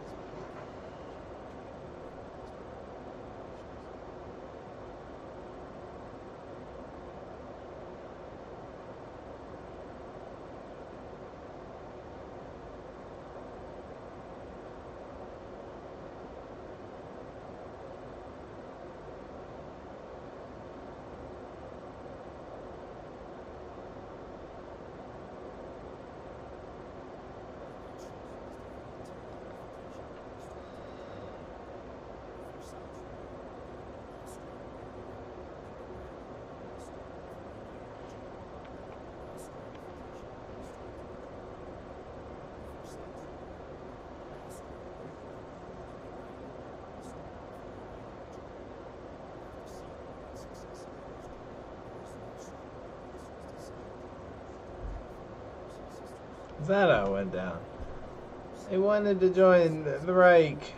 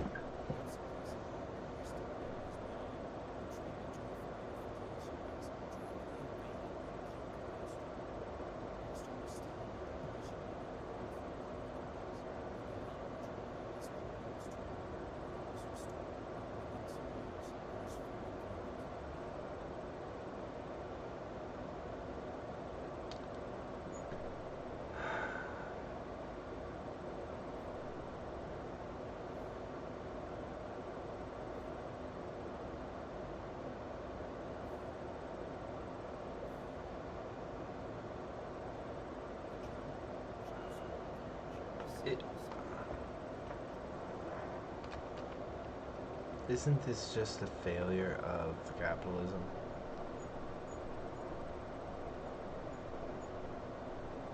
We were in a depression and then Hitler came and in 2 years we had full employment. Really? If the answer is yeah, really, then isn't this just a failure of capitalism? If the answer is no, not really, it was a propagandist trick by the Nazis, obviously. They didn't have full employment. They just killed all the Jews. That helped a lot. I don't know. If by full employment you mean Aryan employment, we're nailing it. I don't know.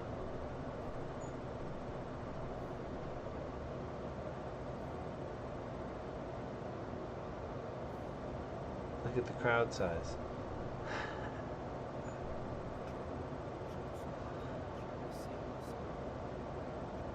Hey, Meowie.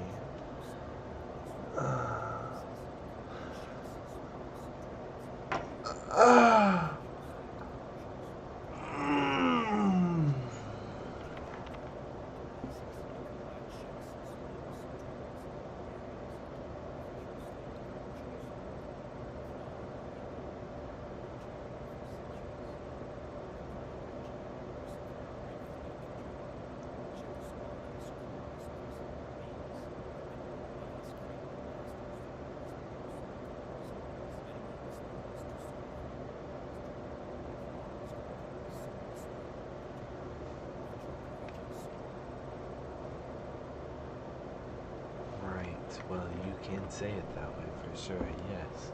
The communists help each other.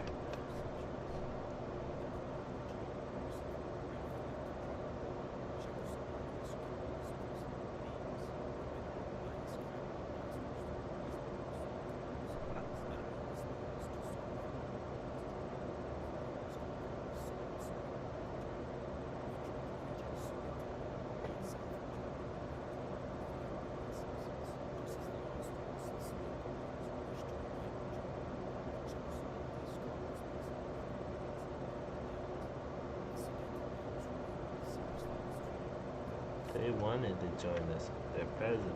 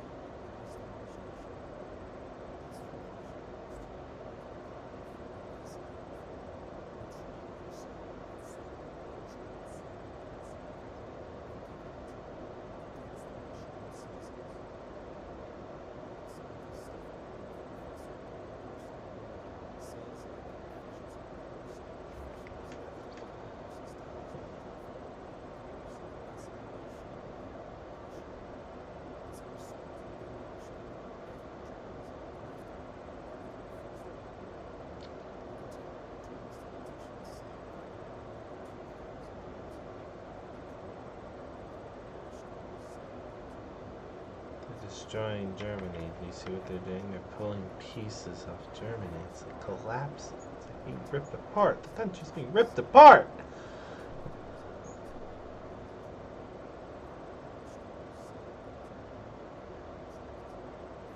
So they're whack.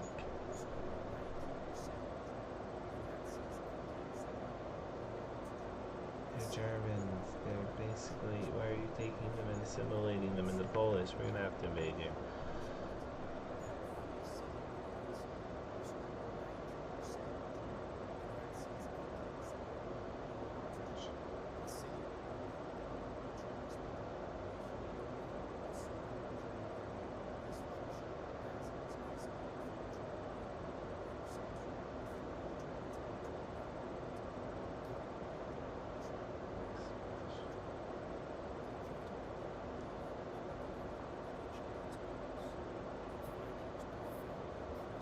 The voice keeps changing.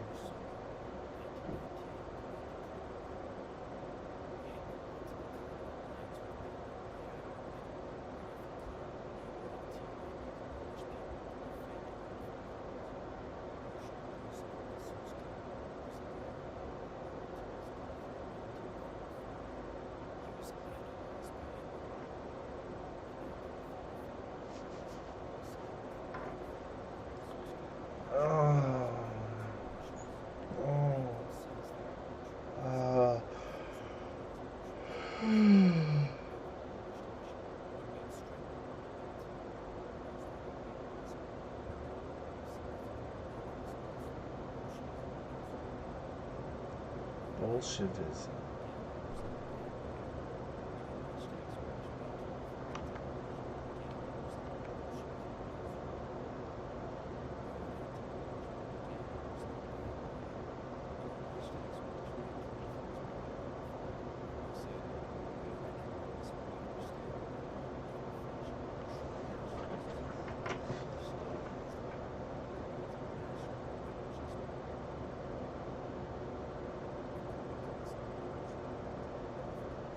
National consciousness.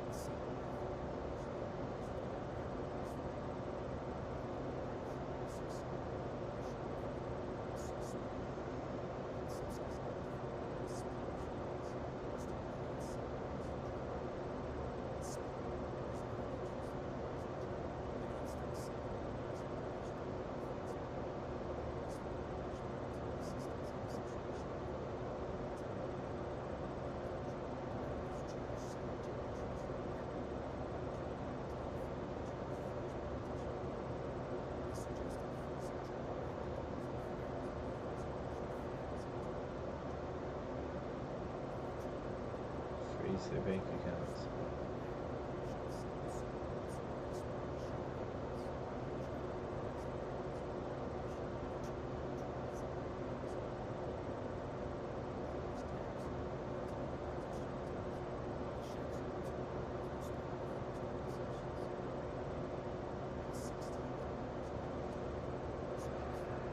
Us.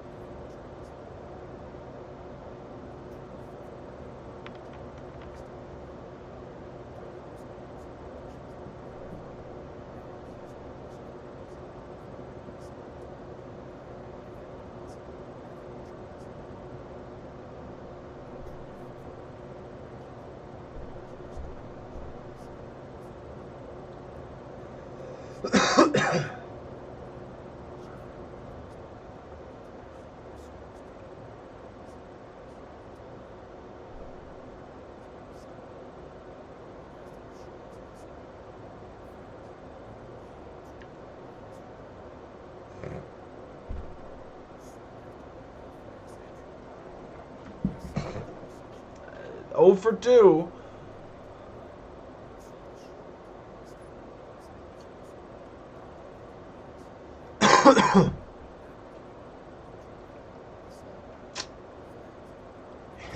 Eventually.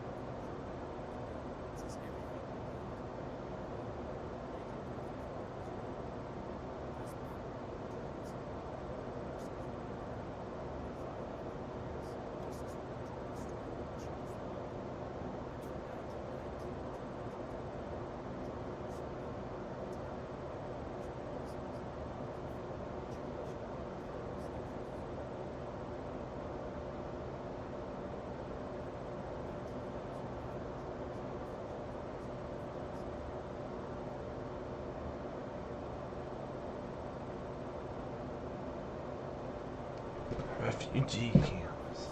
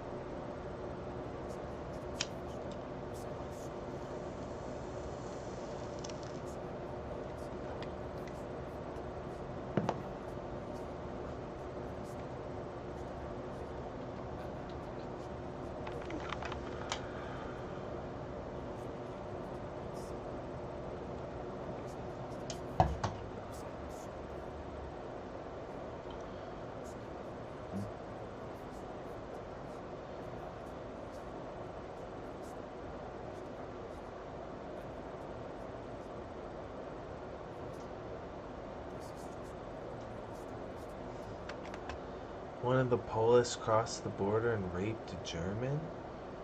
Really? You mean the rapists, the immigrants?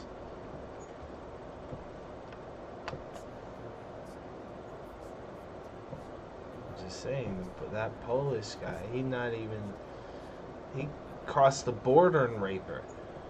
Can't we get control of our own border?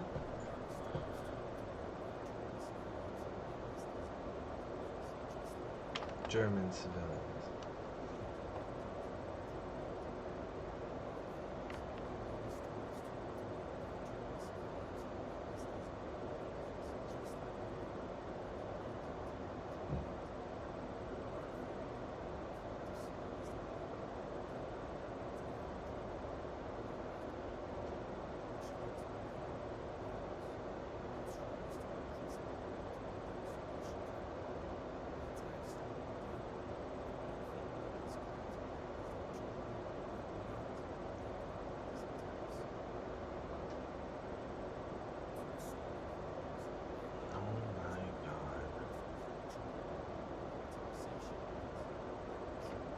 What happens if there's some sort of a terrorist attack from the people who just crossed the border? It'll be so obvious that the FBI was complicit.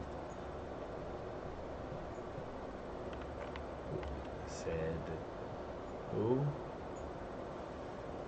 I can't remember. I think it's PPD. Somebody on PPD.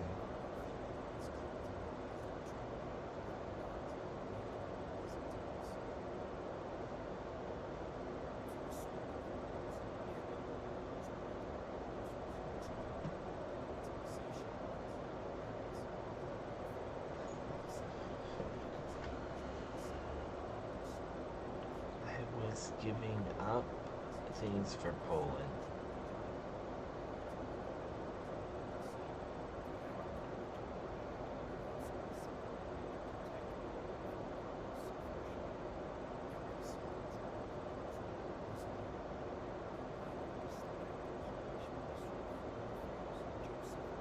He was really disliked.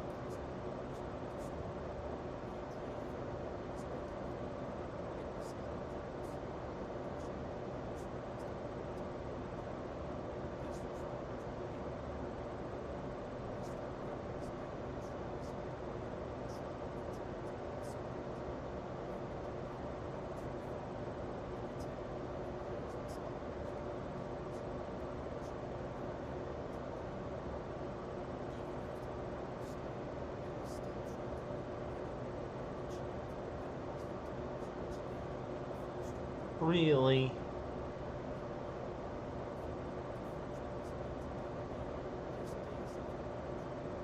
Really?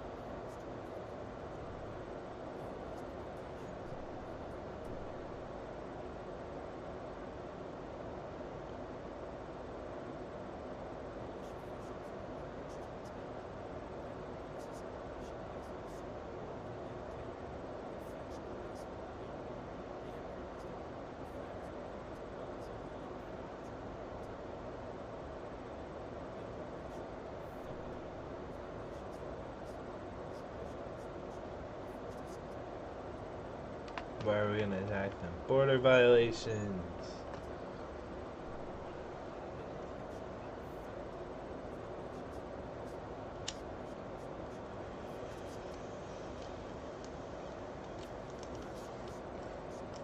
Or it's relevant.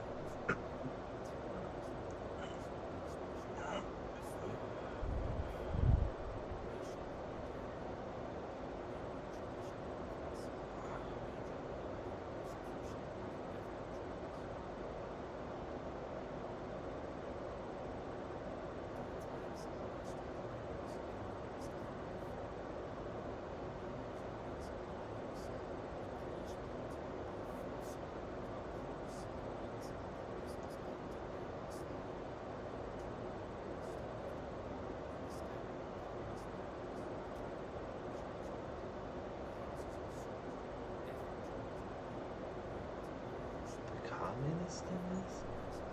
To the Germans?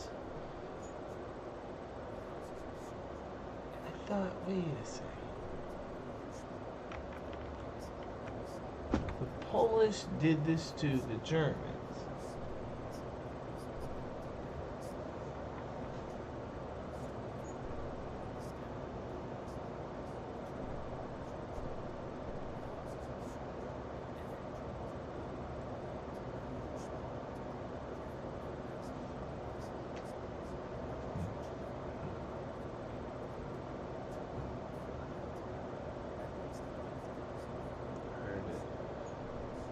Slaughtered like pigs.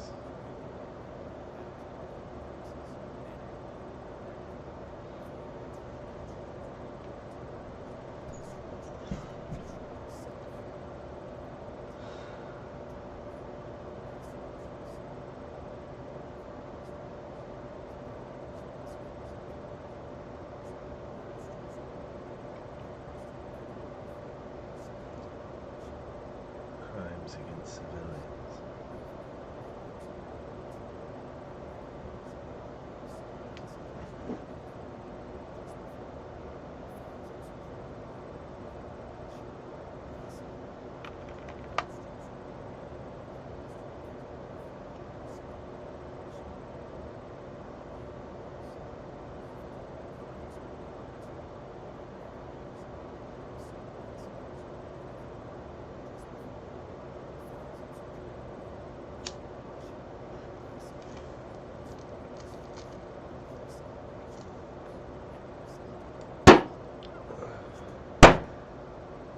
Trying to save them.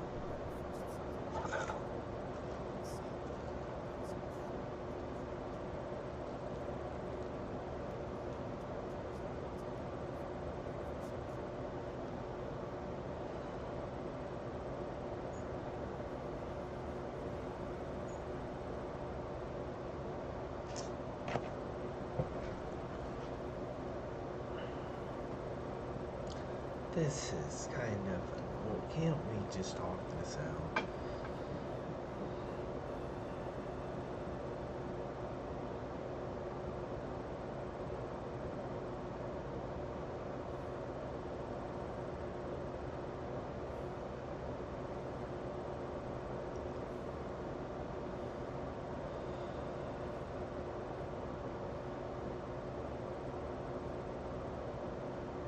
This is propaganda film part. This is the montage. Look at that. It just destroyed them.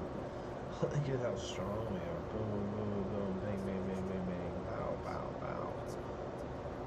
Basically blitzkrieg.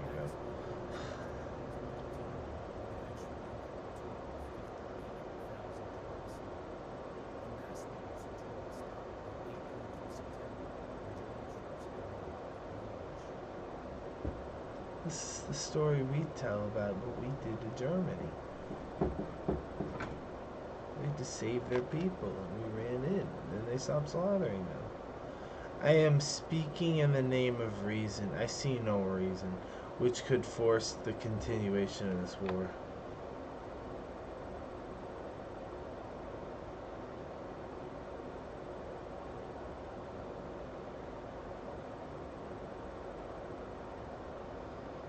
The day the bankers got their war.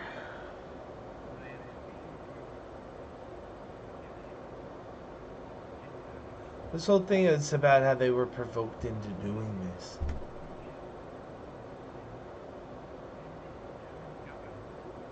That last part was the final icing on the cake of, but then they were slaughtering us.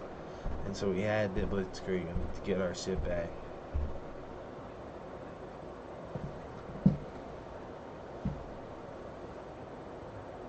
No, sad piano. We have to declare war on this. This is not a good day for Germany, but it would be an even worse day for our enemies.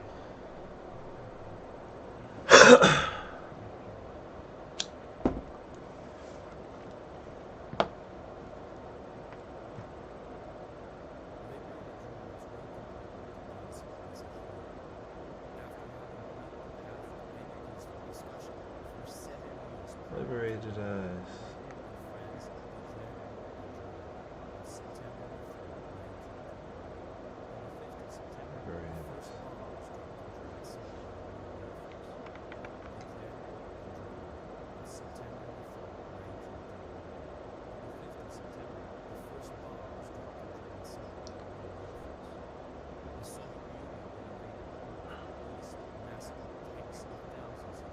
Stalin did not Hitler. What the movie's pointing at.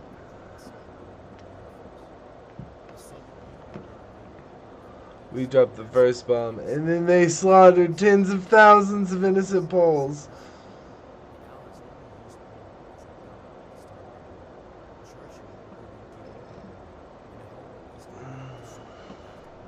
Heart.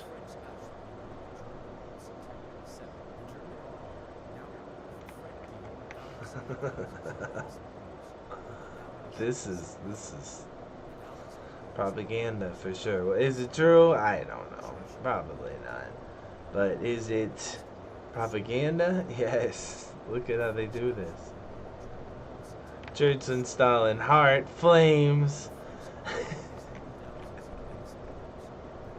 We dropped one bomb. Then they massacred, and Stalin was just clapping away. That's what they're showing you.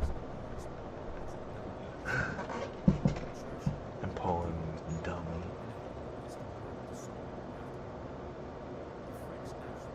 Didn't even care about the Poles.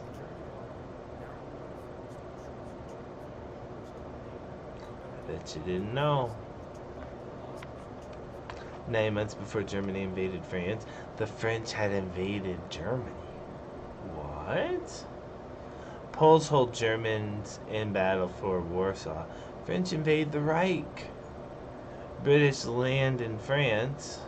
Roosevelt plans early Congress.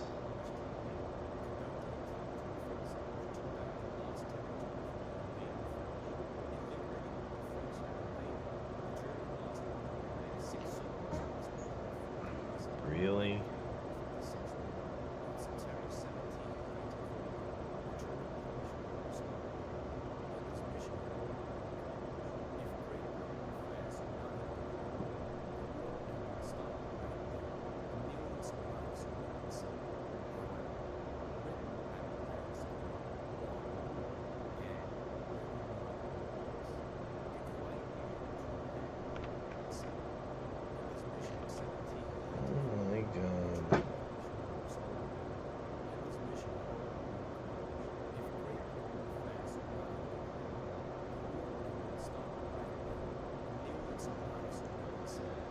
Well, we can't reward him with the territory he won. Plans for a long war. Britain declares war.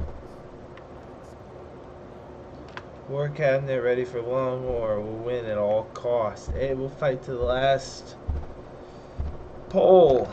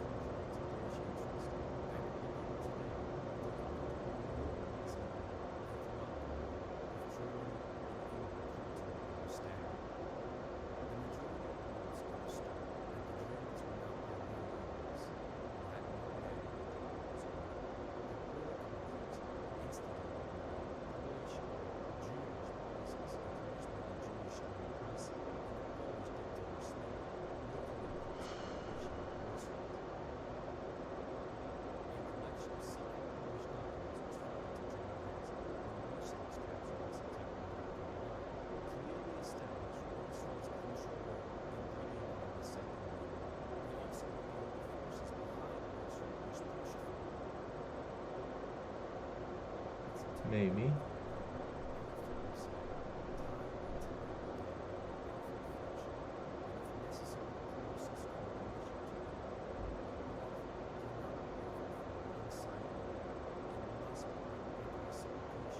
Reciprocal! I want reciprocal!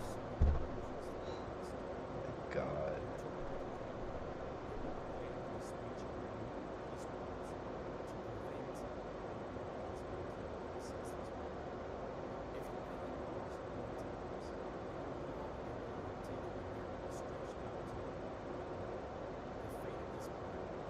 No?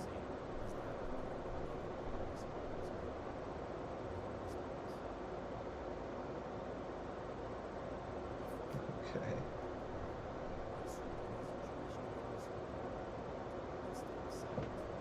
What?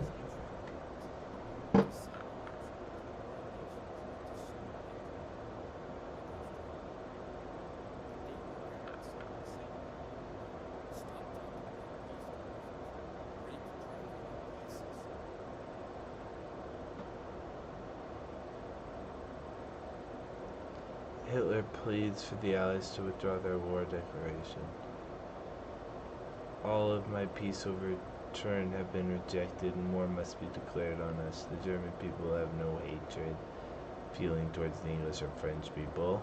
The French, he states, I have always expressed to France that my desire to bury forever our ancient enmity and bring together these two nations, both of which have such glorious past. To Britain, Hitler says, I have devoured no less effort to achieve the Anglo-German friendship. At no time and in no place have I ever acted contrary on Britain's interests. Why should this war be in the West? Why should this war in the West be fought?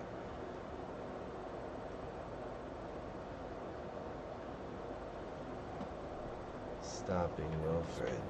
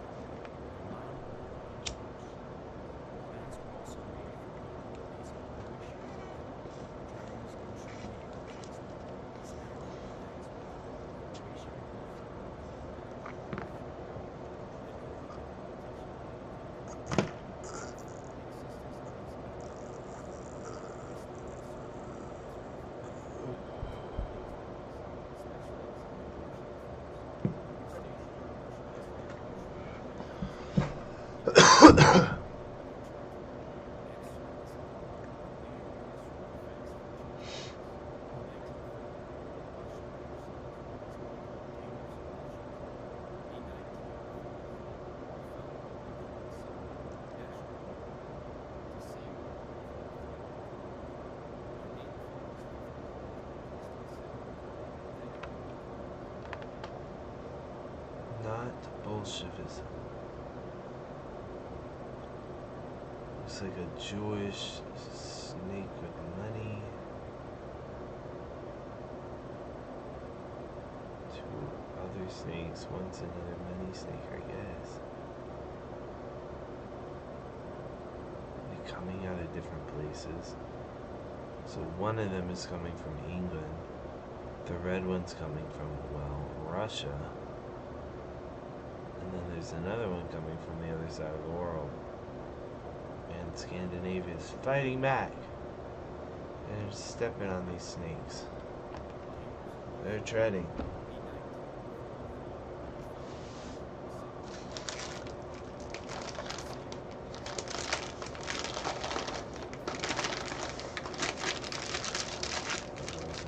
Jew.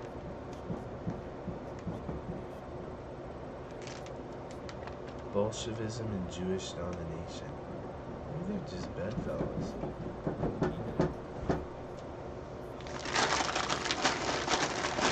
The Jews are using the communists. The communists are using the Jews. The Jews are really smart. There's a lot of communists. It's a good match. Hitler's like, we gotta fight these guys and these guys. Right, everybody. They're all against us. Here comes communism. Forever. It's endless encroachment of communism.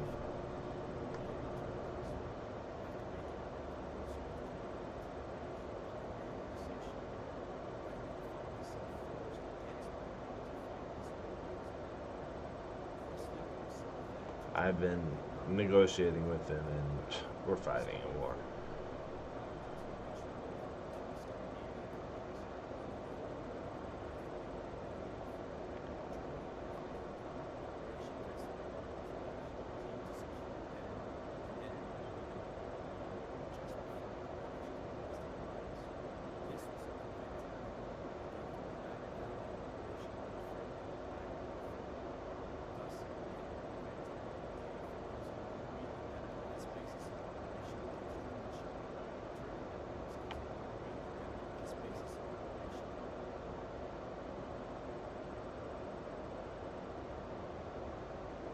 Black cross K, and then the swastika.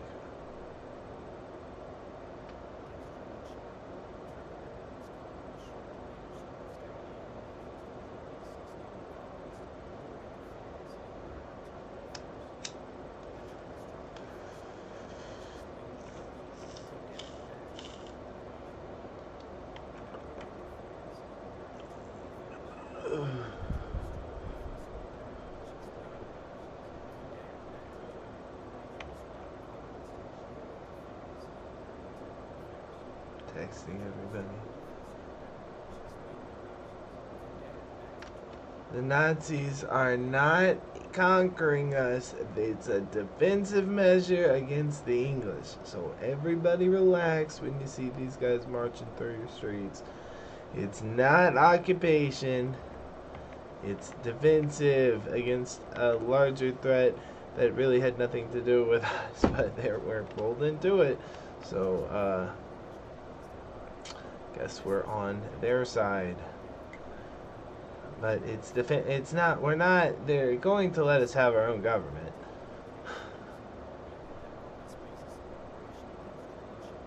Jesus Christ.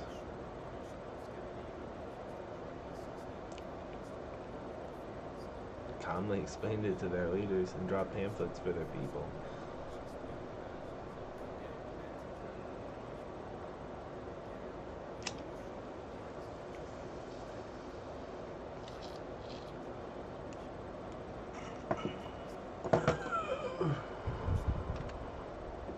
What are their armbands?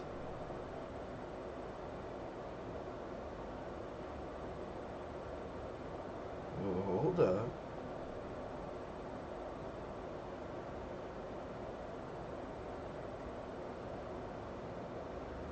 Norwegian. Oh, wait a second. I thought they were only Nazi armbands.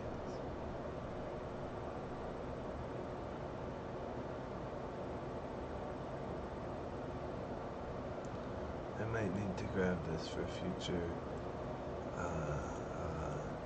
reference. It's a reference.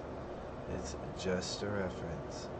I just want to see what, if this ever comes up again. Oh, I don't want a movie. I want a picture. Like a snapshot in time. I want you to grab it and keep it. Wow. Look at their armbands.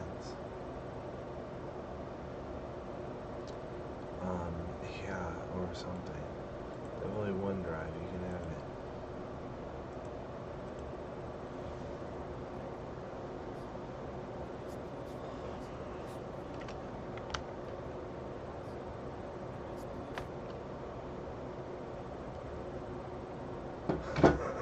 Oh my God.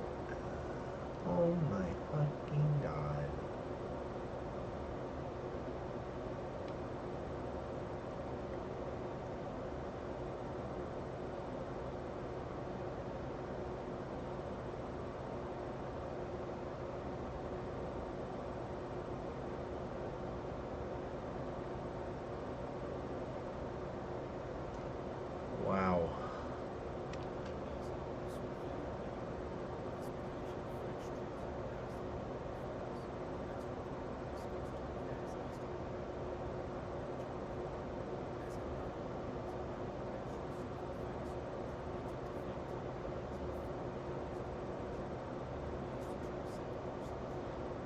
all self-defensive, guys.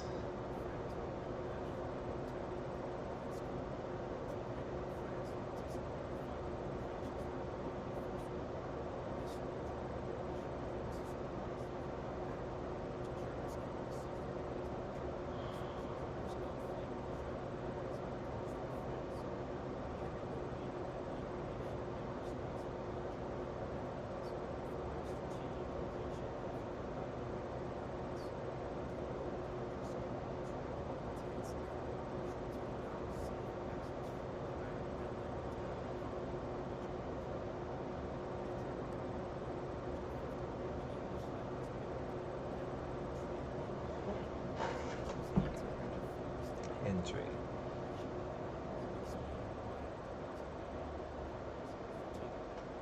Because there's spies there. Why are they invading the countryside? Because that's where the spies are. Interesting.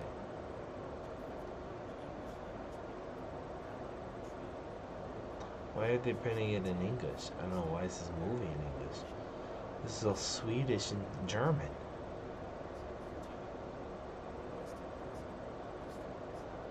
Trying to trick you.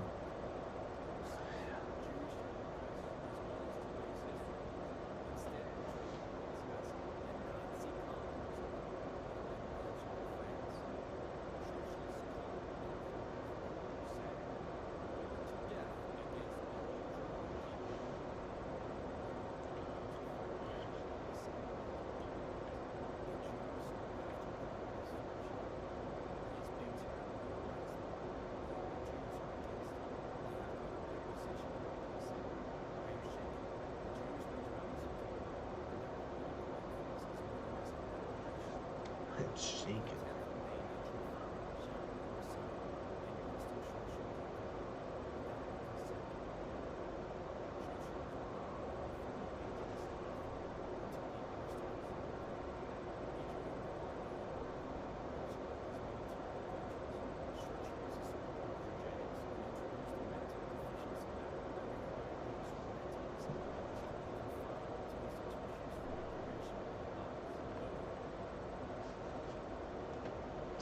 No.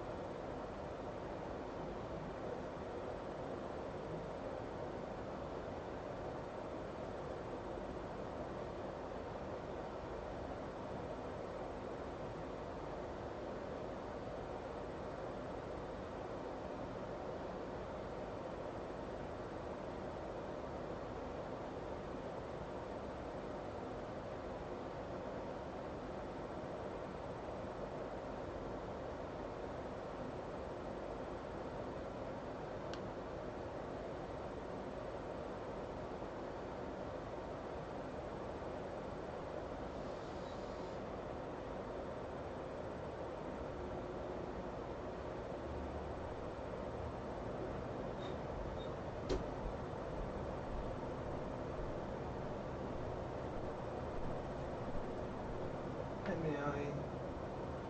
Hey, pretty girl. Pretty Meowie. I turned on the kitchen sink to run water so that I could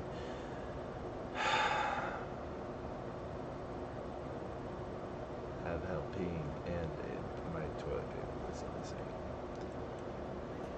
So that rule's gone.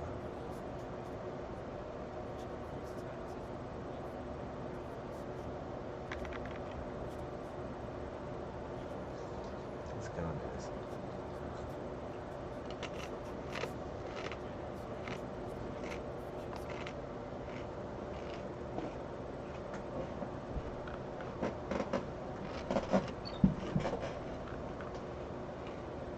Unnatural.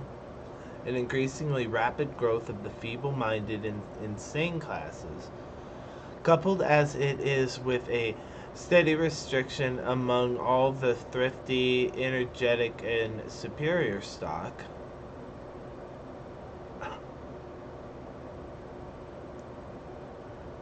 constitute a national and race danger, which it is impossible to exaggerate. A race danger, huh? The retarded? They're fucking up our race.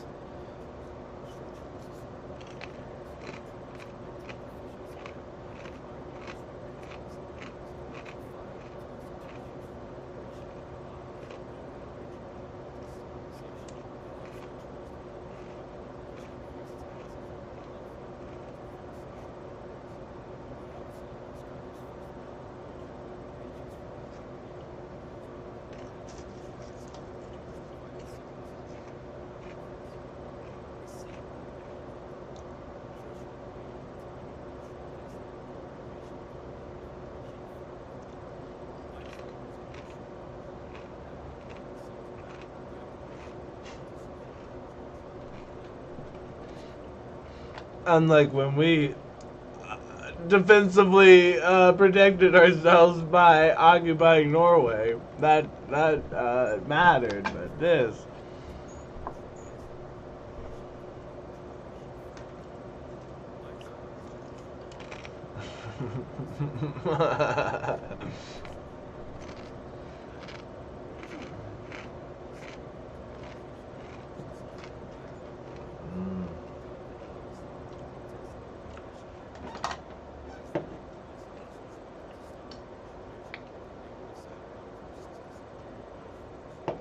smart.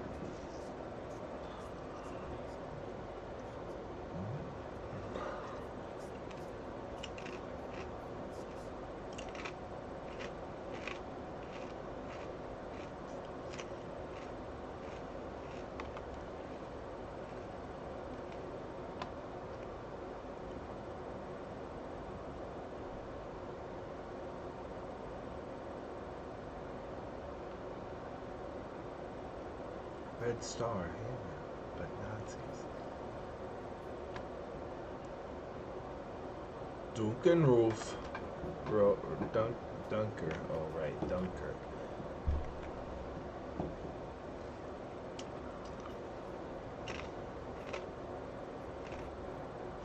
Okay.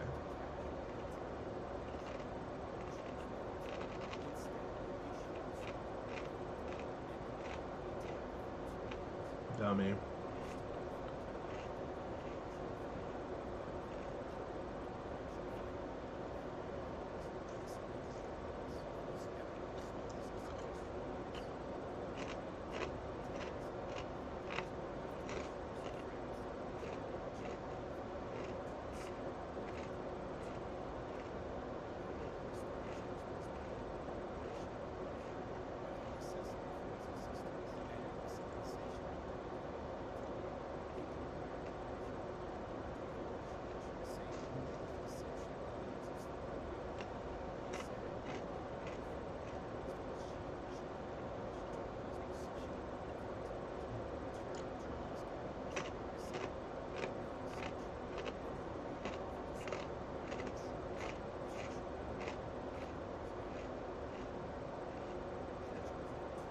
More respect. And maybe a colony. Or 3.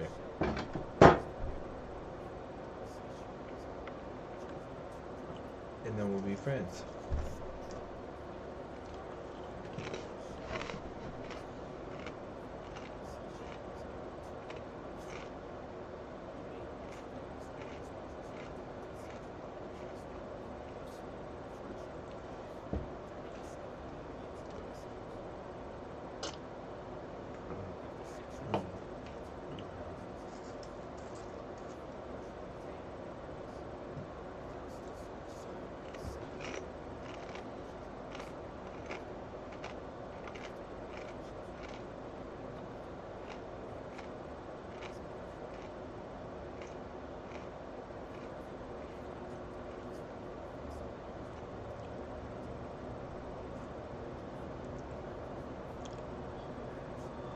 you remember this?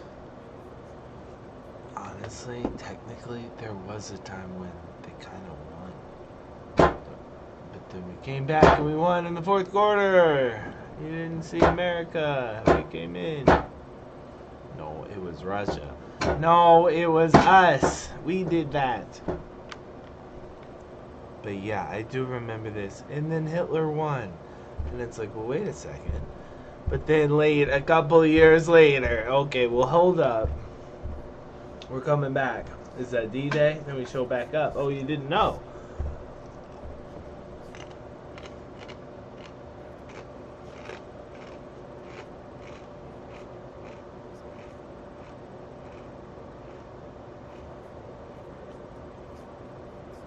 Oh, and then they won.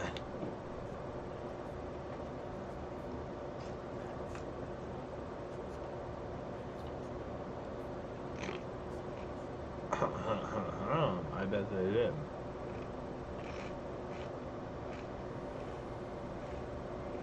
Or you want some sort of woke beta Frenchman? Or you want the strong German?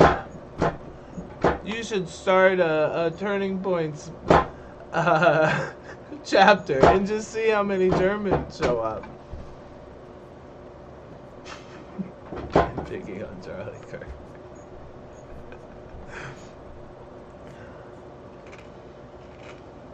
Okay.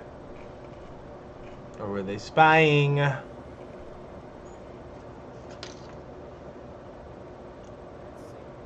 They're so easy. They love us.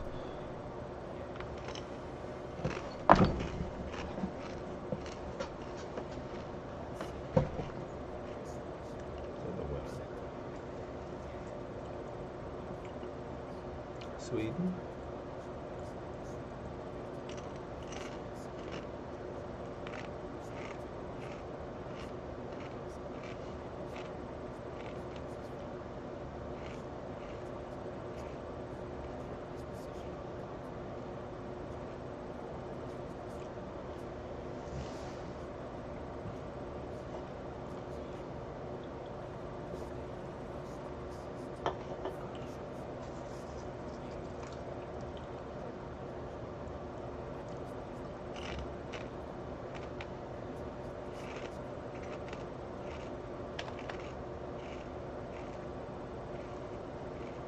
Oh my God.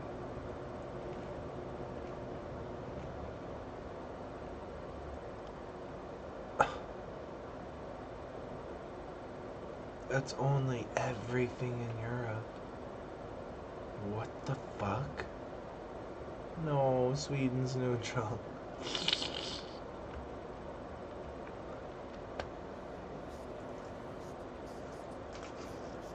England,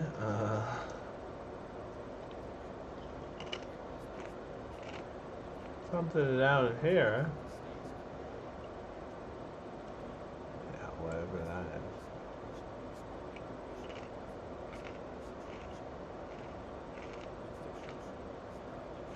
Is that what happened?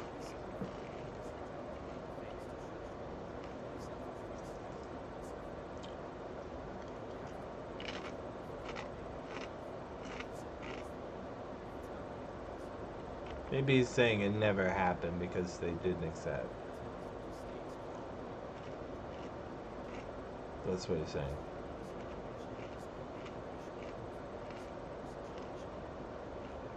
But no. Declined. Total victory.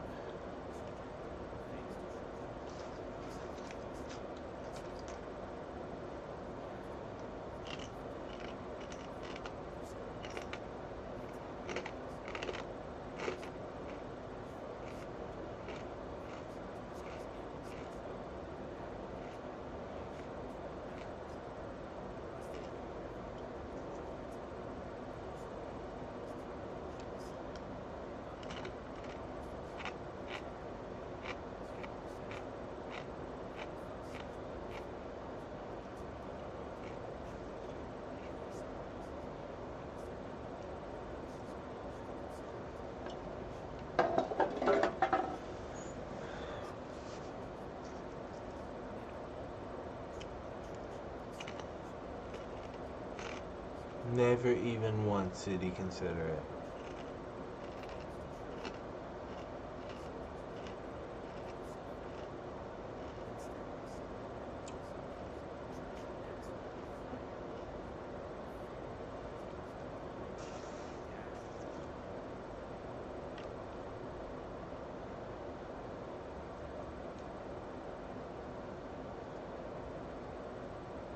What?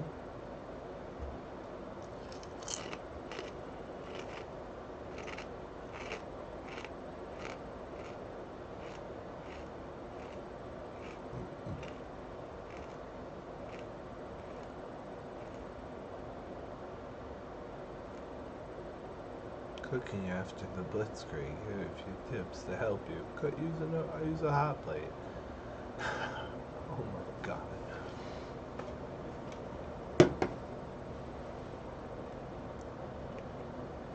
More emergency information and instruction. Fire precautions during war. Gas attacks.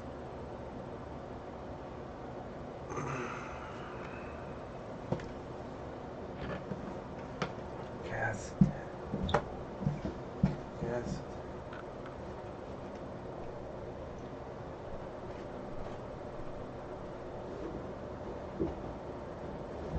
I'm yelling. I'm yelling. Gas attacks.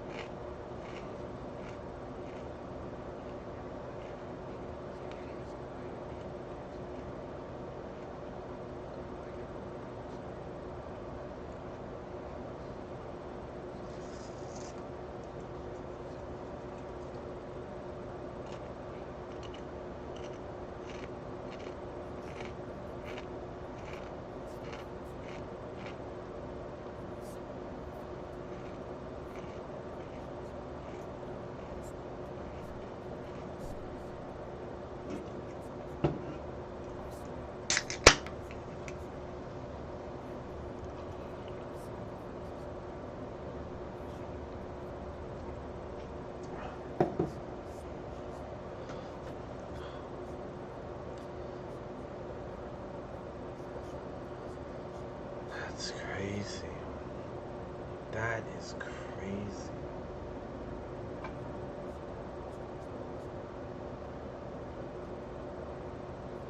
What? Nuh-uh. Nuh-uh. Shut up.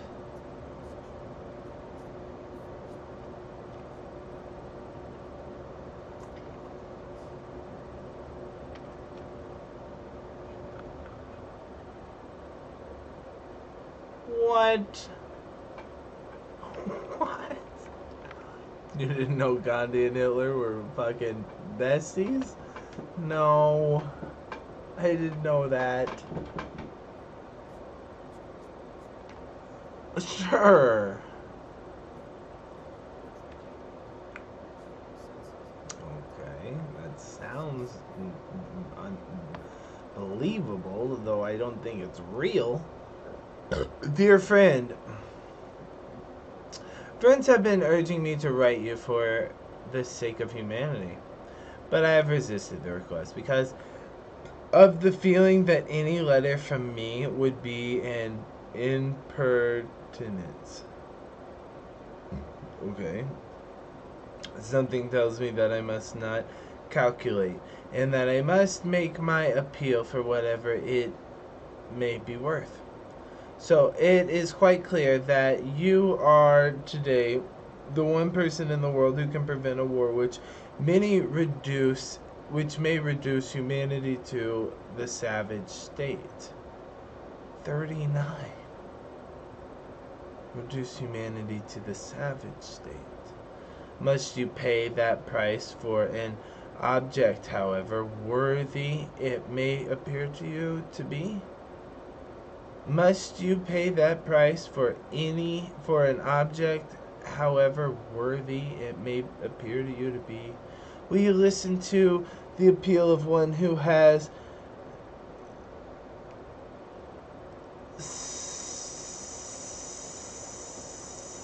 celebrity with an S?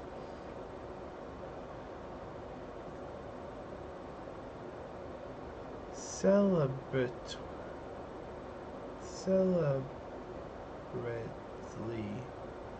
shunned, celebrately shun the method of war, not without considerable success. Anyway, I anticipate your forgiveness if I have erred in writing to you. I remain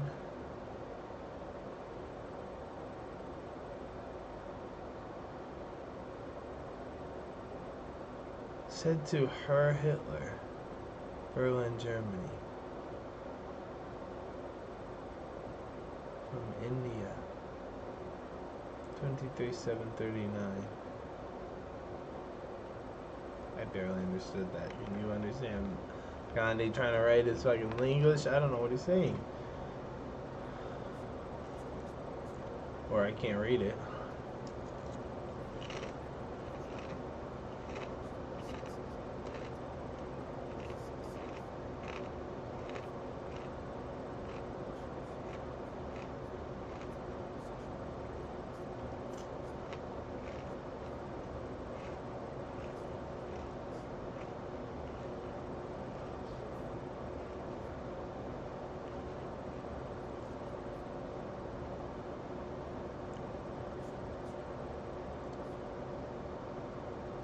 He said that about Hitler.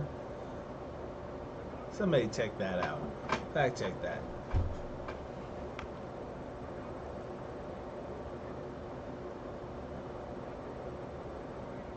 You know my proposal to England.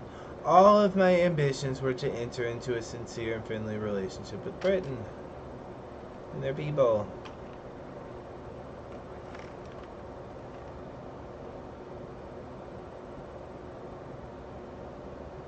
Battle of Britain.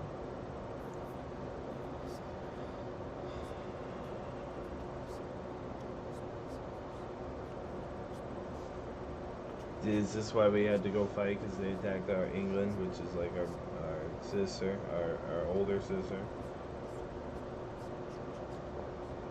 Our really older sister.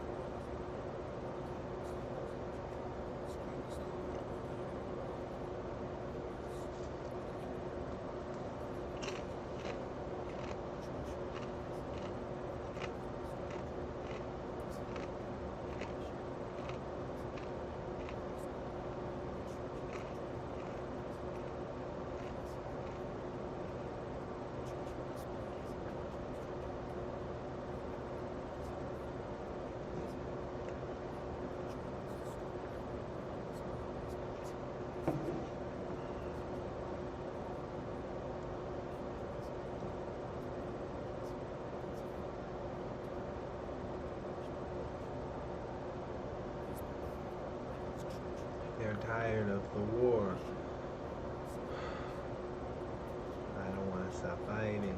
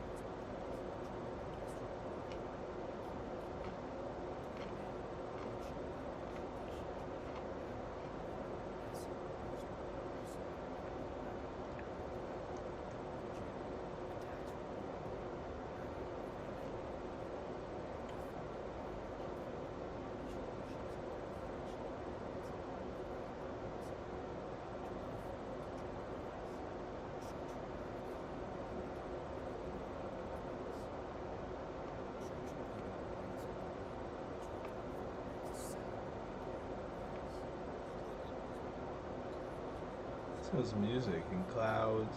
Maybe.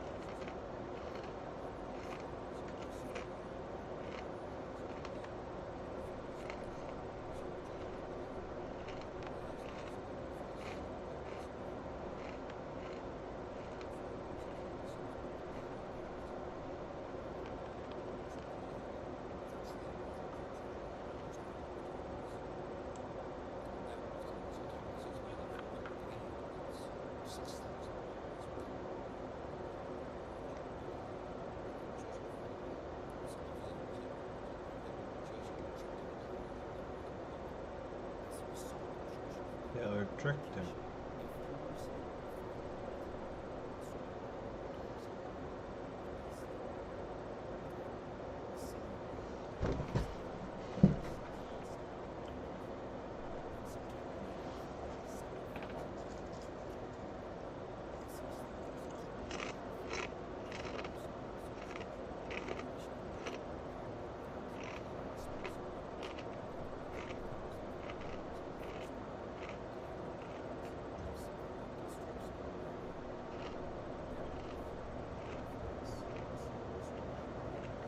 They're dropping bombs from the sky and we can't even retaliate. It's like a genocide.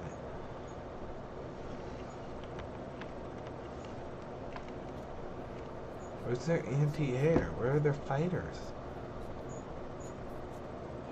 They have bombers. What do you need? Fighters.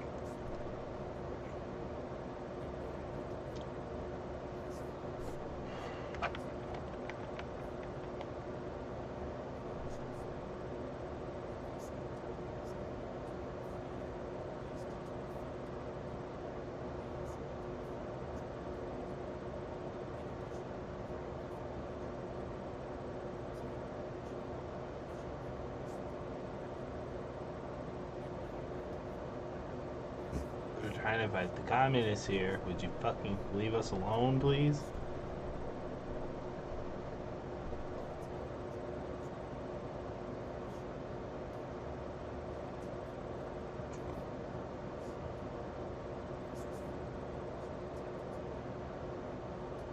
Wow. Listen to a guy. He can speak English. He wants peace. Trust him. You don't trust him. Okay, then kill him.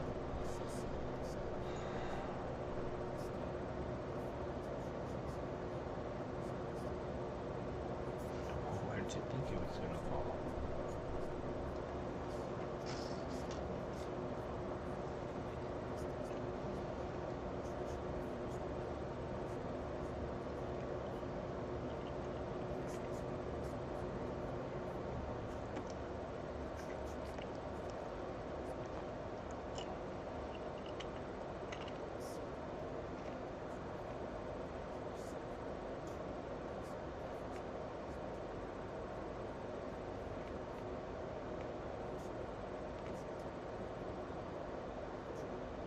Depends.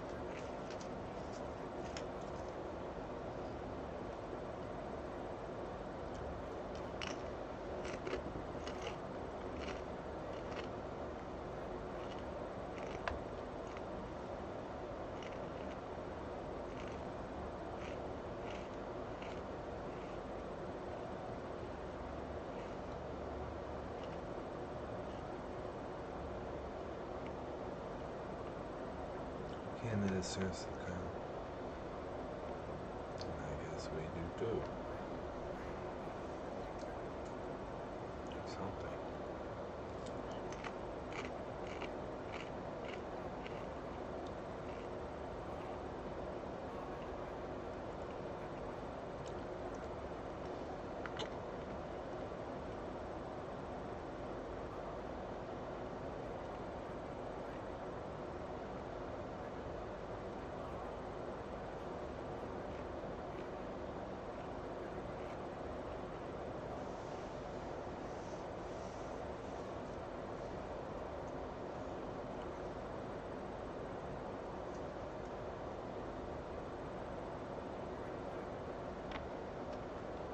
There's Nazi flags, but there's also, is it Denmark? And then they got the eagle, straight wing.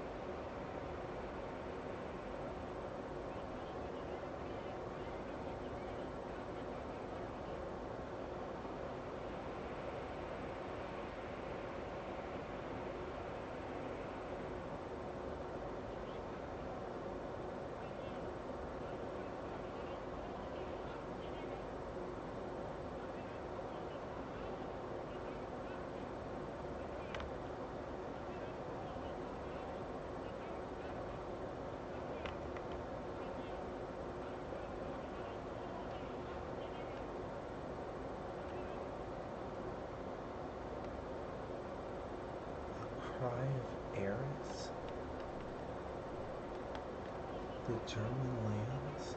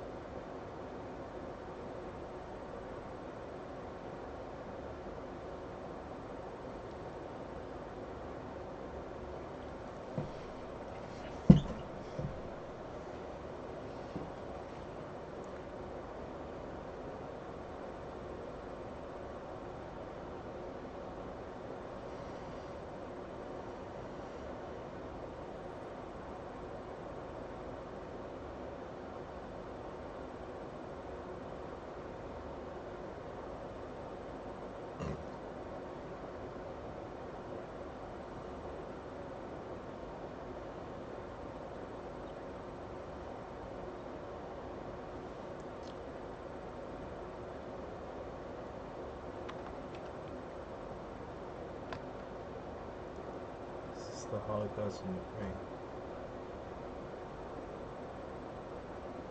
perpetrated by Stalin.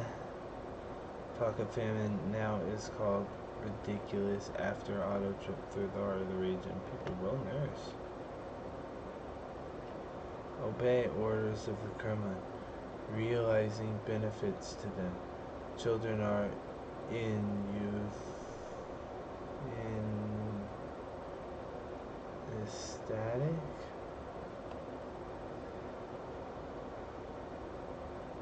Enthusiastic. We want food. Well, the children are enthusiastic with this policy. Good. I mean, just imagine that now.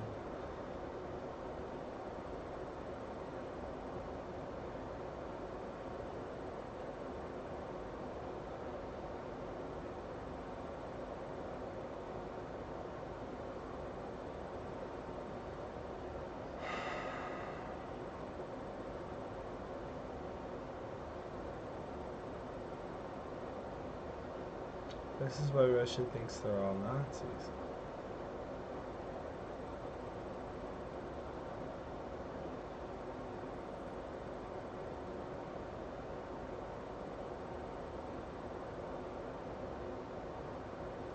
Holodomor. It's like Holocaust for Ukraine.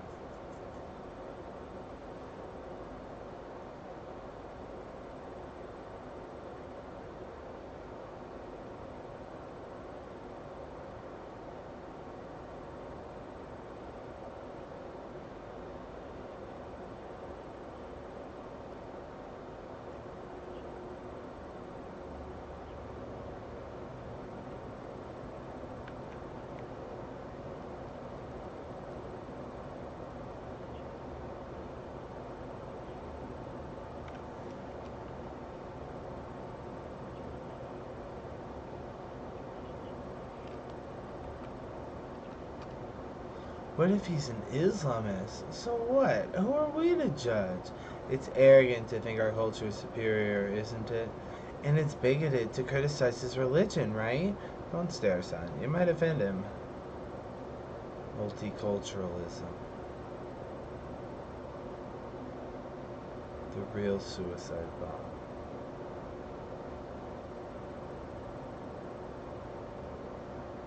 We're back to Charlie Kirk. Snap back to reality. It's time to go back to the future. What's the problem? Multiculturalism. That's the real suicide bomb, isn't it? What do you mean? I mean, these fucking Stalinist communist bastards are ruining our culture. Haven't you been paying attention, or did you fall asleep?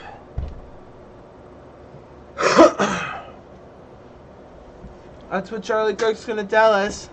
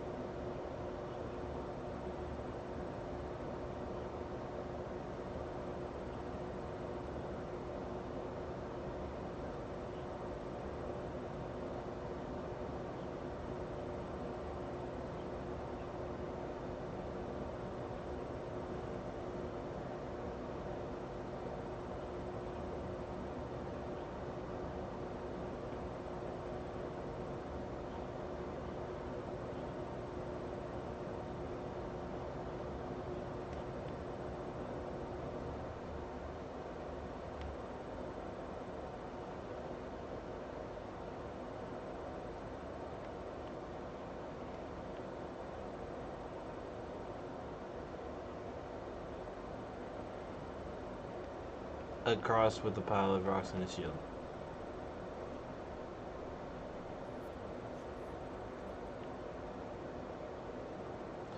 Chaim Wellsman.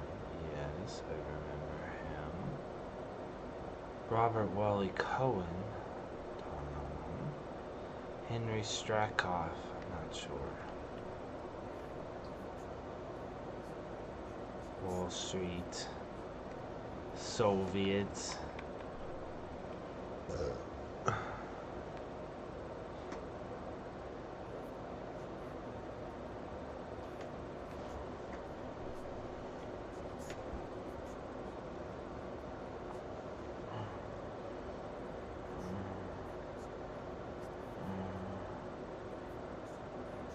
Fifth column.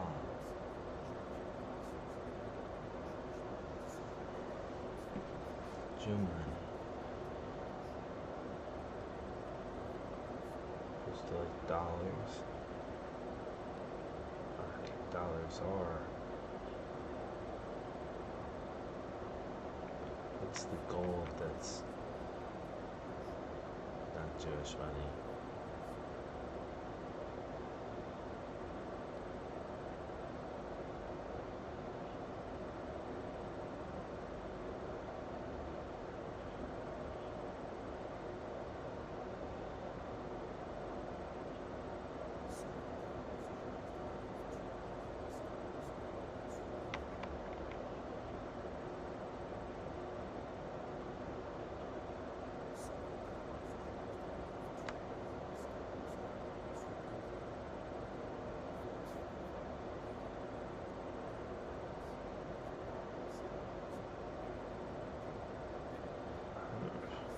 He knows who they are.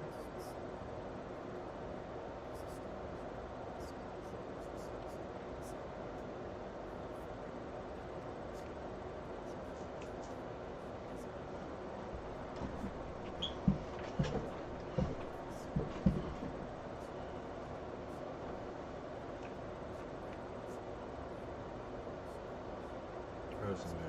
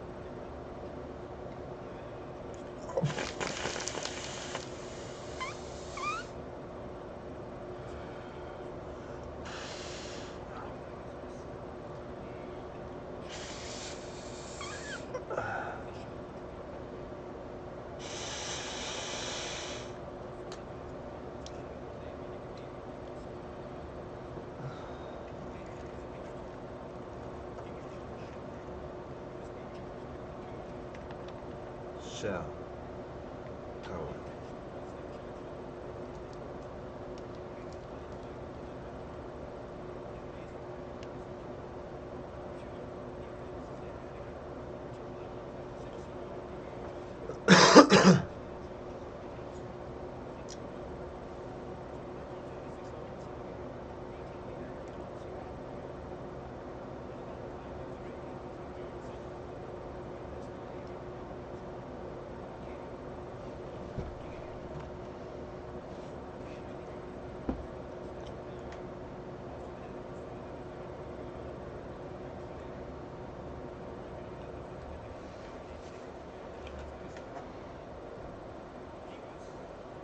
The king?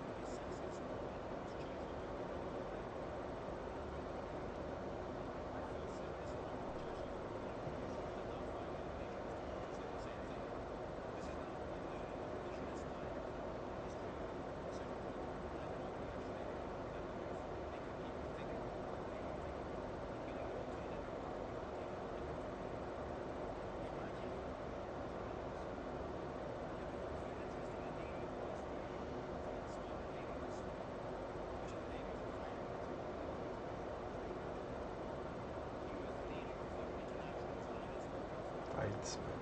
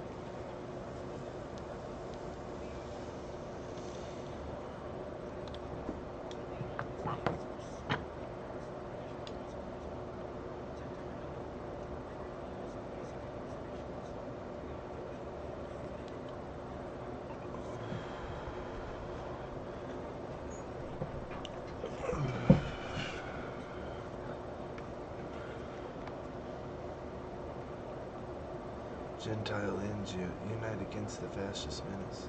Stop Hitler, bloody pogroms. Pogroms.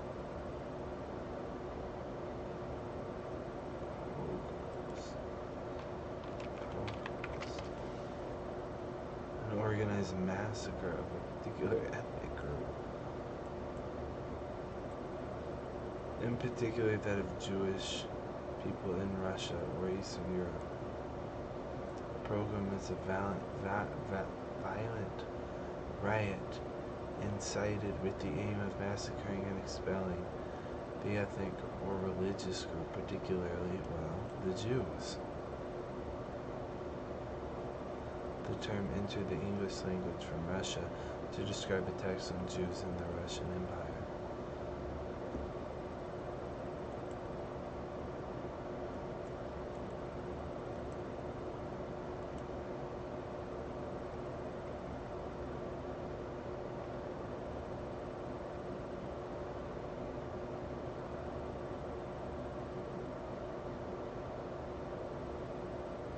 Jesus.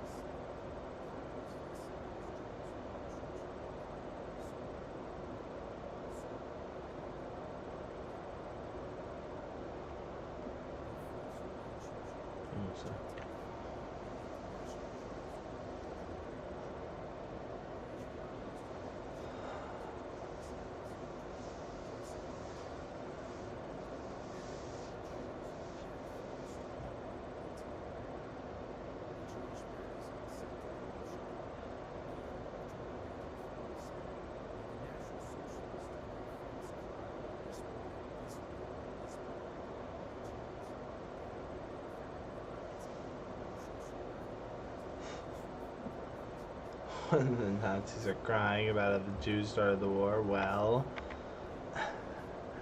that's funny.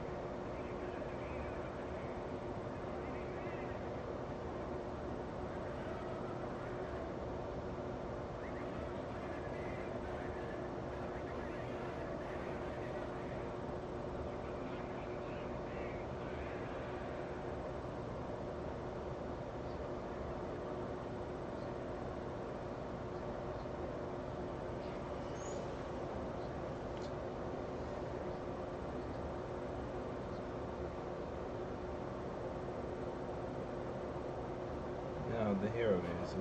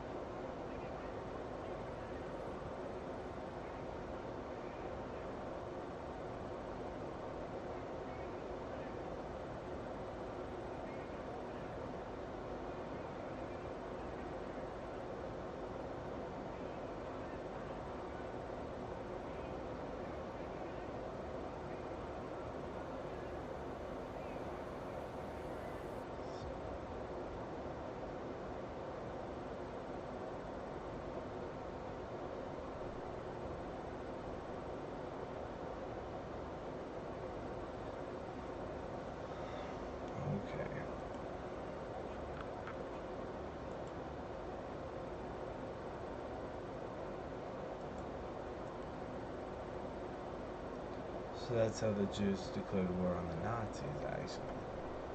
You didn't know. I did not know either.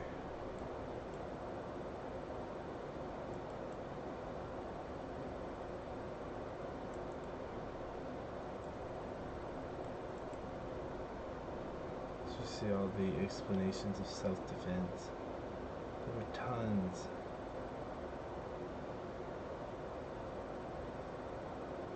Austria victim theory, genocide justification, Holocaust inversion. Comparisons between Israel and Nazi Germany occur frequently in some veins of anti-Zionism in relation to Israel-Palestine conflict. You don't say.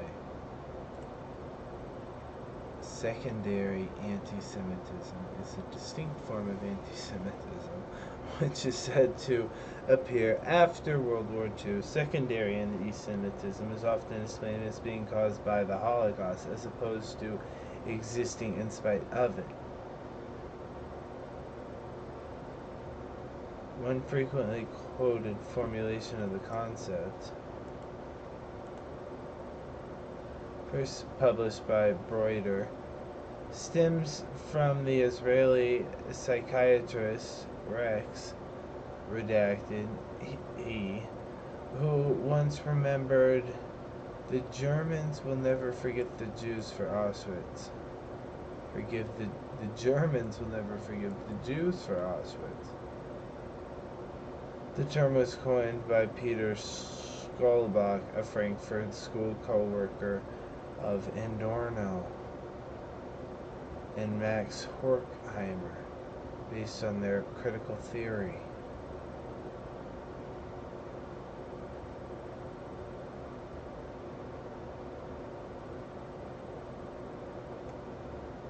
Adorno again, Frankfurt School again.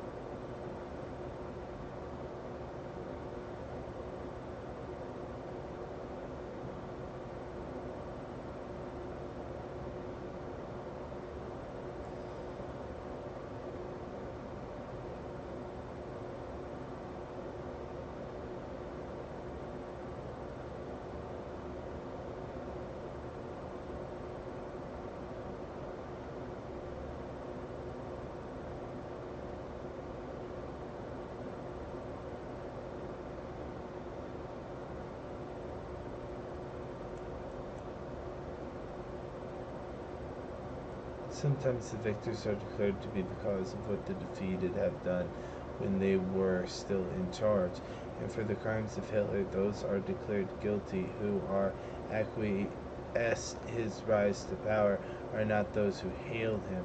The idiocy in all this is in fact the indication of something mentally uncoped with, of a wound, although the thought of wound should be dedicated to the victims.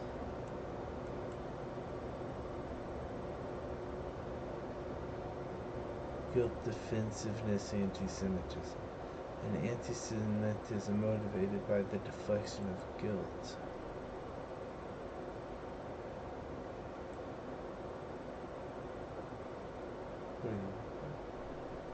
Anti-Semitic? Is that what they're saying? A guilt, defensiveness.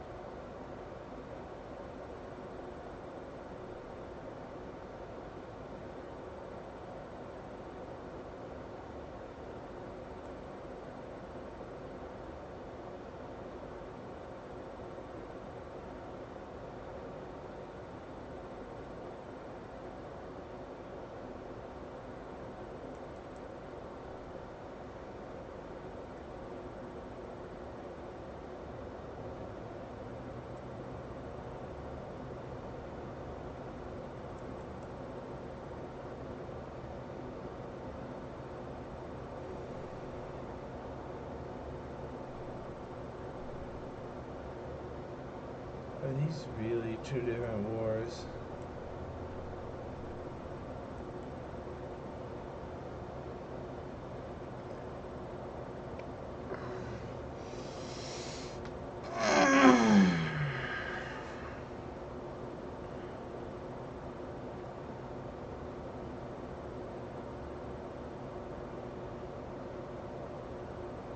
Man.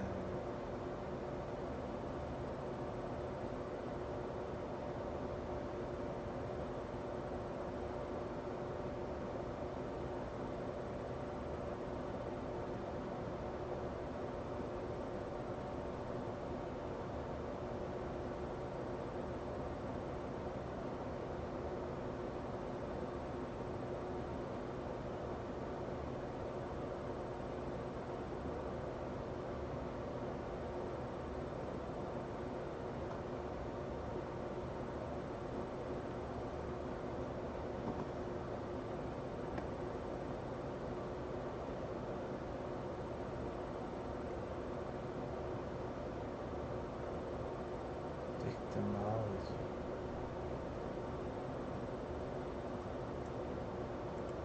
Good for tomorrow.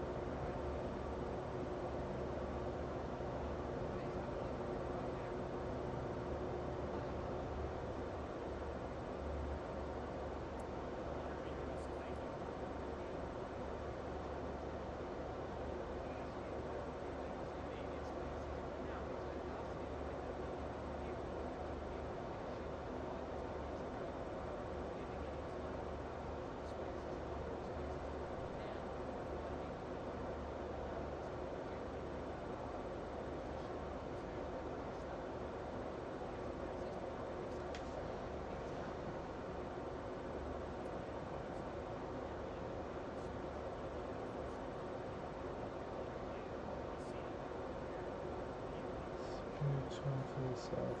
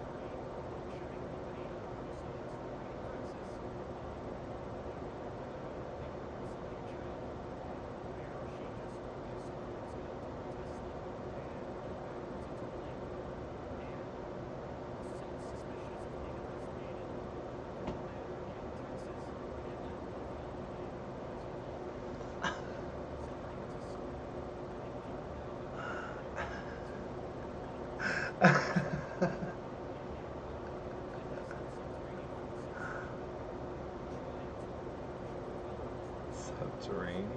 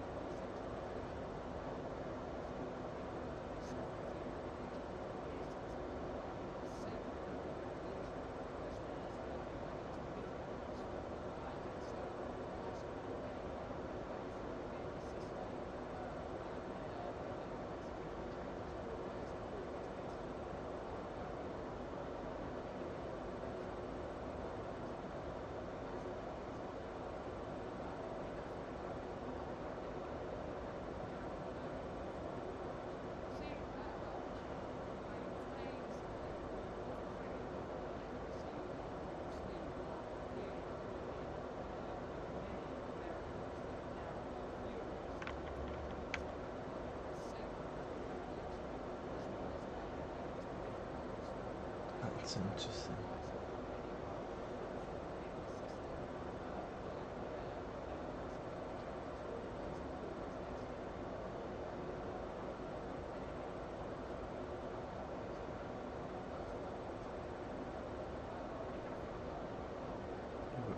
Who is she gonna pick?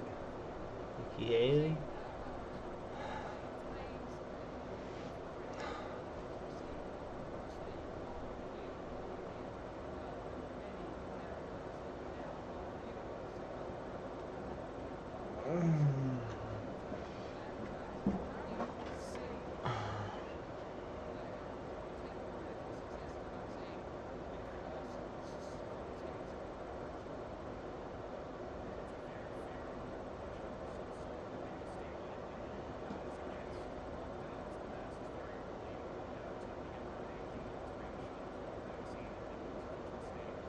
Called the vaccine.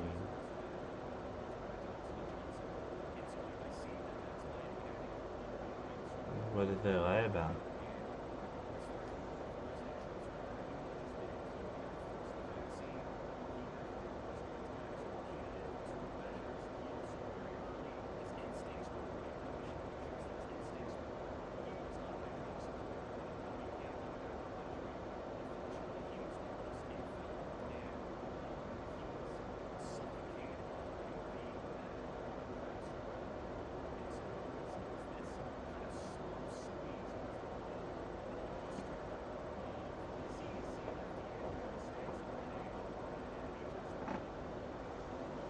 When did everybody realize that it was the CDC that was crazy?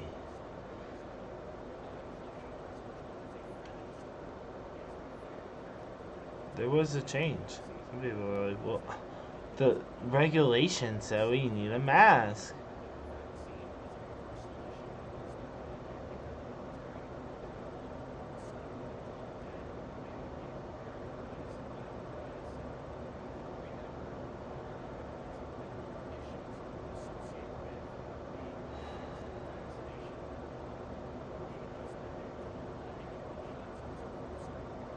Is it forced?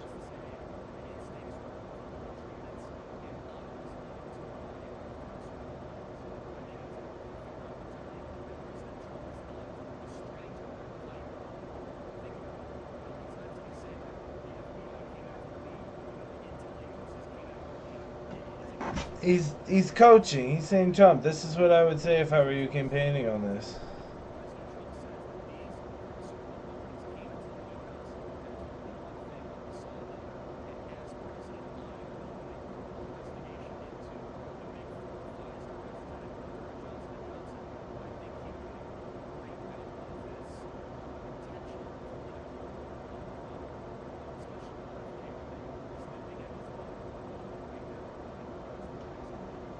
Yes.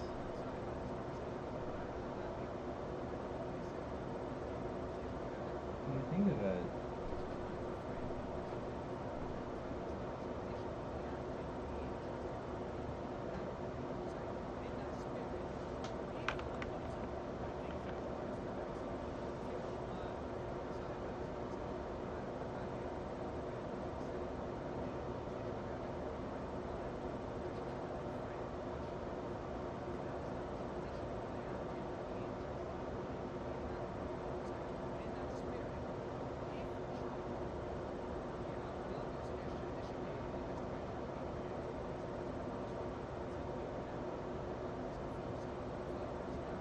That's crazy. That would be crazy.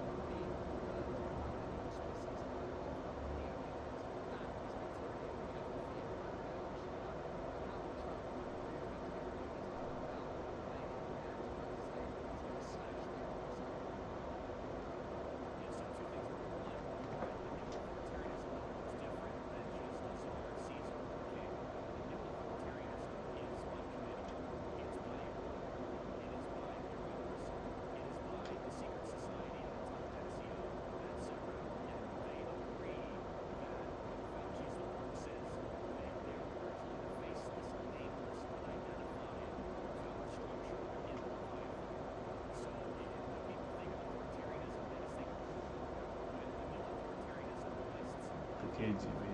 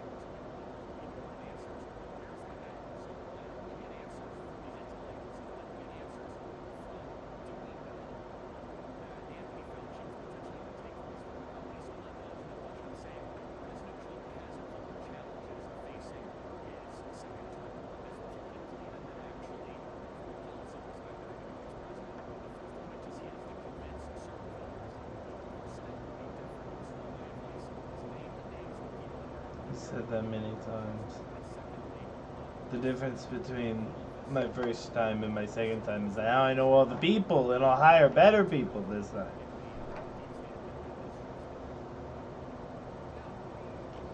No, I scared you.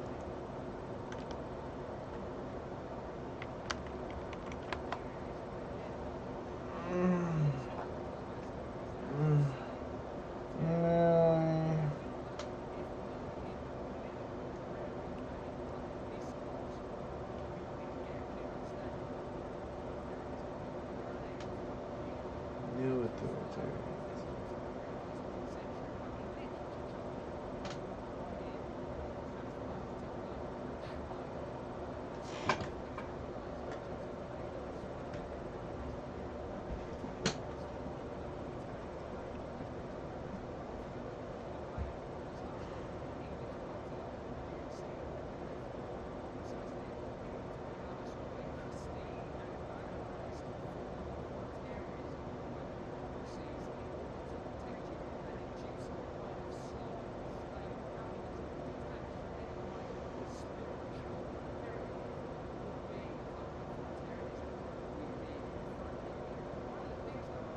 That's crazy.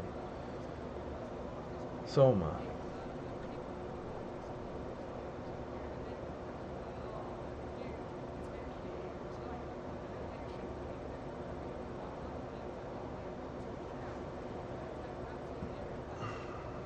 Damn.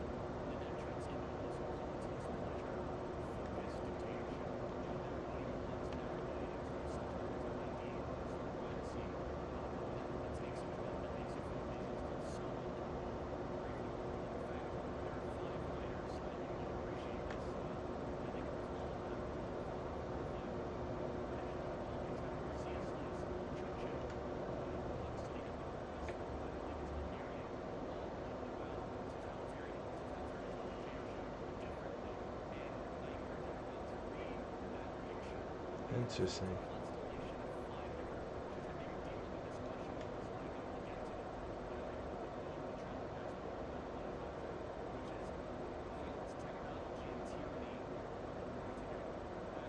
Cool. Yes, that is fascinating.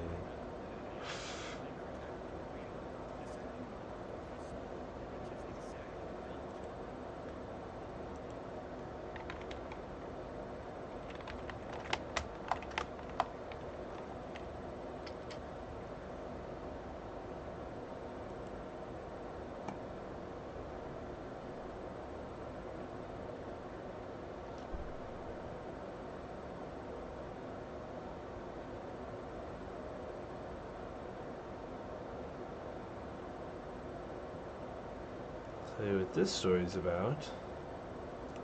I know all about this story.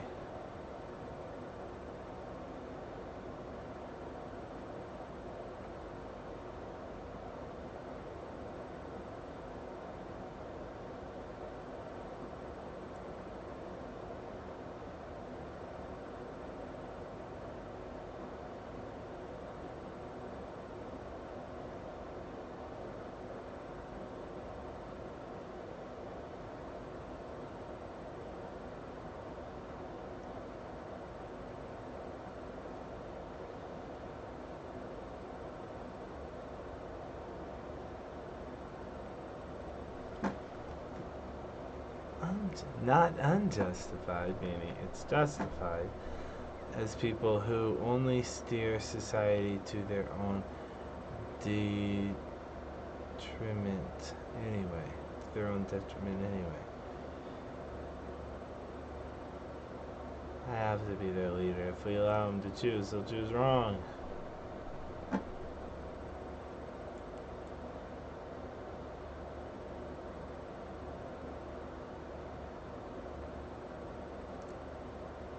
guess you're right. You can kill me. I'm guilty as fuck. Whatever.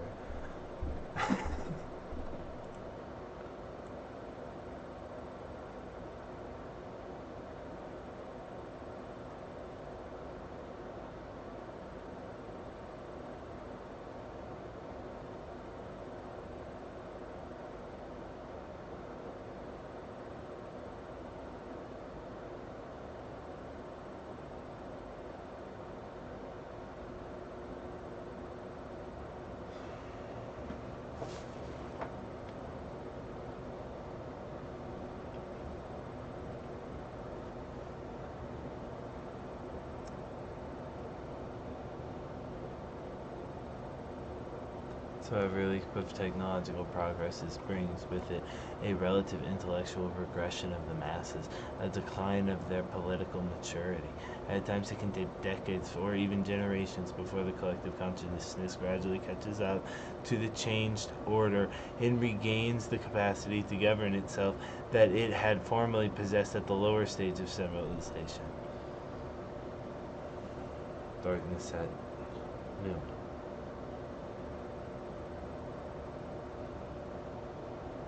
Influence and Legacy, Animal Farm, 1984. Homage to Catalonia.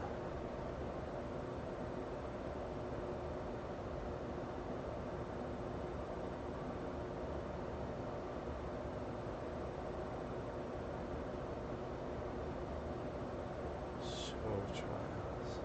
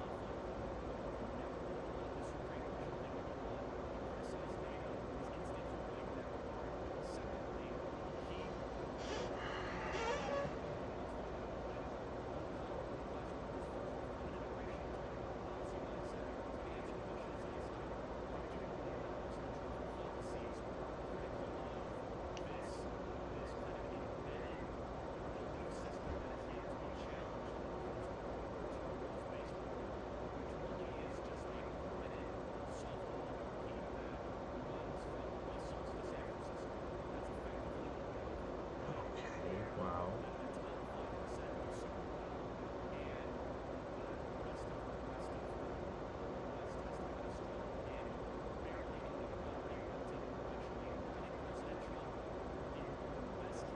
Renting perpetually.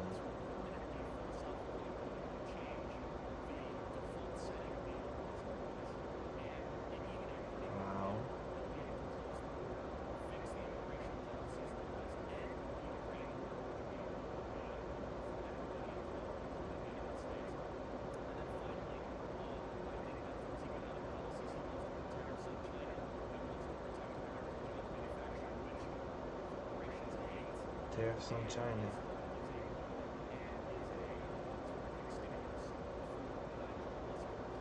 A stimulus. It's a stimulus. The muscular class.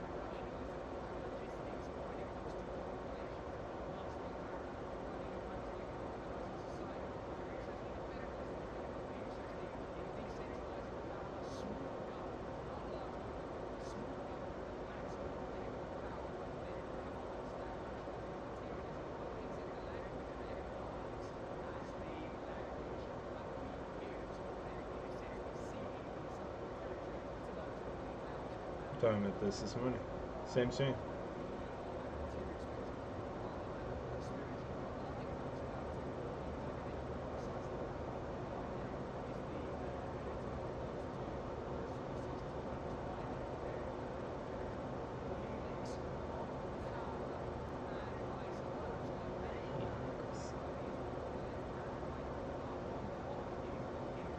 Helix of power.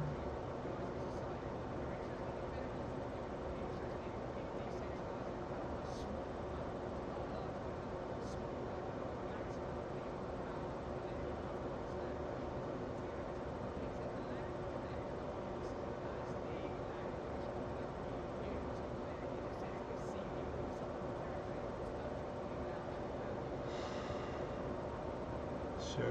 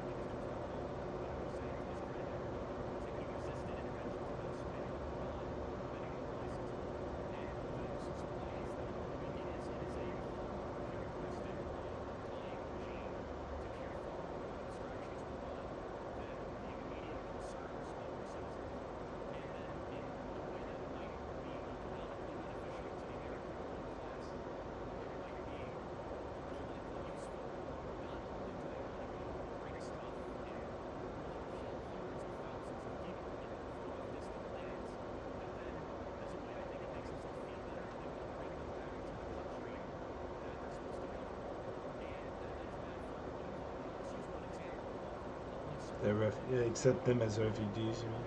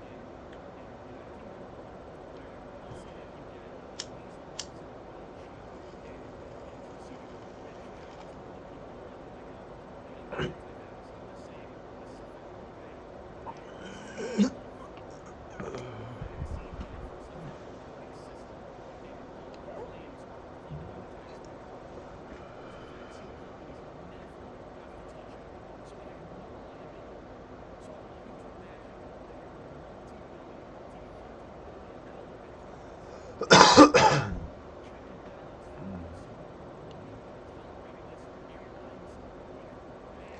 is VVAC, right?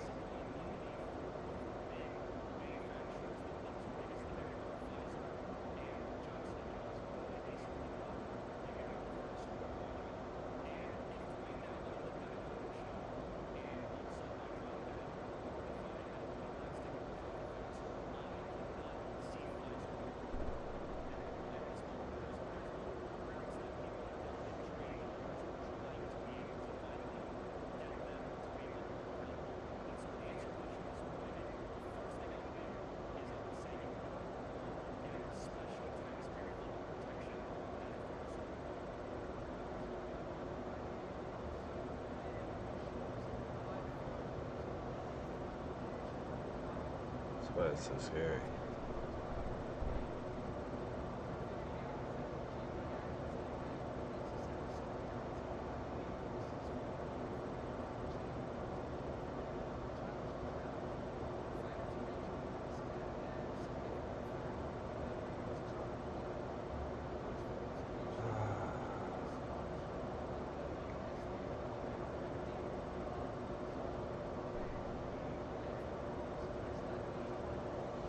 Harsh on bus freedoms.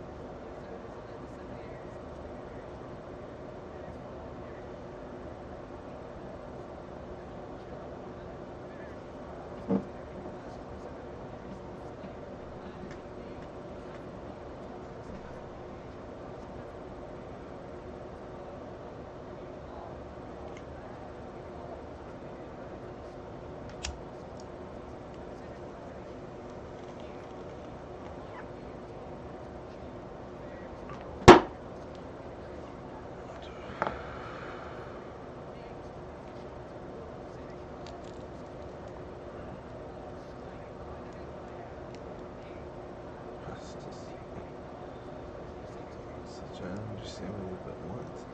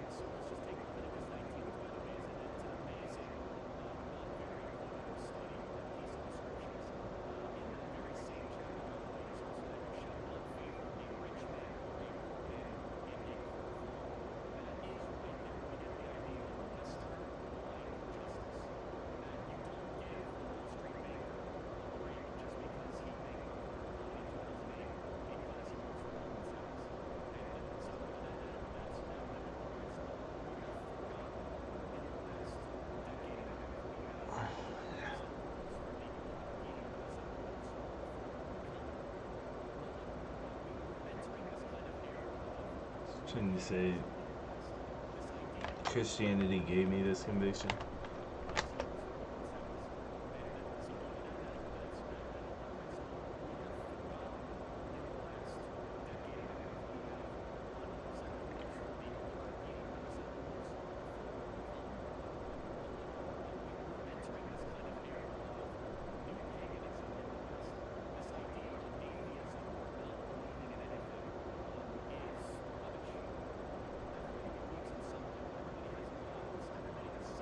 Interesting.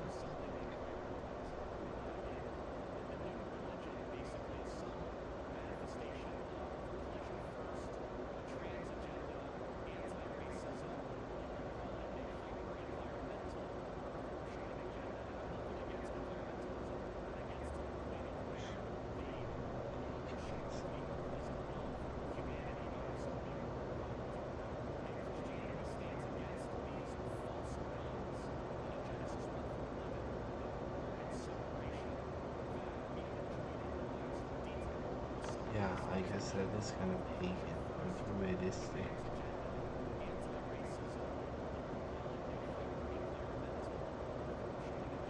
Wow. Yeah, you could call it that.